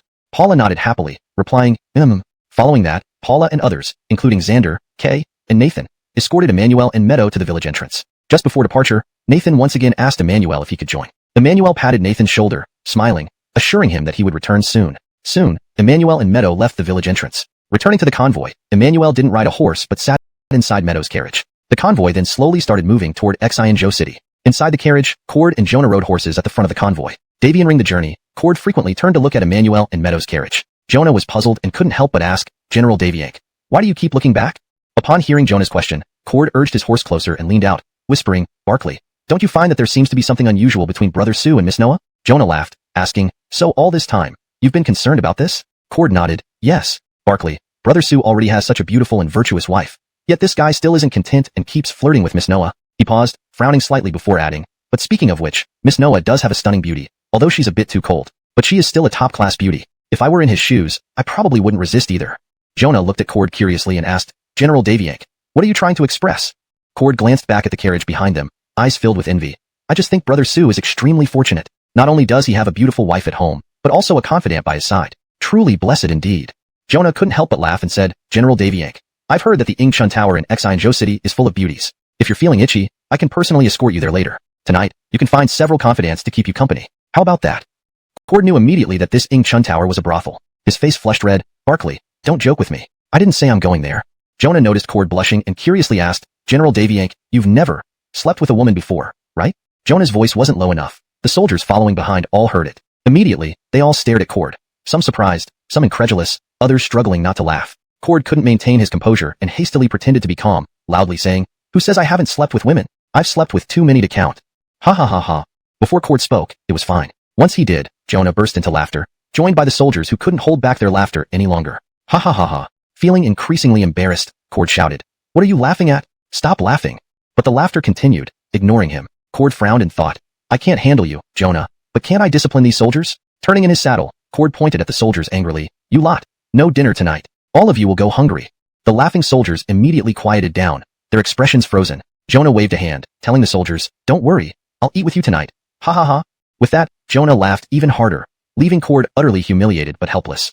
Chapter 381, Too Hasty. Inside Meadow's carriage, Emmanuel and Meadow were talking when they suddenly heard laughter from a head outside. Emmanuel couldn't help but lift the curtain to look forward, muttering with confusion, What's Barkley so happy about? Emmanuel had just put down the curtain when Meadow asked, Sir, you mentioned an important matter earlier. Can you tell me now? Emmanuel turned to face Meadow, nodding seriously. Xianger, do you know what these dozens of carriages are loaded with? Meadow shook her head. No, what is it? Emmanuel replied, Sugar frost. Sugar frost? All these carriages full of sugar frost? Meadow was taken aback, quickly adding, Dozens of carriages of sugar frost must weigh thousands of pounds? Emmanuel nodded and replied, A total of over 8,500 pounds. Meadow asked with a puzzled expression, Sir, why did you bring so much sugar frost? What do you plan to do with it? Emmanuel explained, Xianger, I want you to contact the fragrance shops in Heong and Kaisian counties. Can we ask them for help in selling this 8,000 plus pounds of sugar frost as soon as possible? Then Emmanuel went on to explain in detail the situation where the excessive production of sugar frost had caused its price to plummet. After finishing, he emphasized, Xianger, the selling price can be negotiated. As long as it's not outrageously low, we'll sell. Meadow nodded readily in agreement. All right, I'll take care of it. I'll send people to Heong and Kaisian immediately. Those two branches have always had a good relationship with our Noah family and surely won't refuse us. That's great. Emmanuel was delighted, his face breaking into a smile. At this moment, Meadow lowered her head, pondering aloud. I haven't paid attention to the price of sugar frost recently. I don't know what it costs per pound in Xinzhou City right now. I need to find out immediately once we return. While she was lost in thought, Emmanuel silently sat next to her. Startled, Meadow turned her head to ask, Sir, why MMPH? She couldn't finish her sentence as Emmanuel kissed her lips, instantly cutting off her words. As Emmanuel kissed her, his hands began to move beneath her clothes. Frightened, Meadow hastily grabbed Emmanuel's hand, shrinking back, whispering in fear, Sir, you can't. Seeing how terrified Meadow was, Emmanuel realized that he couldn't be too hasty. Unlike Paula, who was experienced under his guidance, Meadow was clearly inexperienced. Approaching things directly might cause her to dislike him. Recognizing his impulsiveness, Emmanuel quickly withdrew his wandering hand, his eyes filled with remorse. Relieved, Meadow regretted her reaction. She felt her tone was overly fearful and unnecessary. Worried Emmanuel would be angry, she took his hand shyly, lowering her head. Sir, I'm not unwilling, but we're still in the carriage. I'm afraid someone might see. Emmanuel shook his head gently, apologizing. Xianger, it's not your fault. I lost control. Don't be angry with me. Seeing Emmanuel wasn't blaming her, Meadow felt relieved. Just as Emmanuel was about to sit back, the carriage suddenly jolted violently. The impact was so strong that both Emmanuel and Meadow left their seats. Startled, Meadow instinctively hugged Emmanuel. Concerned, Emmanuel hugged her tightly, asking, Xianger, are you alright? Meadow shook her head. Before she could speak, Shelley's voice came from outside. Miss, are you okay? I'm fine. What happened just now? Meadow quickly straightened up, leaving Emmanuel's embrace. Shelley replied from outside. Miss, there was a pothole on the road that we didn't notice. Sorry, miss, I startled you. It's okay. I'm fine, Meadow responded and then fell silent. Outside, Shelley also quieted down. The carriage became silent except for the sound of its movement. After a moment, Emmanuel slowly reached out and lightly held Meadow's slender waist. Feeling Emmanuel's touch, Meadow trembled. Next, Emmanuel pulled Meadow closer and slowly kissed her earlobe, gently nibbling. Shocked, Meadow covered her mouth with her hand, afraid to cry out. Looking at Emmanuel in panic, her face flushed red. She shook her head, pleading him to stop. Amused by Meadow's frightened, deer-like demeanor, Emmanuel felt even more tempted. He whispered like a wolf to her, Don't be scared. As long as you don't make a sound, no one will know. Speaking, Emmanuel began to gently suck on Meadow's earlobe, his tongue swirling around. Soon, a tingling sensation spread throughout Meadow's body, making her go limp in Emmanuel's arms. Despite this, she continued to hold her breath tightly, although some odd sounds escaped from her nose. After a while, Emmanuel finally stopped. Meadow couldn't help but breathe heavily, seemingly still savoring the experience. Emmanuel chuckled softly in her ear. Did you enjoy it? Embarrassed, Meadow buried her head into Emmanuel's chest without responding. Emmanuel knew that if he continued now, Meadow wouldn't resist. But he didn't do so, realizing many more opportunities would come, and he wanted her to adapt gradually to avoid adverse reactions. Thus, Emmanuel calmly held Meadow in his arms, quietly enjoying the moment together. After 2 hours, it was nearly evening when Emmanuel and his group arrived in Shinjo City. As soon as the carriages entered the city, officials arranged for inquiries. Upon learning they were here to sell goods, the official warmly informed them that with his token, they could get free meals, animal feed, and lodging at any inn. This preferential treatment was all thanks to Emmanuel having cord and the soldiers change into civilian clothes beforehand. If they had worn military uniforms, such benefits likely wouldn't have been granted. Once inside the city, Emmanuel got out of the carriage and began walking to observe everything on the street. After walking for a while, he noticed changes in Shinjo City. Firstly, there were more people, especially those from the western regions. Secondly, new inns and shops appeared everywhere, particularly inns, almost one every short distance. At this moment, Meadow from the carriage window said, Sir, thanks to your idea, more merchants are coming to Shinjo to do business. Emmanuel smiled at Meadow and nodded. That's great. If this trend continues, we'll sell our sugar frost faster. 2 hours later, close to evening, Emmanuel's party arrived at Shinjo City. As soon as the carriages entered the city, officials greeted them with inquiries. Learning they were there to sell goods, the official cheerfully informed them of special accommodations available with a given token, including free meals, feeding animals, and lodging. These benefits were owed to Emmanuel's foresight in having cord and the soldiers switch into civilian attire. If they had worn military uniforms, they probably wouldn't have received such privileges. After entering the city, Emmanuel stepped out of the carriage, beginning to observe everything on the streets. After walking a bit, he noticed several changes in Shinjo City. First, there were more people, especially those from the western regions. Second, new inns and shops sprouted everywhere, particularly inns, appearing frequently along the way. From inside the carriage, Meadow remarked, Sir, it's all thanks to your strategy that more merchants are flocking to Shinjo. Smiling, Emmanuel looked at Meadow, nodding, That's wonderful. With this trend, we'll be able to sell our sugar frost faster. Chapter 382, Contradictory Actions. Emmanuel accompanied Cord to settle the goods and men at an inn before heading towards the Zhenshu building with Meadow and Jonah. By dusk, the Zhenshu building was filled with patrons. Davian to reduce taxes, there was a surge in merchants coming and going, making business even better than before. Nowadays, Dawson was so busy that his feet barely touched the ground. Yet, through this experience, he gained much more insight into running a restaurant, becoming increasingly mature and composed in dealing with people and matters. Meadow noticed her brother's rapid growth with satisfaction. He was the only male heir of the Noah family, and it was comforting to see him develop the capability needed to handle the family business in the future. When Dawson learned about Emmanuel and his sister's arrival, he warmly greeted them and invited them inside for a meal. However, seeing how crowded the place was, Emmanuel politely declined. He then asked Dawson, West, I'm here looking for Lady Livia. When will she finish playing? Dawson replied, Sir Sue, Lady Livia is not performing today. She should be resting at home. Hearing this, Emmanuel glanced at Jonah and said to Dawson, I understand, West. We'll go find Lady Livia ourselves. We won't keep you from your work. Turning to Meadow, Emmanuel added, Miss Noah, Bowie brother and I will meet with Lady Livia. Please wait here for me. Okay, Meadow nodded immediately. Subsequently, Emmanuel and Jonah headed towards Livia's residence. Curiously watching Emmanuel's back, Dawson asked Meadow, puzzled, Sis, what's so urgent that Sir Sue needs to find Lady Livia? He didn't even eat. Meadow replied, If it's none of your concern, don't ask. Dawson pouted and then asked, Then, Sis, if they're not eating, will you? I'm not hungry yet, maybe later, Meadow responded. With that, Meadow looked after Emmanuel as he walked away, then turned around and entered the Zhenshu building alongside Dawson. Soon after, Emmanuel and Jonah arrived at the courtyard where Livia lived. As they approached, Kumiyasai appeared suddenly. Greetings, Ericard Bowie. Greetings, Jason. Kumiyasai bowed respectfully. Jonah waved off the formality and asked, Is Miss Livia inside? Kumiyasai answered, Yes, Miss Livia has been at home all day and hasn't gone out. Jonah nodded and signaled for Kumiyasai to step back, then knocked on the door. A moment later, Aspen's voice came from behind the door. Who's there? It's me, Aspen, Jonah replied. The door opened swiftly, revealing Aspen. Big Barkley. Jason, you're here too? Aspen's expression changed slightly upon seeing Emmanuel, breaking into a happy smile. Emmanuel smiled. I'm back on some errands and decided to visit. Aspen immediately ushered them in and led them to the front hall. Jason, Big Barkley, please sit down. I'll inform Mississippi. Afterwards, Aspen quickly walked to Livia's room and entered, saying, Miss, Jason and Big Barkley are here waiting for you in the front hall. At that moment, Livia was engrossed in studying a musical score, a pastime she enjoyed during idle moments. Hearing Aspen, she lowered the score and turned around. He sent brother Zhao first, now Barkley, and even brought Jason. How painstaking. Livia's face clearly showed dissatisfaction. She had been waiting for Mac, but instead received visits from Izzy and Jonah. Seeing that Livia wasn't moving, Aspen asked, Miss, aren't you going to meet Jason and Big Barkley? Livia thought for a while, then closed the score and stood up slowly. Since Jason has come, I should meet him. If only Jonah had come, Livia would have definitely refused. But Emmanuel was different. She suspected Mac had entrusted him with a message, and she wanted to hear it. With Aspen's assistance, Livia tidied up and went to the front hall. Emmanuel and Jonah stood up to greet her politely. Livia exchanged a few courteous words and invited them to sit down. Just as she sat, Jonah said, Jason, Miss Livia, sorry, I feel a bit queasy. Let me go to the restroom for a moment. Please continue without me. Before coming, Jonah had heard all about Izzy's unsuccessful attempts. So, he felt it best for him to leave, allowing Emmanuel to communicate alone with Miss Livia, which might yield better results. Without waiting for a response, Jonah hurriedly left the hall. Understanding why Jonah had left, Livia instructed, Aspen, please leave us. I need to talk to Jason. Aspen bowed and exited the hall. Moments later, Livia asked, Jason, are you here to speak on behalf of the Cleveland? Knowing Livia understood his purpose, Emmanuel said frankly, Miss Livia, indeed. I am here as a mediator, both for the Cleveland and His Highness, Davianku. Davianku? Livia was startled, looking confusedly at Emmanuel. Emmanuel nodded seriously, yes, Davianku wishes me to invite you to Lanyan Pass, hoping you could accompany the Cleveland.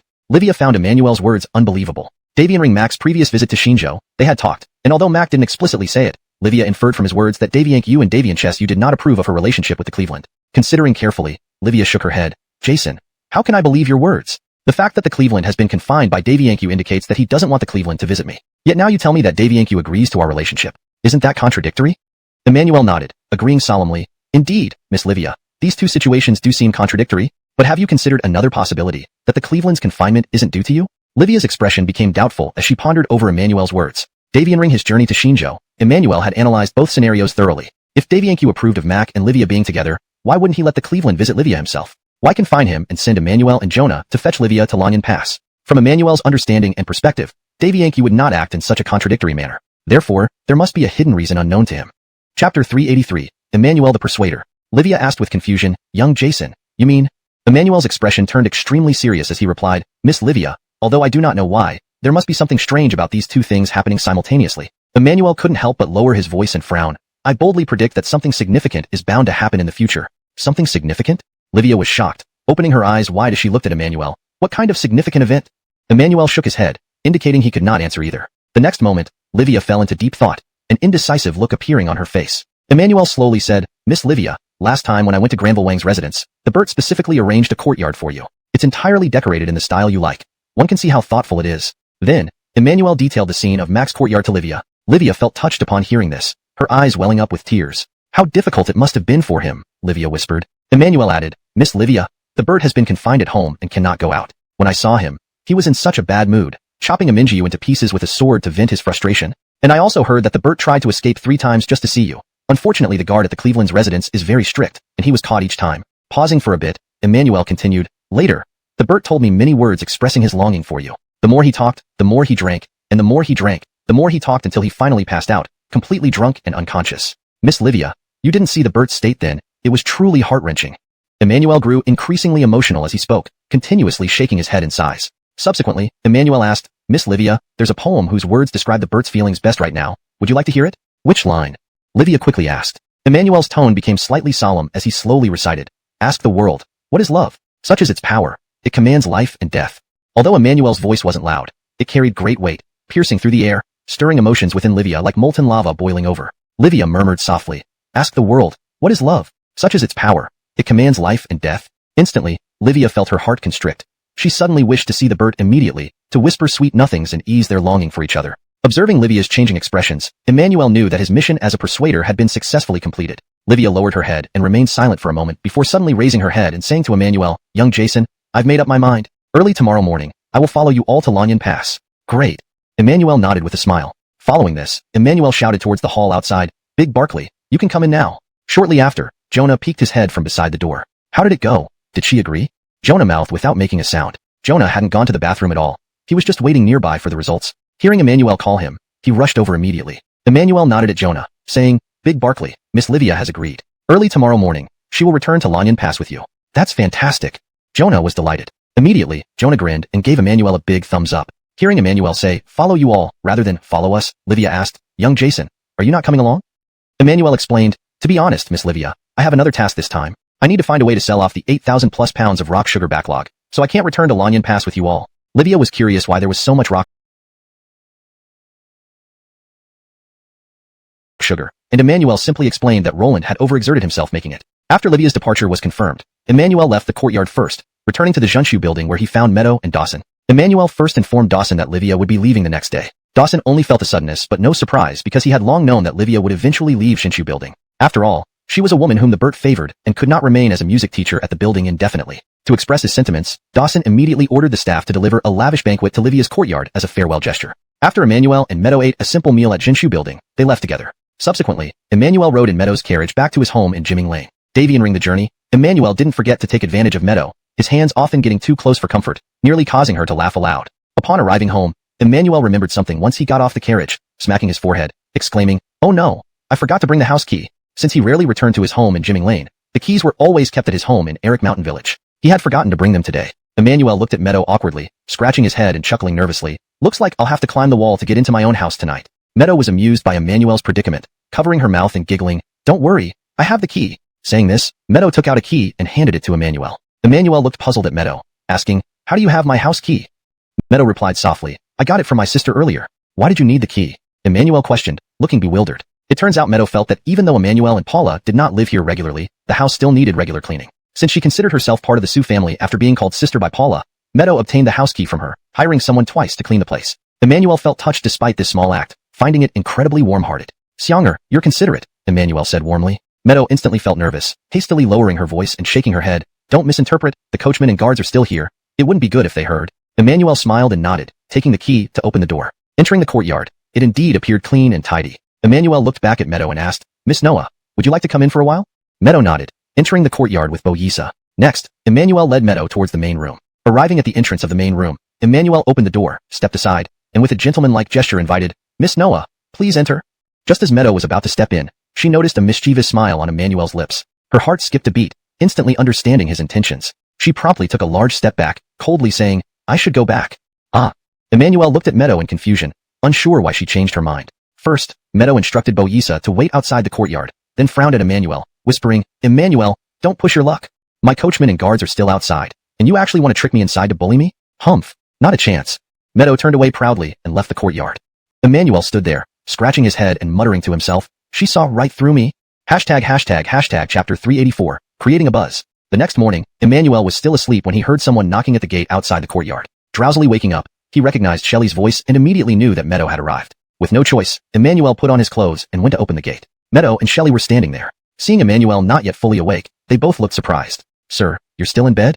Meadow couldn't help but ask. Emmanuel yawned and glanced at the sky, saying speechlessly, it's only dawn. After such tiring travel over the past few days, I finally get to sleep in. Isn't this too early? After may drop further. After leaving Jaimailong Alley yesterday, Meadow hadn't gone home directly. Instead, she toured nearby areas and gathered information on current sugar prices in Xian Prefecture. The continuous decline in sugar prices didn't surprise Emmanuel. After all, who could blame Rocky for producing so much? Emmanuel looked at Meadow and said, 10 strings per pound is fine. Let's sell it at this price, quickly and in large quantities.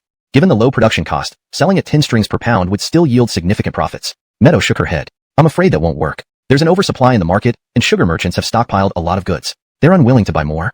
Thinking for a moment, Emmanuel asked, Xianger, what do you suggest we do?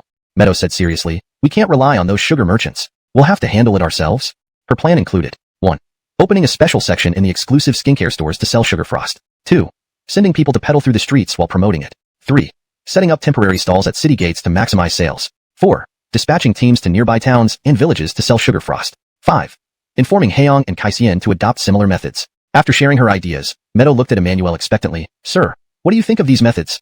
Emmanuel immediately nodded in approval and complimented her, though he saw right through her need for honesty. Don't just say nice things. Be honest, sir, Meadow urged. Emmanuel smiled and nodded. Your strategies are excellent for selling brown sugar or soap, but the issue lies in the fact that we're dealing with high-priced sugar frost. He added, if we decide to sell sugar frost cheaply, say 1 or 2 strings per pound, then your methods would work. Meadow frowned, waiting for him to continue. Emmanuel continued, regardless of whether we sell it in stores, peddle on the streets, or set up stands at city gates, the volume sold will be very limited given the high price of sugar frost. We have 8,000 pounds of sugar frost, and selling at this rate will take too long. By the time we finish, the sugar might spoil and need to be discarded. Meadow understood and furrowed her brows deeper. Sir, if we don't sell it this way, what should we do? Emmanuel snapped his fingers and said, create a buzz. Buzz? What kind of buzz?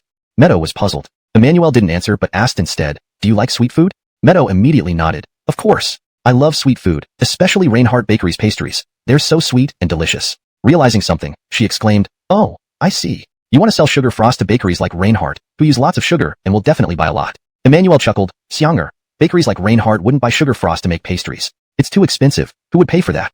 Meadow's face fell. Then why did you ask about my liking for sweet food? Emmanuel laughed. Sorry, I was too vague. Let me rephrase. Do you like sweet and sour dishes?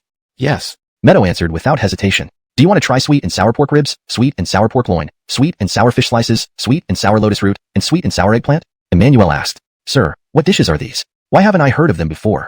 Meadow was astonished. Emmanuel explained. Making sweet and sour dishes requires a lot of sugar frost, which is very expensive. Hence, no one makes them. These dishes weren't common in Daliang due to the high cost of brown sugar, which was essential for caramelizing sugar for these dishes. Since white sugar and rock sugar were even more expensive, nobody would spend extravagantly on developing such recipes. Meadow was quick-witted. Upon hearing this, she realized his intention and brightened. Sir, you want to introduce sweet and sour dishes first, build their reputation, and then promote sugar frost? Exactly. Emmanuel nodded and continued. However, we need Zhenshu Tower's help. Once Zhenshu Tower introduces sweet and sour dishes, other taverns will follow suit. Once these dishes become popular, will we still worry about the sales of sugar frost? Chapter 385. Sending off Livia. Miriam's face immediately lit up with delight as she exclaimed, Master, you are truly brilliant. Emmanuel chuckled proudly. Of course, I am your future husband after all. Could you possibly fall in love with and marry a fool? Upon hearing this, Meadow immediately covered her mouth and laughed, a charming expression that was very different from her usual cold demeanor. Emmanuel, watching this transformation, felt an itch deep within him. He could not resist getting up and walking behind Meadow. Still seated, Meadow sensed Emmanuel's approach and grew wary, preparing to get up and evade him. Since Emmanuel returned, he had been taking advantage of her every chance he got. This time would be no different. However, Meadow's attempt to stand was just a moment too late. Emmanuel bent down and wrapped his arms around her neck, whispering into her ear with a smile. Thinking of running away? I won't allow it. Her ears being extremely sensitive, Meadow blushed furiously under the breath tickling them. Master, I didn't mean to run. Meadow hurriedly denied, her hands and feet fidgeting nervously. Seeing how flustered Meadow was, Emmanuel laughed and gave her a quick kiss on the cheek. Ah!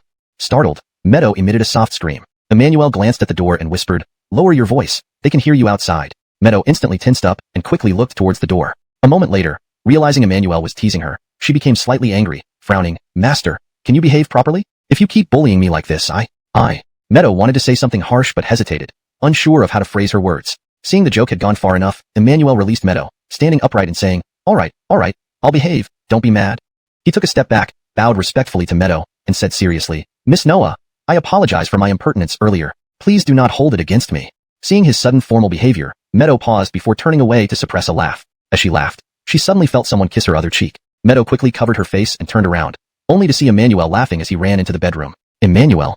Embarrassed and annoyed, Meadow called out and stomped her foot impatiently. She wished to chase after him but dared not, fearing that she might end up in a worse situation. After 15 minutes, Emmanuel, having washed and dressed neatly, joined Meadow in a Emmanuel and Meadow nodded simultaneously and waved as the carriage slowly moved off. Suddenly, the carriage stopped not far away. Coral hopped off the carriage and ran over to Emmanuel. Jason, this is from the lady. She handed him a folded piece of paper. Curious, Emmanuel unfolded it and saw an address and a name written there. What is this?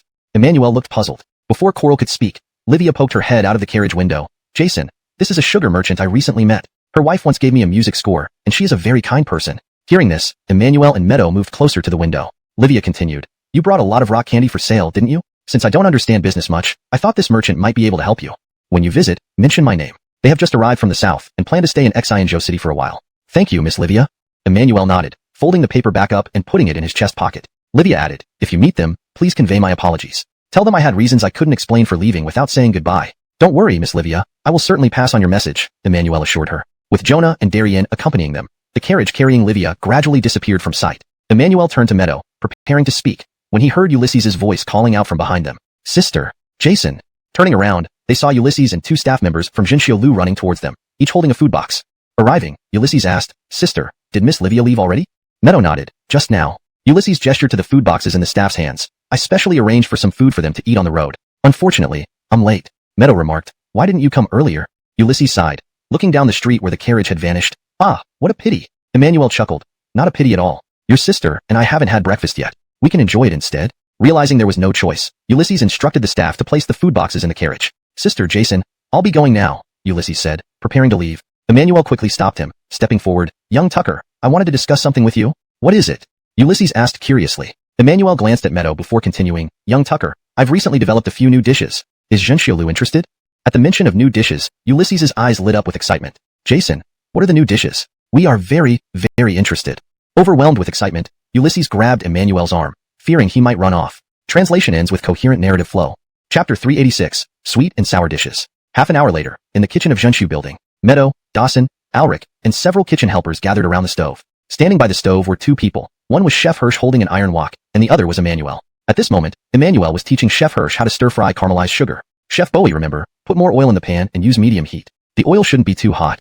Remember to stir gently. Once you see the sugar melt and bubbles start to form on the surface of the oil, it's ready. At this point, immediately add the ingredients that need coloring, then you can start preparing the dish. Hirsch listened attentively while operating with great seriousness, cautious not to burn the caramelized sugar accidentally. Soon, everyone smelled the rich aroma of caramelized sugar, causing them to swallow their saliva. Next, Emmanuel taught Hirsch a relatively simple dish, sweet and sour eggplant. Hirsch, being the top chef at Zhenshu Building, had exceptional culinary talent. He didn't need Emmanuel to do the cooking himself. Just listening to him explain the steps and key points allowed Hirsch to grasp the dish independently. Once the dish was served, everyone picked up their chopsticks to taste. Delicious, sweet and sour. Absolutely delicious. Dawson nodded in approval as he ate. Meadow took a bite and immediately Hirsch felt relieved, a smile appearing on his face. To Emmanuel's taste, the sweet and sour eggplant was already quite good. However, his goal in promoting sweet and sour dishes was to expand the market and sales of sugar glaze. Therefore, setting the initial sweetness level higher was crucial. If every sweet and sour dish used more sugar, sugar glaze sales would naturally increase. Over time, this would accelerate the sales of sugar glaze. As for future adjustments to the dish's balance of sweet and sour, Emmanuel did not concern himself with that. After tasting the sweet and sour eggplant, Emmanuel resumed his teaching session. First up was his favorite, sweet and sour spare ribs. This was the top dish in his concept of sweet and sour cuisine and a key part of his plan, so he taught it with particular care, paying attention to every detail. Sure enough, when the sweet and sour spare ribs were served, they instantly received unanimous praise.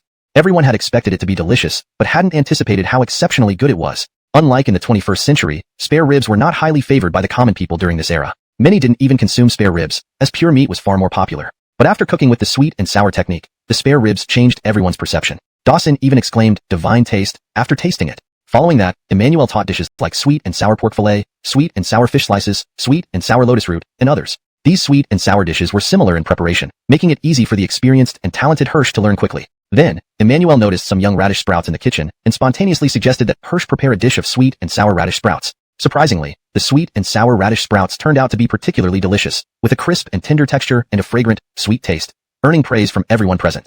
By the time Emmanuel finished teaching these dishes, it was nearly noon, and the busiest time for Zhenshu Building's kitchen was approaching. Emmanuel no longer wanted to disturb everyone and loudly addressed everyone. "Please keep the recipes for these sweet and sour dishes strictly confidential. Don't let our competitors steal them." Hirsch was the first to respond. "Rest assured, Baker, we will ensure they don't get stolen." Everyone agrees, right? The kitchen helpers immediately echoed in agreement. Subsequently, Emmanuel left the kitchen with Meadow, Dawson, and Alric. While walking, Emmanuel asked Dawson and Alric, "Can we offer a dish like sweet and sour radish sprouts or sweet and sour eggplant as a complimentary side dish for each table starting today? If the reception is good, we'll list the entire menu of sweet and sour dishes and promote them aggressively."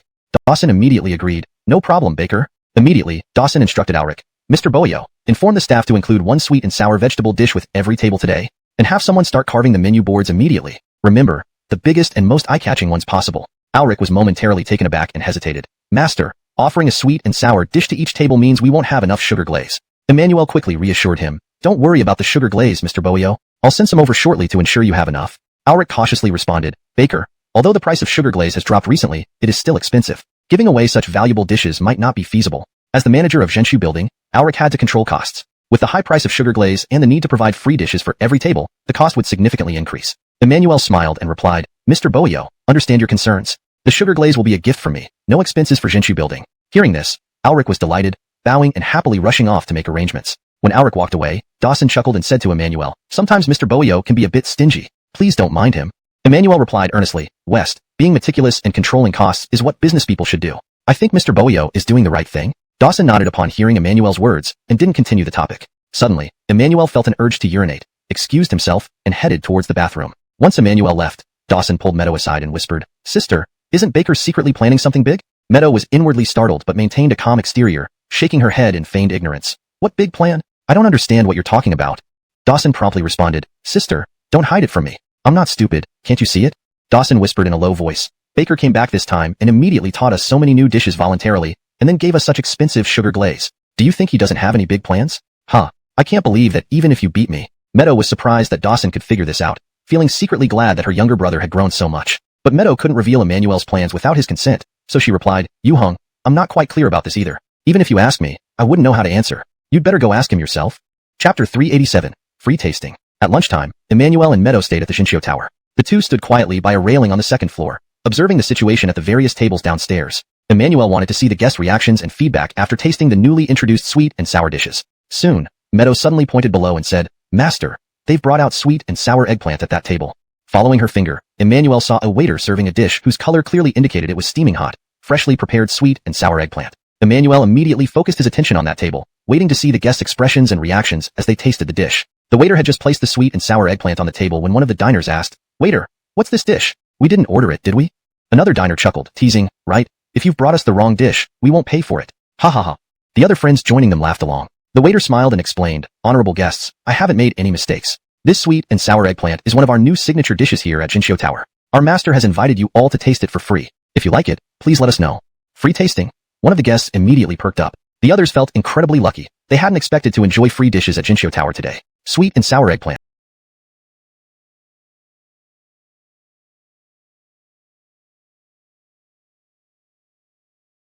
Sounds quite nice. "Let's see how it tastes," said a slightly chubby guest, who reached out with his chopsticks and took a bite. Almost instantly, his eyes widened in surprise, and his expression turned to amazement. Delicious, deviancy and sweet, appetizing and perfect for a meal. "It's really delicious," he exclaimed. Hearing this, the others quickly picked up their chopsticks and started tasting as well. Immediately, praise filled the air, attracting the attention of nearby tables. One waiter, "This dish is amazing. How did you make it? How can it be so tasty?" Someone couldn't help but ask the waiter. While asking, he continued shoveling the dish into his mouth, fearing it would be gone before he could get enough. The waiter replied, "Sir, I'm not entirely clear on the exact method for this sweet and sour eggplant, but I do know that this dish contains no less than 4 spoonfuls of sugar frosting, which gives it such a fresh and sweet flavor." Upon hearing this, everyone was taken aback. 4 spoonfuls of sugar frosting? Is that true? Sugar frosting is so expensive, and you use 4 whole spoonfuls in one dish? You're kidding me. Is Shinshio Tower so generous that they give away such an expensive dish for free? Instantly, the guests were buzzing with excitement. However, they didn't forget to continue eating, and within moments, the entire platter of sweet and sour eggplant was devoured. One person noticed some leftover sauce and made a discussions. Over the next few minutes, the waiters kept delivering various sweet and sour vegetarian dishes to the tables in the hall. Not only did sweet and sour eggplant and sweet and sour radish sprouts appear again, but sweet and sour yam, sweet and sour cabbage, sweet and sour lettuce, and even sweet and sour cucumber also made their debut. Emmanuel and Meadow exchanged surprised glances, then burst into laughter. "Our chef Bowie is really innovative. Everything seems to become sweet and sour now," Emmanuel joked. Meadow nodded, suppressing a slight drool, whispering, "Seeing these people enjoying their food so much makes me hungry again. But unfortunately, my stomach isn't big enough to hold more." Earlier, while sampling dishes in the kitchen, Meadow had eaten far more than she usually did and was already full. After teasing Meadow a bit, Emmanuel turned back to observe the hall downstairs, satisfied, saying, "It looks like the sweet and sour dishes are going to be a huge hit." Meadow nodded in agreement, continuing to watch the people downstairs with Emmanuel. Just then, a young man walked up from the stairs. Emmanuel turned to see Cord approaching, calling out, "Brother Sue, I found you after a thorough search." Cord reported, "Brother Sue, the cart of sugar frosting has been delivered to the warehouse. Thanks for your trouble, General Daviank." Emmanuel smiled gratefully. Cord waved off the thanks, smiling nonchalantly. "No problem, I was idle anyway, so I treated it as a casual outing." Meadow greeted him respectfully. "Welcome, General Daviank." Cord remarked, "Brother Sue, I've heard Shinshio Tower's business is booming, but I didn't expect it to be this crazy. The line outside is even longer than the combined numbers of diners at several neighboring restaurants." Emmanuel smiled. "Thank you all for your support." Meadow added, "Jason is being too modest. Without his exceptional skills, Shinshio Tower wouldn't be where it is today." Curious about this, Cord immediately pried for more details, but Emmanuel simply smiled without speaking. Seeing Emmanuel wasn't talking, Cord turned to Meadow, but upon noticing Emmanuel shaking his head slightly, she too remained silent. Cord, getting nowhere, stood beside Emmanuel and asked curiously, "Brother Sue, Miss Noah, why were you both staring down there? Watching others eat is so fascinating." "It's fascinating indeed." Emmanuel chuckled and nodded, then teased, "Isn't it fascinating? Don't you agree, Miss Noah?" Meadow laughed silently, nodding in agreement. As Jason said, it is indeed fascinating. Confused by their exchange, Cord looked puzzled between them and then glanced at the bustling dining area below, utterly bewildered. "Fascinating, huh? Watching others eat delicious food only makes me uncomfortable," Cord frowned. Translation notes. Names are converted using pinyin. Maintained original tone, style, and paragraph structure. Ensured natural English flow and coherence.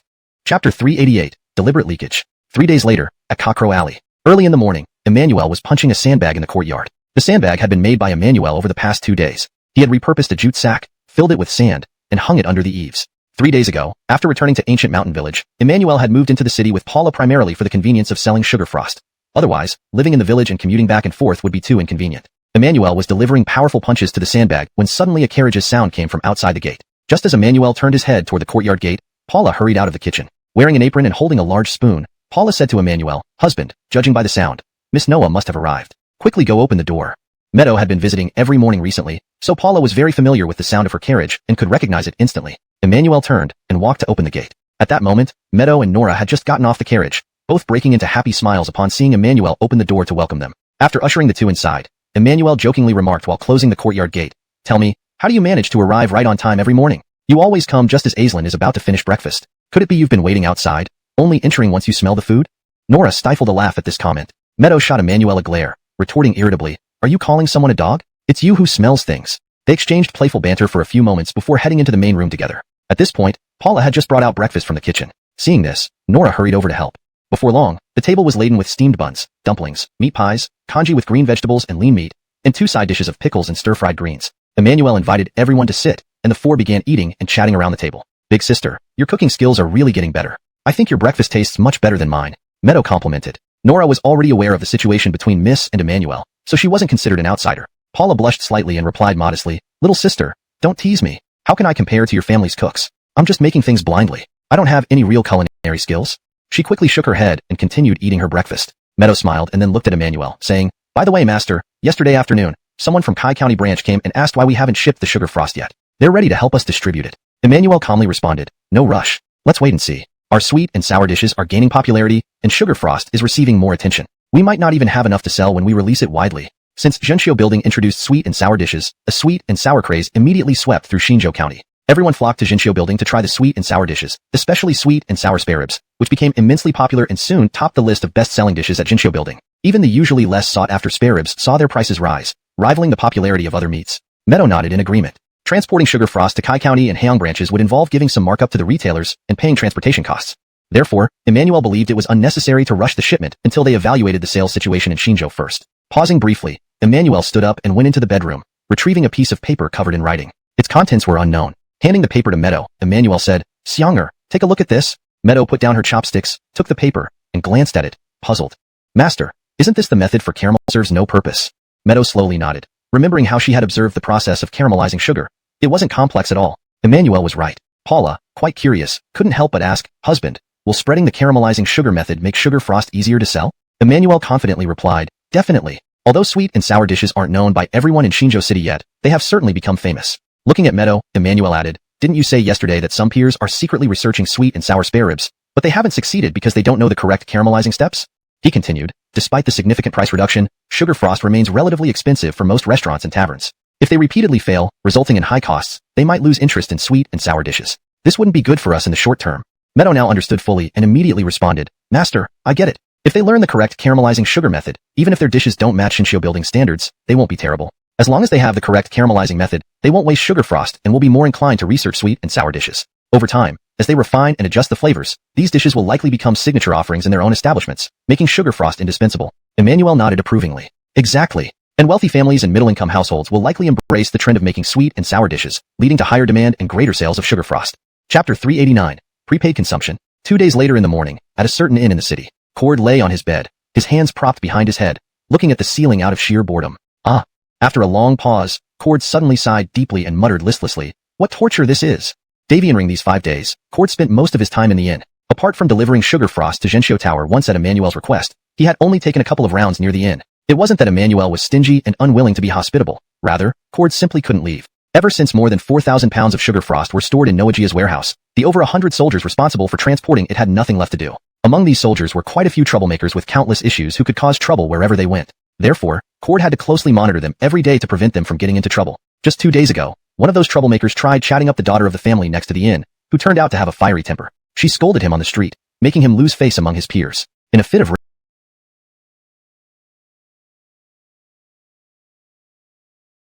rage, he ended up hitting the girl, which led to an uproar. After learning about the incident, Cord severely punished the soldier, personally apologized to the girl's family, and paid for her medical expenses before the matter was settled. Actually, there were many similar incidents, but none as serious. Some victims chose to avoid confrontation for fear of further trouble, while some soldiers kept low profiles fearing punishment from Cord. In short, as soon as Cord opened his eyes each day, he faced various problems to deal with. Although the issues weren't big, they were petty and gave him a lot of headaches. Thus, he couldn't freely go out to eat and drink, forced to stay in the inn managing this group of rowdy men. Thankfully, Cord's skills were good, otherwise, he might not have been able to control this energetic bunch.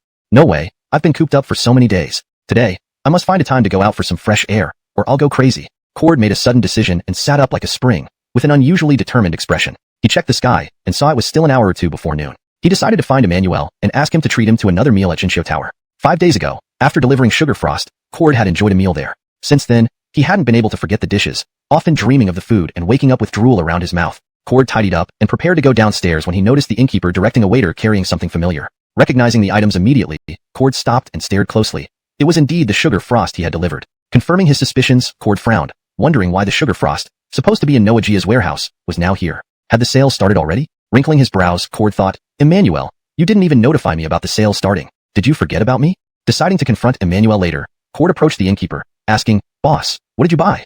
The innkeeper smiled politely, replying, Sir Daviank, I bought a few pounds of Sugar Frost from Xinfu Specialty Store. Curious, Cord asked, what are you going to do with the Sugar Frost? The sweet and sour dishes like ribs and eggplant need Sugar Frost. These dishes are incredibly popular now, indispensable for any restaurant, the innkeeper explained. He told Cord that almost every restaurant in Xinzhou City, whether big or small, had sweet and sour dishes on their menu. Restaurants without these dishes would likely be despised by customers. Previously, several guests wanted to order sweet and sour dishes, but when the innkeeper informed them they were unavailable, the guests left for the neighboring inn, causing much frustration. Learning from a waiter that the rival inn had the sweet and sour dishes, the innkeeper had no choice but to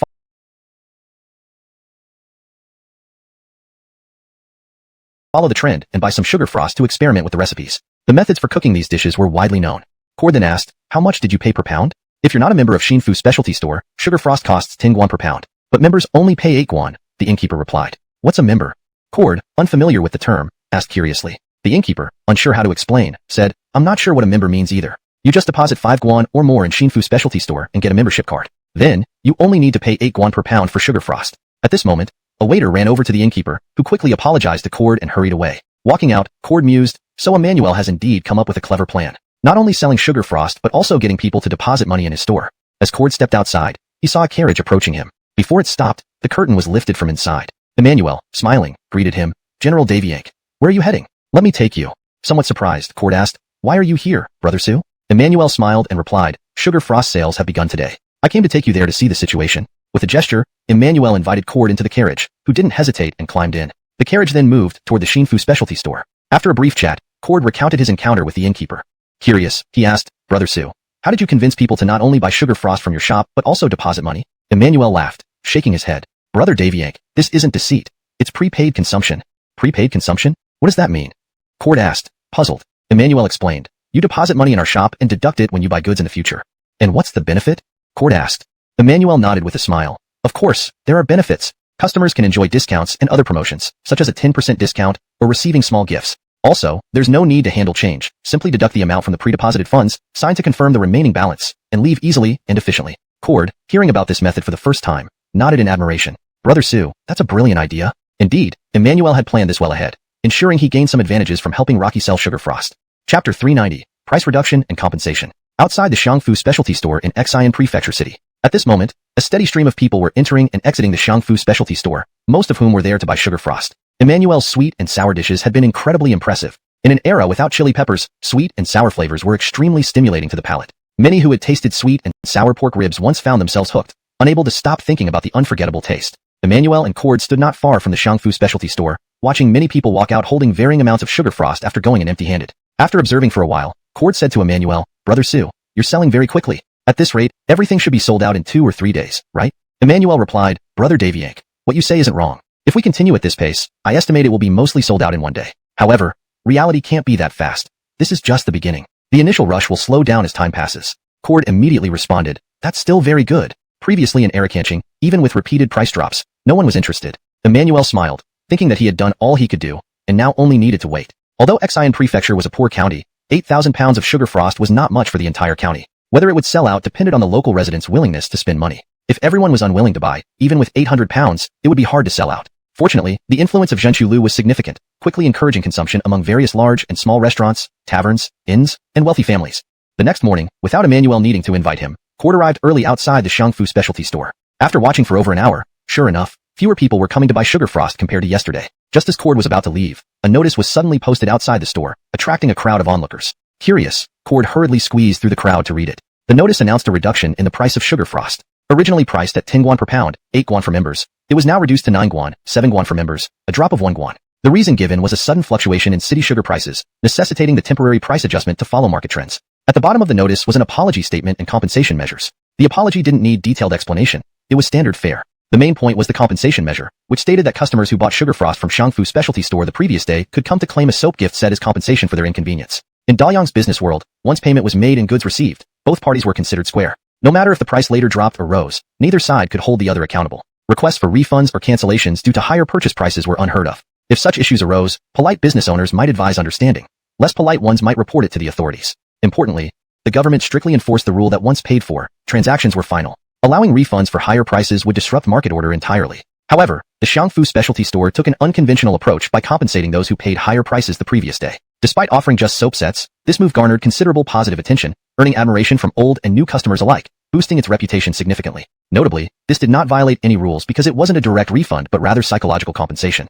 Over the following 3 days, sugar frost prices continued to decline. Initially, adjustments were made twice a day, once in the morning and once in the afternoon, but soon prices were adjusted 4 or 5 times daily, sometimes more. While not every adjustment was a price drop, occasional increases occurred, though rarely. Thus, the membership price for sugar frost quickly fell to 5 guan per pound. Even at this price, Emmanuel could still profit because the cost of producing the sugar frost was exceptionally low. Selling at 5 guan per pound was still profitable. One morning, Meadow led Emmanuel and Cord to the warehouse storing the sugar frost. It was Cord's idea to see how much was left, to estimate how long it would take to sell out so they could return to Lanyan Pass. To Cord, these days felt unbearably boring.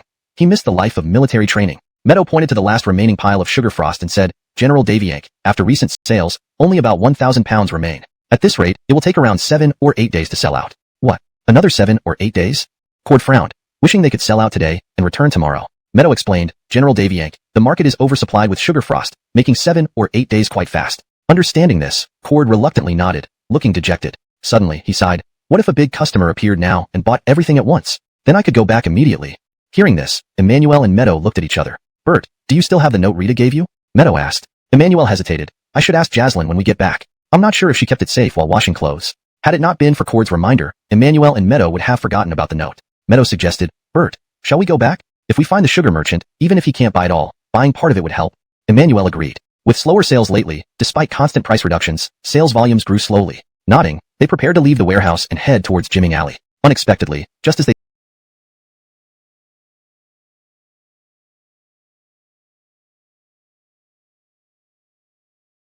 stepped outside, a staff member from the Xiangfu specialty store rushed up breathlessly. Boss, it's bad. A group of unreasonable people are blocking our store entrance and scaring away customers, the staff member exclaimed. Startled, Meadow asked, who would be so bold? Don't they know Xiangfu specialty store belongs to our Noah family? The staff member replied, Boss, some of them are from a Minglong gang, and others from Heihu gang. Meadow's expression turned grave. She asked in confusion, a Minglong gang and Heihu gang have always been rivals. Why would they come together today? Chapter 391, Humphrey and Dell. The Green Dragon Gang and Black Tiger Gang were notorious criminal organizations within Xinzhou City, notorious for their tyrannical behavior and bullying practices. The city's residents detested and feared them. However, even these gangs didn't dare to bully just anyone. They knew who to target. They generally wouldn't provoke the wealthy and influential residents of the city. Firstly, antagonizing these people wouldn't benefit them. Many profitable opportunities depended on these rich folks. Secondly, these wealthy individuals often gave the two gangs some kickbacks, not out of fear, but to ensure a stable and prosperous business environment by spending a little money. The Noah family was also among this group of affluent residents. Every year, they would provide the Green Dragon Gang and the Black Tiger Gang with a sum of silver, which, though not large, was enough to keep these gangs from disturbing them. It was quite unexpected that despite having taken the money, the gangs now blocked the entrance. This clearly went against normal behavior. What was even more bizarre was that the Green Dragon Gang and the Black Tiger Gang had always been at loggerheads. In the past, they frequently clashed over territory in brutal fights, leading to fatalities. Yet here they were, joining forces to cause trouble. Miriam worried about Jada and the shop staff being bullied. She immediately rushed towards the fragrance shop with Emmanuel and Cord. On the way back, as Cord asked questions, Miriam briefed him on the general situation of the Green Dragon Gang and the Black Tiger Gang. Cord perked up upon hearing this, saying excitedly, Miss Noah, don't be afraid. You and Brother Sue go ahead and calm those people down while I return to the inn and bring some reinforcements. Cord laughed coldly, clapping his hands. I want to see how much of a splash a bunch of ruffians can make. Davianring this period, Cord had been quite stifled, finding himself bored and lacking amusement. Now, a group of thugs delivered themselves right to him, greatly exciting him. After a short while, Cord got off the carriage midway, then excitedly headed back to the inn. Shortly after, Emmanuel and Meadow arrived at the street where the fragrance shop was located. Davy into the crowded street. the Noah family carriage could no longer move forward. Therefore, Emmanuel and Meadow had to get out of the carriage, bringing Shelley and several guards to walk through the crowd. Soon, Chest puffed out, standing proudly before his gang members with folded arms, waiting for her approach. As Meadow and Emmanuel approached, a portly middle-aged man suddenly appeared, smiling lecherously. He greeted Meadow with mock respect. "Long time no see, Miss Noah. You are looking more radiant than ever." Ha ha ha. This man was Dell, the leader of the Black Tiger Gang. Previously, the Black Tiger Gang was an insignificant organization, but under Dell's leadership, it grew significantly and became capable of rivaling the Green Dragon Gang. With a cold face, Meadow demanded, "President Rashad, what do you mean by this? Don't you know this fragrance shop belongs to my Noah family?" Dell wasn't angry at Meadow's attitude. He continued to smile. "Miss Noah, we didn't wish for this mess either, but who made you break the rules?" he said, shaking his head and shrugging slightly. Just as Meadow was about to ask what rules she had broken, a voice from the crowd called out, "Boss! Boss!" Turning around, Meadow saw Jada rushing out from the shop, timidly avoiding the gathered ruffians and hurriedly running to Meadow and Emmanuel. "Boss!" Jada's face and eyes betrayed her panic, likely due to the ordeal she had just endured. Seeing Jada approach, Dell paused, giving Meadow some time to understand the situation. Humphrey, still with his arms crossed, remained where he was, appearing arrogant. At this moment, Dell noticed Humphrey sneaking glances at him and instantly flared up, glaring back and sneering, "What are you staring at, big fool? Think I won't gouge out your eyeballs?" Humphrey scowled angrily at Dell, growling, "Fat pig, wait till this is over. You'll see what I do to you." Meadow had no time for their bickering. She pulled Jada aside and anxiously asked, "Aquila, what happened exactly?" Emmanuel, Shelley, and several guards looked at Jada, waiting for her to explain. Jada quickly responded, "Boss, everything was fine until these people suddenly stormed into the shop, shouting and causing a scene. They scared away all the customers and have been blocking the entrance, not allowing anyone in." Meadow asked, "Why are they here? What is their purpose?" Jada shook her head. "I don't know. When I asked them, they wouldn't say. They just told me to get you back quickly, insisting on speaking to you in person." Meadow nodded and then asked again, "Aquila, did they harm you or anyone else? Are there any injuries?" Jada continued shaking her head. "Boss, I'm fine, and everyone else is safe. They only broke a few things but didn't hurt anyone." Hearing that no one was injured, Meadow felt much relieved. Chapter 392. Upholding Justice. After Jada finished speaking, Meadow asked her to stand behind her, and then looked at Dell and Humphrey. Although Dell and Humphrey were not quarreling verbally anymore, their gazes were filled with hostility. Their respective followers also eyed each other unfavorably, some sneering at each other, others rolling their eyes or making gestures, and some spitting on the ground. "Chief Rashad, Chief Gao," Meadow called out with a frown, and immediately the two turned their attention to her. Dell fake smiled and asked, "Miss Noah, what do you want?" Humphrey remained silent, still exuding arrogance as he looked at Meadow. Meadow spoke coldly and firmly, "Chiefs, shouldn't it be you who explains this to me? The Green Dragon Gang and Black Tiger Gang have no grievances with my Noah family. But today, you brought your brothers here to destroy my store, blocking us from doing business. I hope both of you can give our Noah family a reasonable explanation." Though internally furious, Meadow tried to keep her tone restrained. Dell laughed and glanced at Humphrey before turning back to Meadow. "Miss Noah, we are just upholding justice for others. As for who hired us, well, I cannot disclose that information. I can only tell you that it is a group of people whose livelihoods you've ruined." "A group of people whose livelihoods I've ruined?" Meadow was puzzled, asking, "Whose livelihoods did I ruin?" Dell snorted, shaking his head. "Miss Noah, don't tell me you're unaware of whom you offended recently. Do I need to spell it out for you?"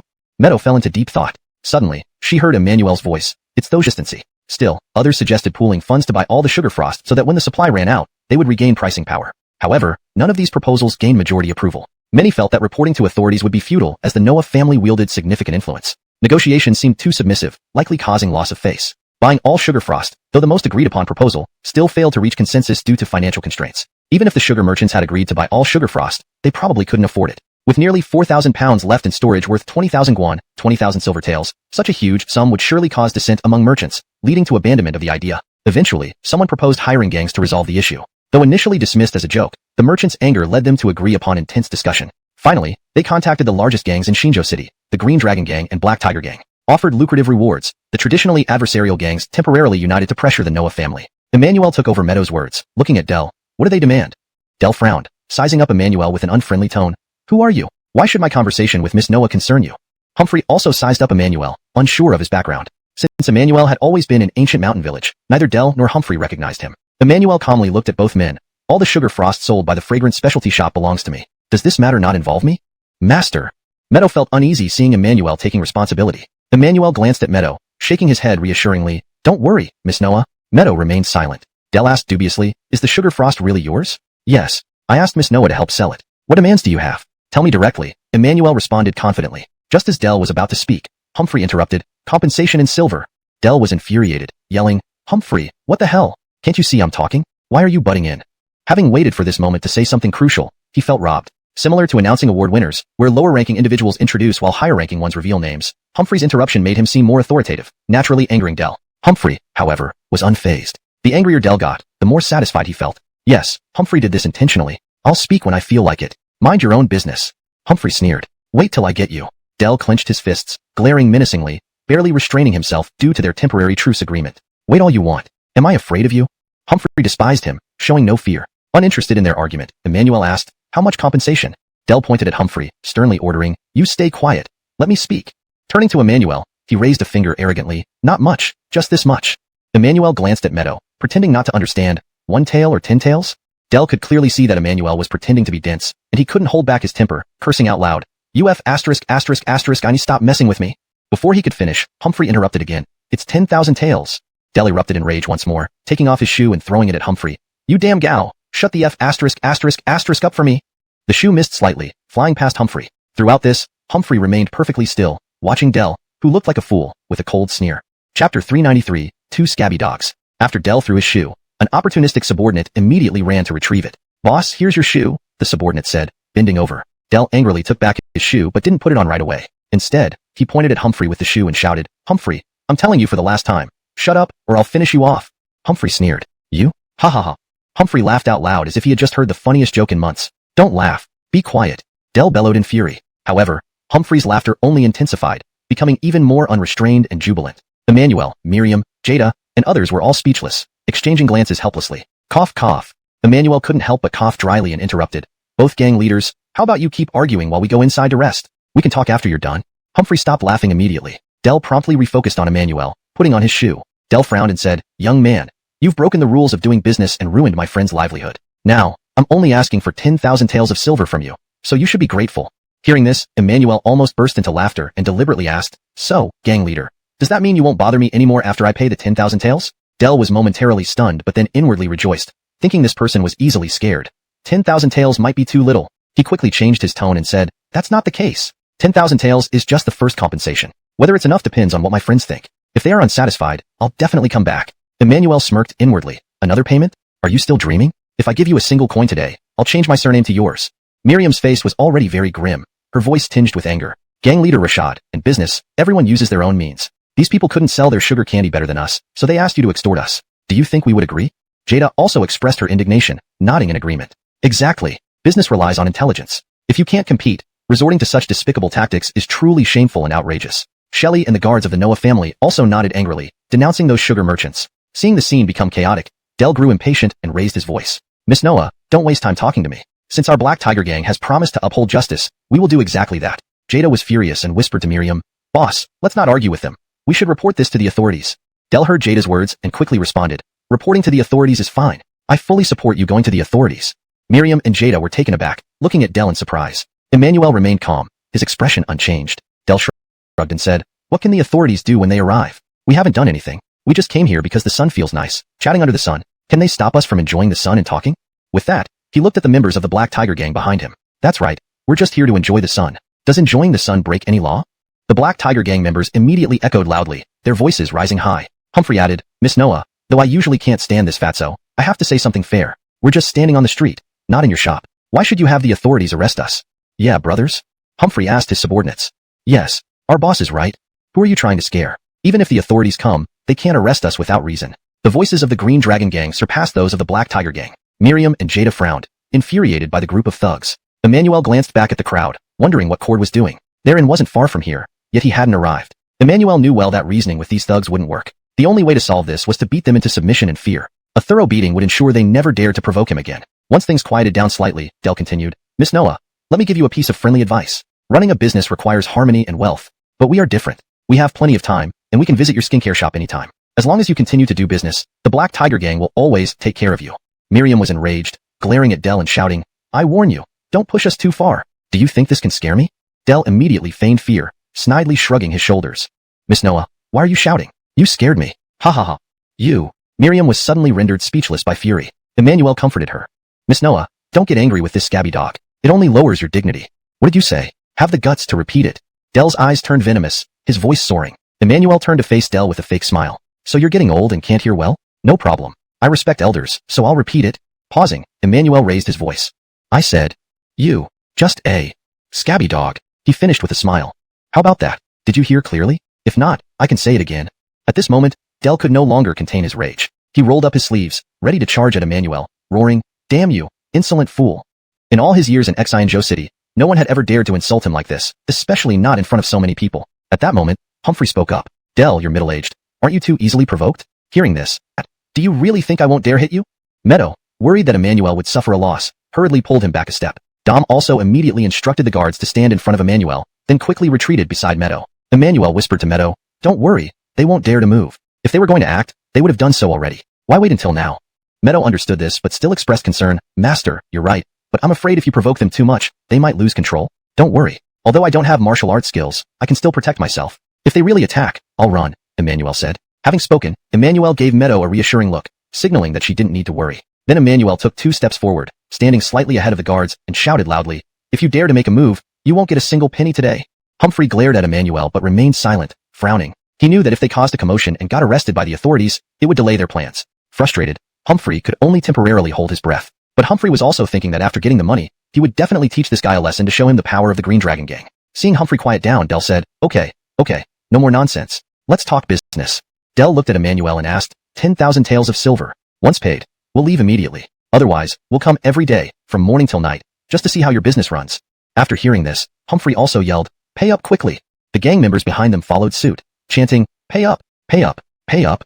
The street was filled with these voices for a moment. The surrounding crowd watched sympathetically, casting sympathetic looks towards Emmanuel and Meadow. Seeing the situation worsening, Dom anxiously asked Meadow, "Boss, what should we do?"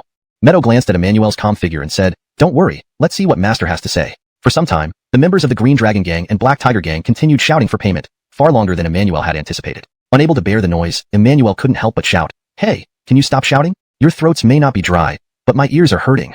As he spoke, Emmanuel used his little finger to clean his ear, clearly annoyed. Dell actually found the prolonged yelling irritating too, so he turned around and made a gesture for silence, which the Black Tiger Gang members obeyed immediately. Humphrey did the same, and the scene finally quieted down. Dell asked Emmanuel, "Boy, have you thought it through yet?" Emmanuel nodded, "Yes, I've thought it through." Thinking Emmanuel had given in, Dell immediately raised his voice, "Then hurry up and pay the money." Just as Emmanuel was about to speak, a sudden commotion came from behind the crowd. Upon hearing this, Emmanuel secretly sighed in relief, thinking, "Cord, you're finally here." Turning around, however, Emmanuel saw unfamiliar faces. Instead of Cord, it was Ulysses, Alric, and a group of chefs from Jinqiu Tower. Ulysses carried a thick wooden stick and walked over angrily, shouting, "Sister Baker, don't worry, we've come to help you." Alric, who followed behind, also held a wooden stick, while the staff members wielded various tools, rakes, hoes, poles, machetes, even large wooden spoons. They all wore righteous, fearless expressions. "Yuri, why are you all here?" Meadow rushed over in surprise. Ulysses approached Meadow and explained, "Sister, as soon as I heard there were troublemakers, I brought people over immediately. Are you and Baker all right? Did they hurt you?" Meadow shook her head, assuring Ulysses that neither she nor Emmanuel was hurt. Dell sneered upon seeing Ulysses with his reinforcements. "Oh, young Master Noah, what are you doing? We haven't done anything, just chatting and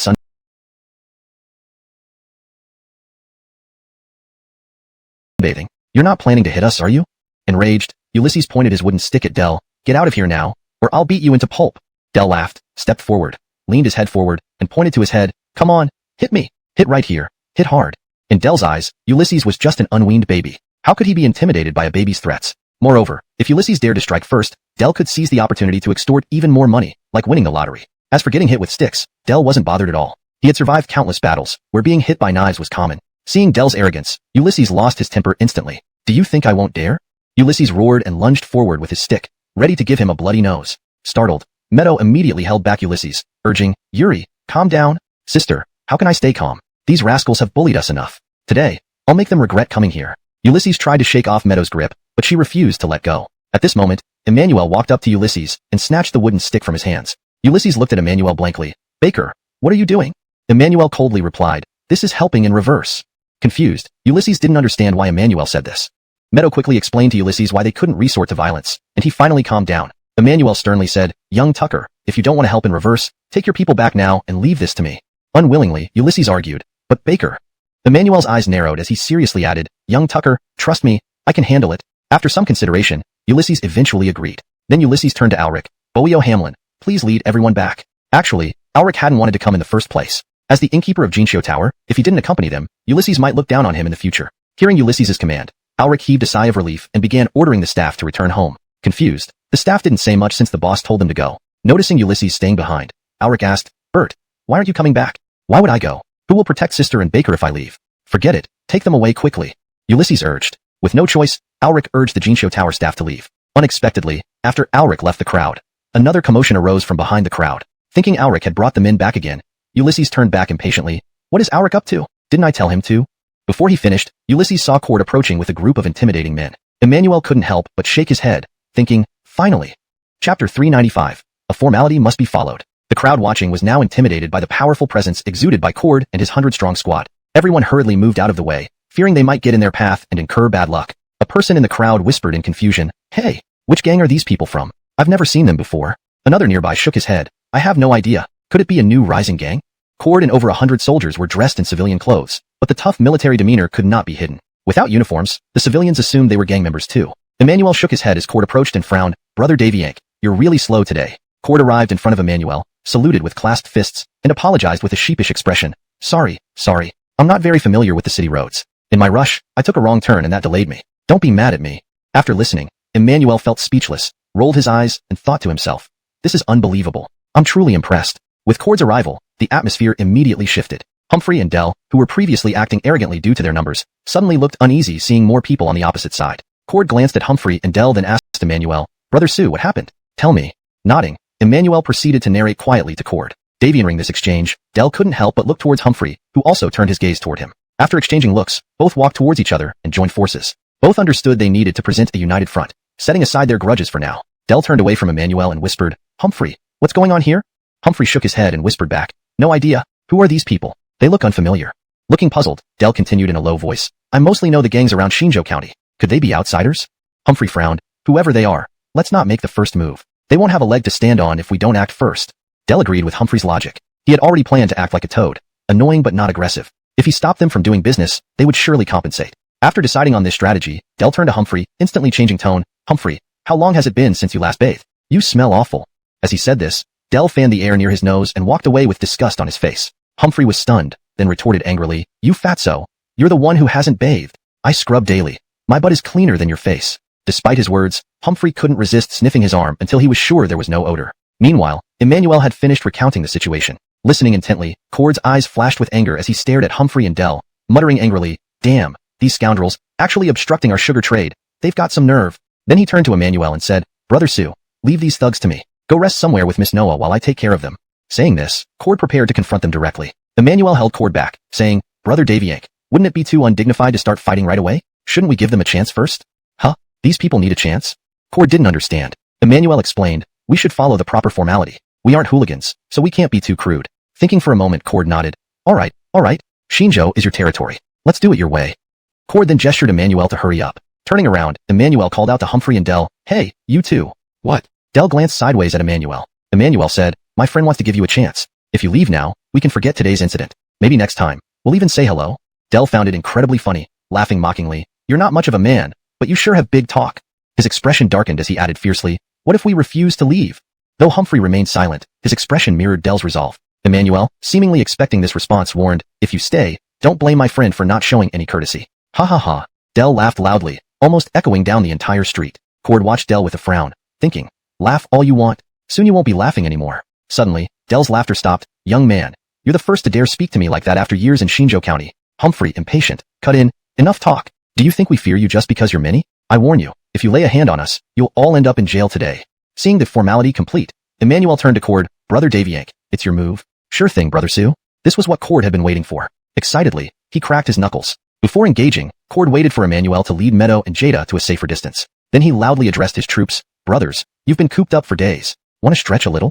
"Yes." Over 100 voices roared in unison. Most of these soldiers were veterans who had fought real battles against the Northern Way. Their ferocity and combat experience were far beyond the reach of the opposing thugs. The intense aura frightened Humphrey and Dell, and many behind them began feeling apprehensive. Pointing at Humphrey and Dell, Cord spoke with disdain. "These two are mine. The rest belong to you. Beat them senseless." At Cord's command, the soldiers charged forward with furious shouts. Though initially fearful, the Green Dragon Gang and Black Tiger Gang members eventually decided to fight back. But just as everyone was ready, Dell shouted, "Don't move. They won't dare touch us."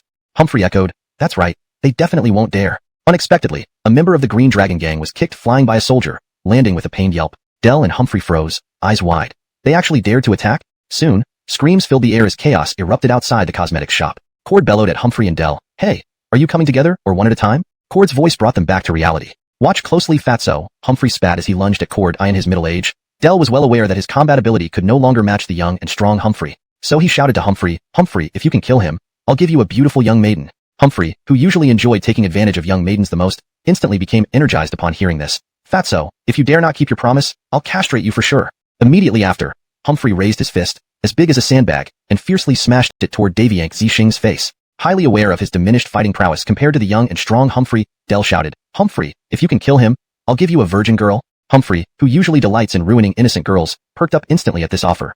"You fat bastard, if you dare not fulfill your promise, I swear I will castrate you." Immediately after, Humphrey raised his huge fist and swung it forcefully towards Davy Yank Zixing's face. Note: the translated text maintains the original meaning and tone but has been slightly rephrased for better fluency. Immediately after, Humphrey raised his fist, as big as a sandbag, and slammed it fiercely towards Cord's face. Translation: being middle-aged, Dell was well aware that his fighting prowess could no longer match that of the robust and youthful Humphrey. So he shouted to Humphrey, "Humphrey, if you can take him down, I'll get you a virgin bride." Middle-aged Dell knew all too well that his fighting prowess couldn't match up to the young and robust Humphrey. He then shouted to Humphrey, "If you can kill him, I'll get you a beautiful young maiden." Humphrey, who usually delighted in taking advantage of innocent young women, instantly perked up upon hearing this. "Dead fatty, if you dare not keep your word, I'll definitely castrate you." Immediately after, Humphrey lifted his fist, as large as a sandbag, and swung it fiercely towards Davy Yank Zixing's face. Immediately after, Humphrey raised his fist, as large as a sandbag, and hurled it forcefully towards Cord's face. Dell, in his middle age, was well aware that his fighting ability could no longer match the vigorous young Humphrey. He shouted to Humphrey, "If you can kill him, I'll give you a beautiful young woman." Humphrey, who usually had a penchant for such rewards, instantly became invigorated upon hearing this. "Fatso, if you dare not fulfill your promise, I swear I'll castrate you." Immediately after, Humphrey raised his fists, as large as sandbags, and swung them forcefully towards Davy Yank Zixing's face. Humphrey, who usually took great pleasure in preying on innocent young women, instantly perked up at this, replying, "Dead fatty, if you dare not keep your word, I'll definitely castrate you." Immediately after, Humphrey raised his fist, as large as a sandbag, and hurled it forcefully towards Cord's face. This maintains the original tone and makes the text more coherent in English. ####Chapter 396. What good would it do me to learn this? Cord looked at the opponent and inwardly scoffed, then suddenly tilted his head, easily dodging Humphrey's punch. Humphrey didn't rush to pull back after.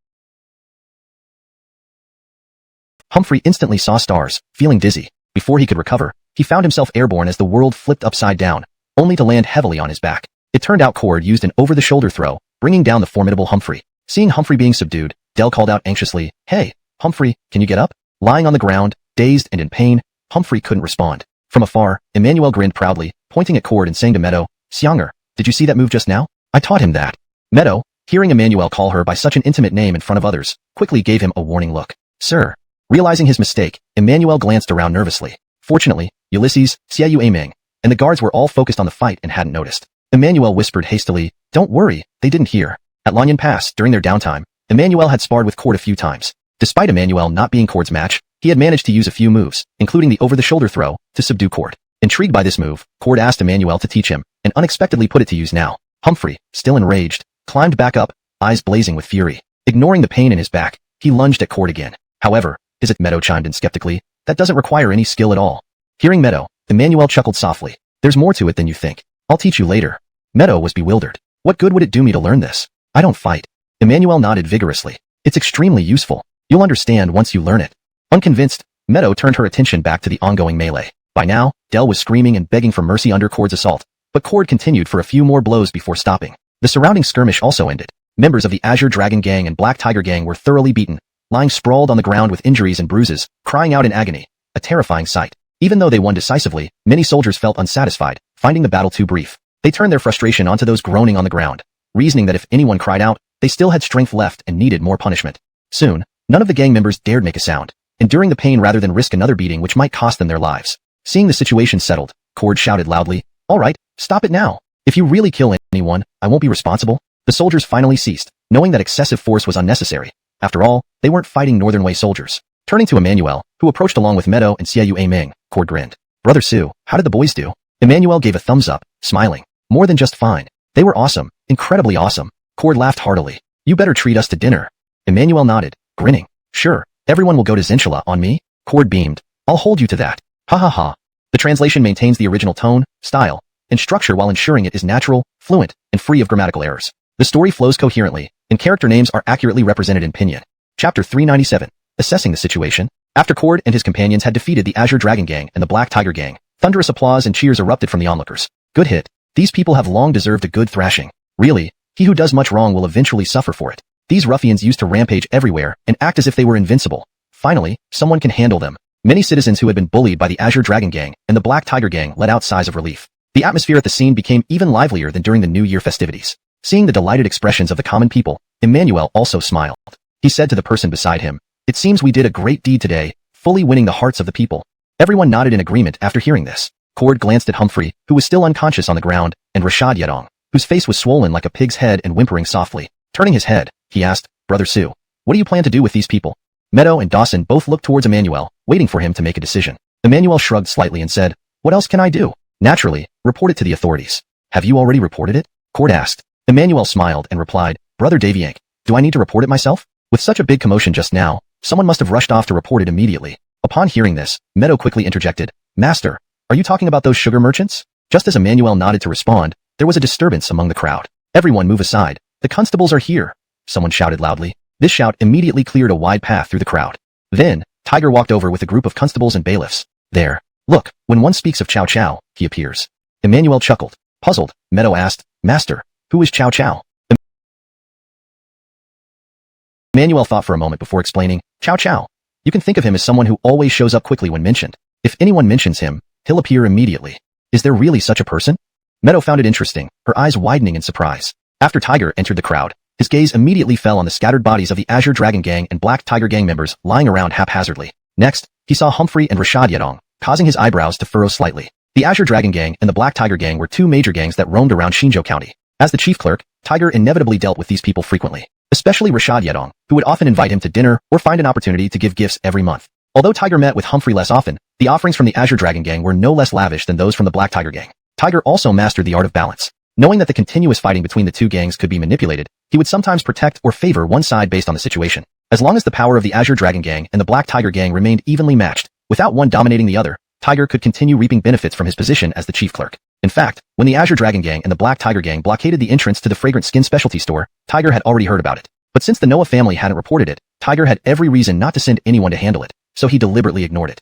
After all, Tiger had taken bribes from Humphrey and Rashad Yedong. Helping them with his authority whenever possible was natural. However, Tiger did not expect that after some time, several sugar merchants actually came to report the incident. Their reason for reporting it was that the Noah family led a mob to fight in the streets, injuring Humphrey and Rashad Yedong, who were enjoying the sun. Tiger was very surprised at the time because normally, any target chosen by the Azure Dragon Gang or the Black Tiger Gang would usually end up paying money to resolve the matter quietly. Today was rare, with the two gangs acting together with dozens of people, only to be subdued by others in the end. Tiger couldn't fathom it. There's an old saying, if the people don't raise the issue, the officials won't pursue it. If no one had reported it, Tiger could have pretended not to know. After all, it was due to the incompetence of the Azure Dragon Gang and the Black Tiger Gang and couldn't be blamed on anyone else. But since the sugar merchants had reported it, Tiger had no choice but to come over to handle it, regardless of how reluctant he felt. Shifting his gaze away from Humphrey and Rashad Yedong, Tiger then saw Emmanuel beside Meadow. Tiger inwardly panicked. How is Emmanuel here? Didn't he leave Xinzhou for Lanyan Pass? When did he return? Tiger learned about Emmanuel's trip to Lanyan Pass from Nigel, the clerk. After Emmanuel's tax reduction policy showed excellent results, the county magistrate whom Mao Tzuan had asked Nigel to find Emmanuel. When Nigel went to ancient mountain village, he learned that Emmanuel had actually gone to Lanyan Pass. Seeing Emmanuel there, Tiger instantly became more cautious, and his expression turned humble and respectful. Tiger was very adept at reading situations. Nowadays, Emmanuel was no longer the same as before. Not only did he have an extraordinary relationship with the prince, but he was also highly favored by Elijah. Every time Tiger recalled how he had made things difficult for Emmanuel in the past, he felt extremely fearful. Simultaneously, Tiger made up his mind. In the future, he must try to please Emmanuel, otherwise, trouble might one day fall upon him. With a humble expression, Tiger approached Emmanuel, bowed, and clasped his hands in greeting. "This official greets Jason?" He then greeted Meadow and Dawson, "Miss Noah, young Tucker." Though the greetings were similar, the difference in attitude was stark. Anyone could see that Tiger was a snob. Emmanuel had never had a good impression of Tiger. Seeing him treat people differently like this, he felt an even stronger disgust towards him. However, Emmanuel didn't show it, just giving him a calm look without saying anything. Tiger said, "Jason, the moment this official heard of the siege on the fragrant skin specialty store and the gathering to cause trouble, I immediately brought people here. How are you, Jason? Are you injured?" Tiger expressed concern. Emmanuel replied, "Thank you for your concern, Director Xiao. I'm fine." Hearing Emmanuel address this person as Director Xiao, Cord said to Tiger, "Director Xiao, you arrived just in time. Quickly arrest all these ruffians. They're disrupting our business." Tiger didn't recognize Cord, but observing his commanding presence and remarkable bearing, he guessed that this person must be significant. "Jason, may I ask who this gentleman is?" Tiger politely asked. Emmanuel calmly introduced him. "Director Xiao, this is General Cord of the Lanyan Pass garrison." Tiger was quite shocked, secretly relieved that he had been cautious with his words and actions that day. "Originally, it is General Daviank of Lanyan Pass. I was impolite earlier, please forgive me, General Daviank." Tiger hurriedly clasped his hands in greeting. Cord waved his hand and loudly said, "Director Xiao, no need to be so formal. Just take these people away quickly. It's quite distracting having them scattered around like this." Tiger nodded and immediately turned to shout at the constables and bailiffs, "Listen up! Arrest all the gang members involved in this riot, and hand them over to Elijah for disposition." Following the order, the constables and bailiffs began arresting people. Seeing this, the onlookers applauded and cheered again. Tiger thoroughly enjoyed the admiring gazes and cheers from the people, unconsciously straightening his chest, feeling like he was a righteous official clearing the way for the people. At this moment, Tiger suddenly felt someone grab his ankle. Looking down, it was Rashad Yedong. "Director Xiao, please help us." Rashad Yedong, with a face swollen like a pig's head, begged pitifully. Tiger frowned immediately and hastily withdrew his foot from Rashad Yedong's dirty hands. Rashad Yedong stood still and looked down, only to see a dirty, chubby handprint on his pristine official boots. Tiger instantly flew into a rage, bellowing, "Audacious! How dare you sneak attack an official like me? Bring this man down immediately." Before Tiger's words had even finished echoing, two bailiffs rushed over. They roughly twisted Rashad Yedong's hands behind his back and tied him up tightly. Chapter 398. Never to be employed again. Jeremiah was instantly dumbfounded. He never thought that Tiger, who used to talk and laugh with him over drinks, calling each other brothers, would be so heartless. "Your Excellency Xiao, I am the real victim. Their people beat us all up. You should uphold justice for us." Jeremiah, being held down on the ground, struggled to lift his head and shouted. Tiger frowned, looking extremely stern at Jeremiah. "Nonsense. Jason and Miss Noah are the most law-abiding and reputable merchants in Shinjo City. Who doesn't know this? Even the magistrate praises Jason highly. How can anyone believe that their people beat you?" While saying these words, Tiger secretly gave Jeremiah a look, meaning to stop causing trouble and calm down. He would find a way to save him later. However, Jeremiah's anger had reached its peak and completely missed Tiger's subtle expressions. Jeremiah was incredibly furious and impulsively lashed out. "You bastard Tiger, have I ever been stingy in giving you silver and gifts? You promised to help me whenever there's trouble. Now, you don't even give a word of warning and turn your back on me. How utterly despicable and base you are." This outburst made Tiger's expression panic. In the next moment, Tiger roared in anger, "Someone, block his mouth immediately." Jeremiah was still cursing, "You shameless thing, Tiger, if you ever have children." MMPH.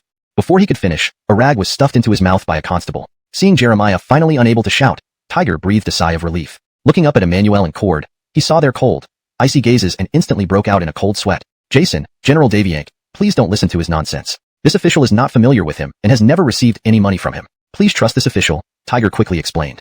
Emmanuel did not respond but calmly said, "Magistrate Xiao, let's first take these people to the county jail and then see what the magistrate decides." Having said that, Emmanuel looked at Cord. Understanding Emmanuel's meaning, Cord immediately issued orders to over 100 soldiers to help escort these ruffians to the county jail without letting any escape. Not long after, a spectacular scene unfolded on the streets of Shinjo City. Over 100 soldiers and 24 constables escorted around 60 members of the Blue Dragon Gang and Black Tiger Gang, marching grandly towards the county courthouse. Countless civilians followed and watched, creating a buzz far more intense than temple fairs or lantern festivals. The crowd cheered all along the way, and Emmanuel's reputation reached an unprecedented high. Only when the gang members were locked away did the spectators reluctantly disperse. In the flower hall of the Shinjo County Courthouse, Emmanuel, Meadow, and Cord sat inside, drinking tea and quietly chatting. Outside the hall, Boetius and Nigel listened as Tiger recounted today's events. After a long while, Tiger finished recounting everything. "Your Excellency, that's how it happened. What do you think?"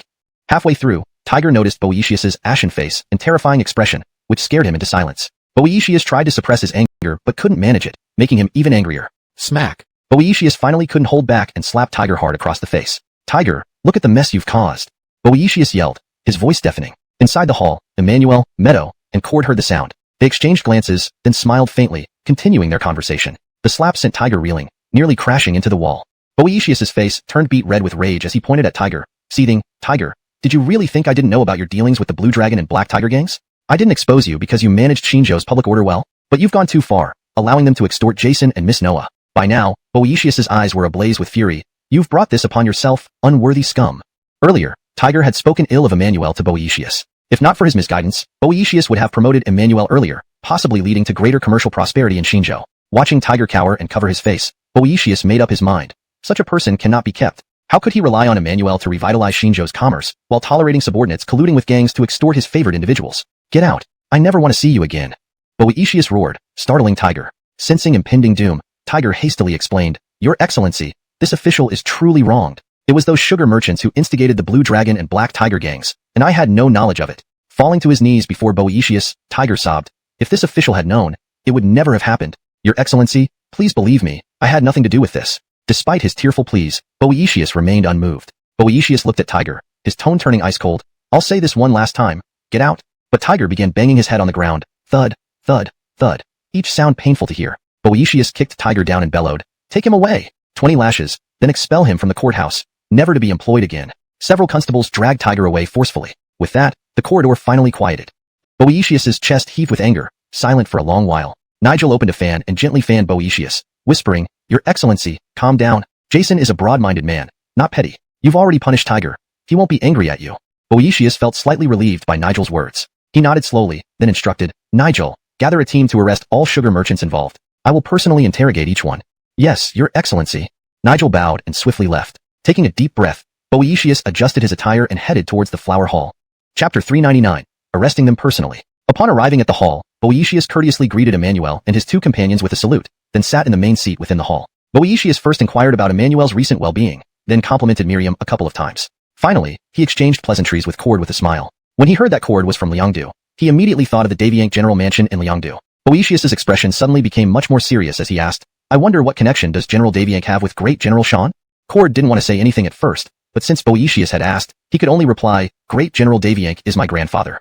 Upon hearing this, Boethius instantly stood up, saluting respectfully and said, "So General Daviank is Great General Daviank's grandson. My apologies for any disrespect."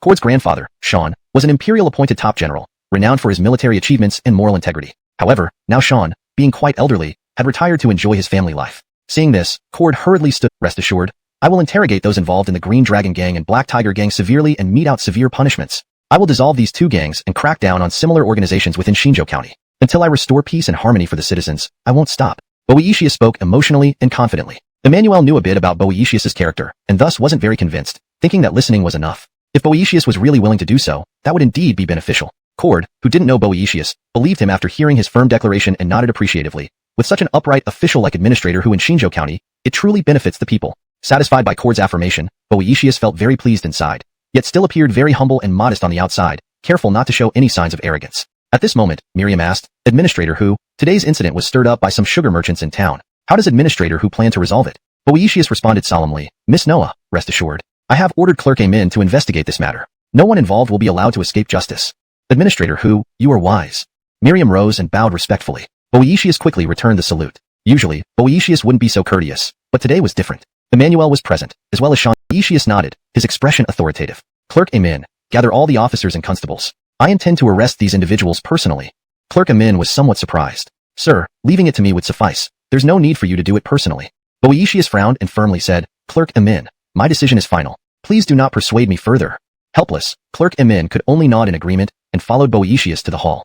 Shortly, loud drum beats sounded within the government office. This was called the hall drum, used to summon constables and officers, indicating the county magistrate was here for work. As for the public grievance drum, seen in TV shows where commoners seek justice by hitting a drum, that exists only in the capital and is entirely different from this one. Soon after the drums sounded, all constables and officers gathered in front of the hall. Boethius first announced Tiger's dismissal. Although a few officers were aware, most were unaware, leading to murmurs and whispers upon hearing the news. Subsequently, Boethius led the officers and constables towards the market area to arrest the individuals involved. Meanwhile, Emmanuel, Miriam, and Cord had arrived at Zhenxiu Tower by carriage. Previously, Dawson had already led over 100 soldiers back to Zhenxiu Tower, suspending operations for half a day to accommodate them. Upon entering Zhenxiu Tower, everyone immediately stood up, greeting and welcoming them. Instantly, Zhenxiu Tower was filled with boisterous noise. Arranged by Dawson, Zhenxiu, Meadow and Shelley's support, Emmanuel immediately veered off course and stumbled into the railing. Meadow was genuinely startled and hurriedly pulled Emmanuel back with Shelley, saying, "Master, don't be stubborn. What will you do if you fall?"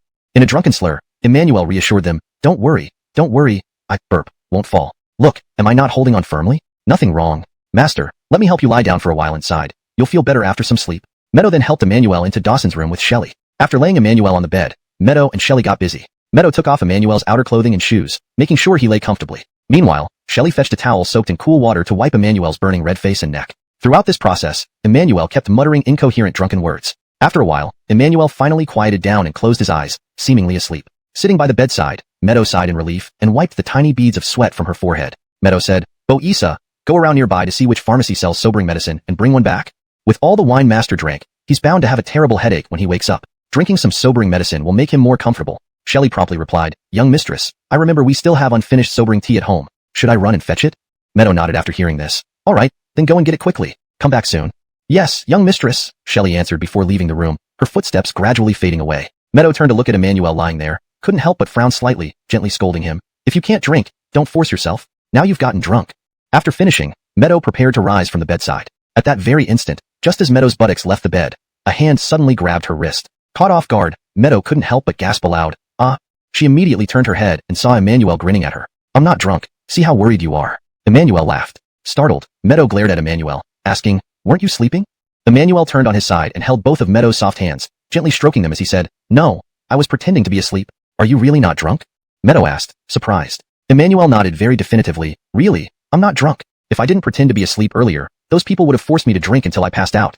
There were over 100 soldiers present. Even if only half of them toasted with Emmanuel, he'd surely have died drinking on the spot. Moreover, Cord was an incredible drinker. Someone could apparently pour him several pots of wine without him getting drunk. Frightened by the continuous rounds of toasts, Emmanuel feigned drunkenness when he felt he couldn't handle it anymore, successfully escaping. Seeing Emmanuel speak clearly and logically, Meadow nodded. Good, you're not drunk. But you did drink quite a bit. Get some sleep now, you'll feel much better later. Finishing, Meadow released Emmanuel's hands and gestured for him to lie down peacefully. Being alone in the same room with a beautiful woman like Meadow, how could Emmanuel, as a normal man, possibly fall asleep? Emmanuel suddenly sat up, wrapping his arms around Meadow from behind, his chin lightly resting on her shoulder, whispering, lie with me. Meadow was greatly startled, her face instantly flushing red as she shook her head and tried to move away from the bed. Master, you don't act like this. Although Emmanuel wasn't drunk, the alcohol made him bolder. Seeing her trying to leave, he immediately tightened his embrace, preventing her from escaping. Master, it's improper. If someone comes in, it'll be disastrous. Meadow, nervous, struggled desperately. Though Meadow had resolved to give herself to Emmanuel, she wasn't so bold or reckless. It was daytime, and they were in her brother's room. Most importantly, the door wasn't locked. If someone walked in unexpectedly, Meadow wouldn't know how to face anyone afterward. Seeing Meadow misunderstand him, Emmanuel hurriedly clarified, Xianger, that's not what I mean. I just want you to lie down with me. Didn't you also drink a lot? Rest a bit now. Hearing this, Meadow stopped struggling and turned her head to look at Emmanuel in surprise. Emmanuel quickly released her, moving further into the bed and patting the empty space beside him. This bed is big enough for two. Seeing Meadow's still hesitant expression, Emmanuel reassured her, relax, I'm not desperate to that extent. I just want to lie down quietly with you. I promise, nothing else will happen. Finishing, Emmanuel raised 3 fingers in oath. Then, Emmanuel lay back down and patted beside him again. Meadow hesitated because she too had consumed quite a bit of wine and felt exhausted and drowsy. However, lying down in her brother's room in broad daylight still felt too daring and embarrassing for her. Emmanuel thought for a moment and whispered, Xianger, should we lock the door? If someone knocks, you can get up right away. No one will notice anything since we're fully clothed. Not appropriate. Meadow instinctively shook her head, unable to overcome her reluctance. Seeing Meadow wavering internally, Emmanuel bounced off the bed and swiftly locked the door. Master, what are you doing? Meadow was alarmed. Emmanuel jumped back onto the bed and lay down again. Come, lie down. Again, Emmanuel patted beside him, encouraging Meadow boldly. Meadow quickly stood up and took a step back, shaking her head. No, it's inappropriate. Seeing Meadow still refuse, Emmanuel deflated and looked up at the ceiling, sighing, I'm indeed unwanted. Meadow hurriedly denied, not at all, master. I don't think poorly of you. Emmanuel said nothing, slowly closing his eyes in silence. Meadow became conflicted and troubled. Should she lie down? She feared being discovered. Not lying down meant she worried about making Emmanuel angry. Struggling for a long while, Meadow finally mustered her courage and blushing, asked, Master, you really just want to lie down for a while? Not do anything else? Emmanuel turned his face towards her and seriously declared, Absolutely. If I lie to you, may I become a puppy? Hearing this, Meadow silently considered. Ultimately, Meadow slowly walked towards the bed. But with every step, Meadow would glance at the door, fearing someone might suddenly come in.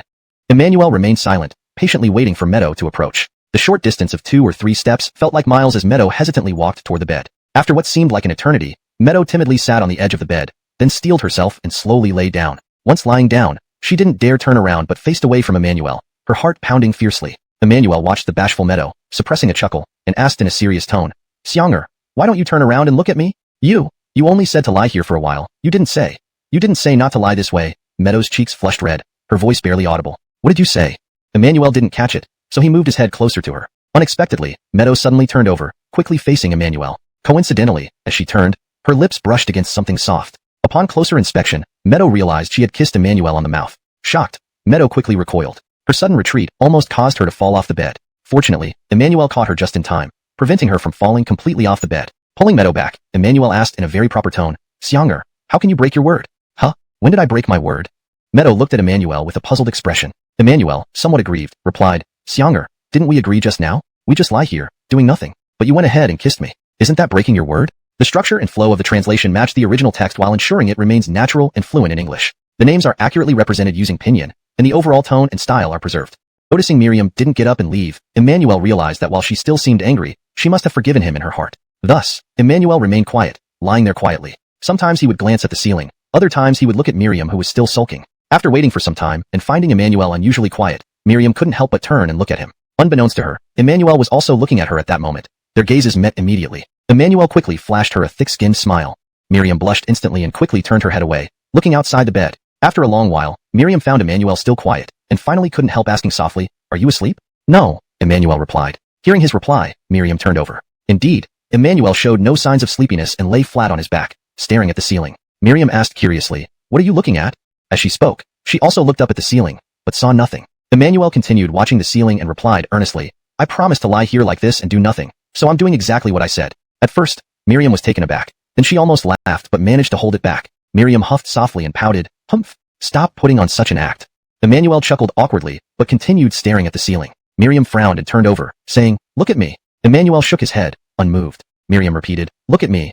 But Emmanuel still didn't turn his head. Unable to bear it anymore, Miriam reached out and turned Emmanuel's face toward her, saying sternly, "I'm not a monster. What are you afraid of?" Emmanuel quickly closed his eyes and said, "If I keep looking at you, I might want to do something wrong. Better not look." Miriam instantly felt embarrassed and couldn't help but slap Emmanuel's chest lightly, scolding, "Stop making things up." Ouch! Emmanuel made an exaggerated expression of pain, clutching his chest. Miriam thought she had hit him too hard and quickly asked worriedly, "Mister, are you okay? Did I use too much force?" Emmanuel nodded and gently held Miriam's fair hand, placing it on his chest and whispered, "A little too much force, but if you rub it, it'll be fine." So saying, Emmanuel guided Miriam's hand to rub slowly on his chest. Realizing Emmanuel was deliberately taking advantage of the situation, Miriam angrily withdrew her hand and really did hit Emmanuel's chest forcefully. "Ayuh. This time Emmanuel's reaction was genuine, wincing in pain. Emmanuel massaged his chest while complaining, "Xianger, how could you hit me like that? Are you trying to murder me?" Miriam huffed loudly, then turned her soap and cleansing bars entered the affordable era. The wealthy and distinguished customers who used to frequent the shop no longer came. However, they would still buy soap and cleansing bars, sending servants to purchase large quantities at once. Miriam had even specially visited some of these female customers, hoping to take advantage of the specialty store's new perfume line to invite them back to the shop. However, while they verbally promised to visit when they had time, very few actually did. Only a few female customers with close ties to Miriam fulfilled their promise. After finishing, Miriam added, "But master, although those rich old customers don't come to the shop, they have sent servants to buy our perfume. According to those servants, they actually enjoy our perfumes a lot. Master, why is this happening? Why don't they come themselves?" Miriam was puzzled. Upon hearing this, Emmanuel understood the situation clearly. Turning over to face Miriam, he said seriously, "Xianger, it looks like we need to open a specialized perfume store." Chapter 402. Woof, woof, woof, woof. A new perfume boutique? Meadow was quite surprised. Emmanuel nodded and said, "That's right. We need to choose a place with huge foot traffic and then open a perfume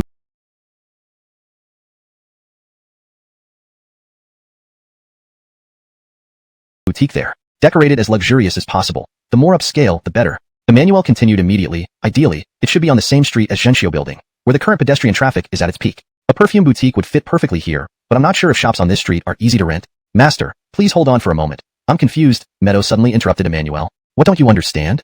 Emmanuel asked. Meadow furrowed her brows slightly and asked, "Master, why did you suddenly think of opening a perfume boutique?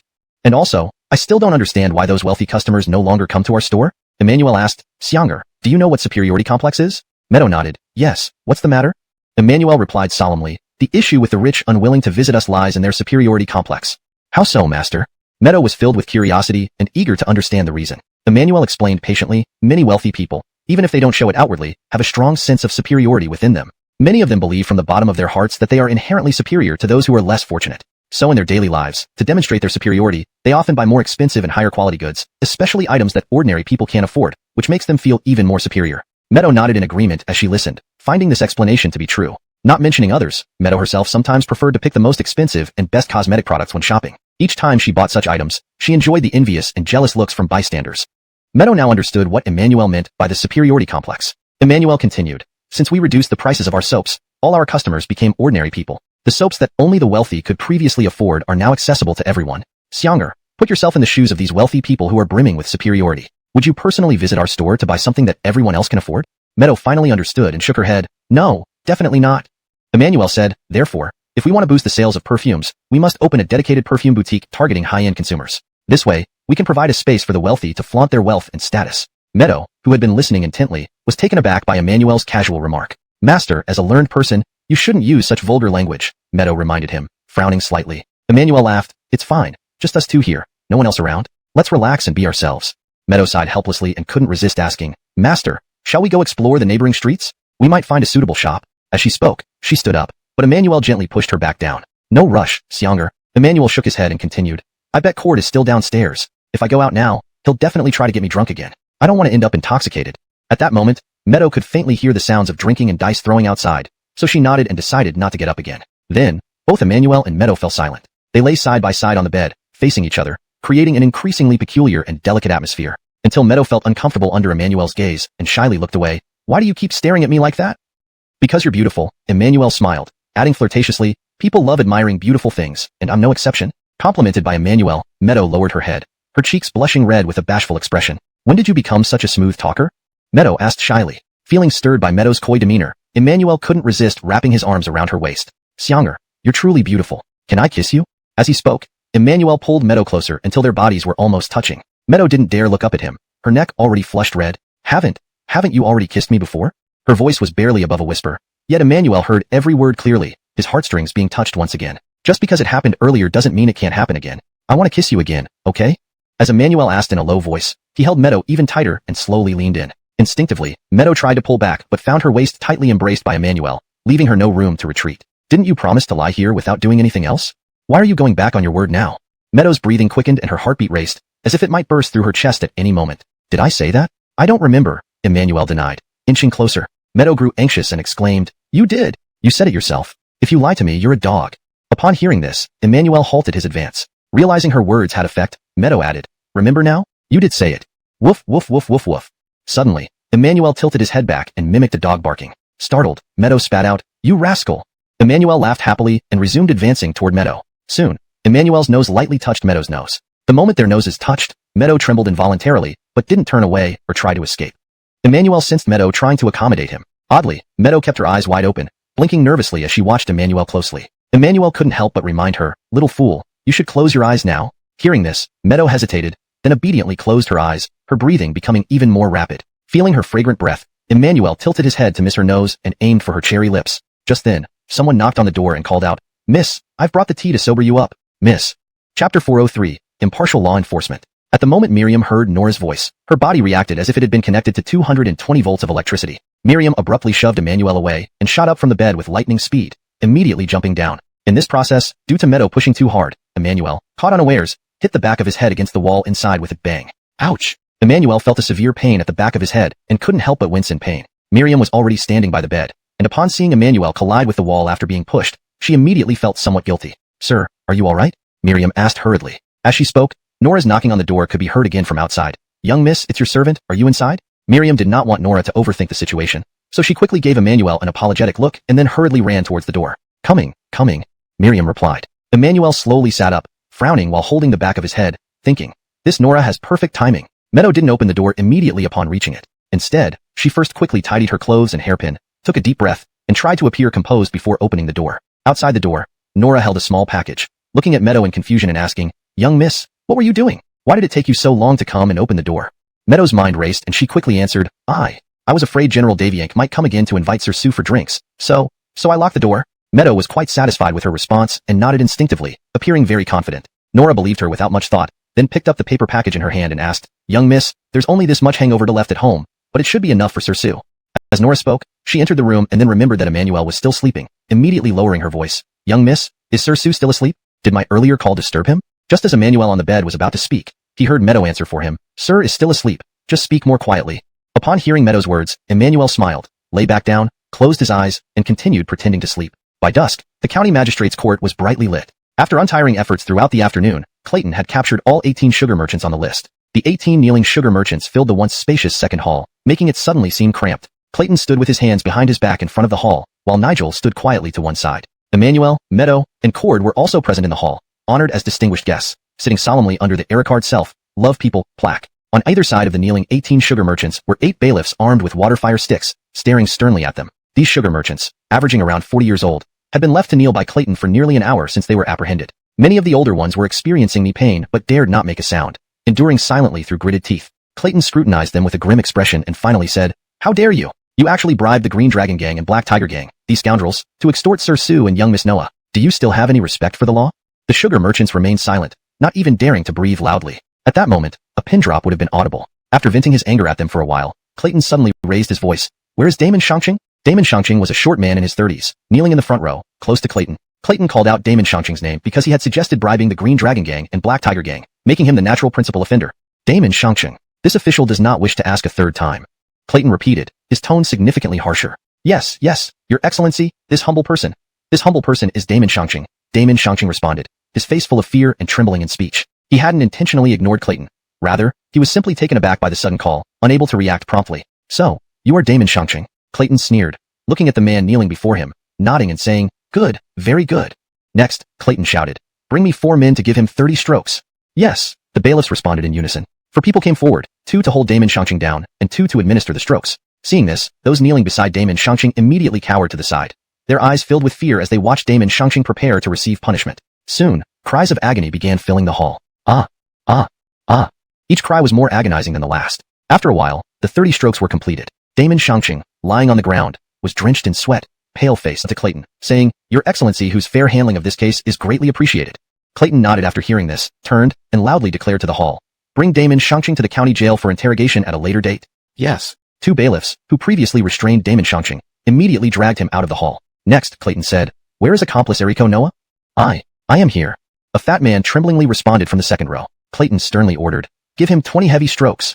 Chapter 404, could you tell your father? By the time Emmanuel and his companions left the county office, it was already the hour of high. Clayton and Amen Shirya humbly saw them off to their carriage until it vanished into the darkness at the end of the street, before Hu finally relaxed his shoulders and sighed in relief. Clayton led Amen Shirya back inside the county office, quietly discussing while walking towards the inner courtyard. Hu asked, Nigel, should everything be fine now? Amen nodded, replying, Your Excellency, I believe there won't be any issues. The Amenglong gang and Heihu gang members are imprisoned, and the sugar merchants have been punished publicly in front of Baker and company. They seem to have cooled down. Hu could sense that Emmanuel had calmed down from their expressions, but he couldn't help but ask for confirmation from Amen, needing reassurance. Nigel, prepare a generous gift tomorrow morning. I plan to visit Baker these few days, Hu said. Amen immediately replied, Your Excellency, rest assured. I'll prepare it first thing tomorrow. Hu nodded and continued towards the inner courtyard. That night, under Hu's supervision, 18 sugar merchants were punished. The ringleaders were beaten with 30 lashes, others with 20. Moreover, they were all incarcerated pending trial and sentencing. If nothing unforeseen happens, they would face months in prison along with fines. Interestingly, due to the large number of arrests, Xinzhou County small jail became overcrowded. Normally housing 3 to 5 inmates per cell, each cell now held no less than 10 people. To free up space, Hu had to release some petty offenders and empty 2 storage rooms adjacent to the jail to barely fit everyone. With the warm weather still lingering, the nights were unbearably stuffy. One can imagine how unbearable the combined odors of sweat, gas, body odor, and waste were in such crowded conditions. Eventually, as midnight approached, the foul-smelling air was further tainted by vomit, an indescribable experience. Noah family's carriage first dropped Cord at the inn before heading to Jimming Alley to drop Emmanuel home. As the carriage stopped, Emmanuel was about to get out when the door opened, and Paula rushed out anxiously asking, My husband, did you and Miss Noah get hurt? Upon hearing her words, Sue realized she had learned about what happened at the fragrant skin specialty store. He purposely didn't bring Paula to lunch to keep her uninformed, but she eventually heard about it while buying groceries in the market. Concerned for Emmanuel and Meadow, she went looking for them but missed them both times. Unable to find them, she returned home only to rush out upon hearing the carriage arrive. Emmanuel came forward smiling. My dear, with General Daviank and so many soldiers, how could we get hurt? Meadow also descended and calmly said, Mrs. Sue, thank you for your concern. Both Cleveland and I are fine.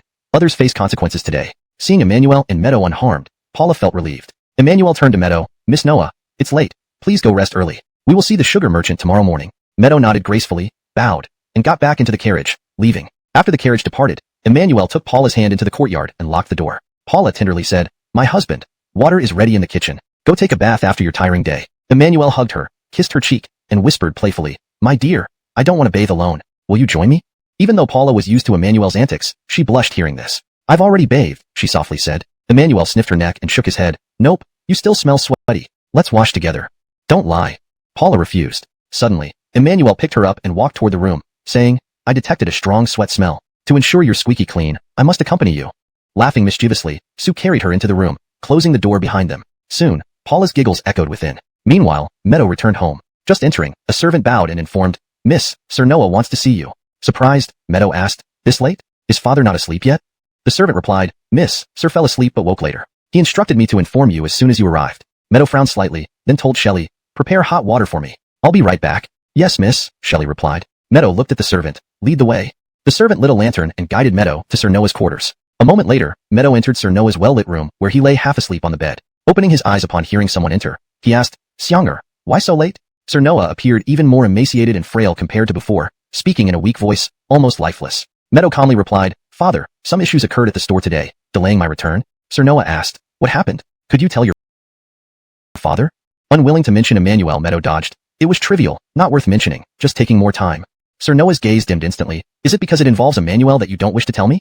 Chapter 405. Just invite him over. These words immediately made Miriam realize that her father was already aware of today's events. Thinking about it, today's incident had caused quite a stir in the city, and everyone, from street corners to households, was talking about it. How could her father not know? Seeing her father's face turn serious, Miriam explained, "Father, don't misunderstand. It's not that I didn't want to tell you, but what happened today is indeed." She paused momentarily before continuing, "Father, your health is weak. I just didn't want you to worry as it might affect your recovery." Farron gave a silent bitter laugh, saying, "Xianger, I probably won't last through this winter with my current condition." "No," Meadow exclaimed, rushing over to sit by his bedside and taking his hand. "Father, you will get better. You still have to see Yuheng get married and have grandchildren," Meadow said, tears welling up in her eyes. Deep down, Meadow was fully aware of her father's health condition. Over the years, she had procured countless precious herbs for him, yet there had been no significant improvement. Most times, his condition vacillated between good and bad, but generally leaned towards worse. Especially in the past month, Farron's health had plummeted. He used to be able to sleep soundly at night after taking medicine, but now he could only sleep for about an hour before waking up, with less vigor than before. Seeing her daughter's tearful eyes, Farron patted her hand and comforted her. "Xianger, don't cry. I know my condition best. Actually, living like this is exhausting. Perhaps it's better to join your mother sooner. She has been waiting for me for too long." Hearing her father's words, Meadow couldn't hold back her tears any longer, large droplets falling on her clothes. Farron, heartbroken, gently wiped away her tears. "Xianger, before I leave, there is one thing I need to do. If I can't accomplish it, I won't rest in peace," Farron said slowly. Perplexed, Meadow asked, "Father, what is it?" "I will certainly help you." Taking a breath, Farron replied, "Tomorrow, invite Emmanuel over. I want to see him." Upon hearing this, Meadow, with tear-streaked face, looked at her father in alarm. "Father, why do you want to see him?" She had a bad premonition. Meadow vividly remembered her father once saying that unless he died, he would never agree to her marrying Emmanuel as a concubine. Farron said, "I have some things to ask Emmanuel face to face. Just invite him over."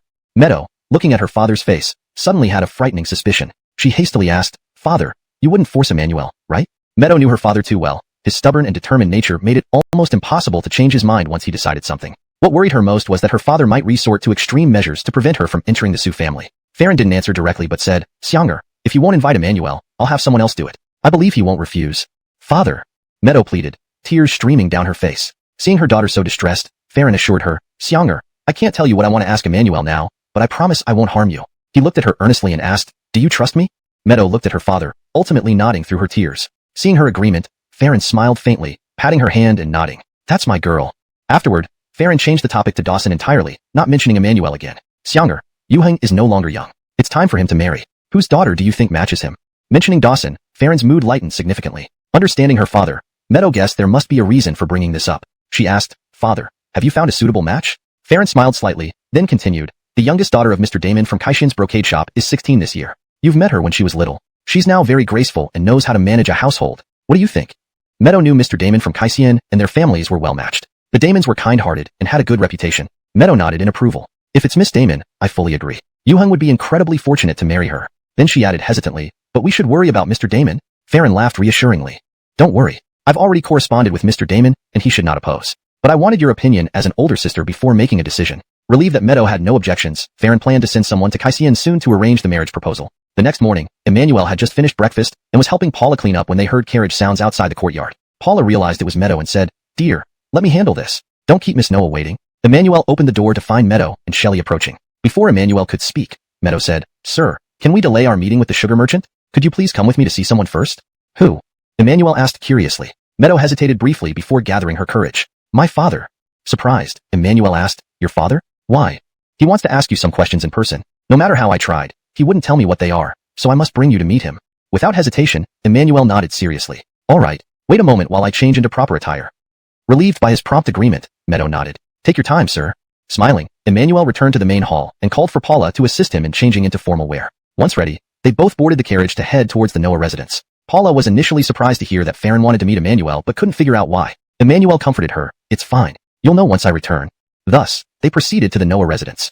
##### Chapter 406. It must be a co-wife. Noah family compound, Alan's courtyard. Since Emmanuel entered his father's room, Meadow had been waiting in the courtyard, often pacing restlessly. Despite her father assuring her yesterday that he would never harm her, she still felt uneasy, with worry clouding her brow. Shelley stood nearby and, seeing the young mistress's anxious demeanor, offered reassurance. "Miss, please don't worry. Alan has promised that he won't be hard on young Jason." Meadow glanced at Shelley without a word, continuing to pace around the courtyard. Even as the sun grew hotter, Meadow remained unperturbed, her mind solely preoccupied with what her father might be asking Emmanuel. Suddenly, the door to her father's room opened, and Emmanuel emerged, quietly closing it behind him. Meadow immediately approached him, wanting to ask loudly what her father had said. Many detailed questions, mostly about their relationship. Emmanuel answered openly, revealing nearly everything about himself. Finally, Alan proposed the condition that Meadow should marry as a co-wife, which was his last line as a father. If Emmanuel refused, he swore he wouldn't rest in peace. Emmanuel readily agreed because he had also thought about this issue. He would never allow Meadow to enter the Sioux family as a concubine. Coincidentally, Alan's request aligned perfectly with his own thoughts. Reflecting on his sudden change of attitude toward his daughter and Emmanuel wasn't strange. Although Alan stayed at home, he was fully aware of Meadow's frequent visits to Eric Village, especially when Emmanuel wasn't around. Initially unhappy, over time, with his health deteriorating, Alan came to an epiphany one night.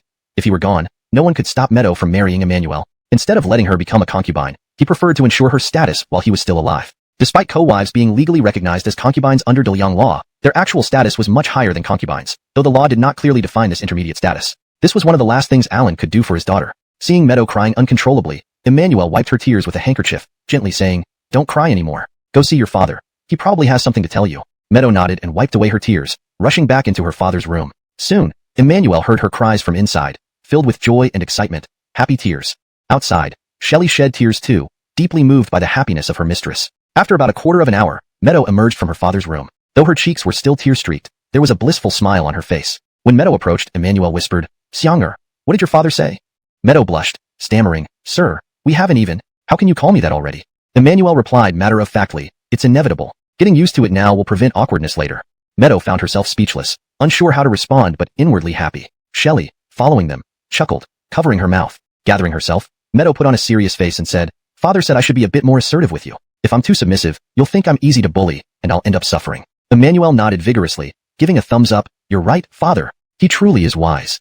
Emmanuel's humorous expression made Meadow burst into laughter. Behind them, Shelley laughed silently. Emmanuel suddenly took both of Meadow's hands, placing them on his chest. Feeling his strong heartbeat, Meadow asked curiously, "What are you doing?" Looking deeply into her eyes, Emmanuel vowed, "Xianger, I swear, I'll love you all my life. I'll never let you suffer."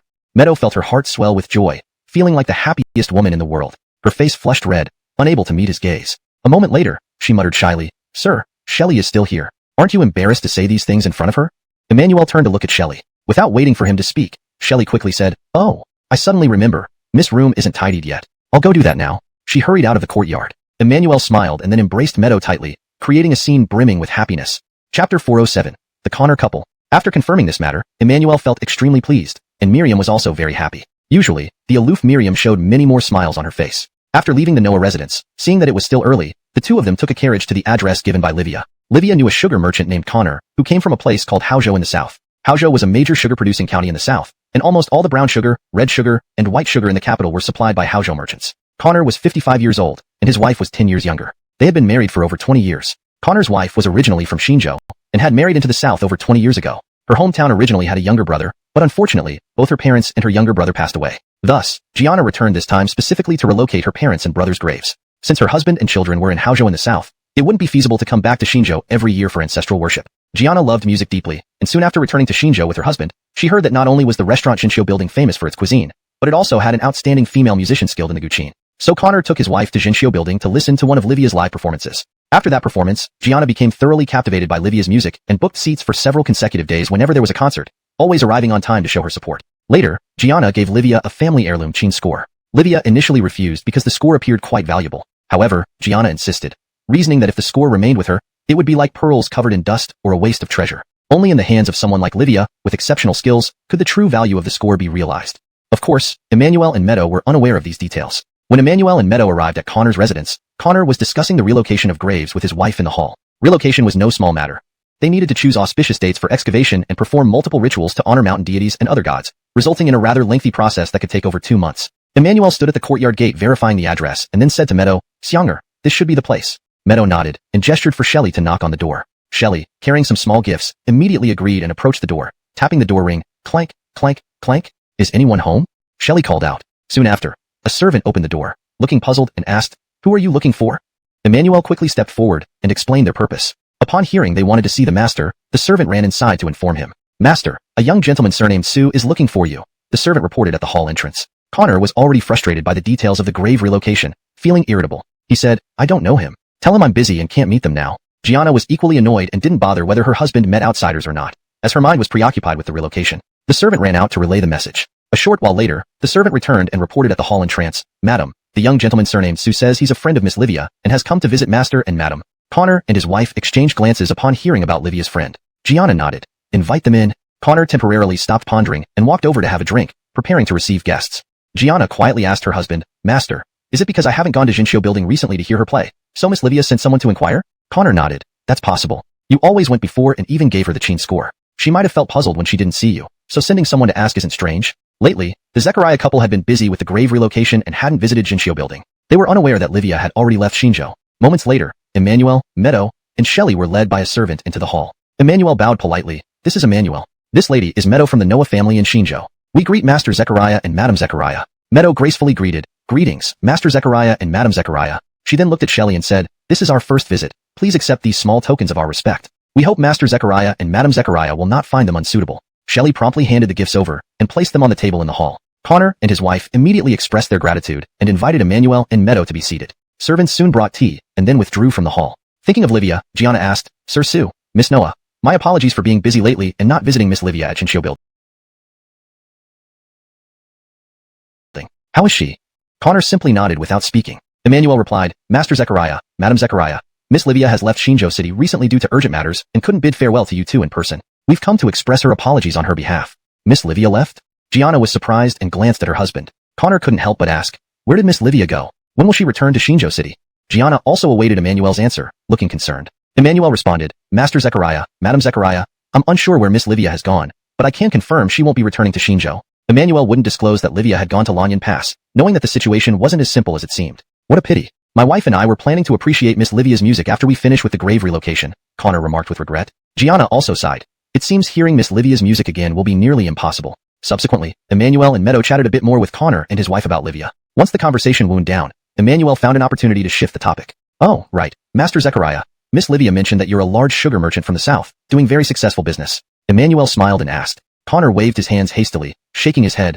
Not at all, not at all. No big sugar merchant, just a humble trader, not worth mentioning. Emmanuel, understanding Connor's modesty, added, Master Zechariah, apart from conveying Miss Livia's apology, we have another small matter and need your assistance. Connor responded candidly, Young Sir Sue, just tell me what you need. As friends of Miss Livia, you are friends of mine, and I will do whatever I can to help. Emmanuel nodded, smiling, and asked, Master Zechariah, we happen to have a batch of premium rock sugar.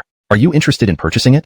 Chapter 408. Hold me back. Connor was somewhat surprised. He hadn't expected Emmanuel and Miriam to come looking for him for business matters. Ingrid asked in surprise, Young Jason, are you also a sugar merchant? Emmanuel thought to himself, I am not a sugar merchant. Most of the city's sugar merchants are now locked up in the county jail. However, to facilitate closing this deal, Emmanuel just smiled ambiguously. Seeing that Emmanuel did not deny it, Ingrid assumed he was indeed a sugar merchant and said to her husband with a smile, Lord Zechariah, how surprising, young Jason is also a sugar merchant. Connor nodded and then replied apologetically, Young Jason, I am truly sorry. This time I accompanied my wife back to Shinjo mainly to handle some family affairs. I didn't plan on doing business here. There were two reasons why Connor would refuse Emmanuel. First, his wife's family relocation matters were very complex and time-consuming, leaving no room or energy to discuss business. Secondly, Shinjo County was too far from the capital. The sugar he primarily sold was transported around the capital area. If he purchased from Shinjo, transportation would be inconvenient, and shipping costs would be exorbitantly high. Most importantly, Shinjo was not a sugar-producing region. The Zechariah family had been operating in sugar for generations, and Connor knew clearly which regions had expensive sugar and which had cheap sugar. Shinjo County precisely had very high sugar prices. As an experienced sugar merchant, when Connor and his wife first arrived in Shinjo, they casually inquired about local sugar prices. At that time, the price of rock sugar in Shinjo was 28 guan per jin. Hearing this price made Connor inwardly gasp. He thought to himself that rock sugar in Haozhou cost only 16 to 17 guan per jin. If he had known earlier, he should have brought a batch over to sell. That way, the relocation expenses and travel fees could have been easily recouped. Seeing Connor's refusal, Meadow immediately looked at Emmanuel. Emmanuel smiled slightly and asked, Lord Zechariah, do you think it's unprofitable to purchase rock sugar from our Shinjo and then sell it on your side? Connor chuckled lightly. Though this was what he thought, he wouldn't say it outright. How could that be, young Jason? I came this time with my wife solely to handle family matters. I'm getting older, and am already busy managing things at home. Where would I find more energy for business? I sincerely apologize, young Jason. Miss Noah? Connor bowed slightly, repeating his apologies. Ingrid, knowing her husband spoke the truth, added sincerely, Young Jason, Miss Noah, we did indeed return for important matters. It's been over 20 years since I left Shinjo, and there are no other relatives here. We're still unfamiliar with the place and spend much time handling these matters every day, which is quite exhausting. Emmanuel could tell the Zechariahs were speaking the truth, but didn't give up. He continued, Lord Zechariah, if our rock sugar prices were significantly lower, wouldn't you consider it? Connor wanted to laugh, thinking, significantly lower? How low can it get? Lower than the prices in Haozhou? Connor smiled and said, Young Jason, if I remember correctly, the price of rock sugar in Shinjo should be around 28 guan per jin. Even if it's lower, it shouldn't be less than 20 guan, right? He then turned to his wife, by the way, what's the usual price for rock sugar in Haozhou? Ingrid replied, before coming here, rock sugar in Haozhou cost roughly 16 guan per jean, 12 guan less than in Xinzhou. After hearing this, Connor turned back to Emmanuel and Meadow, saying, "Young Jason, Miss Noah, let's put aside whether I have the energy to negotiate business. Let's talk about this price. I certainly can't buy high-priced rock sugar in Xinzhou and then sell it at a lower price back home. What would be the point?" Emmanuel laughed, glancing at Meadow, who also wore a smile. Turning back, Emmanuel said, "Lord Zechariah, the price you mentioned, over 20 guan per jean, is old news. Currently, the price of rock sugar in our Xinzhou city has dropped below 10 guan per jean." "Really?" Connor was astonished, turning again to his wife. Ingrid was equally shocked, asking, "How could that be? A month ago, the price was so high, and now it's down to less than 10 guan?" They had been preoccupied with the relocation and hadn't checked the sugar prices in town since. Emmanuel confidently stated, "Lord Zechariah, Ingrid, if you don't believe me, we can accompany you to the streets to verify the prices." Connor knew market prices couldn't be lied about. Anyone could confirm by asking around. Thus, Connor asked, "Young Jason, why did the rock sugar prices drop so drastically in such a short time? Could it be due to quality issues?" Before Connor finished, Emmanuel called out, "Bo-Isa, please fetch a sample of our rock sugar." Bo-Isa complied, fetching a small bag of rock sugar from the carriage outside. "Lord Zechariah, here's a sample of our rock sugar. Please evaluate its quality," Emmanuel said. Bo-Isa placed the sugar before Connor, opened the bag, revealing crystal-clear rock sugar inside. Connor carefully examined it, eventually tasting a few pieces. Excellent quality indeed, very high-grade rock sugar," Connor remarked genuinely. Ingrid tried some as well, nodding in agreement. Connor grew even more curious. "Young Jason, such high-quality rock sugar selling for less than 10 guan? That doesn't make sense."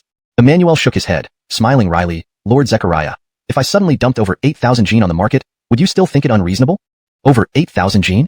Connor was astounded. Ingrid shared the same expression. Emmanuel nodded, but after a period of sales, over 8,000 jean have sold 70%, leaving only around 30%, about 2,000 jean. "I wonder if Lord Zechariah might be interested in purchasing it." Silence filled the hall. Connor fell into deep thought, while his wife quietly watched. Emmanuel and Miriam remained silent, allowing Connor his space. After a long pause, Connor asked, "Young Jason, if I buy all 2,000 jean of this rock sugar, what's the lowest price you'd offer?" Miriam instantly glanced at Emmanuel. Though Emmanuel had planned the lowest price beforehand, he pretended to think. After a moment, Emmanuel replied, "If Lord Zechariah buys all at once and pays in full, I can offer 4 guan 500 per jean." Internally, Connor was startled by the low price. Yet his face showed no signs as he responded, "No, that's too expensive. 3 guan per jean is reasonable." Miriam frowned, upset by the drastic price cut. Emmanuel merely chuckled, shaking his head. "Lord Zechariah, for guan 500 is the lowest I can go." Connor countered, "What if I raise the offer slightly to 3 guan 500 won?" "Not possible, Lord Zechariah." Emmanuel held firm. Connor hesitated, then firmly said, "Fine, for guan whole, no more." Then, his tone changed, lamenting, "Young Jason, you know the transport from Xinzhou to Haozhou involves mountainous terrain and long distances, which adds significant costs. You need to allow us some profit. Lord Zechariah, given the circumstances, we won't disturb you further. Farewell." Please note, this translation follows the structure and tone of the original text closely, ensuring the narrative and character interactions remain intact. As Emmanuel finished speaking, he got up and bowed to the Zechariah couple, preparing to leave. Meadow also stood up at the sight, paid her respects, and followed Emmanuel. As Emmanuel walked out, he was counting down in his mind, 3, 2, 1, stop me. In the next moment, Connor's voice came from behind, "Young Jason." At this moment, Emmanuel added, "By the way, Lord Zechariah, after signing the intent agreement, you will need to pay us a deposit of 30% of the total cost. The remaining 70% will be paid when you come to collect the goods. However, if you change your mind halfway through and decide not to buy the sugar frost, that 30% deposit will not be refunded," Emmanuel said, his expression relaxed but his tone firm. Connor finally understood. The intent agreement was to prevent him from backing out. He suddenly felt a bit displeased. His family had been sugar merchants for generations, always conducting business with honesty and integrity. Once he promised something, he never went back on his word. Now, Emmanuel wanted him to sign an intent agreement, clearly indicating distrust. Connor's voice became slightly colder, though he remained calm. "Jason, I don't think we need to sign this intent agreement.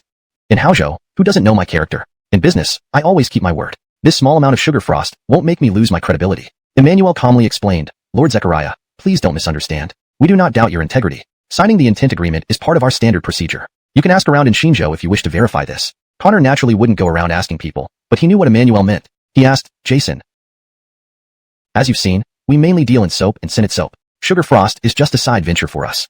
So, 30% deposit is the lowest limit we can accept." Emmanuel concluded. Seeing that Emmanuel wouldn't change his terms, Connor sighed and nodded. "Jason, as you wish, 30% deposit." Emmanuel immediately clasped his hands and bowed. "Lord Zechariah, I wish our cooperation goes smoothly." Smooth cooperation. Connor also clasped his hands in return. That afternoon, Connor came to the skincare specialty store and signed the intent agreement with Emmanuel, paying the 30% deposit promptly. They agreed that once Connor's wife's matters were settled, he would promptly transport the 2,000 plus caddies of sugar frost away. By then, the weather would start cooling down, reducing concerns about spoilage during transportation. Before leaving, Connor mentioned he would send some servants to guard the sugar frost, preventing theft or insect damage. Emmanuel understood. He feared losing the goods after payment and wanted to ensure everything was secure. After seeing Connor off, Emmanuel and Miriam returned to their room upstairs. Nora, you've worked hard today. Find somewhere to rest. No need to worry about me for now, Miriam said, her face slightly blushing. Nora silently giggled, thinking, Miss isn't really telling me to rest. She wants to be alone with Jason. Yes, miss, Nora responded obediently and left the room. Once Nora was gone, Emmanuel walked toward Miriam with a mischievous smile. Seeing Emmanuel approach, Miriam's heart started beating faster. She nervously said, Master, Nora hasn't gone far yet. Calm down. Emmanuel reached her and embraced her gently, pressing his forehead lightly against hers. He whispered softly, It's okay even if she's nearby. She already knows about us. What's the problem? Besides, your father has already agreed to our union. What else do you fear? Miriam's cheeks flushed red. When she tried to lower her head, she realized her forehead was still being pressed by Emmanuel. You're right, but I just feel so embarrassed. Miriam's voice was barely audible. Emmanuel chuckled, then kissed her tender lips lightly, causing Miriam to gasp shyly. After a moment of affection, Miriam worried that Liv might find her. Gently pushing Emmanuel away, she softly said, Master, our relationship isn't public yet. If we're caught by shopkeeper Sia, she will surely tease me. Emmanuel nodded in understanding and refrained from further intimacy. Feeling the room was stuffy, Miriam opened 2 windows for ventilation. Turning back, she asked, Master, why didn't you quote a higher price for the sugar frost earlier? I feel 451 per caddy is too low. Emmanuel walked beside her and looked outside, saying, Xianger, that's over 2,000 caddies of sugar frost. Not everyone can afford to take it all. If the price was higher, without the huge profit margin to attract Connor, he probably wouldn't buy. In that case, this batch of sugar frost would rot in our hands, and sugar prices in Xinzhou and surrounding counties would crash. Outcomes I don't want to see. After recent promotions and sales, sugar frost had become hard to sell. If these 2,000 caddies weren't sold soon, he'd end up with nothing if they spoiled, and local sugar merchants would suffer more than ever. Emmanuel didn't want to see that happen, so he offered a price Connor couldn't refuse.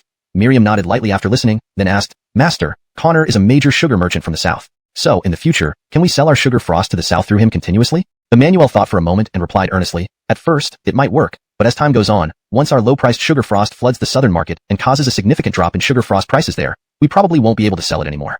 Why? Miriam asked. Emmanuel explained, because making sugar frost isn't a very complex process. Previously, the price of sugar frost was high because those producing it were strictly controlling the supply. Once they notice a large influx of low-priced sugar frost from outside, these producers will definitely increase their production and use even lower prices to drive out the competition, thus stabilizing their own market. Miriam couldn't help but shake her head with a sigh, her expression tinged with disappointment. By your logic, it seems impossible to make continuous profits this way. Emmanuel immediately smiled and said, Don't worry, your husband-to-be has many ways to earn money. Miriam blushed, lowering her head and chiding him. What are you talking about? I haven't married you yet. ####end of translation. This translation maintains the original tone and style while ensuring natural and fluent English. It preserves the storyline and logic consistent with the previous content and adheres to the paragraph structure and line breaks of the original text. Chapter 410. Boetius's second visit. Before dusk, Meadow escorted Emmanuel back to Siming Alley. As they approached Emmanuel's home, a voice suddenly came from outside the carriage. Jason, it looks like you have a visitor, Shelley said. At that moment, Emmanuel was using the excuse of reading palms to hold onto Meadow's delicate hand and indulging in her touch. Hearing Shelley's words, he muttered with surprise, A visitor? What visitor? Meadow hastily withdrew her hand and peeked out through a small slit in the curtain. Emmanuel leaned over to join her. Sir, please don't do that. Someone might see us. Meadow quickly pushed Emmanuel away, not wanting to be exposed. Seeing no choice, Emmanuel lifted the front curtain slightly. Outside Emmanuel's door stood a sedan chair with 2 sedan bearers squatting by the roadside. Beside the sedan stood Mr. Beryl, whom Emmanuel recognized immediately. He then realized Boetius had come to visit him. Seeing Mr. Beryl too, Meadow put down the curtain and said to Emmanuel, Master, Lord who is here for you. I won't get off. Concerned about awkwardness, Meadow didn't want to meet Boetius. Emmanuel nodded in agreement. Mr. Beryl was chatting with Boetius inside the sedan when he heard the sound of an approaching carriage. Turning around, he recognized Meadow's carriage and Shelley next to it, announcing, Lord who? It's Miss Noah's carriage. Jason should be there. Boetius, feeling stifled inside, emerged at once. The 2 sedan bearers hurried to help lower the sedan, but Boetius slipped out without waiting. With a smiling face, he looked towards Meadow's carriage. Before the carriage stopped, Boetius approached and asked Shelley, Is Jason in the carriage? Shelley bowed and replied, Respected magistrate, yes, he is.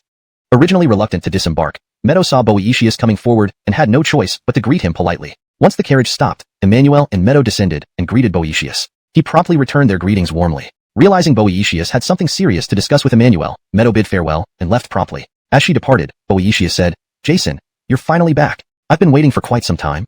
He had been waiting almost an hour at Emmanuel's doorstep, growing impatient. Unlike the previous visit when Emmanuel was asleep at home, this time, only Paula, a female, was present, making it inappropriate for Boetius and Mr. Beryl to enter and wait inside. Elijah, I apologize for keeping you waiting. Today, Miss Noah and I met a sugar merchant from the south and discussed business. I am truly sorry, Emmanuel said apologetically. Boetius, needing Emmanuel's help, waved it off. Seeing Boetius sweating profusely, Emmanuel said, Let's go inside to talk. Then he knocked on the door and called, Wife, I'm back.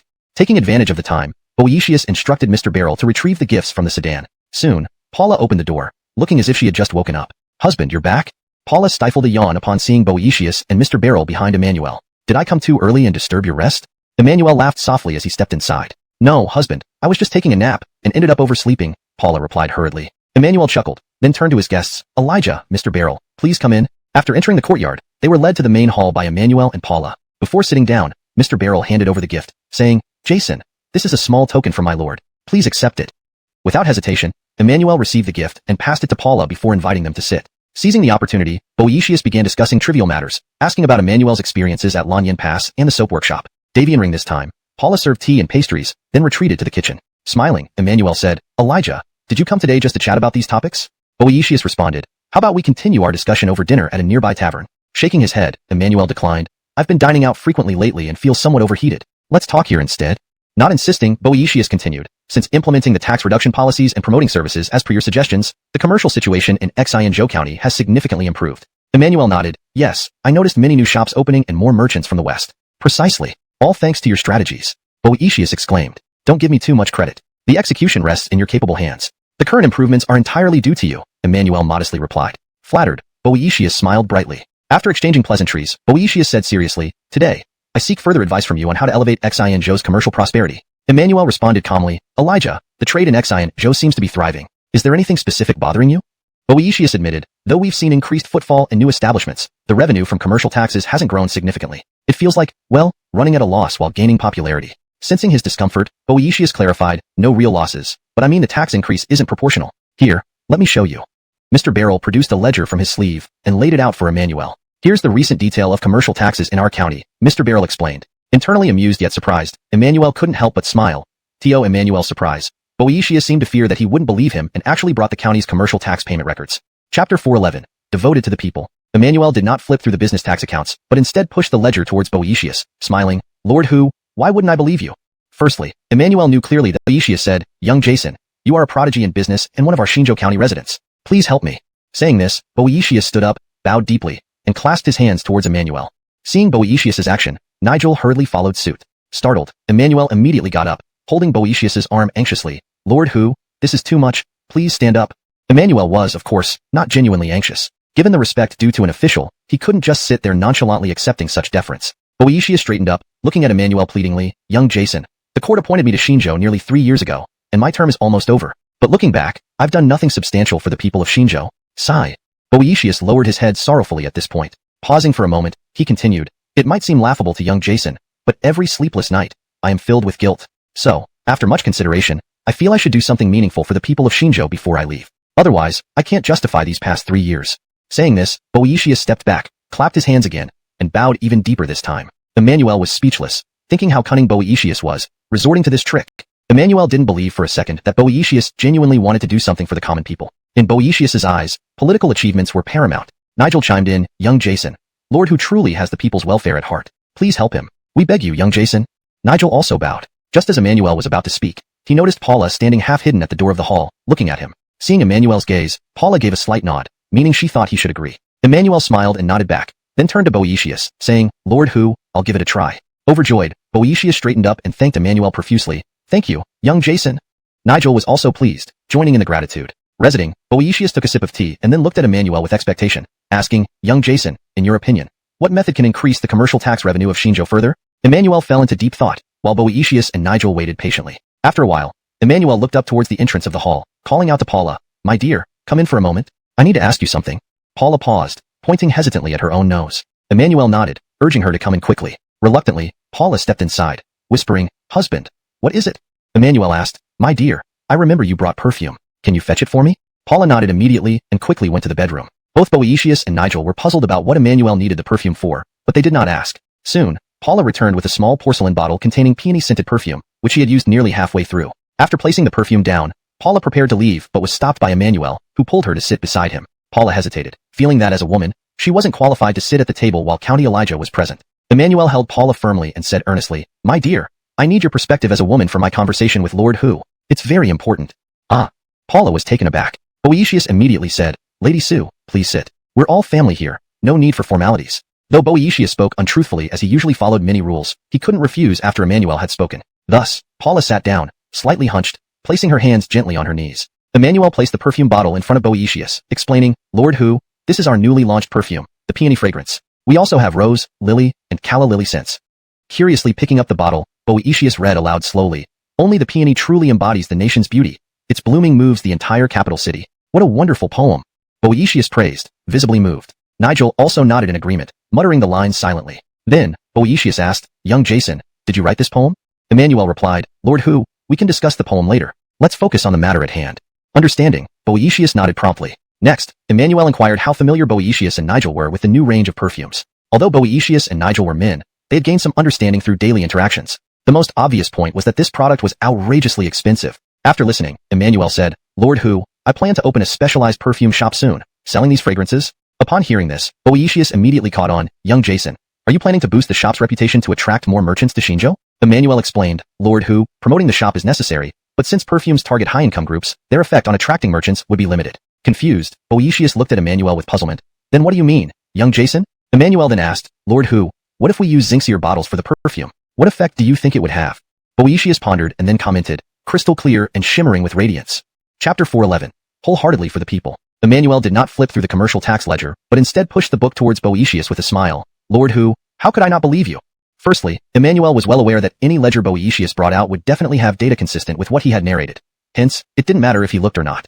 Secondly, Emmanuel was not an official, so his action of examining the county's commercial tax ledger would be highly inappropriate. Even if Boetius seemed willing on the surface, Emmanuel could not be sure about his true thoughts. If Emmanuel actually went ahead and flipped through the ledger, Boetius might feel very unhappy, thinking to himself that he was just putting on a show, but Emmanuel took it seriously and considered himself someone important. Sure enough, Boetius's appreciation for Emmanuel increased a little bit. Boetius secretly nodded, feeling that Emmanuel was not only capable, but also very tactful, a rare talent. In this moment, Boetius suddenly regretted not promoting Emmanuel earlier. If that were the case, Emmanuel would likely be under his wing by now, serving as his right-hand man. But that was no longer possible. Emmanuel had a good relationship with the heir apparent and held some office in the Lanyan Pass military camp. He wouldn't even look at Boetius, a mere 7th-rank minor official. Thinking of this, Boetius couldn't help but curse Tiger's ancestors in his heart. Seeing Emmanuel not looking at the ledger, Boetius gestured for Clerk Emin to put it away. Then Boetius said, Baker, you are a prodigy in business and one of our citizens of Exine Prefecture County. Please help me.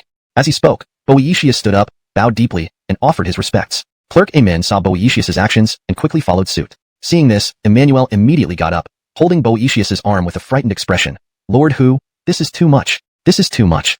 Emmanuel was, of course, not genuinely scared. No matter what, Boetius was still the respected county magistrate, who already showed such humility. As a commoner, Emmanuel could not sit there lazily accepting it. As they say, even a local official can make life difficult. As long as Boetius was the magistrate of Exine Prefecture, Emmanuel's future business depended on his favor. This wasn't the 21st century. It was a feudal dynasty where maintaining a good relationship with the government was crucial for long-term success. Emmanuel understood this very well. However, Emmanuel was also slightly annoyed. He thought, you old fox, using this tactic to force my hand. Boetius straightened up, looking at Emmanuel pleadingly. Baker, the court appointed me to Exine Prefecture nearly 3 years ago. My term is almost over, but looking back, I have not done much for the people. Sigh. At this, Boetius could not help but lower his head in regret. Pausing for a moment, Boetius continued, I don't mind embarrassing myself, but every sleepless night, I am filled with guilt. I have been thinking that before leaving Exine Prefecture, I should do something meaningful for its people. Otherwise, I cannot justify these 3 years. With that, Boetius took another step back and bowed even deeper to Emmanuel. Emmanuel was speechless, inwardly remarking that this old fox had clearly set him up. Regarding Boetius's repeated claim of wanting to benefit the people, Emmanuel was not convinced. Emmanuel knew all too well that, to Boetius, achievements were more significant than anything else. At this point, Clerk Emin added, Baker, Lord Hu is wholeheartedly dedicated to the people. Please help him. We beg you. Clerk Emin also bowed. Just as Emmanuel was about to speak, he noticed Paula standing outside the hall entrance, peeking in. Paula caught Emmanuel's gaze and gave a slight nod, essentially saying, agree. Emmanuel smiled and nodded at Paula before turning to Boetius and saying, Lord Hu, I'll give it a try. Boetius was delighted, straightening up and gratefully saying, Thank you, Baker. Thank you. Clerk Emin was also pleased and joined in the thanks. After they all sat down again, Boetius took a sip of tea and then looked at Emmanuel expectantly, asking, Baker, what measures do you think we can take to further increase the commercial tax revenue in Exine Prefecture? Emmanuel fell into deep thought while Boetius and Clerk Emin waited quietly and patiently. After a long pause, Emmanuel suddenly looked up at Paula outside and asked, My dear, come in for a moment. I need to ask you something. Paula hesitated, pointing to her nose in confusion. Emmanuel nodded, signaling her to come inside quickly. Reluctantly, Paula entered the hall and whispered, Husband, what's the matter? Emmanuel asked, My dear, I remember you brought perfume with us. Can you bring it out? Paula immediately nodded and went to fetch it from the bedroom. Boetius and Clerk Emin were both puzzled, wondering why Emmanuel needed perfume, but they did not ask. Soon, Paula returned with a small porcelain bottle containing peony-scented perfume, which she had used halfway. After placing the perfume on the table, Paula prepared to leave but was stopped by Emmanuel, who pulled her to sit beside him. Paula hesitated to sit, feeling that as a woman, she was not qualified to join them in front of the magistrate. Emmanuel held Paula gently and explained, "My dear, I need your input as a woman for the discussion with Lord Hu. It's important." Ah. Paula was surprised. Boetius immediately said, "Mrs. Su, please sit. We are all informal here. No formalities are necessary." Although Boetius said this insincerely, as he usually adhered to many etiquettes, but since Emmanuel had spoken, Boetius could not let Paula leave. Finally, Paula sat down, keeping her head slightly lowered, her hands resting demurely on her knees. Emmanuel placed the porcelain perfume bottle in front of Boetius and asked, "Lord Hu, this is a new fragrance we recently launched, with peony scent. There are also rose, lily, and arum scents." Boetius curiously picked up the perfume bottle, reading aloud the inscription on it. "Only the peony truly symbolizes beauty, blooming in splendor in the capital city. A fine poem." Boetius exclaimed, visibly impressed. Clerk Emin also nodded in agreement, muttering the lines to himself. Immediately after, Boetius asked, "Baker, did you write this poem?" Emmanuel did not answer but said, "Let's save poetry for later, Lord Hu. Let's discuss the main issue first." Understanding the importance, Boetius nodded immediately. Next, Emmanuel asked Boetius and Clerk Emin how much they knew about the newly introduced perfumes. Though men, Boetius and Clerk Emin had some knowledge of perfumes through their daily social engagements. One thing they knew clearly was that this item was incredibly expensive. After hearing their response, Emmanuel continued, "Lord Hu, I plan to open a specialty perfume store soon to sell these perfumes exclusively." Upon hearing this, Boetius immediately connected the dots. "Baker, are you planning to boost the reputation of the perfume store to attract more merchants to Xian Prefecture?" Emmanuel replied, "The reputation of the perfume store is indeed important, but since perfumes target high-end consumers, attracting merchants this way would only yield average results." Confused, Boetius looked at Emmanuel and asked, "So what do you mean?" Emmanuel then asked, "Lord Hu, what if we used Xingxir bottles to package this perfume? What would be the effect?" Boetius thought for a moment and responded, "Crystal clear and luminous, shimmering with light." "Exactly."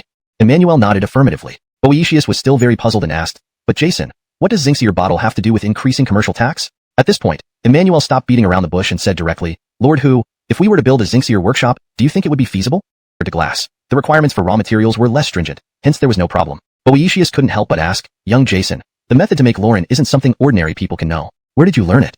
Upon hearing this inappropriate question, Angelo quickly nudged Boetius's foot under the table. Realizing his mistake, Boetius hurriedly smiled apologetically and said, "Young Jason, don't misunderstand me. I didn't mean to pry. I just couldn't help but ask out of curiosity. You don't have to answer if you don't wish to."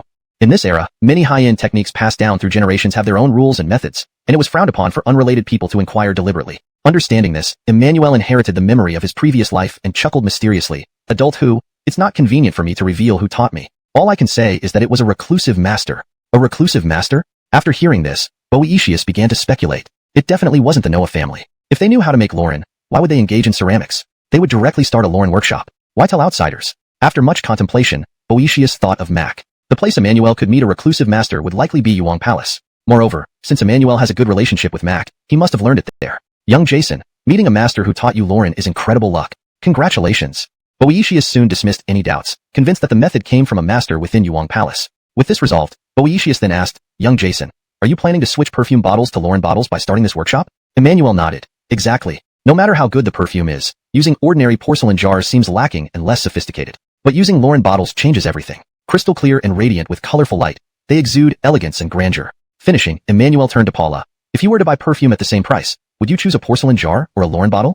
Without hesitation, Paula replied, "Of course, I'd pick the Lauren bottle." Emmanuel promptly asked her reasons. She answered earnestly, "Because Lauren bottles are beautiful, colorful, and transparent. Any woman would love such bright and clear objects." Nodding, Emmanuel gestured her to continue. Paula continued, "Lauren bottles are more valuable than porcelain jars. At the same price, I would naturally choose the more expensive Lauren bottle, and even after the perfume runs out, I might be able to sell the empty bottle for some money. Lastly, Lauren bottles are more convenient, being transparent, allowing me to see how much perfume remains without opening them, unlike porcelain jars." After Paula spoke, Emmanuel revealed a confirming smile, nodding approvingly. Then, Emmanuel turned to Boetius. "Adult Hu, Lauren can be used to create various containers, utensils, cups, and plates, as well as decorative items and ornaments. Furthermore, Lauren products can be widely applied in architecture, like Lauren windows, spires, sculptures, walls, doors, balustrades, pinnacles, and more." While listening, Boetius slowly nodded. Despite showing little emotion, he was genuinely intrigued. Emmanuel added, "Everyone knows Lauren isn't cheap. If our Lauren workshop thrives with numerous orders, income will be substantial. By then, Adult Hu wouldn't need to worry about increasing business taxes." Boetius felt more confident about the potential of the Lauren workshop, but hesitated to agree right away, glancing at Angelo instead. "What do you think?" Boetius asked. Angelo understood Boetius's intent from his gaze and solemnly nodded. "My lord, I believe young Jason's idea is excellent and worth trying. Pretending to think, Boetius then agreed, Turning back, Boetius questioned Emmanuel, young Jason, when can you begin building the Laurent workshop? Emmanuel laughed and shook his head. This is a significant task, I can't do it alone. Adult who must lend a hand as well. Boetius assumed Emmanuel referred to official procedures and promptly assured him, rest assured, any processes related to the establishment of the workshop will receive priority from my office. Emmanuel shook his head again. I meant forming a partnership, adult who can hold a 20% stake in the business. Emmanuel also clarified that although Boetius held the stake, he wouldn't need to manage daily affairs, only needing to coordinate and collect dividends. Boetius was both surprised and unexpected. He really hadn't anticipated Emmanuel inviting him into the partnership. Young Jason, you really want me to hold a 20% stake? Boetius asked. Emmanuel nodded, smiling. Adult who, the Liang dynasty's rule prohibits officials above 4th rank from engaging in commerce. Our partnership should comply with regulations, right? Not violate, Boetius laughed, readily accepting Emmanuel's invitation. By inviting Boetius into the partnership, Emmanuel's intentions were clear. He wanted a powerful local authority as a backing, and County Elijah was the biggest local tyrant in Shinjo County. Before dusk, Boetius boarded his sedan chair and left with Angelo. The curtains of the sedan chair window suddenly opened after they left Cockrow Alley. Boetius appeared at the window, and upon seeing this, Ismail immediately approached, bending his waist to match the pace of the moving sedan chair. Boetius smiled and said in a low voice, Ismail, in the future, I'll need your extra effort concerning Sheener Workshop. Ismail immediately bowed and replied, Sir, rest assured, I will do my utmost to ensure I do not disappoint you.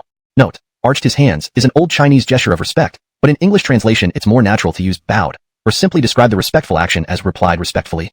Boetius nodded, I am confident in your capabilities. Immediately, Ismail whispered, Sir, now that you're continuing your term in Shinjo, it might not be such a bad thing after all. This revision ensures the translation reads more naturally while accurately conveying the meaning of the original text. Boetius chuckled and nodded in agreement. Indeed, it doesn't seem so bad now. Just a few days ago, Boetius had received an official document from the Ministry of Personnel. The document stated that although Boetius's current term as county magistrate had expired, the imperial court had decided not to reassign him yet, and would have him continue serving as the magistrate in Shinjo County. At the time he saw this document, Boetius's expression turned sour, and for several days, he didn't enjoy his meals or sleep well. This was also why Boetius ultimately decided to pay Emmanuel a visit. Chapter 413, busy. The next morning, Emmanuel went to the inn and found Cord. In the room, Cord was very pleased to see Emmanuel and even warmly offered him a cup of water. Brother Sue, you came so early today. Is there something else you need my help with? Cord asked. Cord still felt that his match with Humphrey had been too short, and he was still reminiscing about it. Emmanuel smiled, took a sip of water, and then said, Brother Daviank, I came to tell you that all the rock sugar has been sold out. You can start preparing to head back to Lanyin Pass. Cord was quite surprised. He widened his eyes and asked, all sold out? Weren't there over 2,000 caddies left? How could it be sold out so quickly? Cord thought Emmanuel either pulled off a magic trick or was just teasing him. Emmanuel explained, a friend introduced me to a wealthy buyer from the south. He bought all our remaining 2,000 plus caddies of rock sugar in one go. Then, Emmanuel recounted how Connor had purchased all the leftover rock sugar. Cord was most concerned about the price, so he hurriedly asked, Brother Sue, how much did you sell it for per caddy? Emmanuel replied, 450 cash. What's wrong? 450 cash? So low. Cord was quite astonished and continued, even if rock sugar is cheaper in the south, it shouldn't be this cheap, right? Emmanuel thought to himself, you don't know how low the cost of this batch of rock sugar was. If you knew, your jaw would drop. Of course, Emmanuel wouldn't reveal the true cost to Cord because if he told him, it would soon become public knowledge. Emmanuel smiled and said, Brother Daviank, while 450 cash per caddy is a bit low, at least we managed to sell all of it in one go. As you can see, the price of our rock sugar has been steadily dropping. The retail price is already 500 cash per caddy, and yet fewer customers are coming each day. Do you know what that means? Cord, unfamiliar with business, shook his head blankly and asked, what does it mean? Emmanuel explained, it means the demand for rock sugar in Xian Prefecture has hit its lowest point. Everyone has plenty of rock sugar now, and won't be buying more anytime soon. Cord understood the sales situation and nodded involuntarily. Emmanuel continued, there's a saying that time is money. By lowering the price and selling all the remaining rock sugar at once, we save a lot of time. Saving time is equivalent to making money. Cord thought about it and nodded again. It seemed reasonable. Then, Cord remarked, Brother Sue, that saying time is money makes a lot of sense when you think about it. Isn't it, haha? Emmanuel chuckled. Cord pondered for a moment and said, Brother Sue, we don't have much to pack up. We can leave whenever you give the order. But mainly it depends on you. Do you want to stay a few more days before leaving?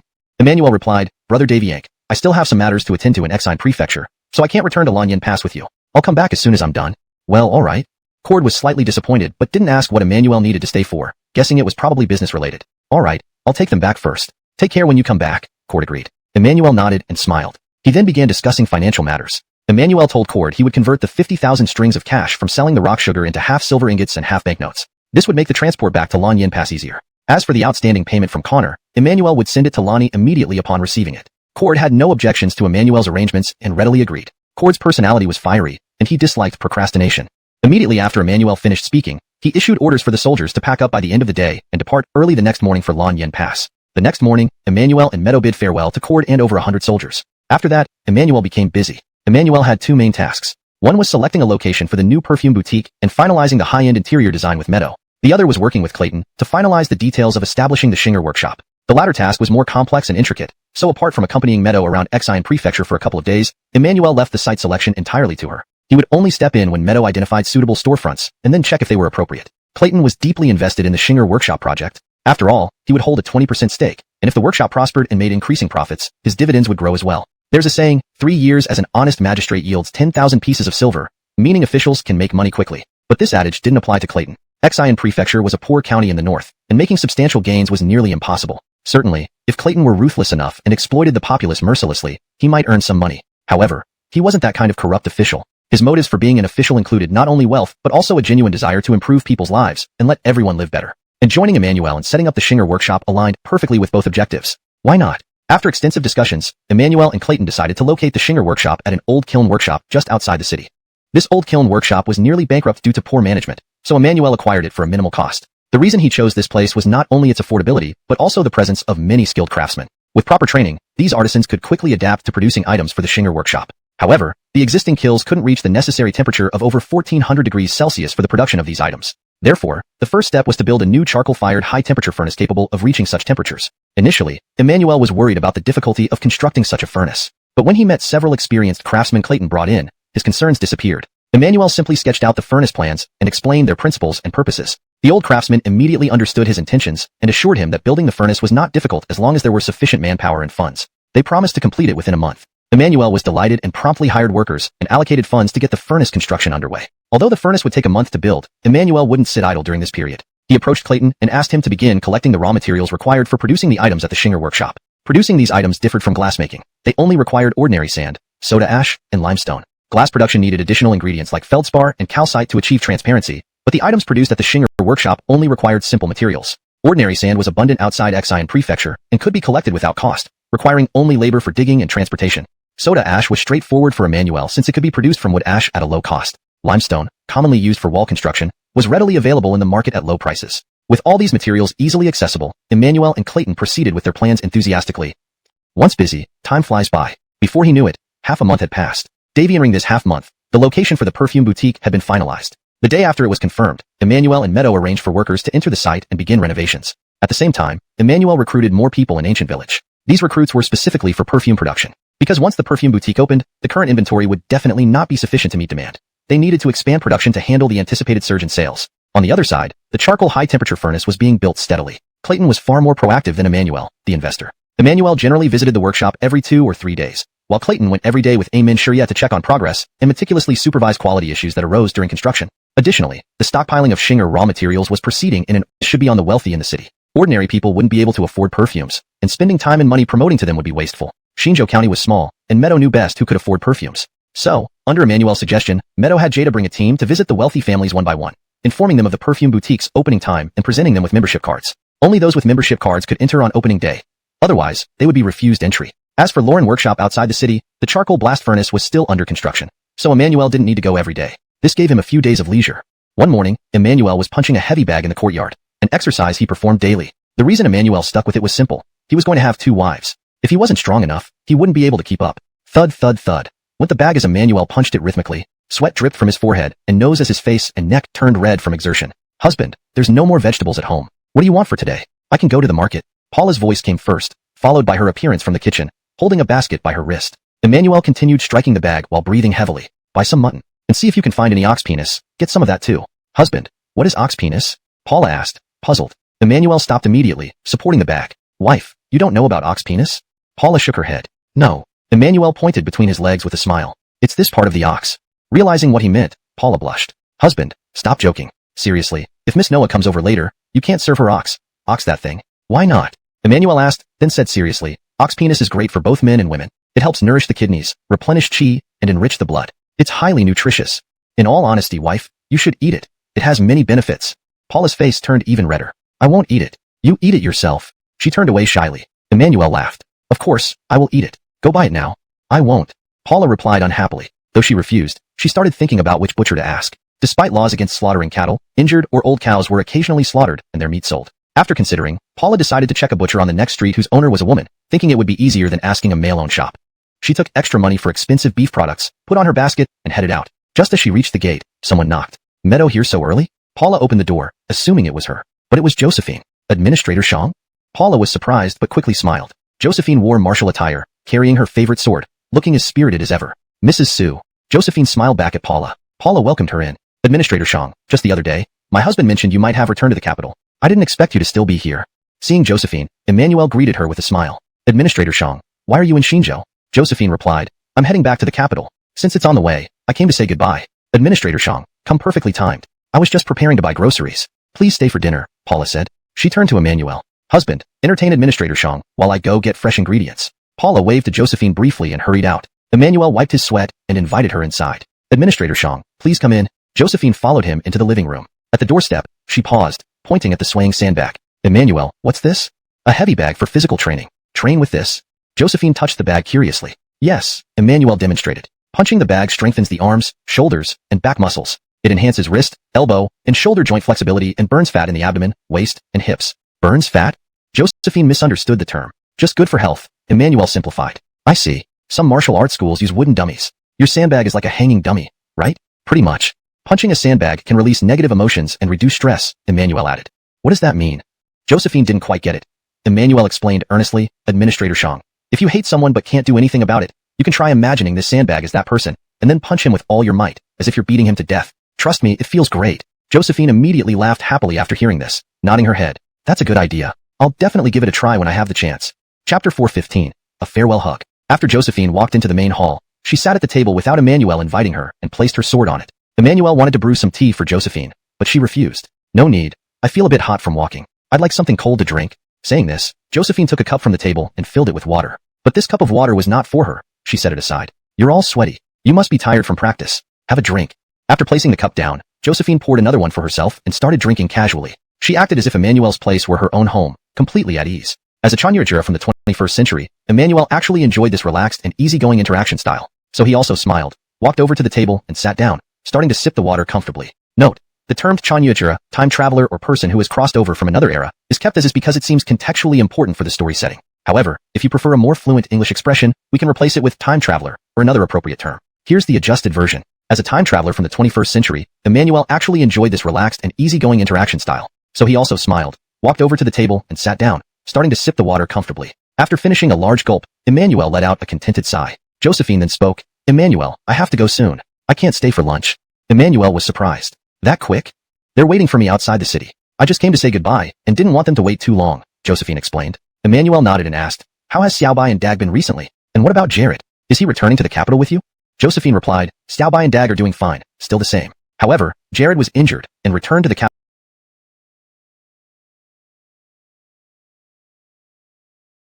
earlier with the Seo's group. Jared was injured?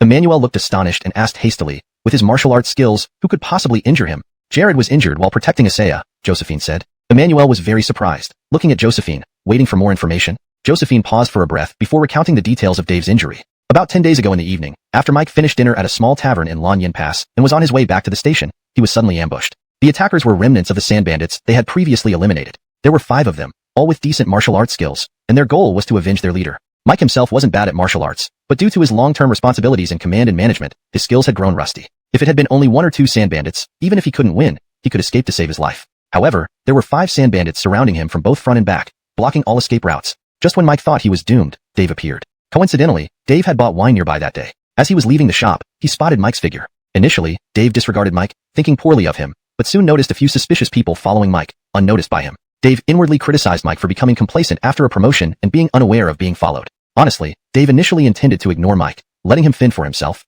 but somehow, his feet wouldn't listen to his mind, and he followed along. Fortunately, Dave followed. Otherwise, Mike might have really lost his life. Dave's 9-section whip was powerful, and together they managed to defeat the 5 sand bandits. But Dave also got injured, with one knife wound to his chest and another to his lower back, bleeding heavily, looking quite severe.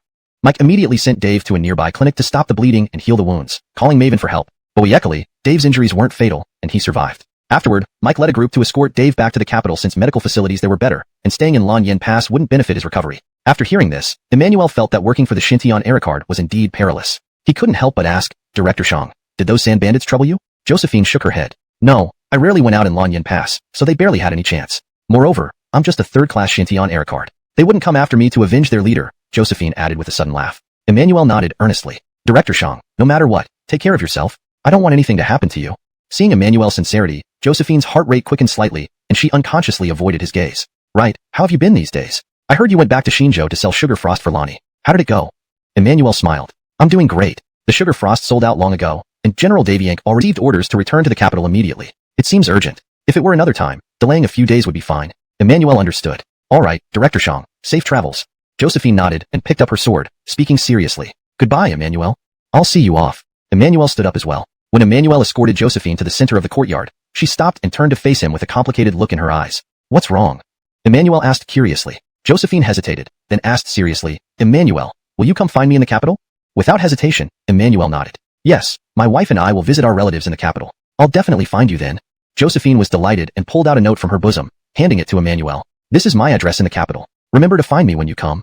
Josephine said. Emmanuel took the note, glanced at it, and tucked it away. Josephine clearly prepared the note beforehand. Her true intention seemed to leave her address with Emmanuel. Seeing no one around, Josephine suddenly opened her arms towards Emmanuel. Let's share a farewell hug. Who knows when we'll meet again? Emmanuel didn't hesitate and embraced Josephine, whispering softly, Don't worry, it won't be too long. Hum. Josephine responded with a blush, her voice tinged with reluctance.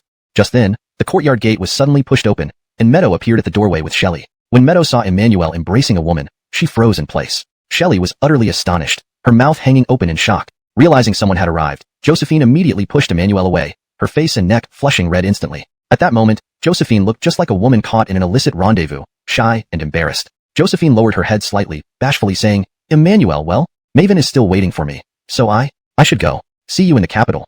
With that, Josephine hurriedly left the courtyard, sword in hand, until she disappeared down the street. Only after Josephine had vanished from sight did Meadow turn to look at Emmanuel, her expression hinting at displeasure. Chapter 416. Everything has a sequence. Emmanuel immediately chuckled awkwardly and said, Xianger, don't misunderstand. I just gave her a hug to say goodbye. Nothing else. Miriam didn't respond right away but turned her head to give Shelley a look. Shelley nodded upon seeing it and stood still outside the courtyard gate. As Miriam walked into the yard, Shelley immediately closed the gate. Instantly, only Emmanuel and Miriam remained in the house, and the atmosphere suddenly became quiet. Emmanuel felt something was not right and hurriedly said, Xianger, I'm really not lying to you. Minister Shang is returning to the capital and just dropped by to say goodbye. Miriam gently held Emmanuel's elbow as she pulled him toward the main room, softly saying, Sir, if you like Minister Shang, you can marry her. I wouldn't object, nor would your elder sister. Emmanuel couldn't help but feel a bit embarrassed. Furrowing his brows, he replied, Xianger, why would I fancy Minister Shang? She's from the Imperial Era Cards, a 7th rank official. I'm just an ordinary civilian. It's out of the question for us to be married. Initially happy to hear Emmanuel deny any feelings for Josephine, Miriam's smile vanished as soon as he continued speaking. Sir, do you mean that if you weren't an ordinary person and were equally matched with Minister Shang, you would marry her? Miriam asked, her tone changing. Emmanuel's heart skipped a beat, and he hastily shook his head. No, that's not what I meant. Trust me, Josephine and I are just good friends. Emmanuel inwardly sighed, realizing that cold and proud beauties like Miriam could indeed be quite formidable when jealous. Good friends? Miriam asked coldly, you just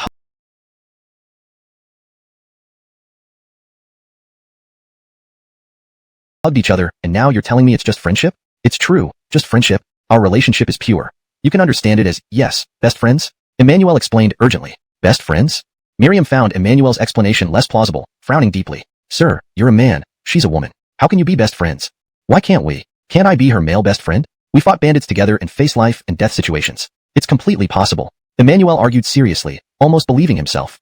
Miriam looked at Emmanuel without a word, her eyes filled with complexity. After a while, she sat Emmanuel down beside the table, looking very serious. Sir, having multiple wives is quite common for men. Moreover, I'm not a jealous person. If you genuinely like Josephine, admit it openly. I can understand and accept it, but... She paused momentarily. Emmanuel waited for her to continue. Taking a breath, Miriam sat next to Emmanuel.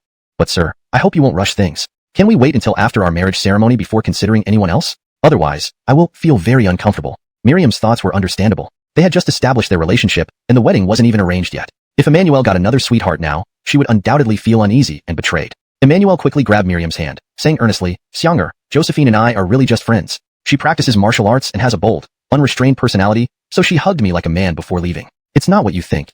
Miriam listened silently, nodding slightly but still wearing an, I don't believe you, expression. Seeing this, Emmanuel anxiously added, Xianger, we truly have nothing going on. Back at Lanyan Pass, we drank together and even slept in the same bed while drunk. Even then, nothing happened between us. Miriam's eyes widened in shock. Sir, you said what? You slept in the same bed with Josephine? Realizing his words might have been inappropriate, Emmanuel quickly clarified, yes, but not like that. We just slept innocently on the same bed. Miriam tightened her grip on Emmanuel's hands. Husband, a woman's reputation is extremely important. You must not be unfaithful and abandon her afterward. Xianger, I did not. Josephine and I are absolutely innocent. Frustrated, Emmanuel stood up, thinking, why doesn't she believe me? Do I really look like a jerk? Desperately explaining his relationship with Josephine, Emmanuel paced around the table. But Miriam only mouthed reassurance while remaining skeptical inside. Emmanuel forgot how similar this situation was to when he and Miriam once slept on the same bed in Lily's home in Fuchun County. After explaining for a long time with no effect, Emmanuel felt annoyed and discouraged. In frustration, Emmanuel finally declared, fine. I'll take responsibility for Josephine. Is that okay? Relieved, Miriam nodded. Sir, that's the right attitude. But please don't rush things. Everything has a sequence. Wait until I join the Su family first. Then, when she comes, she should call me second elder sister. The order can't be wrong. Emmanuel rolled his eyes, speechless. At that moment, the courtyard gate opened, and Paula entered carrying a full basket of vegetables, followed by Shelley holding a rooster. Paula called out, Minister Shang, I bought some vegetables. Let me know what you like, and I'll cook them for lunch. Emmanuel stepped out of the main room, replying, Wife, Minister Shang has already left. Miriam followed Emmanuel out of the main room. Gone? Paula was surprised. She agreed to have lunch here. Why did she leave suddenly? Emmanuel explained, they were urgently recalled to the capital and can't delay. Oh, what a pity, Paula sighed, walking toward the kitchen with the basket. On the way, she asked Miriam, Sister, what would you like for lunch? I'll cook it for you. Miriam immediately followed Paula into the kitchen. Shelley also went in but was sent out by Miriam after setting down the rooster. Realizing Miriam would discuss the matter with Paula, Emmanuel wanted to explain. Seeing this, Shelley quickly stopped him, pleading softly, Sir, please don't go in. If I don't stop you, Miss won't let me eat all day. Seeing Shelley's pitiful look, Emmanuel sighed, thinking, forget it. Let you two women chat however you want. I don't care anymore. With that, Emmanuel returned to the main room to busy himself. In the kitchen, Miriam recounted the event of Emmanuel and Josephine hugging. Paula wore the same incredulous expression Miriam had moments ago. Sister, you didn't see wrong? Paula asked quietly. Miriam replied, how could I? And Shelley saw it too. Ask her later if you don't believe me. Just after speaking, Miriam placed her palm by her mouth and spoke quickly into Paula's ear. Ah. Paula looked utterly shocked. Lord Husband and Minister Shang have already slept together? Note, the paragraph structure and line breaks have been maintained as in the original text. This segment seems to be a continuation of the conversation between Miriam and Paula in the kitchen, where Miriam is recounting details about Emmanuel and Josephine's relationship. Chapter 417. Devious Schemes. Emmanuel saw Paula and Meadow chatting animatedly in the kitchen, so he returned to the bedroom to change his clothes. He had sweated a lot from hitting the punching bag and needed dry clothes to feel comfortable. However, just as he was halfway through changing, the bedroom door opened. Hearing the sound, Emmanuel turned around and, as expected, saw Paula entering. Hubby. Paula called softly, then closed the door behind her. Emmanuel had already guessed her intentions and got straight to the point. Wife, nothing happened between me and Commissioner Shang. We only hugged to say goodbye. Don't listen to Xianger's nonsense. Paula approached him, helping him change while pondering something. After a moment, she said, Hubby, I wasn't going to mention Commissioner Shang. Huh? Emmanuel was taken aback, looking at her with surprise. Paula whispered, I wanted to ask you about the beef penis. I went to several butcher shops but couldn't buy one. Someone told me that stewed roosters could also have similar effects, albeit slightly inferior. So, I bought a rooster. Do you think it's okay? Emmanuel had mentioned eating beef penis offhand, not expecting her to take it seriously. He couldn't help but laugh. That's what this is about? I thought you were going to say something else. He nodded, sure, a rooster sounds great. Let's make a clay pot chicken later. I still miss its flavor. Clay pot chicken? Paula asked curiously. Emmanuel smiled. Yes, clay pot chicken is amazing. The chicken is tender, and the broth is delicious, a must-have side dish. Talking about it made Emmanuel hungry. Recalling past meals of clay pot chicken, he began elaborately explaining the recipe. By the time he finished, he had changed into fresh clothes, yet Paula hadn't mentioned Cordelia. This left Emmanuel puzzled. Aislinn, aren't you planning to ask about me and Cordelia? Paula calmly replied, Hubby, if you want to tell me, you will. If not, there's no point in me asking. Emmanuel thought Paula was upset and held her arms earnestly. Aislinn, really? Nothing happened between me and Cordelia. Believe me, okay? Paula immediately nodded. Hubby, I believe you. Relieved, Emmanuel was about to speak when she continued. If you wish to marry Commissioner Shang, I won't object, but consider Xianger's feelings. Since she isn't married yet, wait until after her wedding before discussing marrying Commissioner Shang. Speechless, Emmanuel rolled his eyes and sat on the bed, falling back dejectedly. 3 days later, the perfume boutique officially opened. Located on the same street as Zengxius Liu, the shop was in a prime corner spot that Emmanuel had purchased at great expense. Thanks to Zengxius Liu, this street had become the busiest in Xinzhou City. Confident in his investment, Emmanuel believed the location would be lucrative even for future ventures or rentals. The opening day attracted many guests, mostly affluent families previously visited by Jada. They entered smoothly upon showing their membership cards to staff. However, some without cards tried to enter, drawn by the luxurious decor. But Emmanuel had given strict orders, no entry without a card. Any disturbances were to be dealt with consequences on him. Not out of arrogance, but because perfumes required an exclusive environment for wealthy customers to flaunt their status. Some forgot their cards, standing outside watching others enter proudly, feeling frustrated. They quickly sent servants home to fetch them, entering triumphantly thereafter. To ensure a successful launch, Emmanuel and Meadow meticulously arranged the merchandise and designed 3 limited edition perfumes. Announced as strictly limited to 99 bottles each and never to be reproduced, these items became highly sought after. Though similar to regular perfumes, they differed in bottle design and included a distinctive scent identifier. Priced 3 to 5 times higher, they sold briskly. Soon, all 3 editions were sold out within an hour. Those who purchased the limited editions boasted of their trophies, while latecomers regretted their delay, disappointed and dejected. Seeing the success, Meadow approached Emmanuel. Master, should we produce more limited editions? It's much more profitable.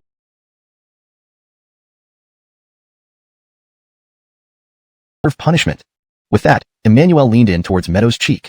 Chapter 418. Producing Lauren. Entering the time when the perfume boutique was generating a lot of buzz among the affluent in Shinjo City. The construction of the charcoal blast furnace at Lauren Workshop was also completed. On the day it was finished, Boetius brought along Ismael to find Emmanuel and share the news with him. Upon hearing this, Emmanuel was very pleased and immediately took a carriage to the outskirts to visit Lauren Workshop. At first sight of the charcoal blast furnace, Emmanuel felt very satisfied as it was almost identical to the design he had drawn. After Emmanuel inspected and nodded approvingly, Boetius asked, "Young Jason, now that the charcoal blast furnace is built, when do you think we can start producing Lauren?" Although Boetius appeared calm on the surface, he could not hide his eagerness inside. After all, once the Lauren Workshop started making profits, he would be the second largest beneficiary after Emmanuel. Emmanuel smiled and said, "Director Hu, the raw materials are stored in the warehouse, and the furnace has been constructed. We can start firing up Lauren anytime? If so, let's not waste any more time," Boetius eagerly suggested. Nodding, Emmanuel then began the preparation work for producing Lauren. He arranged for the workers to screen and wash the raw materials before adding soda ash and limestone in certain proportions and mixing them evenly. Once the preparations were complete, the mixture could be heated in the charcoal blast furnace to around 1400 degrees, causing it to melt completely. During this process, the melted Lauren must be wrapped around iron rods and continuously rotated inside the furnace. Afterwards, the molten Lauren can be removed from the furnace while hot and shaped using a blowing tube. This moment offered the best plasticity for shaping Lauren. However, one had to act quickly as Lauren cooled down gradually, losing its moldability. After forming, the shaped Lauren would then be placed in a 500-degree temperature-preserving kiln for 4 days. If it did not crack upon removal, it would signify a successful production. Though the steps may seem simple, Emmanuel encountered several issues. Firstly, the ratios of sand, soda ash, and limestone. Roughly remembering, out of 100 caddies of mixed raw materials, 60 caddies were sand, over 20 caddies soda ash, and limestone less than 10 caddies. But precisely how many caddies each should be, Emmanuel wasn't sure. Thus, he could only experiment repeatedly to adjust the proportion of the 3 materials. Ultimately, 2 days later, Emmanuel determined the most ideal ratio. 68 caddies of sand, 25 caddies of soda ash, and 7 caddies of limestone. Of course, Emmanuel kept this ratio strictly confidential. Aside from himself, no one else knew about it. Besides the issue with material ratios, there was another problem concerning the mastery of the technique for shaping Lauren. As everyone was producing Lauren for the first time, lacking experience, controlling the amount of force used was difficult. Frequently, it was either blown too hard or too lightly, leading to failure in production and necessitating remelting and reshaping. Thankfully, with practice and summarizing failed experiences, they eventually succeeded and slowly became proficient. Finally, after 5 days, Emmanuel accompanied the craftsmen of Lauren Workshop in creating various sized Lauren containers, placing all these containers into the heat-retaining furnace. At this moment, Emmanuel had to wait. For days later, results would be seen. For days might seem long but weren't. Despite knowing that staying constantly at the Lauren Workshop wouldn't alter the final outcome, Emmanuel couldn't resist visiting daily, chatting with the craftsmen and workers, fostering relationships. Perhaps staying at the workshop made him feel more assured. During this period, Boetius and Ismael visited the Lauren Workshop twice, though neither stayed for long, merely observing and briefly conversing with Emmanuel before leaving. On the 4th day, Emmanuel, Paula, and Noah Xiangyi arrived early at the Lauren Workshop. It was the first batch of Lauren products coming out of the kiln today, and Emmanuel was highly concerned, arriving more than an hour earlier. Shortly after, Boetius and Ismael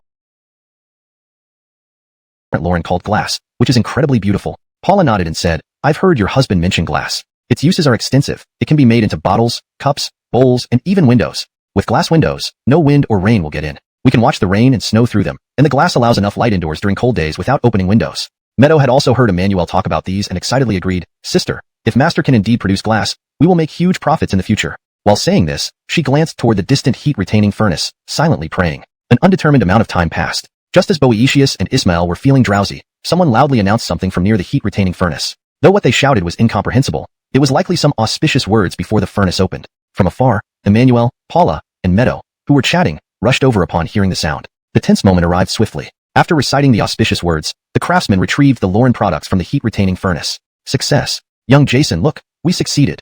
Seeing the intact Lauren bottles, Boetius couldn't contain his excitement and punched the air triumphantly. Ismael was equally thrilled, tapping the handle of his fan on his palm, feeling exceptionally elated. Emmanuel, Paula, Meadow, and Shelley also saw the successfully fired glass bottles. They appeared the same as before entering the furnace, but now they shimmered beautifully.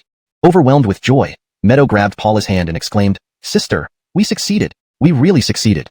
Paula was also extremely pleased, nodding continuously with a smile that wouldn't fade. Emmanuel also let out a long sigh of relief, his anxious heart finally settling down. Chapter 419. How about we three? Lauren's production, in essence, is a process that becomes more skillful with practice. Emmanuel was not harsh on the craftsmen. He accompanied them daily in blowing Lauren bottles and molding Lauren utensils, discussing how to pay attention to and improve every step. The craftsman held a good impression of this major shareholder because Emmanuel was easygoing without pretension. Most importantly, he paid them thrice as much as they earned from their previous kiln work. Additionally, everyone knew that the second shareholder was the county magistrate, so no one dared to slack off or act dishonestly while working. Otherwise, if the magistrate found out, they would not only lose their job but might also get beaten up. After 7 days, a new batch of Lauren products was produced. In this batch, 80% were Lauren perfume bottles, with the rest being Lauren ornaments and Lauren tableware. The purpose of the Lauren perfume bottles was self-explanatory. Lauren ornaments were for decorating the perfume specialty stores to enhance the shop's class and simultaneously promote the Lauren workshop's products. As for the Lauren tableware, it was a request made by Dawson. Dawson sought out Emmanuel as soon as he heard about the completion of the Lauren workshop, proposing the idea of customizing a set of Lauren dining utensils. This way, when important guests visited, Jinxiu Tower could entertain them with these upscale Lauren dining utensils. As Emmanuel put it, it would maximize the sense of sophistication. Of course, the fact that Dawson became the first customer of the Lauren workshop also had something to do with Meadow. West had already agreed to Emmanuel and Meadow's relationship. As her brother-in-law, Dawson felt that he should support his business. Moreover, his address towards Emmanuel changed from Baker to brother-in-law. Even in public, despite Meadow forbidding her brother from calling Emmanuel that, Dawson still persisted, often making Meadow blush. 2 days later, the perfume specialty store suddenly displayed a batch of Lauren bottle perfumes. The launch of new products immediately sparked discussions among customers. Many rushed to the store to admire the Lauren bottle perfumes. According to Emmanuel's strict requirement, during business hours, the perfume specialty store must be brightly lit with multiple candles to create an exceptionally bright environment where Lauren bottles can shimmer and sparkle brilliantly. Since there were no electric lights in ancient times, Emmanuel had no choice but to use candles as a substitute. Sure enough, all customers entering the store were shocked by the dazzling display before them. Everyone seemed to have stepped into a dreamland. Davioning the appreciation and selection process, many people forgot to close their mouths, occasionally exclaiming wow, ah, and yeah. Without asking, it was evident that the newly packaged Lauren bottle perfumes instantly triggered another wave of purchasing frenzy. Although many customers had bought the old ceramic bottle perfumes, they continued to buy this time. Not only did they love the perfume itself, but also they wanted to collect such elegant and luxurious Lauren bottles at home. As a result, within a few days, all the Lauren bottle perfumes in the store were sold out, and the Lauren workshop's production speed and the ancient mountain village's filling speed were unable to keep up. Emmanuel originally planned to stop producing ceramic bottle perfumes after selling them all and then sell only Lauren bottle perfumes. So he slightly lowered the price of ceramic bottle perfumes, hoping to clear out the inventory faster. However, unexpectedly, once the ceramic bottle perfumes were discounted, another wave of hot sales followed. Among the buyers, some were even merchants from neighboring counties like Kai County and Heian County, hoping to stock up on goods for resale. At the same time, Emmanuel noticed a phenomenon. A hierarchy existed among rich perfume buyers. Those who bought Lauren bottled perfumes clearly looked down on those who purchased ceramic bottle perfumes, displaying an undeniable sense of superiority. Emmanuel realized that the production of ceramic bottle perfumes could not stop.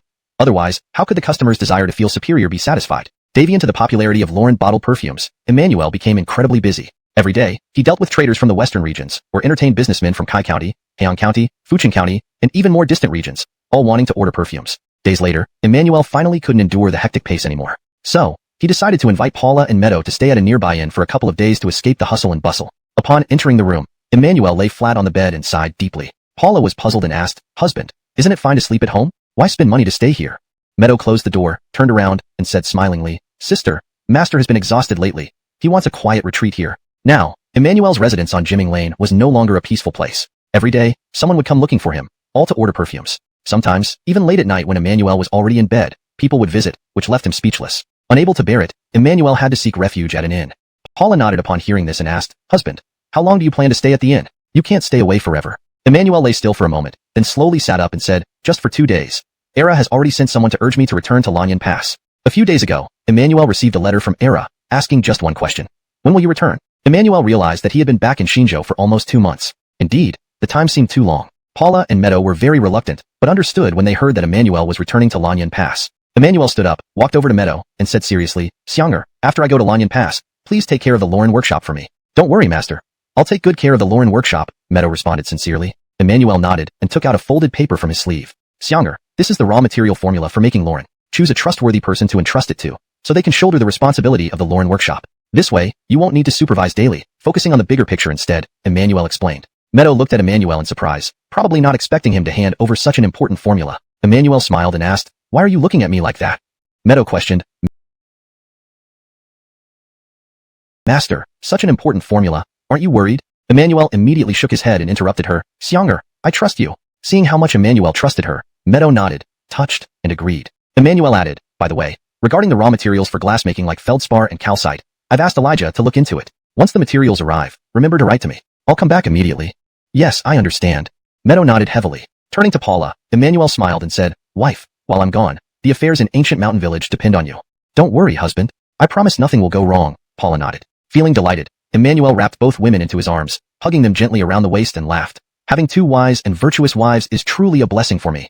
They both giggled shyly at his words. Emmanuel chuckled along, then gazed at the big bed in the room. Turning to both women, he said, "Ladies, it's getting late. How about we three?" Note: the ending line of this chapter implies an intimate scene between Emmanuel, Paula, and Meadow. Please consider this context carefully. Meadow was taken aback upon hearing this. Frightened, she hastily broke free from Emmanuel's arms and retreated a few steps with a look of alarm. "Master, I suddenly remembered there are still some matters at the store. I'll just leave first." With that, Meadow fled the room as if escaping, without even bothering to close the door behind her. Paula covered her mouth and chuckled softly, her face flushed red. "Husband, what did you do? You scared Sister Xianger away." Emmanuel looked at Paula with an innocent expression. "Wife, how did I scare her? I was merely going to suggest that it's getting late, so why don't we all have dinner together tonight?" Where did her mind wander off to? Note: this translation maintains the original tone, style, and structure while ensuring fluency and coherence.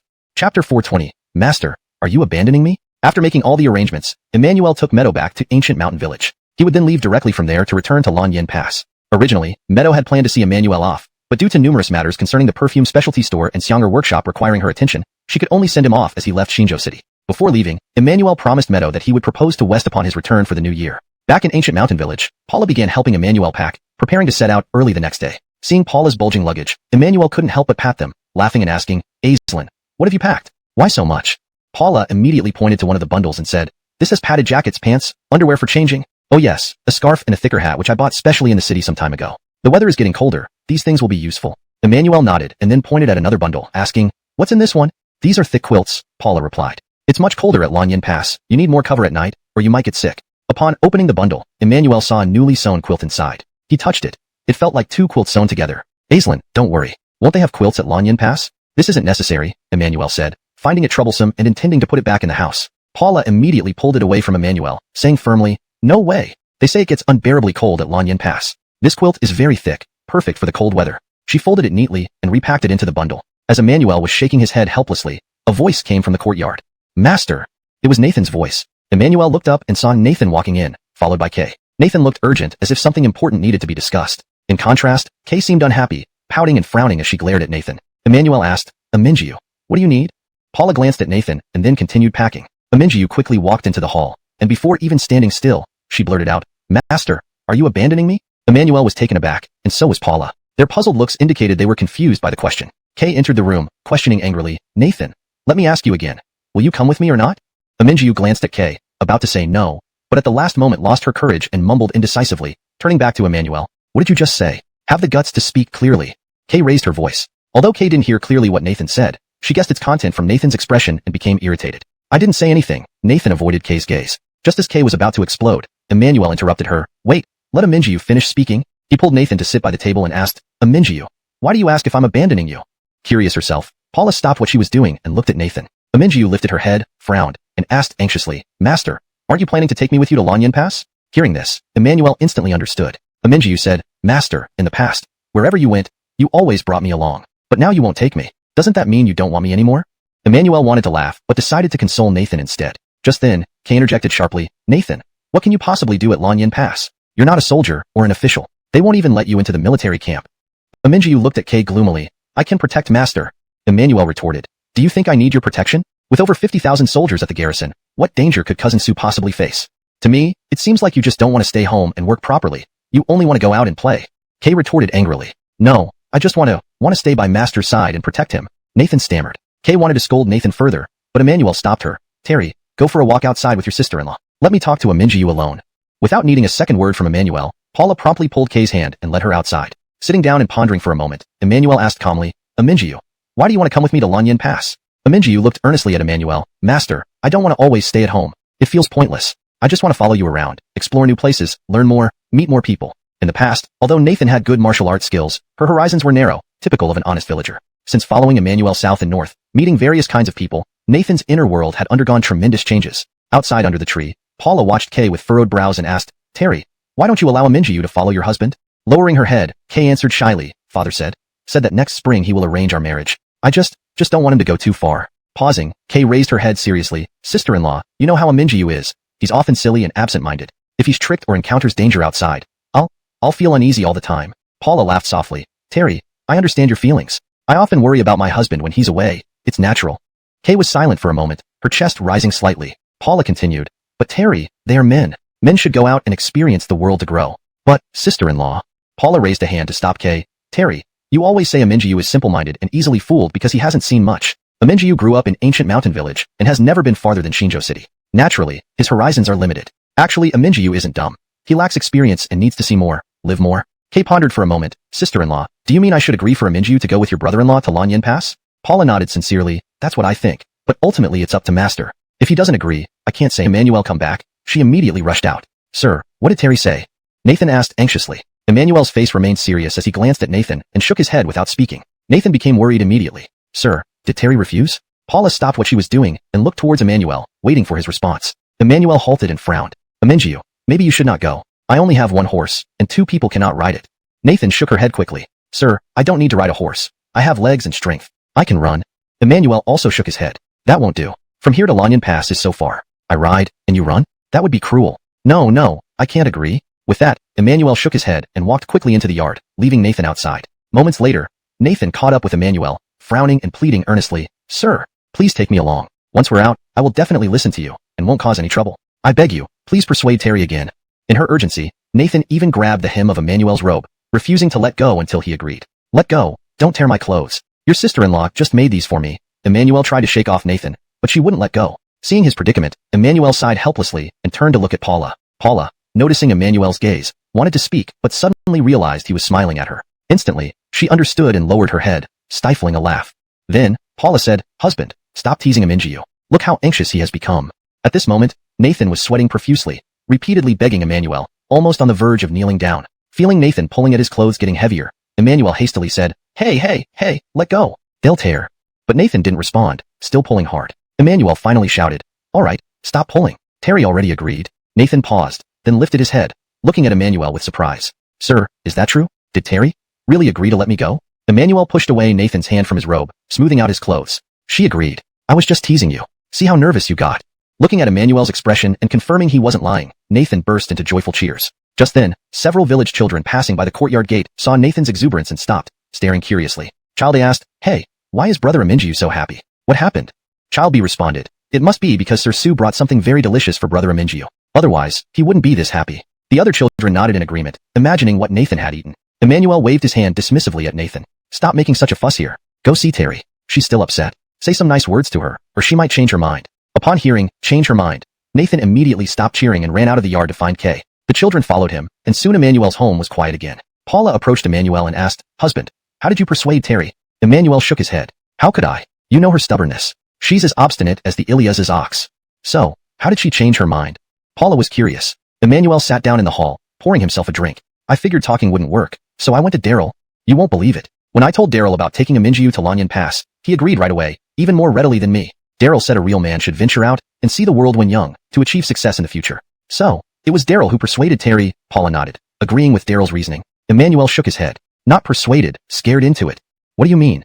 Paula asked confused. Emmanuel chuckled. Daryl said if Terry didn't let Minjiu go with me to Lanyan Pass, he wouldn't allow them to marry next year. Really? Paula exclaimed in surprise. Did Daryl actually say that? Could this be false? Emmanuel nodded confidently. The net from the distant horizon, like a massive golden orb, awakening everything. The sunlight illuminated the earth and hearts alike, enveloping the world in a golden glow, filled with renewed hope and vitality. Chapter 422. Something is off. Emmanuel rode a horse while Nathan rode a donkey, proceeding towards Lanyan Pass at a steady pace. Despite the onset of winter, the number of merchant caravans and travelers they encountered along the way was not fewer than before. It even seemed to have increased. Davian rest stops, Emmanuel would sit among crowds, eavesdropping on their conversations. Some talked about the popular sweet and sour dishes in Xianzhou, others discussed the newly opened perfume shop, and yet another group spoke of the downfall of the Blue Dragon Gang and Black Tiger Gang. Particularly, the last topic became wildly exaggerated by these traveling merchants. They claimed it was due to a great hero who returned from beyond the borders. This person possessed unparalleled martial arts skills, harboring a deep-seated hatred for injustice. The hero grew enraged when Blue Dragon Gang and Black Tiger Gang offended him somehow, leading to a single-handed annihilation of both gangs. It was said he faced hundreds without fear, fighting fiercely until the sky turned dark and the sun and moon lost their light. In the end, the hero remained unscathed, killing all gang members down to the last man and beheading the leaders, hanging their heads on the city gate to vent the anger of the oppressed commoners. Nathan listened beside Emmanuel, growing increasingly incredulous. Finally, she couldn't help but turn to him and whisper, Boss, aren't they exaggerating too much? Where did they hear this? Emmanuel smiled faintly, probably made up by some storyteller. Nathan shook her head, criticizing, even if it's fabricated, shouldn't it be reasonable? How can one person fight against 100? Just spit from each person could drown him. And how could heads be hung on the city gate? It's guarded by soldiers. Normal people can hardly get near it, let alone hang heads there. Not even dog heads.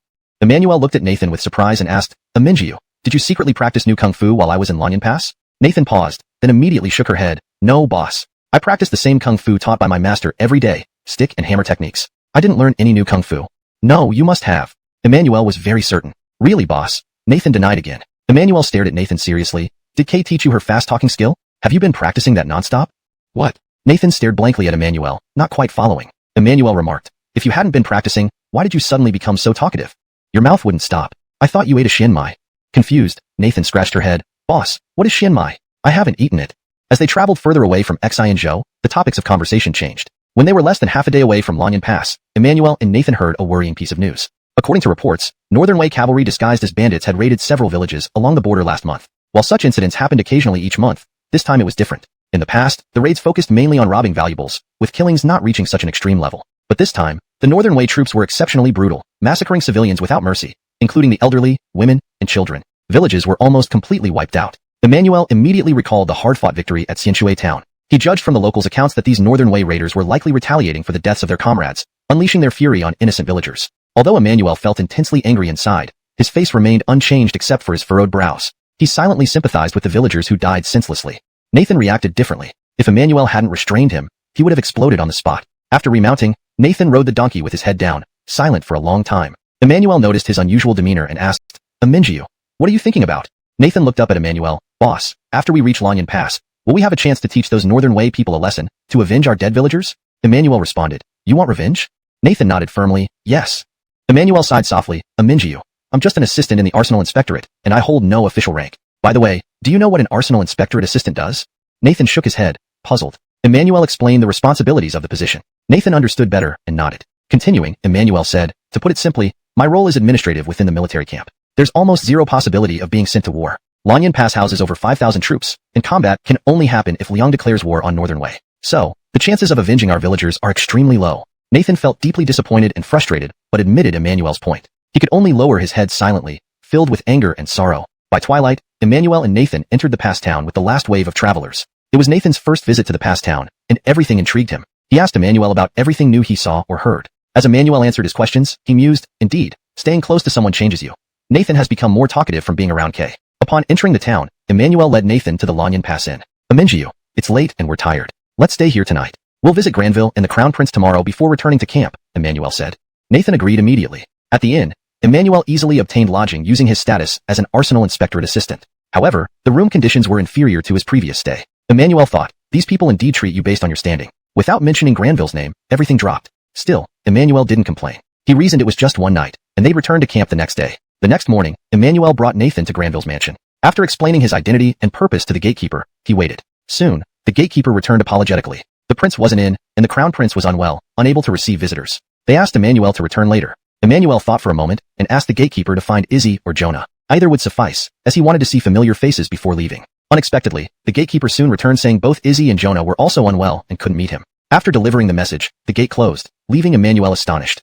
Emmanuel immediately sensed that something was amiss. How could it be such a coincidence that everyone fell ill at once? However, Emmanuel did not make a fuss or show any signs of his suspicions. Instead, he turned around and called for Nathan. The two of them left the pass town directly, heading towards Lanyan Pass's main camp. Emmanuel immediately sensed something was off. How could it be such a coincidence that everyone suddenly fell ill at the same time? Nevertheless, Emmanuel did not voice his concerns or reveal his thoughts. He simply turned and called for Nathan, and the two of them headed straight out of the pass town, making their way to the main camp at Lanyan Pass. Chapter 423. Effort is indeed worthless in the face of talent. The morning sunlight visually shattered the winter chill, bringing a touch of warmth to this desolate land. The sky was an expanse of pure azure, like a gem polished by frost and snow, crystal clear and radiant. Zoyalite shone on the desert, as if sprinkling gold across it. Although it still felt cold, the comfort of the sun made the biting wind less harsh. In the distance, sand dunes under the sunlight resembled a golden ocean, undulating endlessly until they merged with the horizon. These dunes, sculpted by the wind into various shapes, were like natural works of art, quietly standing guard. Flanked by the sunshine, Emmanuel rode Rentna while Nathan rode a donkey. They proceeded leisurely forward. On the road leading to the camp, Emmanuel encountered some soldiers transporting grain and vegetables. Many of them recognized him and greeted him courteously. However, These soldiers couldn't help but laugh at the sight of Nathan riding a small donkey that wobbled amusingly as it walked. At first, Nathan didn't mind, but as more people laughed, his face began to show signs of displeasure. After a while, he suddenly dismounted from the donkey without saying anything and continued walking ahead unhappily. Puzzled, Emmanuel asked, "Emingiu, what are you doing? Why did you get off?" Nathan glanced at the horse beneath Emmanuel and said, "Sir, I don't want to ride the donkey anymore. I want to ride a horse like you." Emmanuel chuckled and understood Nathan's pride. He thought, boys grow up and learn to care about their reputation. Emmanuel then jumped off the horse and said to Nathan, "Come on, ride my horse." Startled, Nathan shook his head hurriedly. "No, sir, that's not what I meant. I just think, I want to have my own horse someday, not right now." Emmanuel smiled. "I know, I just wanted you to experience it first. Later, we can choose a good horse for you like Rentna when we get to the camp." Nathan's face lit up with delight. "Really, sir?" Emmanuel nodded and took the donkey's reins while gesturing for Nathan to mount the horse. Nathan, though nervous, was mostly excited, like a boy who loves cars getting his first test drive at a dealership. Without Emmanuel's guidance, Nathan stepped on the stirrup and gracefully swung himself onto the saddle. "Wow, not bad. That was pretty cool." Emmanuel exclaimed in surprise. Sitting proudly on the horse, Nathan grinned sheepishly. "Sir, I've been learning from you secretly." Having watched Emmanuel mount countless times on the journey, Nathan had learned the move well. Emmanuel laughed and, as he led Rentna slowly forward, began teaching Nathan how to handle the horse and what to watch out for. To Emmanuel's surprise, by the time he finished explaining the essentials, Nathan had already mastered them. Even without holding the reins, Nathan could control Rentna's direction and speed effortlessly. "Great job, Emingiu. You picked that up so quickly. Young people really do learn fast," Emmanuel praised. Despite the smile on Emmanuel's face, he felt a twinge of embarrassment and envy. It had taken him several days to reach that level of proficiency, yet Nathan achieved it in mere moments. "Sir, riding a horse is actually easy to learn. I always thought it would be difficult." Nathan exclaimed happily. "Hee, right, you're right, it's not hard." Emmanuel laughed weakly, feeling a bit vexed inwardly. What are you saying? Are you trying to make me feel worse? As they continued on their way, Nathan consistently amazed Emmanuel with his aptitude. By the time they neared the camp, Nathan looked every bit a competent rider. Despite the obvious nervousness, he seemed almost on par with Emmanuel. Riding the donkey at a slow pace, Emmanuel watched Nathan gallop contentedly ahead. He couldn't help but recall a saying, "Effort is indeed worthless in the face of talent." Just then, the entrance to the military camp of Lan Yin Pass appeared before them. Seeing the camp, Nathan immediately turned back to Emmanuel. "Sir, is this Lan Yin Pass camp?" Nathan pointed toward the distance. Emmanuel nodded. "Yes, we're finally here." "Whoa." Nathan pulled the reins to stop and jumped off the horse. "Sir, you ride?" Xiaozi understands propriety. Emmanuel thought. He knows to return Rentna to me. Emmanuel dismounted the donkey, took the reins from Nathan, and suddenly asked, "Hey, Emingiu, does your master really not know who your biological parents are?" Nathan shook his head earnestly. "No, he doesn't. Have you ever thought about what they might do?" Emmanuel probed further. Again, Nathan shook his head seriously. "I haven't. How can I imagine what they do when I don't even know who they are?" Emmanuel stroked his chin, very seriously. "I boldly guess that your biological parents are likely horse breeders." "What?" Nathan blinked, puzzled, not understanding why Emmanuel would say that. Shortly after, Emmanuel led Nathan to the camp gate. When Emmanuel introduced himself, the guards immediately became respectful. "Director Su, you're finally back. Lonnie sends someone daily to inquire about you, and instructed us to notify him immediately if you return." Emmanuel nodded. "Understood. I'll go see Lonnie now." With that, Emmanuel entered the camp, heading towards the central command post where Lonnie was located, with Nathan following behind curiously examining everything around him. From the distance, the rhythmic, powerful shouts of soldiers training echoed, stirring excitement within Nathan. Seeing Nathan's animated expression, Emmanuel asked, "So, do you like it here?" Nathan nodded without hesitation. "Yes." Emmanuel chuckled. "All right, I'll talk to Lonnie and let you join the army. With your martial skills, you'll definitely achieve great things and gain fame." Nathan subconsciously nodded, but then stopped abruptly. He then shook his head vigorously, like a rattled drum. No, sir, I can't stay as a soldier. Terry is waiting for me to marry her." Translation complete. Chapter 424, Speak Your Thoughts. Standing outside Lonnie's barracks, Emmanuel handed Caitlin's reins to Nathan and instructed, "Wait here. Don't wander around, and don't cause any trouble for me, understand?" Nathan nodded vigorously. "Don't worry, Mr. Dong, I won't go anywhere. I'll wait right here for you." Emmanuel smiled, and then turned to head inside the camp. Inside the camp, apart from Lonnie, there were 3 other generals present, Bergen, Hector, and Demon. The 4 of them were discussing something under Lonnie's guidance, using a large map as a reference. Lonnie examined the map with his hands behind his back for a while before turning around and asking, "Who among you wants to go this time?" Without waiting for an answer, the bearded Bergen clasped his fists in salute. "Lonnie, your subordinate wishes to go." Lonnie immediately looked at Bergen, a trace of hesitation flashing across his eyes. Demon said nothing but stood quietly. Then Hector clasped his fists too. "Lonnie, let me go." Seeing Hector volunteering to compete with him, Bergen became visibly upset. He frowned and shouted, "General Damon, what do you mean by this?" Hector, maintaining a serious expression, explained to Bergen with both hands hanging down. "General Bowie, the Northern Way cavalry is fierce and brutal. This time they're attacking again, and we should defend instead of launching a frontal assault. When it comes to defense, no one is more suitable than our archery unit." Bergen, agitated, retorted, "General Damon, I want to take revenge. By doing this, you're preventing me from getting my wish." Hector responded quickly, General Bowie, war strategy should be based on actual situations, choosing the most appropriate tactics, not solely focused on seeking vengeance, disregarding the lives of soldiers. This statement instantly infuriated Bergen. Hector, what are you saying? Who's disregarding the soldiers' lives? If you don't clarify this now, I won't let you off. Bergen's face, already somewhat dark, flushed into a dark red hue like a piece of heated iron. Seeing the two about to argue, Demon hurriedly stepped between them to mediate. Ever since Bergen returned from Saltwater Town with a bitter victory, he harbored a deep grudge and was eager to fight the Northern Way once again, seeking retribution. Recently, the Northern Way had been repeatedly raiding villages, yet Lonnie always received information too late, leading to failed attempts to intercept them. This only fueled Bergen's frustration. Finally, a scout reported that a group of Northern Way cavalry was preparing to attack Saltwater Town again. Upon hearing this, Bergen could no longer sit still, declaring he wanted to confront the Northern Way to settle past scores. However, Hector suddenly competed against Bergen for the mission, causing the latter's volatile temper to flare up. As the argument grew louder, Lonnie found it increasingly noisy and finally slammed the table, sternly commanding, Enough! Stop fighting! Everyone be quiet! Realizing Lonnie's displeasure, Hector stopped speaking. But Bergen was so riled up that he continued ranting and blaming others. Demon urgently pulled Bergen aside, mouthing silently, General Bowie, Lonnie is already unhappy. Demon then gave a signal to calm down behind Lonnie's back. Only then did Bergen notice Lonnie's sullen face and abruptly stopped his commotion. The sudden silence made Lonnie feel a sense of relief. He glanced at the irate Bergen and the solemn-faced Hector, considering for a moment before saying, General Bowie, you won't go this time. Why not, Lonnie? Bergen couldn't comprehend, spreading his hands wide, his eyes wide open. Lonnie thought to himself, you have the audacity to ask why? After what happened last time, haven't you realized your shortcomings? In Lonnie's mind, Bergen was undeniably a brave general, but his impulsive and explosive nature made him unpredictable. Besides Lonnie, almost no one could control him. A brave general like him was perfect for spearheading major battles, but if left to lead independently, the risks were too great. Davy-entering the Saltwater Town battle, Hildred had advised against chasing the enemy out of town, but Bergen ignored the advice, resulting in heavy casualties. Thus, Lonnie didn't want Bergen to command alone again. Lonnie stared sternly at Bergen, his brow furrowed. With your impulsive nature, General Bowie, if you charge out recklessly again and fall into the Northern Way's trap, how can we Lanyan garrison face anyone? Lonnie, I promise I won't do that again. Please trust me. Bergen pleaded urgently. Lonnie pointed at Bergen, rebuking. Look at your impatient demeanor now. Does it look like someone who leads troops? Lonnie, Interrupting, Lonnie declared authoritatively. Enough. No more excuses. Speak another word, and I'll never send you on missions again.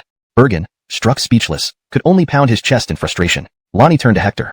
General Damon, share your thoughts. Hector immediately clasped his fists and replied loudly, Sir Lonnie, I believe that given the vast terrain around Saltwater Town, engaging the enemy directly would offer us little advantage. Therefore, I suggest deploying the archers for defensive measures. The weather is getting colder, which benefits the defenders. If the Northern Way can't gain an upper hand after multiple attacks, they will surely retreat quickly. Lonnie nodded in agreement with Hector's analysis. Demon, who had been silent, also nodded approvingly. Seeing Demon nodding, Bergen felt displeased and lightly punched Demon's chest, muttering, Whose side are you on? Startled, Demon almost cried out. Reflecting for a moment, Lonnie issued his orders, General Damon, I give you 300 archers. Proceed to Saltwater Town immediately to fend off the Northern Way. I obey your command. Clasping his fists in acknowledgement, Hector was visibly invigorated. Previously, when Hildred returned from Saltwater Town, Hector had listened intently to his detailed account. Hector criticized Bergen's reckless behavior even before Hildred finished. Deep down, Hector despised those who fought without strategy. Earlier, Hector hadn't intended to volunteer, but seeing Bergen shamelessly request the mission, he intervened to prevent further harm to more soldiers. After accepting the order, Hector left the barracks without sparing Bergen a glance, heading straight to assemble the troops. Bergen, seething with anger, wanted to say something to Lonnie again. Just then, a guard outside called out, Report to Lonnie, Director Sue has arrived. Lonnie, who was looking for Emmanuel, immediately replied, Bring Director Sue in quickly. Turning to Bergen and Demon, he added, Generals Bowie and you may leave now.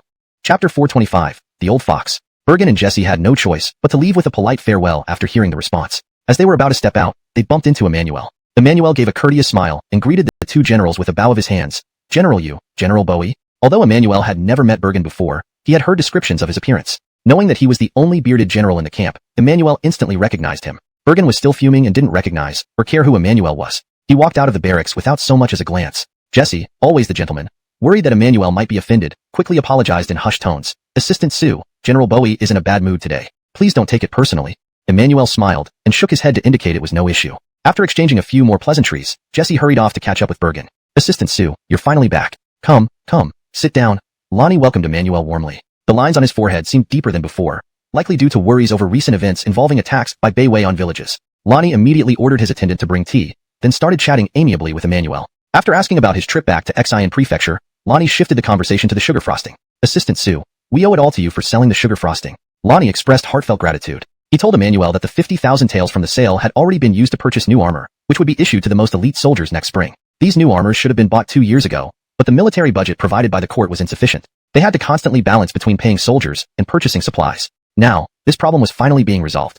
Emmanuel humbly responded and then mentioned, Commander Amin, the final payment for the sugar frosting may need some time. Once the buyer picks up the goods, the money will arrive. Xian Prefecture will send someone specially to deliver it. I hope you can understand. That's not a problem at all. Whenever it comes is fine, Lonnie replied with a warm smile, showing no urgency over the remaining few thousand taels. Nodding, Emmanuel then asked, Commander Amin, you seem anxious to see me. Is there something important? Recalled to his purpose, Lonnie patted his head and fetched a wooden box from his desk. From it, he took out a stack of silver notes and placed them on the table beside Emmanuel. These are for you, Assistant Sue. You deserve the most credit for selling the sugar frosting. These 2,000 taels are my sincere appreciation. Lonnie gently pushed the notes toward Emmanuel. Emmanuel looked at the notes, nodded graciously, and said, Commander Amin, thank you. If you insist, I'll accept them.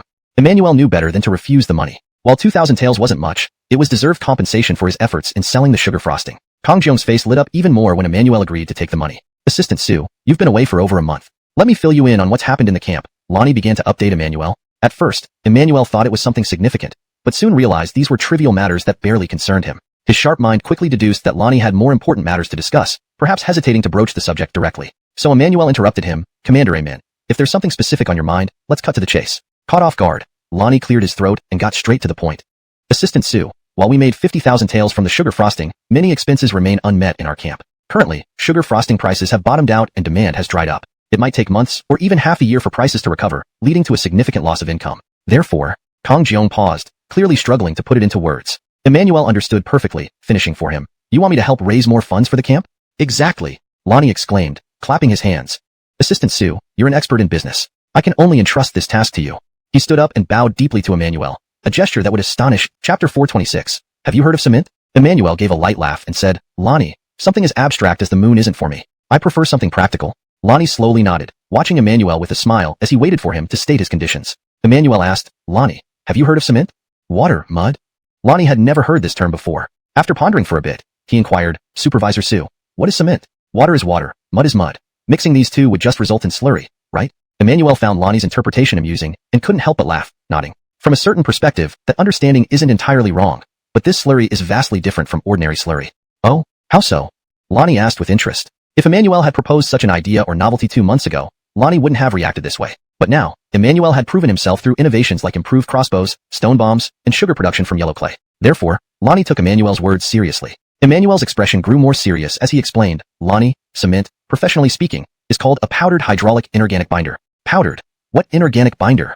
Lonnie was utterly lost. Patiently, Emmanuel elaborated. It's a material that turns into a paste when mixed with water, which can harden in air or water, binding sand, stones, and other materials tightly together. Still puzzled, Lonnie shook his head, looking at Emmanuel blankly, hoping for a simpler explanation. Emmanuel then said, let me put it this way, Lonnie. Cement can be used to pave roads, make bricks, construct buildings, build bridges, fortify defenses. Its applications are incredibly wide-ranging and highly practical. Seeing Lonnie still didn't quite get it, Emmanuel began explaining the specific applications of cement in detail. After listening for a while, Lonnie's face turned to astonishment. He couldn't help but interrupt, Supervisor Sue, are you pulling my leg? This mud made of water can really be that strong? Emmanuel replied, Lonnie, if you don't believe me, why not test it yourself once we produce the cement? Lonnie nodded earnestly, rest assured, if it's made, I'll personally chop it with a knife to see if it's as strong as you say. Nodding, Emmanuel asked next, Lonnie, are you interested in partnering with me to start a cement factory? Lonnie became serious, Supervisor Sue, if cement is as good as you say, I'm definitely interested. What are your terms? Without beating around the bush, Emmanuel straightforwardly answered, Lonnie, I take a 30% commercial share in the cement factory. I provide the technology, you provide the manpower. Profits will be distributed according to the shareholding ratio. That's my condition. 30%? Lonnie frowned slightly, lost in thought. Emmanuel didn't speak, sipping his tea slowly, giving Lonnie ample time to think. After some contemplation, Lonnie asked, Supervisor Sue, isn't a 30% share too much for you alone? Can we negotiate on that? Without hesitation, Emmanuel shook his head. To be honest, 30% is already quite low. It's my bottom line. Please understand. The primary reason Emmanuel wanted to establish a cement factory was because the road from Xinzhou to Lanyan Pass was terribly bad. The road, full of potholes, became especially difficult during rainy or snowy weather, making travel by carriage very challenging. If the road could be paved with broad, flat cement surfaces, travel time could be reduced by at least 30% or even more. Moreover, better roads would attract more merchants and travelers to Xinzhou, boosting local business. Once the cement gained a reputation, they wouldn't have to worry about selling it. Regarding only taking 30% shares, Emmanuel had carefully considered this decision. Cement wasn't just useful for commercial and civilian purposes, it also served military defense infrastructure. If he owned a larger share, it might provoke dissatisfaction from the court in the future. Thus, after much deliberation, Emmanuel felt 30% was most appropriate. As long as the factory ran smoothly, everyone becoming skilled workers, his role would be limited to reaping profits. Lonnie thought for a moment before saying, Supervisor Sue, let's not rush into share percentages. Right now, it's most important for me to see the cement with my own eyes and determine if it's truly as effective as you claim. Emmanuel nodded cheerfully. Fine. Once I've made a sample, I'll invite you to verify it firsthand. We can discuss further at that point. All right. I'll be eagerly waiting. Lonnie agreed. Finishing his tea, Emmanuel rose, saluted, and left the camp. Watching Emmanuel leave, Lonnie couldn't help but ponder. Could this mud made from water really be as strong as Sue claims? Just as Emmanuel walked out of the camp, Nathan approached. Boss, why did it take so long? Emmanuel smiled. I was just chatting with Lonnie. Did you get impatient? Covering her stomach, Nathan whispered. Boss, I'm not impatient. I'm just a little hungry. Hearing this, Emmanuel laughed. Who told you to exert so much energy riding earlier? It's still over an hour until noon. Bear with it. Nathan glanced at the sun and could only shake her head helplessly. Looking at Nathan's innocent appearance, Emmanuel eventually relented. I have 2 cakes in my bag. Eat them to tide you over. Delighted. Nathan nodded repeatedly. Emmanuel added, but don't eat here. Let's go back to my quarters first, then you can eat there. Got it, boss. Nathan obediently responded. Next, Emmanuel and Nathan went to the stable to feed Caitlin and the mule before returning to Emmanuel's quarters with the bundle. Because Nathan had arrived, Atlee, who had been taking care of Emmanuel's daily needs, was no longer needed. Sending Atlee back, Emmanuel closed the door and handed Nathan the cakes. Don't eat too much. Dinner will be served soon. Leave room for your appetite, Emmanuel advised. Nathan nodded, taking the cakes and biting into one. Chewing on the cake, she looked around the room and asked, Boss, there's only one bed. Where will I sleep?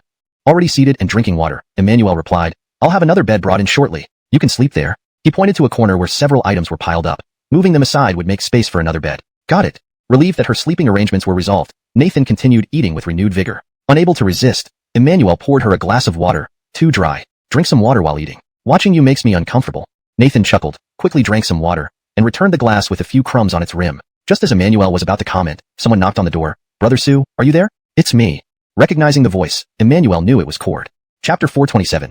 Wanna run after peeing? Emmanuel responded and opened the door. Outside stood Cord with a beaming smile. Seeing Emmanuel, he said, Brother Sue, you finally came back. When I heard you were back, I rushed over right away. As Cord spoke, his gaze fell upon Nathan inside. Oh, your brother-in-law also came along? Cord chuckled. Emmanuel had mentioned Nathan and Kay's relationship to Cord before, so Daviank was aware of it. Though Daviank had only met Nathan once in Shinjo, he left a deep impression on him. Seeing Cord, Nathan quickly greeted him and resumed eating his cake. Emmanuel invited Cord inside and closed the door.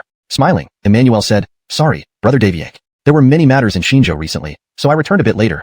Cord waved a hand and sighed. You're lucky. At least you have things to keep you busy. Unlike us, we only have drills, meals, and sleep every day. It's boring as hell. Confused, Emmanuel asked, Brother Daviank, on my way here, I heard that Northern Way people have been frequently raiding our villages lately, killing many villagers. Has Boik not sent you out to intercept them? He did. Cord sat down at the table, sounding somewhat irritated. But each time we arrive, those despicable Northern Way have already fled. We can only comfort the villagers, bury the dead, and help rebuild the villages. Emmanuel whispered, Brother Daviank, I just heard from Boik that the Northern Way are planning to attack Xianxue town again. Do you know about this? Emmanuel had overheard discussions while waiting outside Boik's quarters earlier. Cord nodded and whispered back, I heard about it. Boik has assigned General Damon for this mission. He's been selecting troops, and they should depart soon.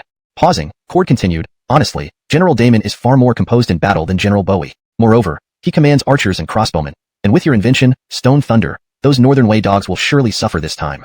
Not understanding military tactics, Emmanuel merely nodded lightly and changed the subject, asking about recent camp activities. Cord shared all he knew, but Emmanuel lost interest quickly as they were mostly trivial matters, like fights between soldiers, changes in camp rations, or injuries during drills. Trying to listen patiently, Emmanuel eventually decided to interrupt when Cord became more animated. He suggested they head to the kitchen for lunch since Nathan was hungry. Cord readily agreed, even playfully hooking an arm around Nathan's shoulder, enthusiastically describing which dishes in the kitchen were the best, obviously teasing Nathan.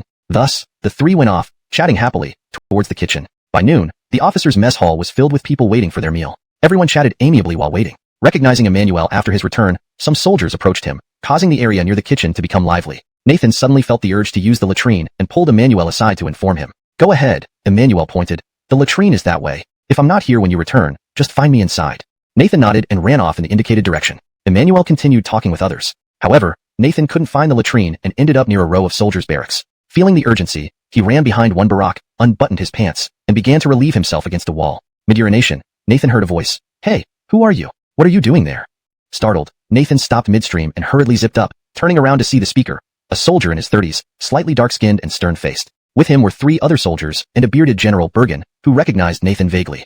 Bergen had just seen Emmanuel outside Boik's quarters earlier, so Nathan recognized him too by his distinctive beard. One of the soldiers snapped, Who are you? Who gave you permission to urinate here? Feeling embarrassed being caught, Nathan hung his head, blushing. I couldn't find the latrine for a long time, and I couldn't hold it anymore, so? The soldier fumed. If you can't find the latrine, why don't you ask someone? This place is where we live, not your toilet. Sorry, I didn't mean to.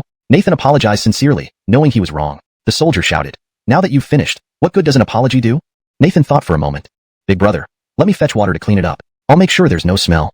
With that, Nathan started running towards the kitchen for a bucket of water. But the soldier suspected he was making an excuse to run and grabbed his shirt, yanking hard. Ryup. The sound of fabric tearing made Nathan gasp. My shirt. This was a special shirt Kay had sewn for him, and he loved it dearly. Now it was torn. Still holding on, the soldier tightened his grip on Nathan's arm. Think you can pee and then run? No chance. Chapter 428. A crushing defeat. Why did you tear my clothes?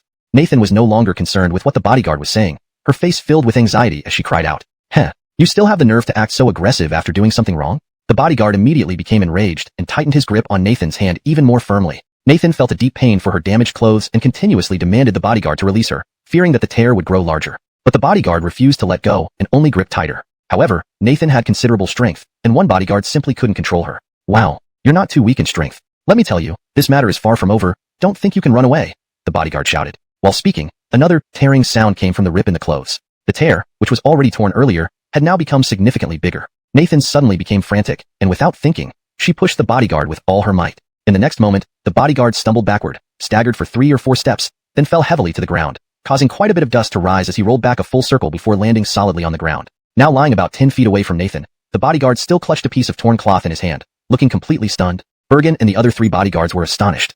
None of them expected this young man to be so strong. It should be noted that this bodyguard wasn't some scrawny figure, but usually good at fighting. Yet, he ended up in such a sorry state now. Nathan was heartbroken over her ruined clothes. Trying to see where they were torn, she could not because it was on her back. After several attempts, she almost cried from frustration.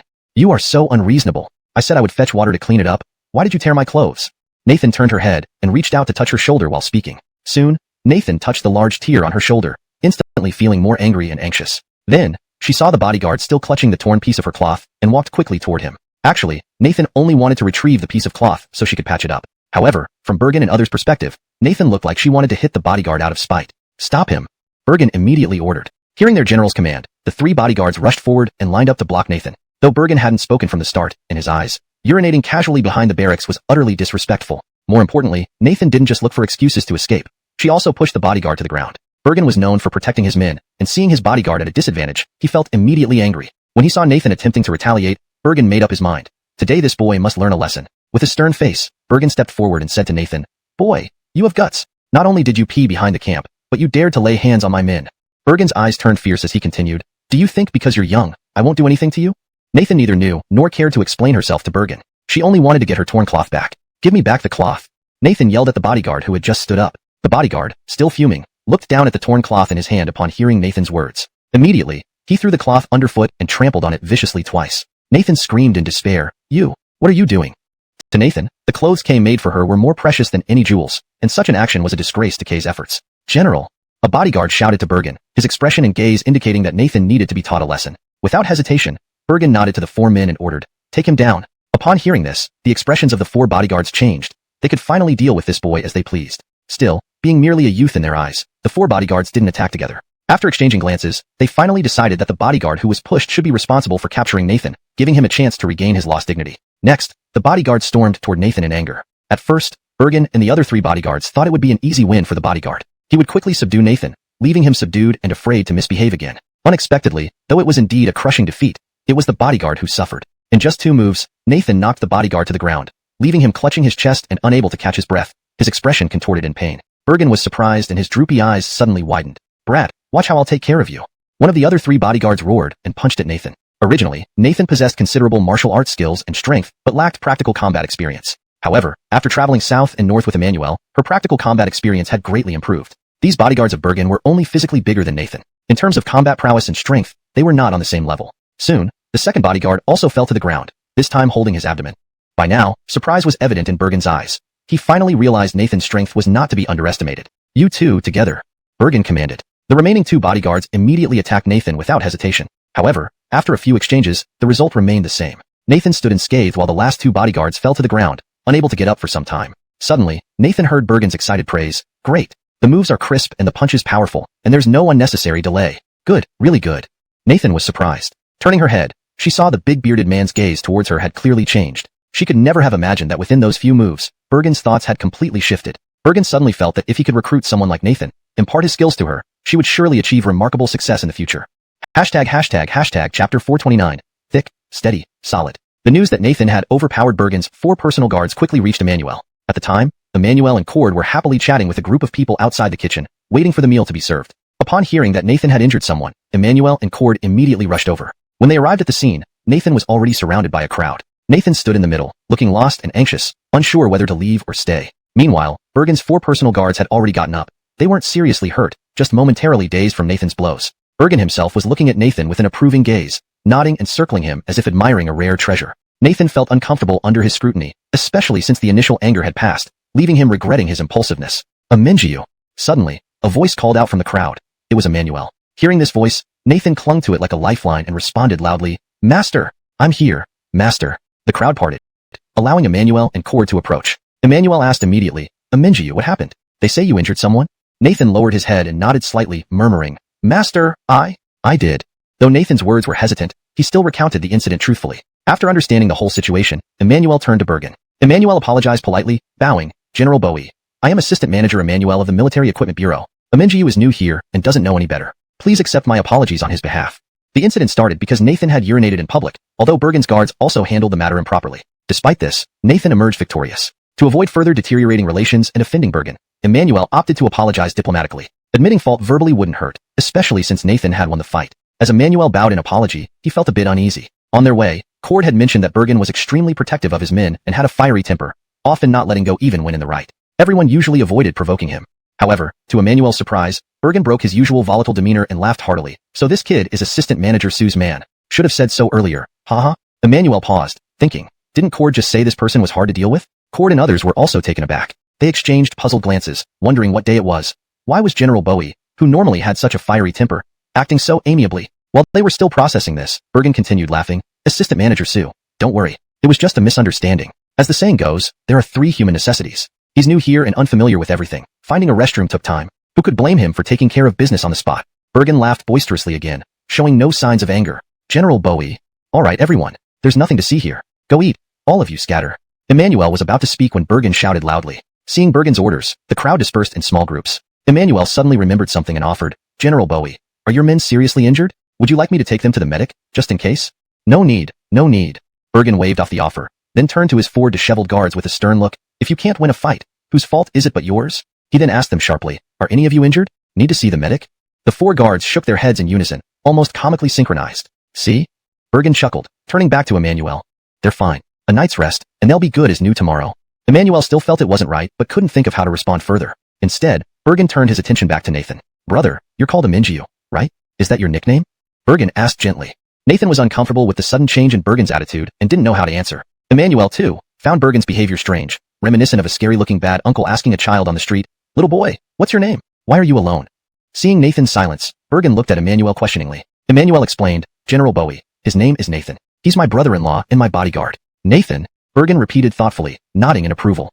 "What a fine name. Very steady, solid, reliable." Emmanuel was speechless, inwardly thinking, "This praise is forced." At this moment, a shout came from afar. It was mealtime. Bergen seemed ready to say more but stopped, smiling at Emmanuel. "Assistant Manager Sue, take Emengiu to eat first. Don't let him go hungry. We can chat later, hee." With that, Bergen left with his 4 guards. Emmanuel watched Bergen's retreating back, noticing how pleased he seemed. Suddenly, Emmanuel saw Nathan move aside and pick up a torn piece of cloth lying on the ground. Nathan shook it vigorously, blew on it, wiped it with his hands, and finally folded it neatly before tucking it away. Walking up, Emmanuel patted Nathan's shoulder comfortingly. "It's all right. I'll buy you a new one tomorrow, better than this one."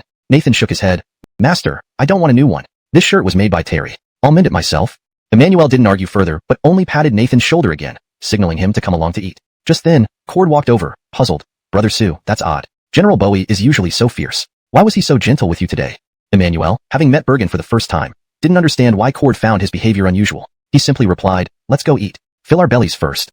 With that, Emmanuel led Nathan toward the kitchen, accompanied by Cord.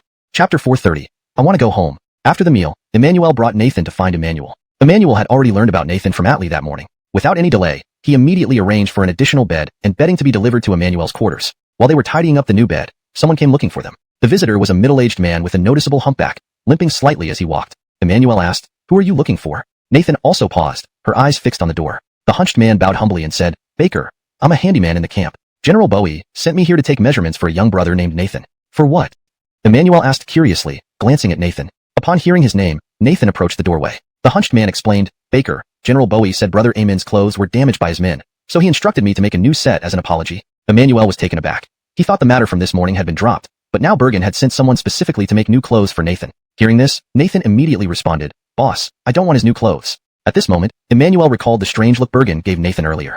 Though unsure of the reason, he felt there was something suspicious about it. After some thought, Emmanuel replied, New clothes aren't necessary, but since you've come all this way, let's not waste your trip. Could you please mend the old ones? He pointed to the torn clothes on a stool inside. The hunched man glanced at Emmanuel and Nathan, sensing their firmness, and reluctantly agreed, starting to mend the clothes inside. Despite his age and deformity, the humped man's needlework was surprisingly proficient, arguably better than most women. Watching him, Emmanuel realized why such a physically challenged man could survive in the camp. He had a unique skill. In no time, the humped man had mended the clothes. Nathan inspected the stitches carefully and was quite satisfied. After the humped man left, Emmanuel couldn't help but ask, Aminjiu, did you really not talk to General Bergen about anything else? Why does he seem particularly interested in you? Not only did he overlook the injuries caused by his men, but he even sent someone to make you new clothes. Nathan shook her head, equally puzzled. Boss, I have no idea why. At first, he seemed hostile, but after I injured 4 of his personal guards, his attitude changed. He even praised me. Praised you for what? Emmanuel probed. Nathan repeated what Bergen had said to her. After a brief contemplation, Emmanuel suddenly slapped his hand against his thigh. I get it. What do you get, boss? Nathan asked hastily. Emmanuel looked at Nathan with a serious expression. Aminjiu, do you know what a pretty boy is? Nathan shook her head, having never heard of it. Boss, what's a pretty boy? Pulling Nathan closer, Emmanuel whispered. It's a handsome young man kept by wealthy officials to serve as a plaything. Ah. Nathan was shocked, her mouth wide open, instinctively stepping back. Rubbing his chin, Emmanuel said sternly, in a camp full of men who haven't seen a woman in ages, such situations can indeed arise. He paused, then stared at Nathan. Aminjiu, could it be that General Bowie has set his sights on you? This question turned Nathan pale with horror. Goosebumps rose all over her body. Boss, don't say that. How could that be possible? Nathan shook her head frantically, unwilling to believe it. Not necessarily, Emmanuel disagreed. Rich and powerful people have many peculiar tastes. Who knows if General Bowie doesn't have that fetish?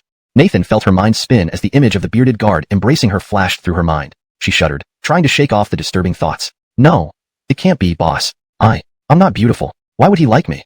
Nathan's voice trembled, her speech becoming disjointed. Emmanuel shrugged. Who knows? Maybe he likes strong young men who can fight well. Boss, don't scare me like that. Nathan was almost in tears. Just then, someone arrived outside. This time, it was a young soldier, not very tall or handsome but built robustly, reminiscent of a grown-up Nathan. The young soldier saluted Emmanuel and glanced at Nathan. Baker, General Bowie sent me to ask if you could allow Brother Amin to accompany me to see him. The general has something to say to Brother Amin. I won't go. Even if you beat me, I won't go. Nathan panicked, hiding behind Emmanuel while goosebumps rose all over again. The young soldier looked puzzled at Nathan, wondering why she reacted this way. He silently wondered, General Bowie isn't a monster.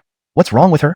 Emmanuel had only mentioned the possibility to scare Nathan, not expecting her to take it seriously. He signaled her to calm down, then asked the soldier, Brother, do you know what the general wants to say? The young soldier shook his head. Baker, I don't know either. General Bowie didn't say, only instructing me to fetch Brother Amin.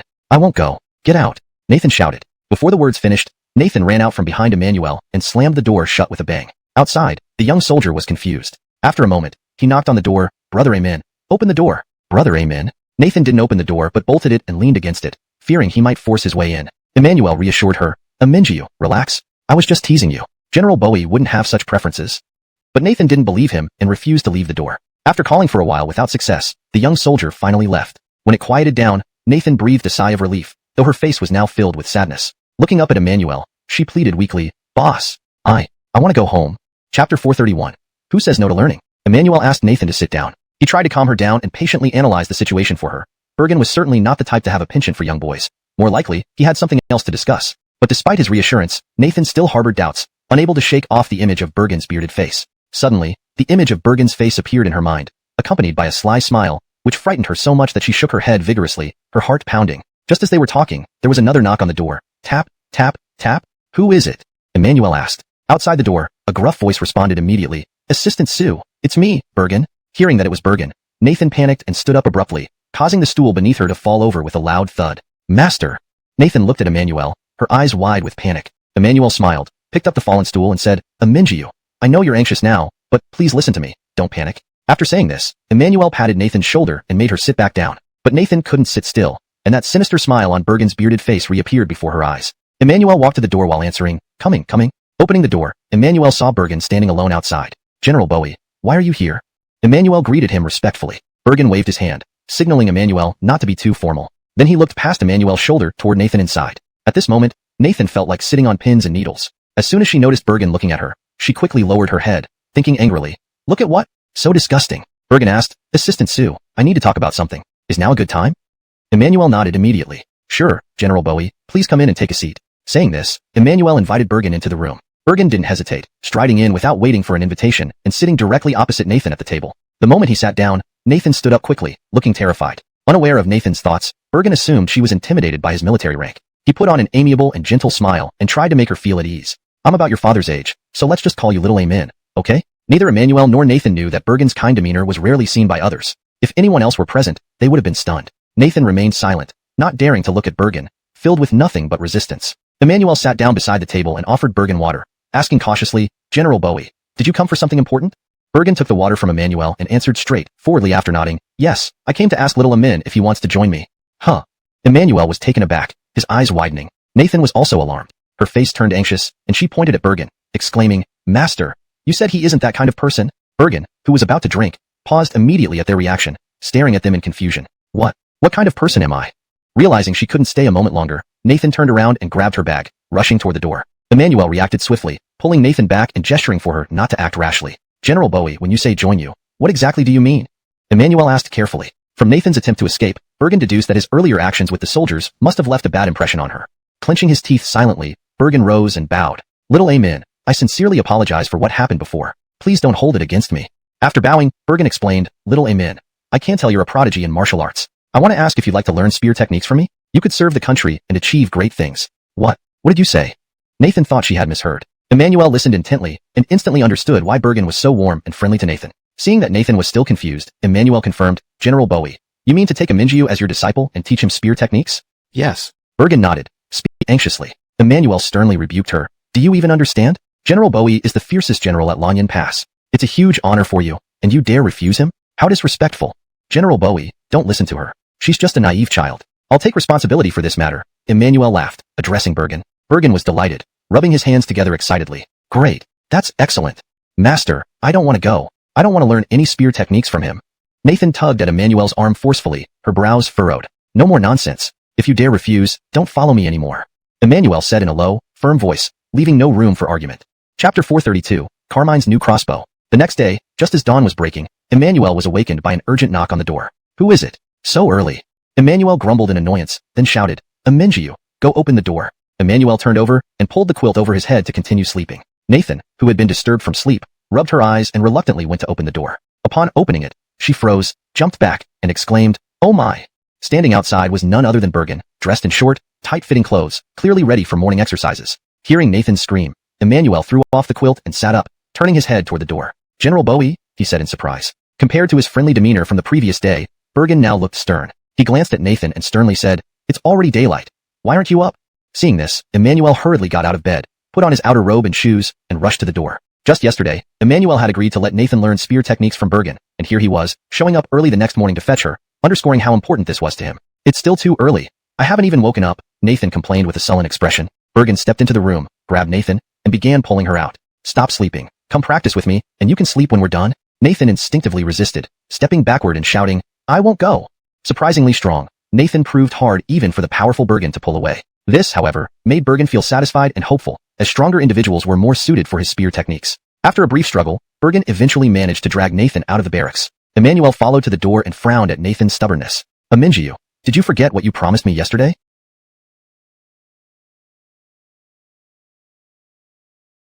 Just then, Nathan yelled, "I haven't put on my shoes yet." Looking down, Emmanuel saw that indeed, she was barefoot. Realizing she had forgotten to wear shoes when she opened the door, he turned to Bergen. "General Bowie, perhaps let her put on her shoes first. She can't practice barefoot." Reluctantly, Bergen released her, allowing Nathan to return to the room to get dressed. Inside, Nathan put on her shoes while giving Emmanuel a distressed look. "Master Dong, do I really have to go?" Emmanuel nodded seriously. "Absolutely." Sighing resignedly, Nathan grabbed a light outer robe and obediently followed Bergen out. Watching Nathan's reluctant departure, Emmanuel shook his head and chuckled softly, "This fool." He then turned back inside, closed the door, and climbed back into bed to continue sleeping. Emmanuel had two reasons for letting Nathan train with Bergen. First, Bergen possessed genuine skill.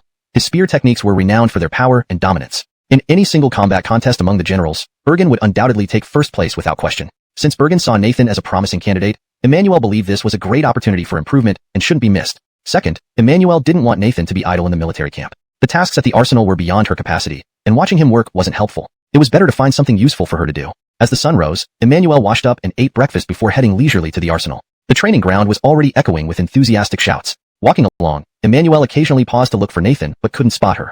Shrugging, he continued on. He wondered how her first day of training had gone and whether she might have received a scolding or even punishment from Bergen. Upon arriving at the arsenal, most of his colleagues were already present. Some chatted idly, others discussed blueprints, and a few yawned, looking half asleep. Everyone greeted Emmanuel warmly as he entered. After reciprocating, he returned to his station. Soon after, Carmine arrived. His presence immediately quieted the room as everyone returned to their posts, waiting for assignments. Carmine nodded and smiled at Emmanuel as he passed, a gesture of acknowledgement. Settling behind his desk, Carmine began distributing the day's tasks. Listening for a while, Emmanuel noted the usual routine. Repairing crossbows, mending armor, producing arrows and targets, and maintaining weapons. Nothing unusual. All right, that's today's workload. Everyone, get to it. Carmine concluded before approaching Emmanuel with a smile. Assistant Director, I have good news. Your improved crossbow design has been approved and registered by the court. There will also be commendation. Congratulations. He offered a respectful bow. Emmanuel stood up and exchanged pleasantries. Without lingering on the accolades, Carmine quickly moved to a new topic. Pulling a blueprint from his sleeve, he laid it on the table. Assistant Director, given your expertise in crossbows, could you review this design? Emmanuel looked down to see a blueprint of a new crossbow that seemed capable of firing 3 bolts simultaneously, with a force-reducing crank mechanism. Supervisor, are we making this type of crossbow? Emmanuel asked. Carmine explained, yes, some time ago when you were back in Shinjo, General Damon Giaxio approached me, stating that although our improved crossbows are easier to use, they still lack sufficient firing speed. He requested we develop a faster model to enhance defensive capabilities. Pointing to the blueprint, he added, this is called the 3-bolt crossbow, which we've carefully discussed and finalized over the past half-month. Please help us identify any improvements needed. Chapter 433, The Repeating Crossbow. Triple-shot crossbow. Emmanuel softly repeated the name, and then fell silent for a moment. Emmanuel assumed Emmanuel was considering suggestions for improvement, and thus remained quiet, patiently waiting. After a while, Emmanuel looked up at Emmanuel and asked in confusion, Sir Supervisor, didn't General Damon request a crossbow with a higher firing rate? But from the looks of this triple-shot crossbow, wouldn't it make the firing rate slower rather than faster? Assistant, what do you mean? Emmanuel asked, puzzled. Emmanuel pointed at the blueprint. Sir Supervisor, as you can see, this triple-shot crossbow is much larger and heavier compared to an ordinary crossbow. It would require more strength to wield. Soldiers with less strength would find it exhausting after some time, which would directly affect their combat effectiveness. And also, loading 3 bolts at once means it takes longer to prepare than a regular crossbow. However, the actual firing time remains the same, making the overall firing rate slower. To Emmanuel, this triple-shot crossbow seemed like nothing but a showy piece that would have little practical value on a real battlefield. Nevertheless, he did not voice these thoughts out loud, keeping face-to-face encounters harmonious. Emmanuel immediately sank into thought. At the beginning of discussing and developing the triple-shot crossbow, Emmanuel had not considered these issues, believing that firing 3 bolts at once would increase the firing rate. However, after listening to Emmanuel's analysis, Emmanuel realized the problem. In fact, some people within the Military Equipment Bureau understood these issues but kept silent. As the head of the bureau, no one wanted to propose differing opinions for fear of offending their superior. Additionally, pointing out these flaws could lead to being tasked with designing a new crossbow, effectively digging a hole for themselves. So, the colleagues all pretended not to notice, agreeing with their boss's idea. After some contemplation, and pacing back and forth a few times, Emmanuel finally spoke. Assistant, what you say makes sense. This triple-shot crossbow appears fast but actually slows down the process. This won't do. With that, Emmanuel shook his head despondently, sinking into distress. After a long pause, Emmanuel suddenly asked Emmanuel, Assistant, if it were you, how would you design a crossbow with a higher firing rate? Without hesitation, Emmanuel blurted out, a repeating crossbow. A repeating crossbow? Emmanuel's face showed puzzlement. Assistant, what is a repeating crossbow? Emmanuel explained.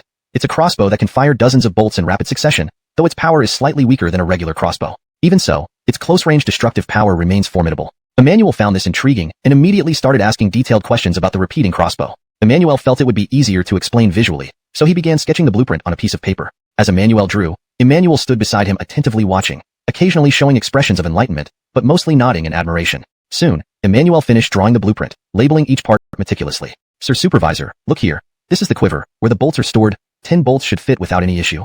This is the press rod. As long as it keeps being pressed, the bolts will be fired continuously until the quiver is empty. And this is the bow mechanism, similar to an ordinary crossbow. That's the frame, lighter and more compact than an ordinary crossbow. Emmanuel patiently explained the design as Emmanuel listened intently. At that moment, a colleague from the Military Equipment Bureau approached, respectfully bowing. Sir Supervisor, I have a question. Startled, Emmanuel quickly turned over the blueprint to prevent anyone else from seeing it. What is it?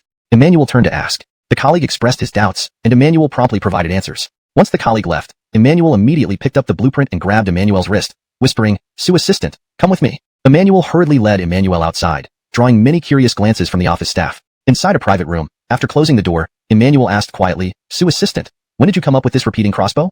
Amazed by the clever design, Emmanuel did not believe Emmanuel had conceived it in just a short period. Emmanuel, understanding the implications, replied, Sir Supervisor, I had already thought about this design before, but got to start working on the repeating crossbow prototype and demonstrate its effects to him as soon as possible.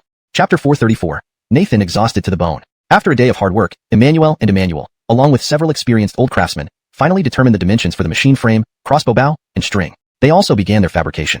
Once these foundational components were ready, the arrow magazine, pressing rod, and bolts would be quick to follow. Having had dinner, Emmanuel and Cord chatted outside the kitchen until the sun set and darkness gradually enveloped them. Emmanuel only returned to his barracks then. He thought he was returning quite late, but unexpectedly, Nathan was even later, nowhere to be seen. Emmanuel stood outside his barracks, hands on hips, observing the surroundings while inwardly pondering. He left before dawn. It's already dark. Why hasn't he come back yet? After waiting for a while, a sudden thought flashed in Emmanuel's mind, and he couldn't help but mutter aloud, damn, what if Bergen, that guy, really has some peculiar habits, and lured the naive youth Nathan into a corner too? He suddenly stopped speaking as he saw a familiar figure approaching from afar. It could only be Nathan. Emingiu, why are you just getting back now? Emmanuel called out loudly. What puzzled Emmanuel was that Nathan clearly heard him but didn't respond. Normally, Nathan would have answered immediately. As Nathan drew closer, Emmanuel noticed how utterly exhausted he looked. His steps were weak, and he seemed completely drained, unable to speak. Emmanuel sized up Nathan and asked, Emingiu, what happened? While Emmanuel voiced this concern, he thought to himself, so exhausted and worn out, could it be that I guessed right? Nathan shook his head listlessly, then with all his remaining strength, moaned, Master, this life is no life for humans. By the time Nathan reached Emmanuel caught a strong whiff of sour odor, forcing him to step back. What the heck is that smell?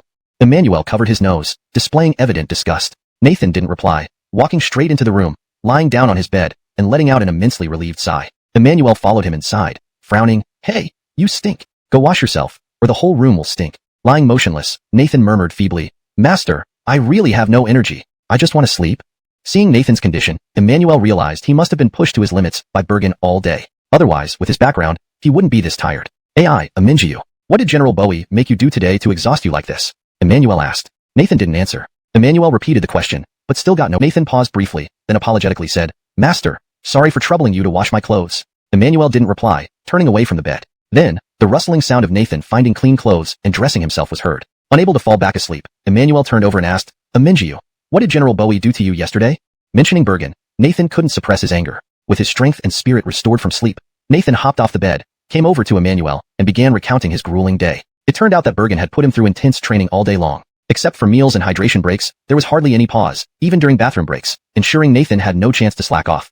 Holy cow, does he need to be that harsh? Emmanuel was both shocked and speechless hearing about the intensity of the training. With tears welling in his eyes, Nathan lamented, Master, I've figured it out. That bastard Bergen doesn't want to teach me gun skills. He's holding a grudge for me injuring his men and found an opportunity to take revenge. Emmanuel frowned. No way. General Bowie doesn't seem like a treacherous person. As they talked, someone shouted outside, Nathan, you lazy bum. What time is it, and you're still not up? Recognizing the voice as Bergen's, Emmanuel wondered why the once friendly little amen had become lazy bum overnight. Bang bang bang. Nathan, you lazy bum, get up. Upon seeing Nathan emerge, Bergen said nothing and turned to walk away. Nathan grumbled and hurriedly followed. The two quickly disappeared into the distance. Emmanuel watched their retreating figures and couldn't help but chuckle. Over the next few days, Emmanuel and Nathan only met in the evenings, spending the rest of their time busily on their respective tasks. Nathan practiced tirelessly, the intensity far surpassing what his master had instructed. Each night when he returned, Nathan was utterly exhausted, falling asleep the moment he touched the bed, so deeply that even a vigorous slap might not wake him. Emmanuel himself was also extremely busy, leaving no time to assist Emingiu with laundry. He spent some money hiring a reliable servant within the camp to help with cleaning and washing every morning. As for Emmanuel, his daily work revolved around creating the repeating crossbow. He constantly discussed various technical details with Emmanuel and the craftsman, often forgetting to eat due to his hectic schedule. For days later, Emmanuel were no longer as preoccupied as before. Instead, they became extraordinarily excited and delighted. This was because the first prototype of the repeating crossbow had finally been completed. In an open area behind the barracks, Emmanuel brought along several senior craftsmen who had been involved in the entire process. They were about to test the repeating crossbow. Emmanuel handed the repeating crossbow to Emmanuel, saying solemnly, Baker, this is your creation. You must be the one to test it first. Without hesitation, Emmanuel took the frowning. Unfortunately, my hands weren't steady enough just now, and a few missed. It was Emmanuel's first time handling the repeating crossbow, and during the rapid pulling of the lever, 3 bolts had missed the target due to instability. Director, can I try again? Emmanuel asked Emmanuel. One reason was that he hadn't had enough fun with just one round. The other was to aim perfectly and end on a high note. Naturally, Emmanuel had no objections and promptly nodded. Certainly.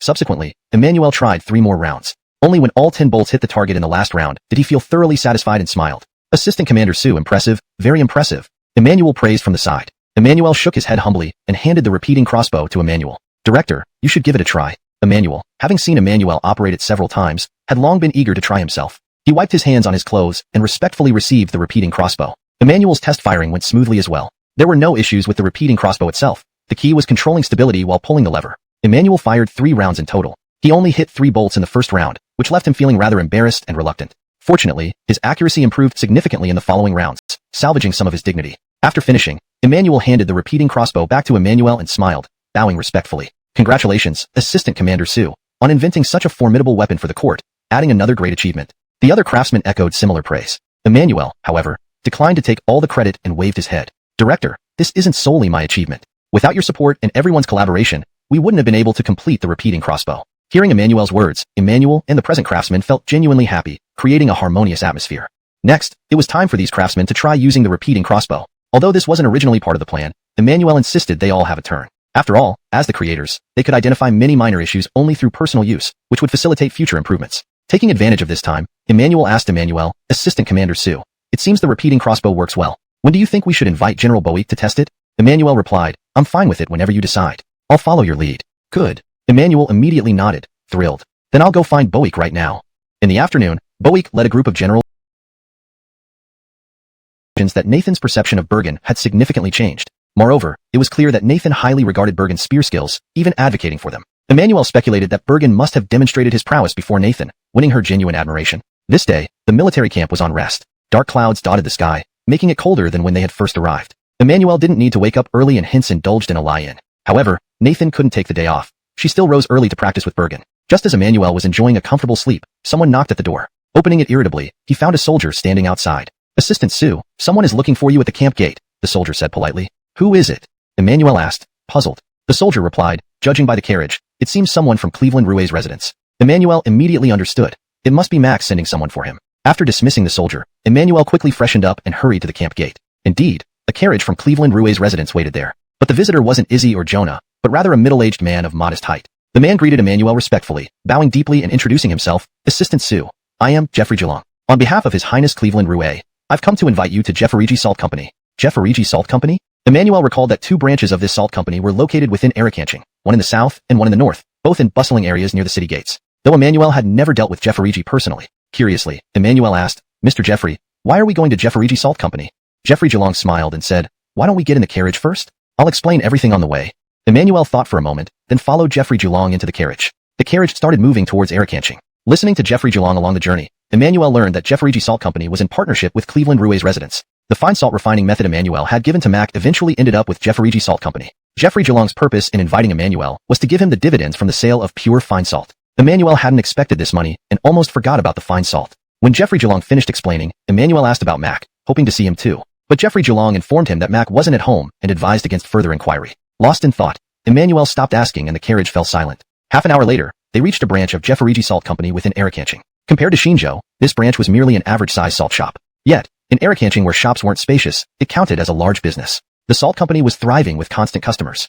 Emmanuel noticed several large wooden barrels outside filled with different grades of coarse and fine salt, each marked with its price. One barrel bore the sign, Premium Fine Salt. Jeffrey Geelong approached and explained, Assistant Su, this is the pure fine salt produced using your refining method. Nodding, Emmanuel checked the price tag, which read 300 coins per pound. Comparing it to ordinary coarse salt at 30 coins per pound, Emmanuel marveled at the tenfold price difference. Observing for a while, Emmanuel saw that no one was buying premium fine salt. He indicated to Jeffrey Geelong that they could enter the store. Inside, the owner handed Emmanuel a wooden box and a ledger. The owner opened the box, presenting stacks of silver notes, smiling, Assistant Su, this is your dividend from premium fine salt. 28,000 taels in total. Surprised, Emmanuel remarked, Mr. Jeffrey, this much in just a few months? Outside, hardly anyone bought premium fine salt, Emmanuel added. Jeffrey Geelong explained, Assistant Su, Jefferigi has branches all over Dalian. While sales here are low, in wealthy cities like the capital, demand is very high. Realizing Jefferigi was a nationwide chain, not just a local shop, Emmanuel nodded. So far, we've only received dividends for a few months. Rest assured, next year's dividend should be better given current national trends. Grinning, Emmanuel sealed the box without examining the notes closely. The owner then asked him to sign and stamp the ledger confirming receipt of the dividend. Afterward, the owner left. Task completed. Jeffrey Geelong accompanied Emmanuel out to the carriage. Suddenly, a staff member rushed over shouting, Boss, it's bad news. Beiwai troops are attacking our Yanshui town. The commotion attracted everyone's attention. Jeffrey Geelong cursed, those damned Beiwai dogs. Emmanuel reassured him, don't worry, Mr. Jeffrey. General Damon took troops to Yanshui town recently. The Beiwai won't gain any advantage. Chapter 437. Green Lake Salt Mine. Jeffrey Geelong's face relaxed considerably after hearing the news. He knew General Hector well, and was aware of his military prowess. So, Lonnie has already sent General Damon to reinforce Xianshui town. That sets my mind at ease. Jeffrey Geelong nodded. Emmanuel also nodded in agreement before boarding the carriage to sit inside. At that moment, 7 or 8 cargo-laden vehicles came from a distance, stopping one by one in front of the Jeffrey family salt store, immediately blocking the road. The streets of Arrokanching were relatively narrow, making it difficult for carriages to pass each other under such circumstances. Given the size of the Cleveland of used carriage, half an hour later, Emmanuel returned to camp. Back in his quarters, he bolted the door and struggled to move his bed aside slightly. Then, he took out the purple rainbow dagger and dug a rectangular hole in the wall behind the bed. Finally, Emmanuel placed the wooden box containing silver drafts into the hole. After positioning the bed back in place, which covered the hole perfectly from any angle, Emmanuel wiped the sweat from his forehead, satisfied, and restored the purple rainbow dagger on his lower leg. With 28,000 taels of silver drafts, it was impractical for Emmanuel to carry such a large sum on him all the time. Following the principle of keeping wealth hidden, Emmanuel found this method of concealing it suitable. After hiding the money, Emmanuel drank a cup of water and began to feel aimless. Seeing there was still some time before lunch, Emmanuel decided to wander outside and check on Nathan's practice session. Nathan had mentioned that Bergen had started teaching her the basics of spear technique, but hadn't yet begun with the specific forms and routines. Unexpectedly, just as he stepped out, a soldier from Lonnie's personal guard rushed up to him. Director Sue, Commander Lonnie needs you urgently. Puzzled, Emmanuel asked, isn't today our day off? What could Lonnie need from me? The soldier shook his head. I don't know. Lonnie didn't say, but he seems rather anxious. Emmanuel immediately thought of the Bayway attack on Xianshui town, wondering if it was related. But then he realized it didn't make sense. As the assistant director of military equipment, matters of war weren't something he would be consulted on. With questions in his mind, Emmanuel gave up on watching Nathan and quickly followed the soldier to Lonnie's headquarters. The room was dimly lit despite being daytime, with an oil lamp lit on the desk due to the poor lighting conditions. Lonnie was dealing with military affairs under the light. While others could take a day off, Lonnie, as the commander-in-chief of the Lan Yin Pass camp, had many things to oversee and handle. A completely idle day off was practically a luxury. Commander Amin, you wanted to see me? Emmanuel's voice came from the doorway. Hearing this, Lonnie looked up apologetically. Director Sue, I'm sorry for calling you here on your day off. Emmanuel waved it off and sat down at Lonnie's gesture. Lonnie sat opposite him and explained, Director Sue, it's regarding Niter. We've encountered a situation. What kind of situation? Emmanuel asked. Lonnie got straight to the point. The Niter supply in camp actually ran out last month. The person sent to purchase Niter has written that the shipment can only arrive after the New Year celebration. The journey from Lan Yin Pass to Hamlinjing was extremely long, especially close to the New Year when no one was willing to deliver goods to Lan Yin Pass during this period. Anyone making the trip would miss the holiday celebrations, hence everyone preferred post-New Year delivery. Lonnie summoned Emmanuel to ask if there were any alternative ways to obtain Niter besides digging privies. It wasn't that they lacked stone bombs. Lonnie simply liked to plan ahead. Without a reliable Niter supply, he felt uneasy. At any other time, Emmanuel wouldn't have a solution, but now it was different. Smiling, Emmanuel asked, Commander Amin, you must know about the Green Lake salt mine near Xianshui town? Of course, it belongs to the Jeffrey family salt store. Employing half the town's population, Lonnie nodded. Emmanuel continued, actually, Niter can be mined from the salt lake. Really? Lonnie was surprised and excited. Yes, Commander Amin. I wasn't aware of this local salt lake earlier, so we resorted to extracting Niter from privies. Now that we know about the salt lake, mining Niter will be much easier, Emmanuel confirmed. That's great. Lonnie exclaimed, delighted. Pausing for thought, Lonnie asked, when can you set out for the Green Lake salt mine? Whenever you like, Emmanuel replied readily. Satisfied with this response, Lonnie said, I'll arrange for General Daviank to lead 50 elite soldiers to escort you to and from the Green Lake salt mine. Although General Damon repelled the Bayway attackers from Xianshui town, it's still safer with an escort. Curious, Emmanuel learned that the Bayway attack on Xianshui town had occurred 2 days prior. General Hector, stationed there and supported by stone bombs, had successfully repelled the Bayway forces, sending back heartening news. Chapter 438, Heading West. The lake is called Green Lake because its entire surface has a bluish-green hue. On clear days, it sparkles brilliantly under the sunlight, making it very picturesque. The Green Lake salt mine had been operational for 10 years, but initially was just a small mine with barely 100 workers. Only after securing a connection with Granville's mansion did the mine flourish and expand to its current size. 2 days later, at dawn, Emmanuel was packing up in his room. When Nathan learned that Emmanuel was going to the Green Lake salt mine, he asked Bergen for leave so he could accompany him. Although somewhat unwilling, Bergen agreed after some thought. He reminded Nathan to practice shooting whenever he had free time and not to slack off during their trip. He would still check on them when they returned. While they were talking and packing, Cord suddenly appeared at the door. Brother Sue, are you ready? My men are all set. We can depart any time. Cord held a steel sword and carried a repeating crossbow on his back, with a quiver of bolts attached to his waist. At this point, the camp had manufactured over 30 repeating crossbows. Emmanuel felt that regular crossbows were too heavy and cumbersome, so he suggested to Lonnie that 30 soldiers be equipped with these crossbows, while another 20 would serve as shield bearers responsible for protecting the crossbowmen. Although the repeating crossbows had a shorter range than standard crossbows, they were faster and more manageable, providing better defense against any potential enemies en route. Emmanuel glanced at his packed belongings and then asked, Brother Daviank, should we bring umbrellas? It's been cloudy lately, and I'm worried it might rain. Without hesitation, Cord waved his hand. Why bother with umbrellas? There's no need. Lan Yin Pass's weather is often like this. Many times it's just thunder without rain. You'll get used to it eventually.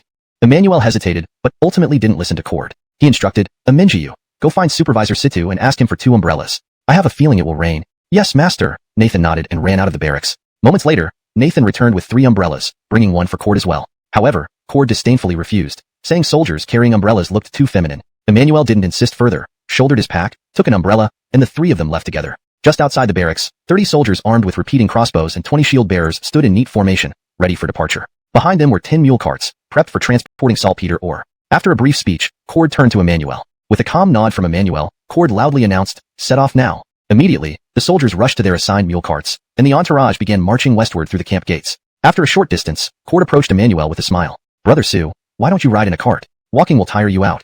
Emmanuel shook his head. No need, Brother Daviank. Everyone else is walking. It wouldn't be right for me to ride alone. Cord nodded approvingly but said nothing more. Inwardly, he admired Emmanuel's camaraderie spirit. Turning to Nathan, he noticed the latter carried both a pair of copper hammers and a heavy iron spear. It was rumored that the iron spear was once used by Bergen in his younger days, weighing 56 pounds, ideal for a beginner like Nathan. Smiling, Cord asked, Hey, Eminjiu, that iron spear looks pretty good. Can I see it?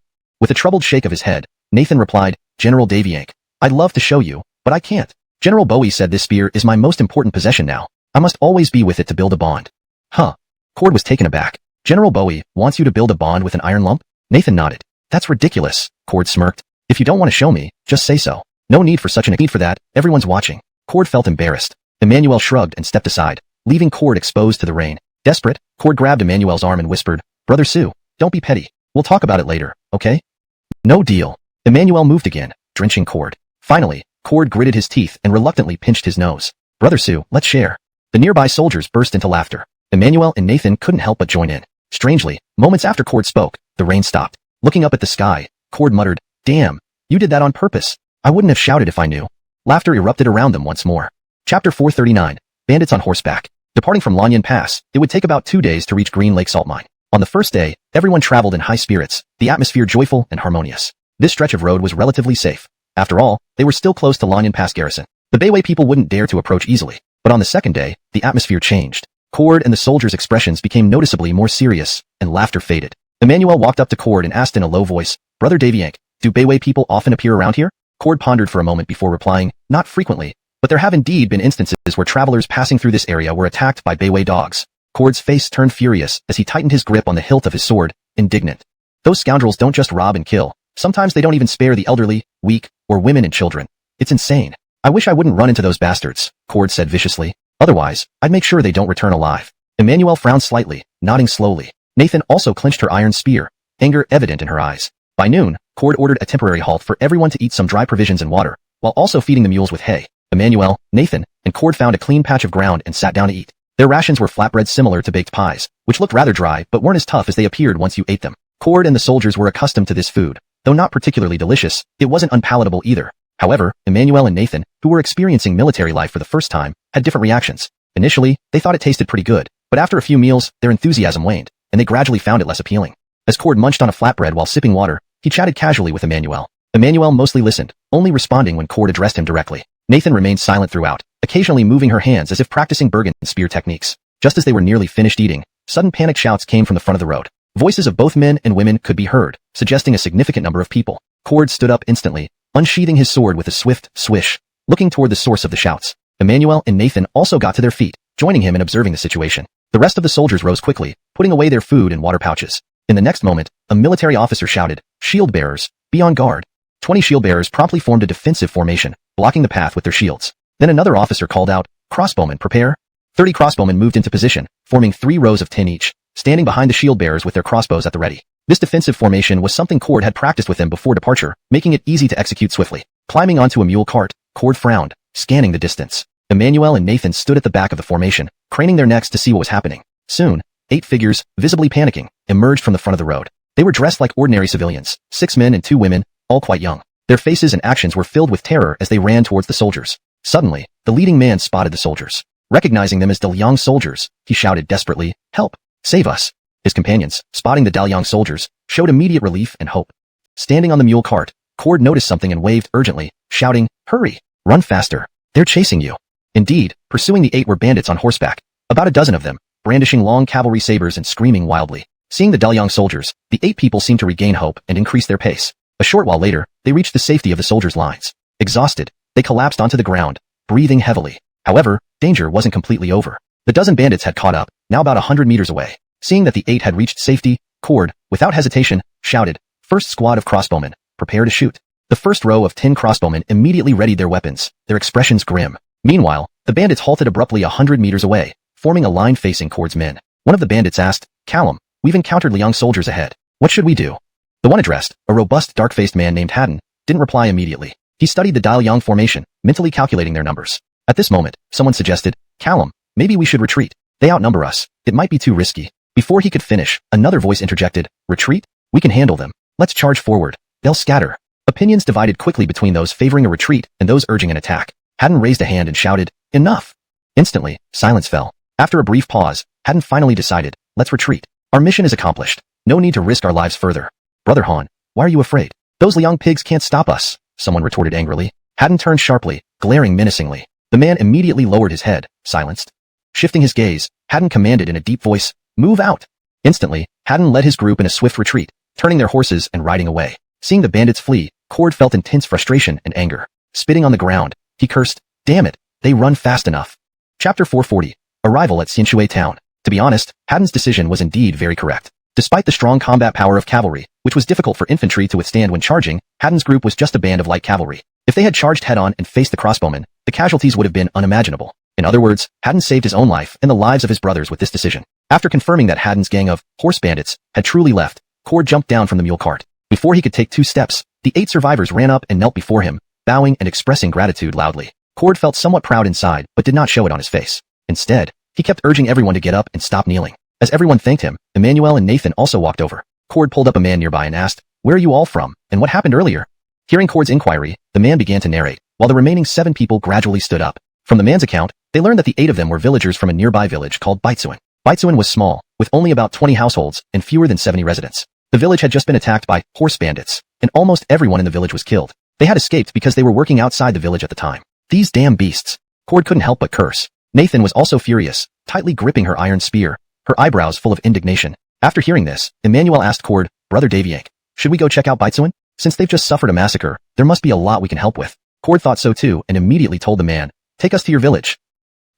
A short while later, the group arrived at Baitsuan. Baitsuan was once a peaceful and tranquil little village, but after being attacked by the horse bandits, it had turned into a tragic hell. Villagers lay dead in pools of blood everywhere. Children sat next to their deceased parents, crying bitterly. Elders knelt before their dead children, grief-stricken. The 8 survivors rushed desperately toward their homes as soon as they entered the village, their hurried figures accompanied by desperate cries and shouts. "These damn beasts." Cord, unable to contain his anger, kicked a stone by the roadside to vent his rage. While in the military camp, Cord often heard news of villages being raided by the Northern Wei forces, resulting in deaths and injuries. At that time, though he was angry, he hadn't seen such a horrific scene with his own eyes. Now, surrounded by countless corpses, Cord was profoundly shaken, and his anger was hard to quell. Nathan finally lost control of her anger. She slammed her iron spear into the ground forcefully and shouted angrily, "I wish I could slaughter those beasts right now." Emmanuel sighed, turning to Cord and saying, "Brother Daviank, let's first see how many people are still alive in the village. We should help them settle the aftermath." Cord nodded immediately and turned to give orders. Next, the soldiers split into groups of 3, searching for surviving villagers while collecting bodies. An hour later, Emmanuel gathered with Cord and Nathan. Emmanuel was sweating profusely, his clothes damp from the exertion. "Brother Daviank, all the survivors are gathered on the open field ahead. I counted 15 people, including 3 children under 6 years old," Emmanuel said, wiping the sweat from his brow. Cord nodded, his expression sorrowful. "The bodies of the villagers are all gathered there, 52 in total. They'll be buried behind the village later." Emmanuel slowly nodded without speaking, then turned to look at the dozen or so villagers in the distance. Cord also looked over and asked, "Brother Sue, what should we do with these villagers? We can't leave them here. If those Northern Wei dogs attack again after we leave, won't they be doomed?" Emmanuel thought for a moment and replied seriously, "Let's ask them what they want to do first. If they agree to leave, we can escort them to Xianshui Town to settle down. If they really don't want to leave, we can't force them." Cord considered it and agreed that it was the only way. Thus, the 3 approached the villagers. Most of the dozen villagers were crying, but upon seeing Emmanuel and Cord, they quickly surrounded them, expressing gratitude. Cord comforted them first before asking about their future plans. As expected, opinions were divided. The older villagers did not want to leave, feeling a strong attachment to their ancestral land and houses. The younger ones, however, felt that staying in the village was meaningless and too dangerous, preferring to find work in Xianshui Town and live there in the future. After all, Xianshui Town had troops guarding it and was much safer than this small village. Ultimately, 4 people insisted on staying, while the rest decided to go to Xianshui Town. The 3 children followed the villagers going to Xianshui Town, as they were too young to stay and had no future here. After deciding, Cord instructed everyone to pack their belongings. Once the burial of the bodies was completed, they would set off for Xianshui town immediately. More than an hour later, the soldiers buried the 52 bodies in the fields behind the village. Cord led everyone in bowing 3 times before the graves and then ordered loudly, "Let's move out, to Xianshui town." Deviant to the delay in Baitsuan, Emmanuel and Cord's group arrived at Xianshui town late at night with the villagers. It was already the 10th lunar hour. Several rows of cheval de frise stakes were placed outside the town entrance, with a few fire pots burning behind them. The surroundings were eerily quiet. When the main group approached the town slightly, Cord suddenly halted. He took a torch from a soldier and said to Emmanuel, "Brother Su, please wait here. I'll go greet General Damon and his men to avoid any misunderstanding." Emmanuel nodded in understanding. If mistaken for enemy attackers by the guards in the dark, getting hit by a volley of arrows would be a terrible injustice. Holding the torch, Cord headed toward the town entrance alone. Soon after, Emmanuel heard Cord conversing with the guards at the entrance. After waiting patiently for a bit, he heard Cord's voice in the distance, "Brother Su, you can come over now." Deviant to the delay at Baitsuan, Emmanuel and Cord's group didn't arrive at Xianshui town until deep into the night. It was already around the 10th lunar hour. Outside the town gate, several rows of cheval de frise stakes were set up, with a few burning fire pots behind them. The surroundings were extremely quiet. As the large group approached the town slightly, Cord suddenly halted. He took a torch from a soldier and said to Emmanuel, "Brother Su, please wait here. I'll go greet General Damon and his men to avoid any misunderstanding." Emmanuel nodded in agreement. In the darkness, if the guards mistakenly identified them as nighttime attackers, the result could be disastrous. With the torch in hand, Cord headed towards the town entrance alone. Soon, Emmanuel heard Cord talking to the guards at the entrance. After waiting patiently for a while, Cord's voice rang out from the distance, "Brother Su, you can come over now?" Chapter 441. Utterly speechless. Not long after Cord's voice appeared, some moving torchlights illuminated the streets of Xianshui town. Soon enough, these lights headed towards Emmanuel and his party. When Emmanuel and Nathan followed the soldiers closer, they discovered that Damon Jiaxio and Hildred had personally come out to greet them. After a brief exchange, the group entered Xianshui town. The soldiers went off to rest, while Emmanuel, Nathan, and Cord accompanied Damon Jiaxio and Hildred to their residence. It was a decent courtyard in town, originally owned by the headman. Once Damon Jiaxio and Hildred arrived with their troops, the headman vacated the property for them. Bergen had also stayed here when he visited previously. Although not very large, the courtyard could easily accommodate Emmanuel, Nathan, and Cord. Seeing how late it was, Damon Jiaxio did not want to delay everyone's rest and asked Hildred to escort the 3 to their rooms, suggesting they talk in the morning. Hildred and Cord did not have a good relationship, so there was a bit of tension in their initial encounter. Fortunately, with Emmanuel and Damon Jiaxio present, the conflict was kept under control. However, Hildred was cordial with Emmanuel and explained the layout of the courtyard on the way to the room, pointing out where the kitchen, latrine, and his and General Damon's quarters were located. After showing them to their room, Hildred sent for bedding for the 3 before leaving. Before he left, Hildred politely said, "Assistant Su, I'm sorry we couldn't prepare other rooms in time. You'll have to temporarily share one room." Emmanuel shook his head, "General Gio, it's fine. Sharing a room is good. It's cold, and we can stay warm together." Nathan was already inspecting the room and found everything satisfactory. Cord, seeming annoyed by Hildred's chatter, interrupted, "Enough. We're all tired from the journey and just want to sleep." Hildred glanced at Cord, though displeased, he did not argue aloud. Bowing, he said, "Assistant Su, you all rest well? I won't disturb further," then left quickly. Emmanuel gestured for Nathan to close the door. After securing it, Nathan nodded and shut the door firmly. Turning to Cord, Emmanuel advised, "Daviank brother, let's keep our peace with General Gio. We need to get along here."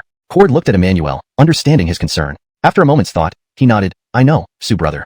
I don't intend to be uncooperative, but just seeing his face, it makes me uneasy." He added reassuringly, "Rest assured, starting tomorrow, I will try my best to get along." Emmanuel initially wanted to say more but decided against it. He turned his attention to the bed, a single large mattress where all 3 would sleep side by side. Despite the tight fit, it would be warmer this way. "We're all tired, let's get some sleep," he suggested, spreading the bedding. Lying down, Emmanuel slept on the left, Nathan in the middle, and Cord on the right. Initially, all was quiet, but within half an hour, Cord's loud snoring woke Emmanuel. Frustrated, Emmanuel checked if Nathan was asleep, intending to ask him to nudge Cord. However, Nathan was sound asleep, unaffected by the noise. Reluctant to wake Nathan, Emmanuel covered his head with the blanket, enduring the noise. Eventually, he got used to the snoring and started to drift off again. Suddenly, Cord began talking loudly in his sleep. "Crossbow Squad 1, fire immediately. Crossbow Squad 2, prepare.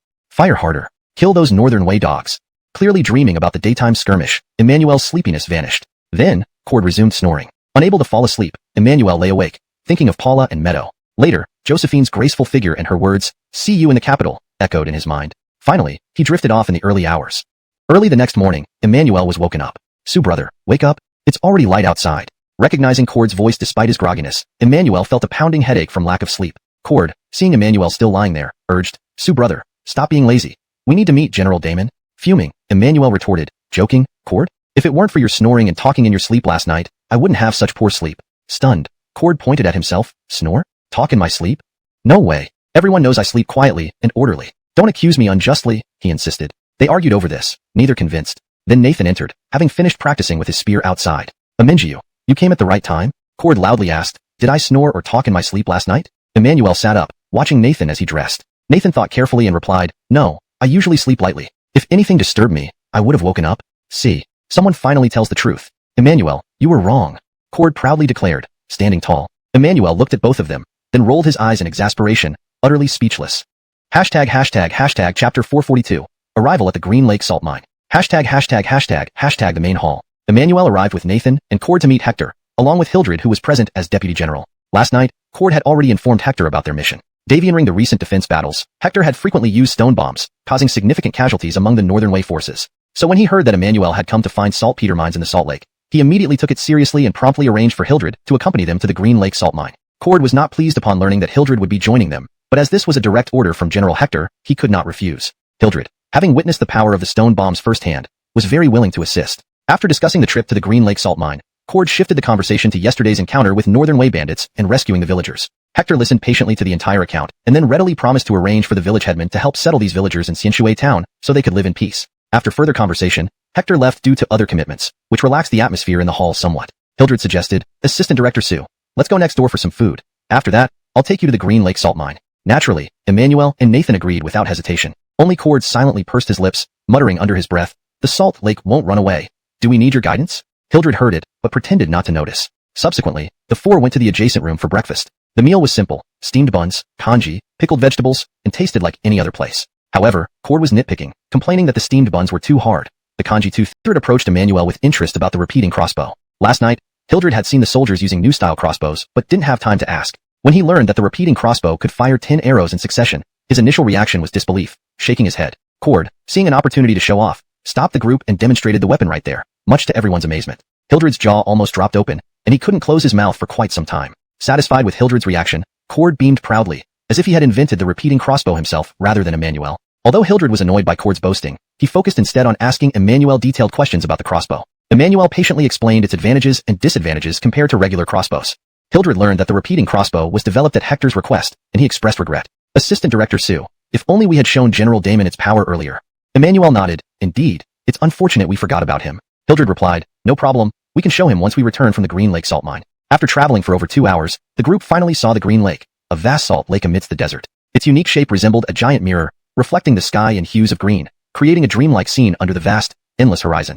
Approaching the lake, they first noticed the distinctive salty smell due to the high concentration of sodium and chlorine, making it inhospitable to most life. Yet Emmanuel knew that even in such harsh conditions, a species called halophilic algae survived, representing the resilience of life here.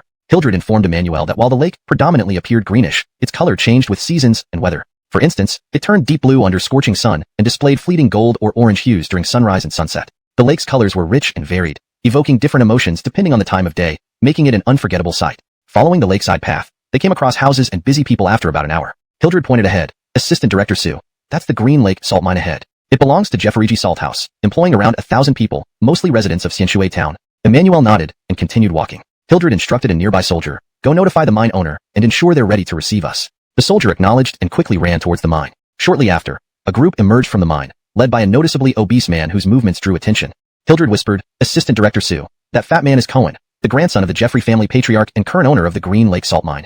Chapter 443. A man of three highs. Emmanuel observed the fat man named Cohen from afar and muttered, "Wow, look at his build. He must weigh over 300 pounds, I bet." Hildred nodded and softly replied, "Probably even more than that." Emmanuel watched as Cohen wobbled his way towards them and whispered, "His life must be so good." Hildred responded, "Absolutely. Feast after feast of luxurious food.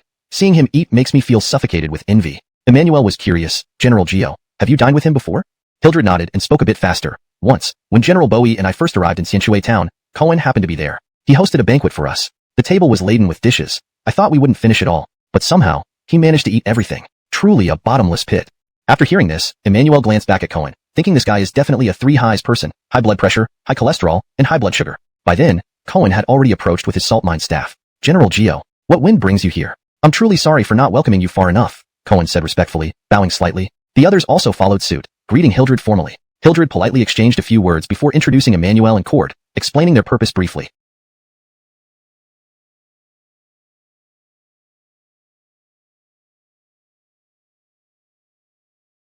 Cohen immediately agreed without hesitation, saying they would do whatever was needed. Then, Cohen led them into the salt mine. On the way, Emmanuel saw many salt fields where laborers were hard at work. The workers noticed the large group of soldiers driving mule carts accompanied by the mine owner and his managers, drawing their attention. They looked around or whispered among themselves, but didn't disrupt the order in the salt fields. Salt Worker A whispered, "Hey, look, why are there suddenly so many soldiers here?" Salt Worker B pondered for a moment and replied, "A few days ago, the Bayway attacked our Xinshui town and were chased off. Could it be they've changed targets and plan to sneak attack our Green Lake salt mine, which is why the soldiers are here?" Salt Worker A shook his head. "Impossible. Why would the Bayway bypass Xinshui town to attack us? If the town's army discovers them, they'd be cut off directly from behind." B considered this and said, "Then they must be here to sell salt. Look at all those carts. If not for selling salt, what else could it be?" Worker A smiled, turned back to work and said, "Forget about it. None of our business. Why worry?" On the side road, Cohen was leading Emmanuel's group forward. Nathan, who hadn't seen the salt-making process before, couldn't help asking Emmanuel questions out of curiosity. Seeing Nathan's interest, Emmanuel patiently explained the salt-making steps in detail. Emmanuel explained, "This is called the evaporation method, the most common way to produce salt. It can be used in salt lakes and coastal areas. By constructing rice field-like pools along the shore, you can use these to dry salt." He continued, "The process includes tidal intake, brine production, crystallization, harvesting, and storage. Tidal intake involves collecting high-salinity seawater or lake water in prepared salt fields.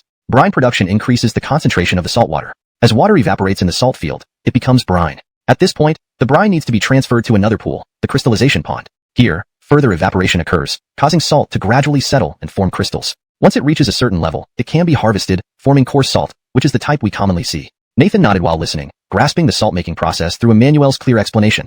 Cord and Hildred listened attentively beside her, nodding in agreement after Emmanuel finished, quite synchronously. Cord noticed this and frowned, glancing at Hildred as if to say, "Why are you copying me?" Feeling the glare, Hildred's lips twitched, and he coldly turned away, seemingly saying, "You're the one with problems." Cohen, having heard Emmanuel's explanation, praised him, "Baker, I didn't expect you to know so much about the salt-making process. Truly impressive."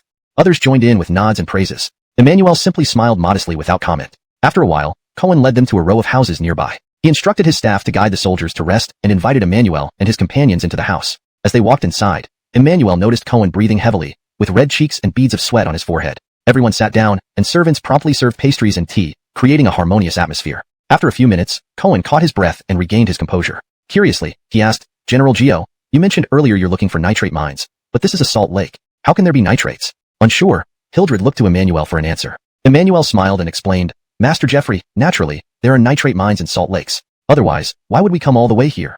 Cohen quickly nodded, yes, my lack of knowledge is at fault." Then he asked, "What does a nitrate mine look like, Baker?" Seeing Cohen's interest, Emmanuel explained the color and appearance of nitrates in detail. However, he kept the real purpose of searching for nitrates vague, offering excuses instead. After some conversation, Emmanuel wanted to check the salt lake nearby. But Cohen suggested, "Baker, it's almost noon. Let's have lunch first and visit the lake this afternoon. What do you say?"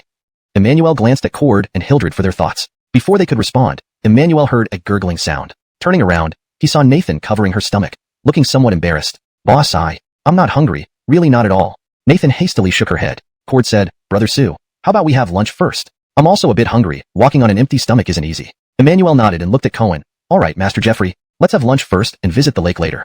Chapter 444, Burning It with Fire, Purple and Blue Smoke Arises. As predicted by Hildred, the meal indeed featured an abundance of sumptuous dishes, and there were many of them. Emmanuel's group of 4, along with Cohen and 2 accompanying guests, amounted to 7 people at one table, yet the dishes kept coming, reaching nearly 20 courses. Seeing that more dishes were still being served, Emmanuel hastily called a stop.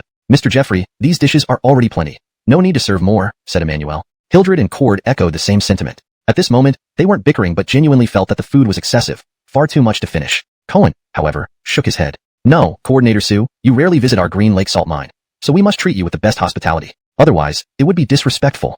He then urged his staff to continue serving more dishes. Well explained, the 3 highs refer to high cholesterol, high blood sugar, and high blood pressure, which are metabolic disorders often seen in obese individuals. Upon hearing this, Cord remained puzzled. "Brother Sue, what exactly is cholesterol? What's blood sugar? And what's blood pressure?" Well, Emmanuel was stumped, unsure how to explain these terms in ancient contexts. These conditions were historically referred to as arthritis, angina, phlegm diseases, or obstructions, concepts Emmanuel wasn't familiar with due to his limited study of ancient medical texts. Hildred couldn't help but remark, "General Daviank, why do you have to ask so meticulously? Even if Coordinator Sue explains these things to you, would you understand them?" Coldly, Hildred added, "You're just a warrior. Some things are better left unexplored." This annoyed Cord. He glared at Hildred and retorted, "Hildred, who are you to call me a mere warrior? Aren't you one too?"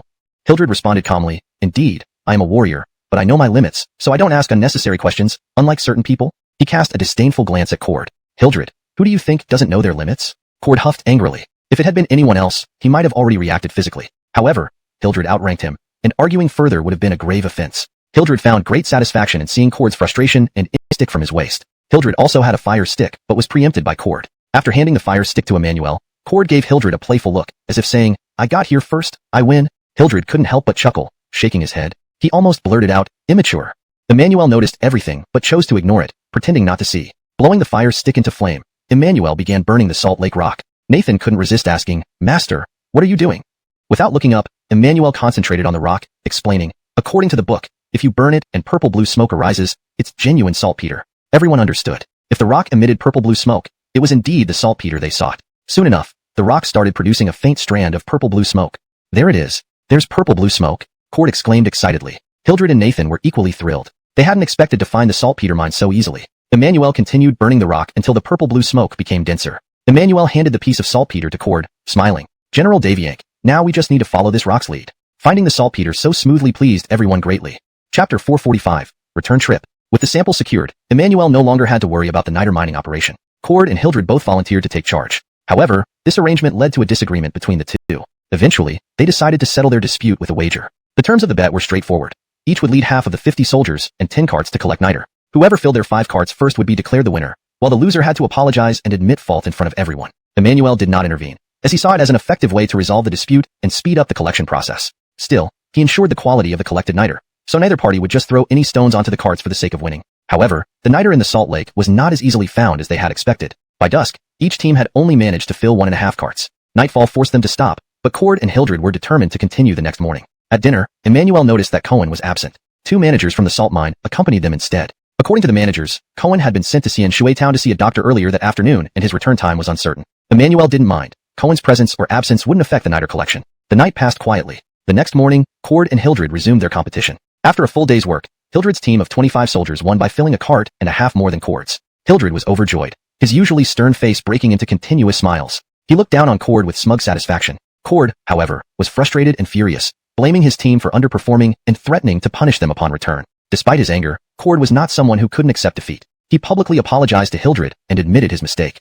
After another night at Boishan Salt Mine, they set off for Shui Town early the next morning. Before leaving, Emmanuel paid for the niter at market price. This expense was covered by Lan Yin Pass Garrison, not from Emmanuel's personal funds. He also informed the salt mine managers that Lan Yin Pass Garrison would be a long-term buyer, encouraging them to continue mining niter whenever possible. Deviant to the heavy load of niter, the journey back to Shui Town took longer than expected. They arrived past noon. After lunch, Emmanuel, Nathan, Cord, and Hildred met with Hector. Damon quickly shifted the conversation from niter collection to the repeating crossbow after hearing about Hildred's demonstration. Upon returning, Hildred immediately showed Hector the repeating crossbow, which left Damon impressed. Damon asked many questions about the crossbow, all of which Emmanuel answered meticulously. Damon expressed his intention to test the crossbow in real combat soon. Staying overnight in Shui Town, Emmanuel and Cord led the team back to Lan Yin Pass Garrison the following morning. Meanwhile, outside Shui Town, in a vast desert, Haddon was leading 40 cavalrymen disguised as bandits towards the only road connecting Shui Town and Lan Yin Pass Garrison. Early that morning, before dawn, Haddon received a message from his spy in Shui Town, stating that several young soldiers would transport supplies back to Lan Yin Pass. The exact nature of the supplies was unknown.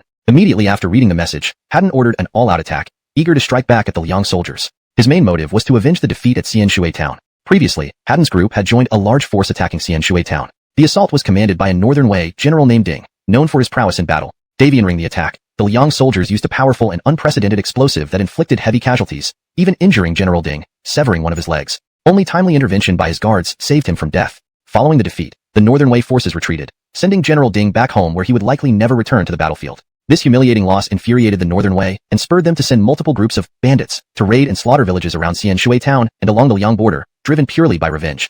Haddon and his men had already raided several villages, though the villagers offered no resistance. Over time, Haddon lost interest in killing civilians and craved fighting Liang soldiers to truly avenge their defeat. A few days ago, when he encountered Emmanuel's group, Haddon briefly considered attacking but deemed his forces insufficient and chose to retreat rationally. Today's situation was different. The Liang soldiers numbered only a few dozen, while Haddon had 48 cavalrymen. Each cavalryman could match 5 infantrymen in combat, giving Haddon a significant advantage even if the Liang force doubled in number. Around noon, Haddon and his cavalry reached the ambush site, a flat stretch of desert perfect for cavalry operations. He hid his men behind a small hill, dispatching scouts to keep watch. They would launch their attack as soon as the Liang soldiers appeared.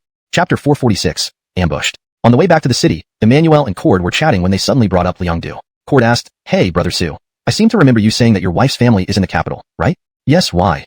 Emmanuel didn't understand why Cord suddenly asked about this. Cord smiled and said, "Brother Su, now that you and your wife are getting along well and you've built a big family and career, haven't you thought about going to the capital and taking your wife to see her parents?" Emmanuel looked at Cord's smiling face and immediately understood what he meant. "Brother Daviank, you want me to show off in front of my in-laws, don't you?"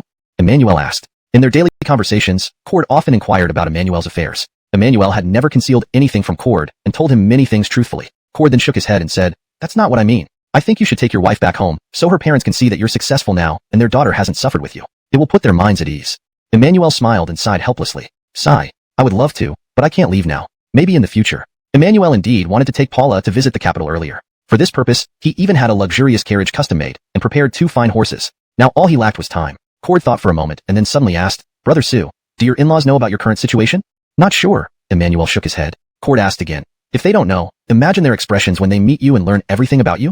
When Cord asked this, his expression was quite eager as he stared at Emmanuel, observing his micro-expressions. Emmanuel replied, "How would I know? I'm not them." Cord laughed. "I bet their expressions will be priceless, and then they'll treat you respectfully, like an honored guest." Emmanuel chuckled and countered, "What if my in-laws are even more impressive than I am?" "Impossible. Absolutely impossible." Cord shook his head without hesitation, though he couldn't explain exactly why he believed this. He just felt certain that Emmanuel must be more impressive than his in-laws. As they were deep in conversation, a soldier suddenly shouted, "Bandits on horseback? There are bandits." Emmanuel and Cord both jumped in surprise and quickly turned to look in the direction the soldier was pointing. At that moment, dozens of mounted bandits were charging towards them from a hill in the distance. Deviance was kicked up high into the air, and even from afar, the eerie cries of the bandits could be heard. In an instant, Cord's smile vanished, and he swiftly drew his sword, shouting orders for everyone to prepare to defend. Though the soldiers were surprised, they remained calm. Upon hearing Cord's command, they immediately formed into a defensive formation. Just like the previous days, 20 shield-bearers positioned themselves at the front, while 30 crossbowmen stood behind them in a 3-tier shooting formation. Seeing the open environment around them, Emmanuel knew this defense wouldn't work. He immediately called out to Cord, "Brother Davyank, this won't do. We need to form a circle with the carts and take cover inside." Cord paused for a moment, then realized what Emmanuel meant. If they stayed in the current formation, the cavalry could easily charge through or circle around them. "Everyone, follow my order. Form a circle with the carts immediately," Cord decisively commanded. These 50 soldiers were experienced veterans, and they executed the order quickly and efficiently. Soon, the 10 wagons loaded with saltpeter were arranged into an irregular circle. However, because there weren't many wagons, some gaps had to be left between them. But it still formed a rough, circular defensive perimeter. Seeing the defensive perimeter take shape, Emmanuel immediately added, "Brother Davyank, quickly have everyone unhitch the mules. If the mules panic during the fight and run around, our defensive line will be compromised." Cord nodded quickly and issued the command accordingly. In no time, the soldiers had untied all the mules' reins. By this point, the distant bandits riding furiously toward them had closed much of the gap. The thunderous sound of dozens of galloping horses made the ground tremble slightly. "Shield-bearers, hold the gaps," Cord yelled. Following the order, the 20 shield-bearers stationed themselves between the gaps of the 10 wagons, holding their shields and swords ready for battle. "Crossbowmen, prepare to fire." Cord raised his saber and ordered once more. 30 crossbowmen quickly took their positions within the defensive circle, all 30 repeating crossbows fully loaded and aimed at the approaching enemies. Standing between Nathan and Cord, Emmanuel watched as Nathan gripped her iron spear with determination, her eyes burning fiercely, while Cord held his saber, ready for action. Only Emmanuel was unarmed. Seeing the repeating crossbow on Cord's back, Emmanuel quickly asked, "Brother Davyank, give me the crossbow." Cord understood immediately and, without hesitation, swiftly handed over the crossbow and quiver to Emmanuel. Just as Emmanuel fastened the quiver, Haddon led 48 bandits into close range. But due to the weight and height of the wagons being loaded with saltpeter, Haddon and his men realized that a direct charge might not succeed. So, they immediately wheeled their horses around and began circling the defensive perimeter from a distance. Just as Cord was about to order the archers to fire, Emmanuel stopped him. "Brother Davyank, we're using repeating crossbows, not regular bows. At this distance, the effectiveness isn't sufficient," Emmanuel reminded. Cord recalled the issue of distance, glanced at the situation outside, and loudly commanded, "No one is to shoot without my order." Haddon led his men in 2 laps around Emmanuel's group before someone in his rear became impatient, shouting, "Brother Han, they're only a few men. We should just charge." This comment stirred up several bandits, who began calling for an immediate charge. Seeing the heightened morale of his men, Haddon ceased deliberation, pointed his saber forward, and roared, "Charge! Kill these pigs of Liang." Next moment, Haddon turned his horse and charged straight at Emmanuel and Cord. Upon seeing this, Cord immediately raised his left hand, and at the perfect moment, he bellowed with all his might, "Fire!" Immediately, a barrage of arrows rained down. Note: in the translation, I ensured that character names were kept consistent, like Emmanuel and Cord, and maintained the tone and style of the original narrative. The structure of paragraphs and lines was preserved to match the original text as closely as possible. Chapter 447. Victory. As the arrows were launched, an intense battle began. Leading the offensive was Haddon and his Northern Way light cavalry, while defending were Emmanuel and Cord's crossbow infantry. Although the Northern Way light cavalry disguised themselves as bandits, they wore lightweight leather armor under their outer garments. Armed with long horse sabers and riding swift steeds, they charged wildly across the desert. Cavalry naturally held a sense of superiority over infantry due to their higher combat effectiveness. Most of them saw Emmanuel's men as nothing but corpses awaiting slaughter. However, facing crossbow infantry, Haddon and his Northern Way riders clearly underestimated their foes. The crossbowmen vigorously pulled the levers, releasing volleys of arrows like dense rain, accurately targeting the cavalry. Moments later, Arrows mercilessly pierced the bodies of horses, causing many to neigh in pain before collapsing. Cavalry wouldn't directly collide with the defensive barricade formed by carts. Their targets were the spear and shield bearers between the gaps.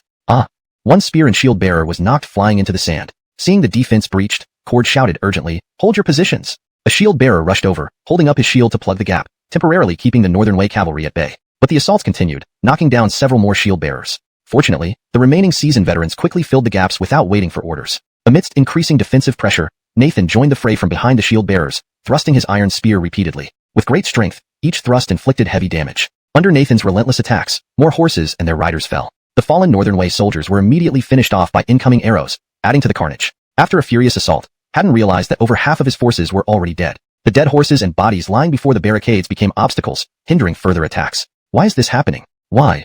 Haddon's anger finally erupted as he shouted in fury. Yet his roar did nothing to alter the tide of battle. Arrows still rained down, accompanied by screams and the agonizing whinnying of horses.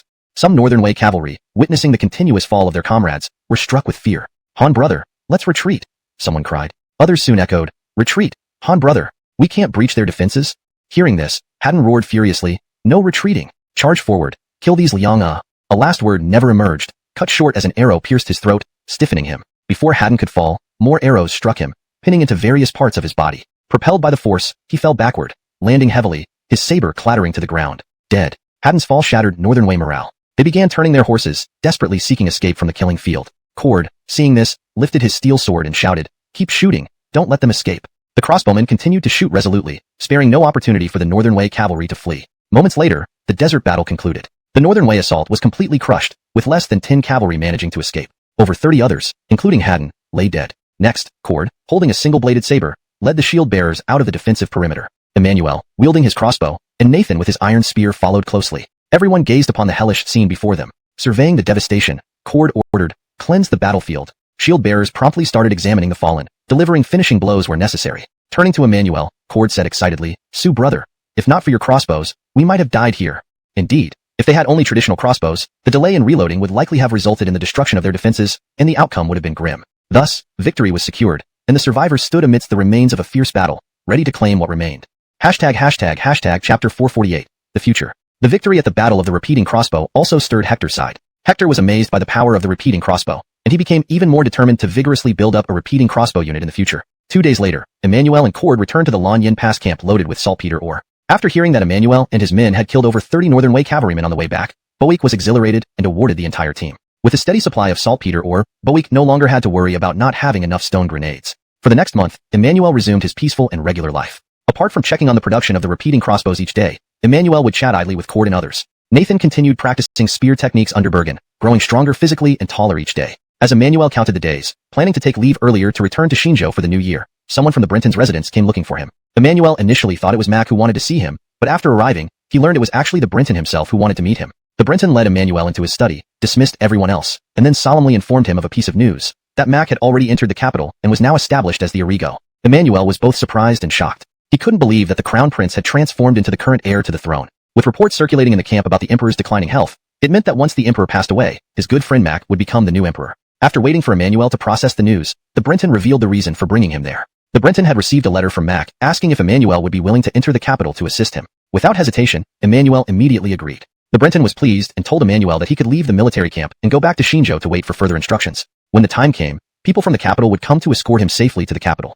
Thus, Emmanuel abruptly ended his military life at Lanyan Pass and set out for Shinjo with Nathan. Before departure, Cord and Hildred all came to see him off. Bergen kept Nathan in his quarters until after dark, only releasing him after making sure he fully understood the essence of the spear techniques. Upon returning to Erikshan village, Emmanuel did not divulge the imminent move to the capital, as this was something the Brenton instructed to keep confidential, not even telling Nathan and Paula. Paula and Miriam were happy to have Emmanuel back early for the new year. Later, they learned that Emmanuel wouldn't need to return to Lanyan Pass after the holiday, which further uplifted their spirits. Davioning Emmanuel's absence, everything went smoothly. The sales of soap steadily increased, and the reputation of Lauren Workshop grew significantly. Perfume shops opened in neighboring Kai County and Heian County, with plans underway to expand into Fujian County. Davian to these thriving businesses, the volume of merchant caravans and travelers passing through Shinjo increased, boosting the local commercial prosperity. Boetius was highly motivated by the success. However, Old Tucker's health was deteriorating, and Emmanuel visited him upon returning, noting that he was barely holding on. When Old Tucker saw Emmanuel, he expressed his wish to see his daughter married before he passed away, so he could die without regrets. Emmanuel immediately promised to fulfill this wish and started preparing for the wedding. 3 days later, Emmanuel and Miriam held a wedding ceremony, officially bringing her into the Su family as his concubine. That night, after the guests departed, Emmanuel's room was filled with intimate sounds. The large bed creaked rhythmically, and the thick silk curtains fluttered like flowing water. Inside the curtain, soft, restrained yet tender whispers of Miriam could be heard, sometimes low and sweet, sometimes sharp and excited. Despite her attempts to muffle the sounds, they still seeped through her fingers. After that night, Miriam became a wife and began wearing her hair in a bun, officially becoming Emmanuel's second wife. 5 days after the wedding, old Tucker passed away, fulfilling his wish of seeing his daughter married. Dawson, the only son of the Noah family, arranged a grand funeral for his father. Miriam mourned deeply, almost crying her heart out. Emmanuel stayed by her side, helping her through her grief until the new year arrived. Emmanuel had hoped to spend a peaceful new year with his 2 wives, but unexpectedly, on the 4th day of the first lunar month, an old friend appeared at his doorstep. It was Jonah. He had come from the capital to escort Emmanuel there immediately. Emmanuel didn't understand why they couldn't wait until after the holiday, but Jonah's reply was simple. The Arrigo wants to see you right away. Initially reluctant, Emmanuel eventually acquiesced due to Jonah's firm stance, who threatened to forcibly bring him to the capital if he refused. Within a day, Emmanuel packed his things and prepared to leave for the capital, taking only Paula with him. He assured Miriam that he would send for her as soon as he was settled in the capital. Miriam, despite her sadness, understood the significance of Emmanuel's trip. Moreover, she needed to manage the businesses in Xinzhou and arrange everything properly before she could join him in the capital. On the 6th day of the new year, Emmanuel and Paula boarded a specially customized luxurious carriage accompanied by Jonah and his entourage,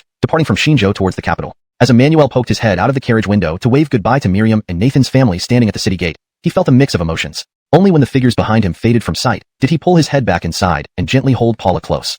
Embracing Paula in the swaying carriage, Emmanuel felt an uncontrollable excitement thinking about the future awaiting him in the capital. Capital City, here I come. Here I come. End of book.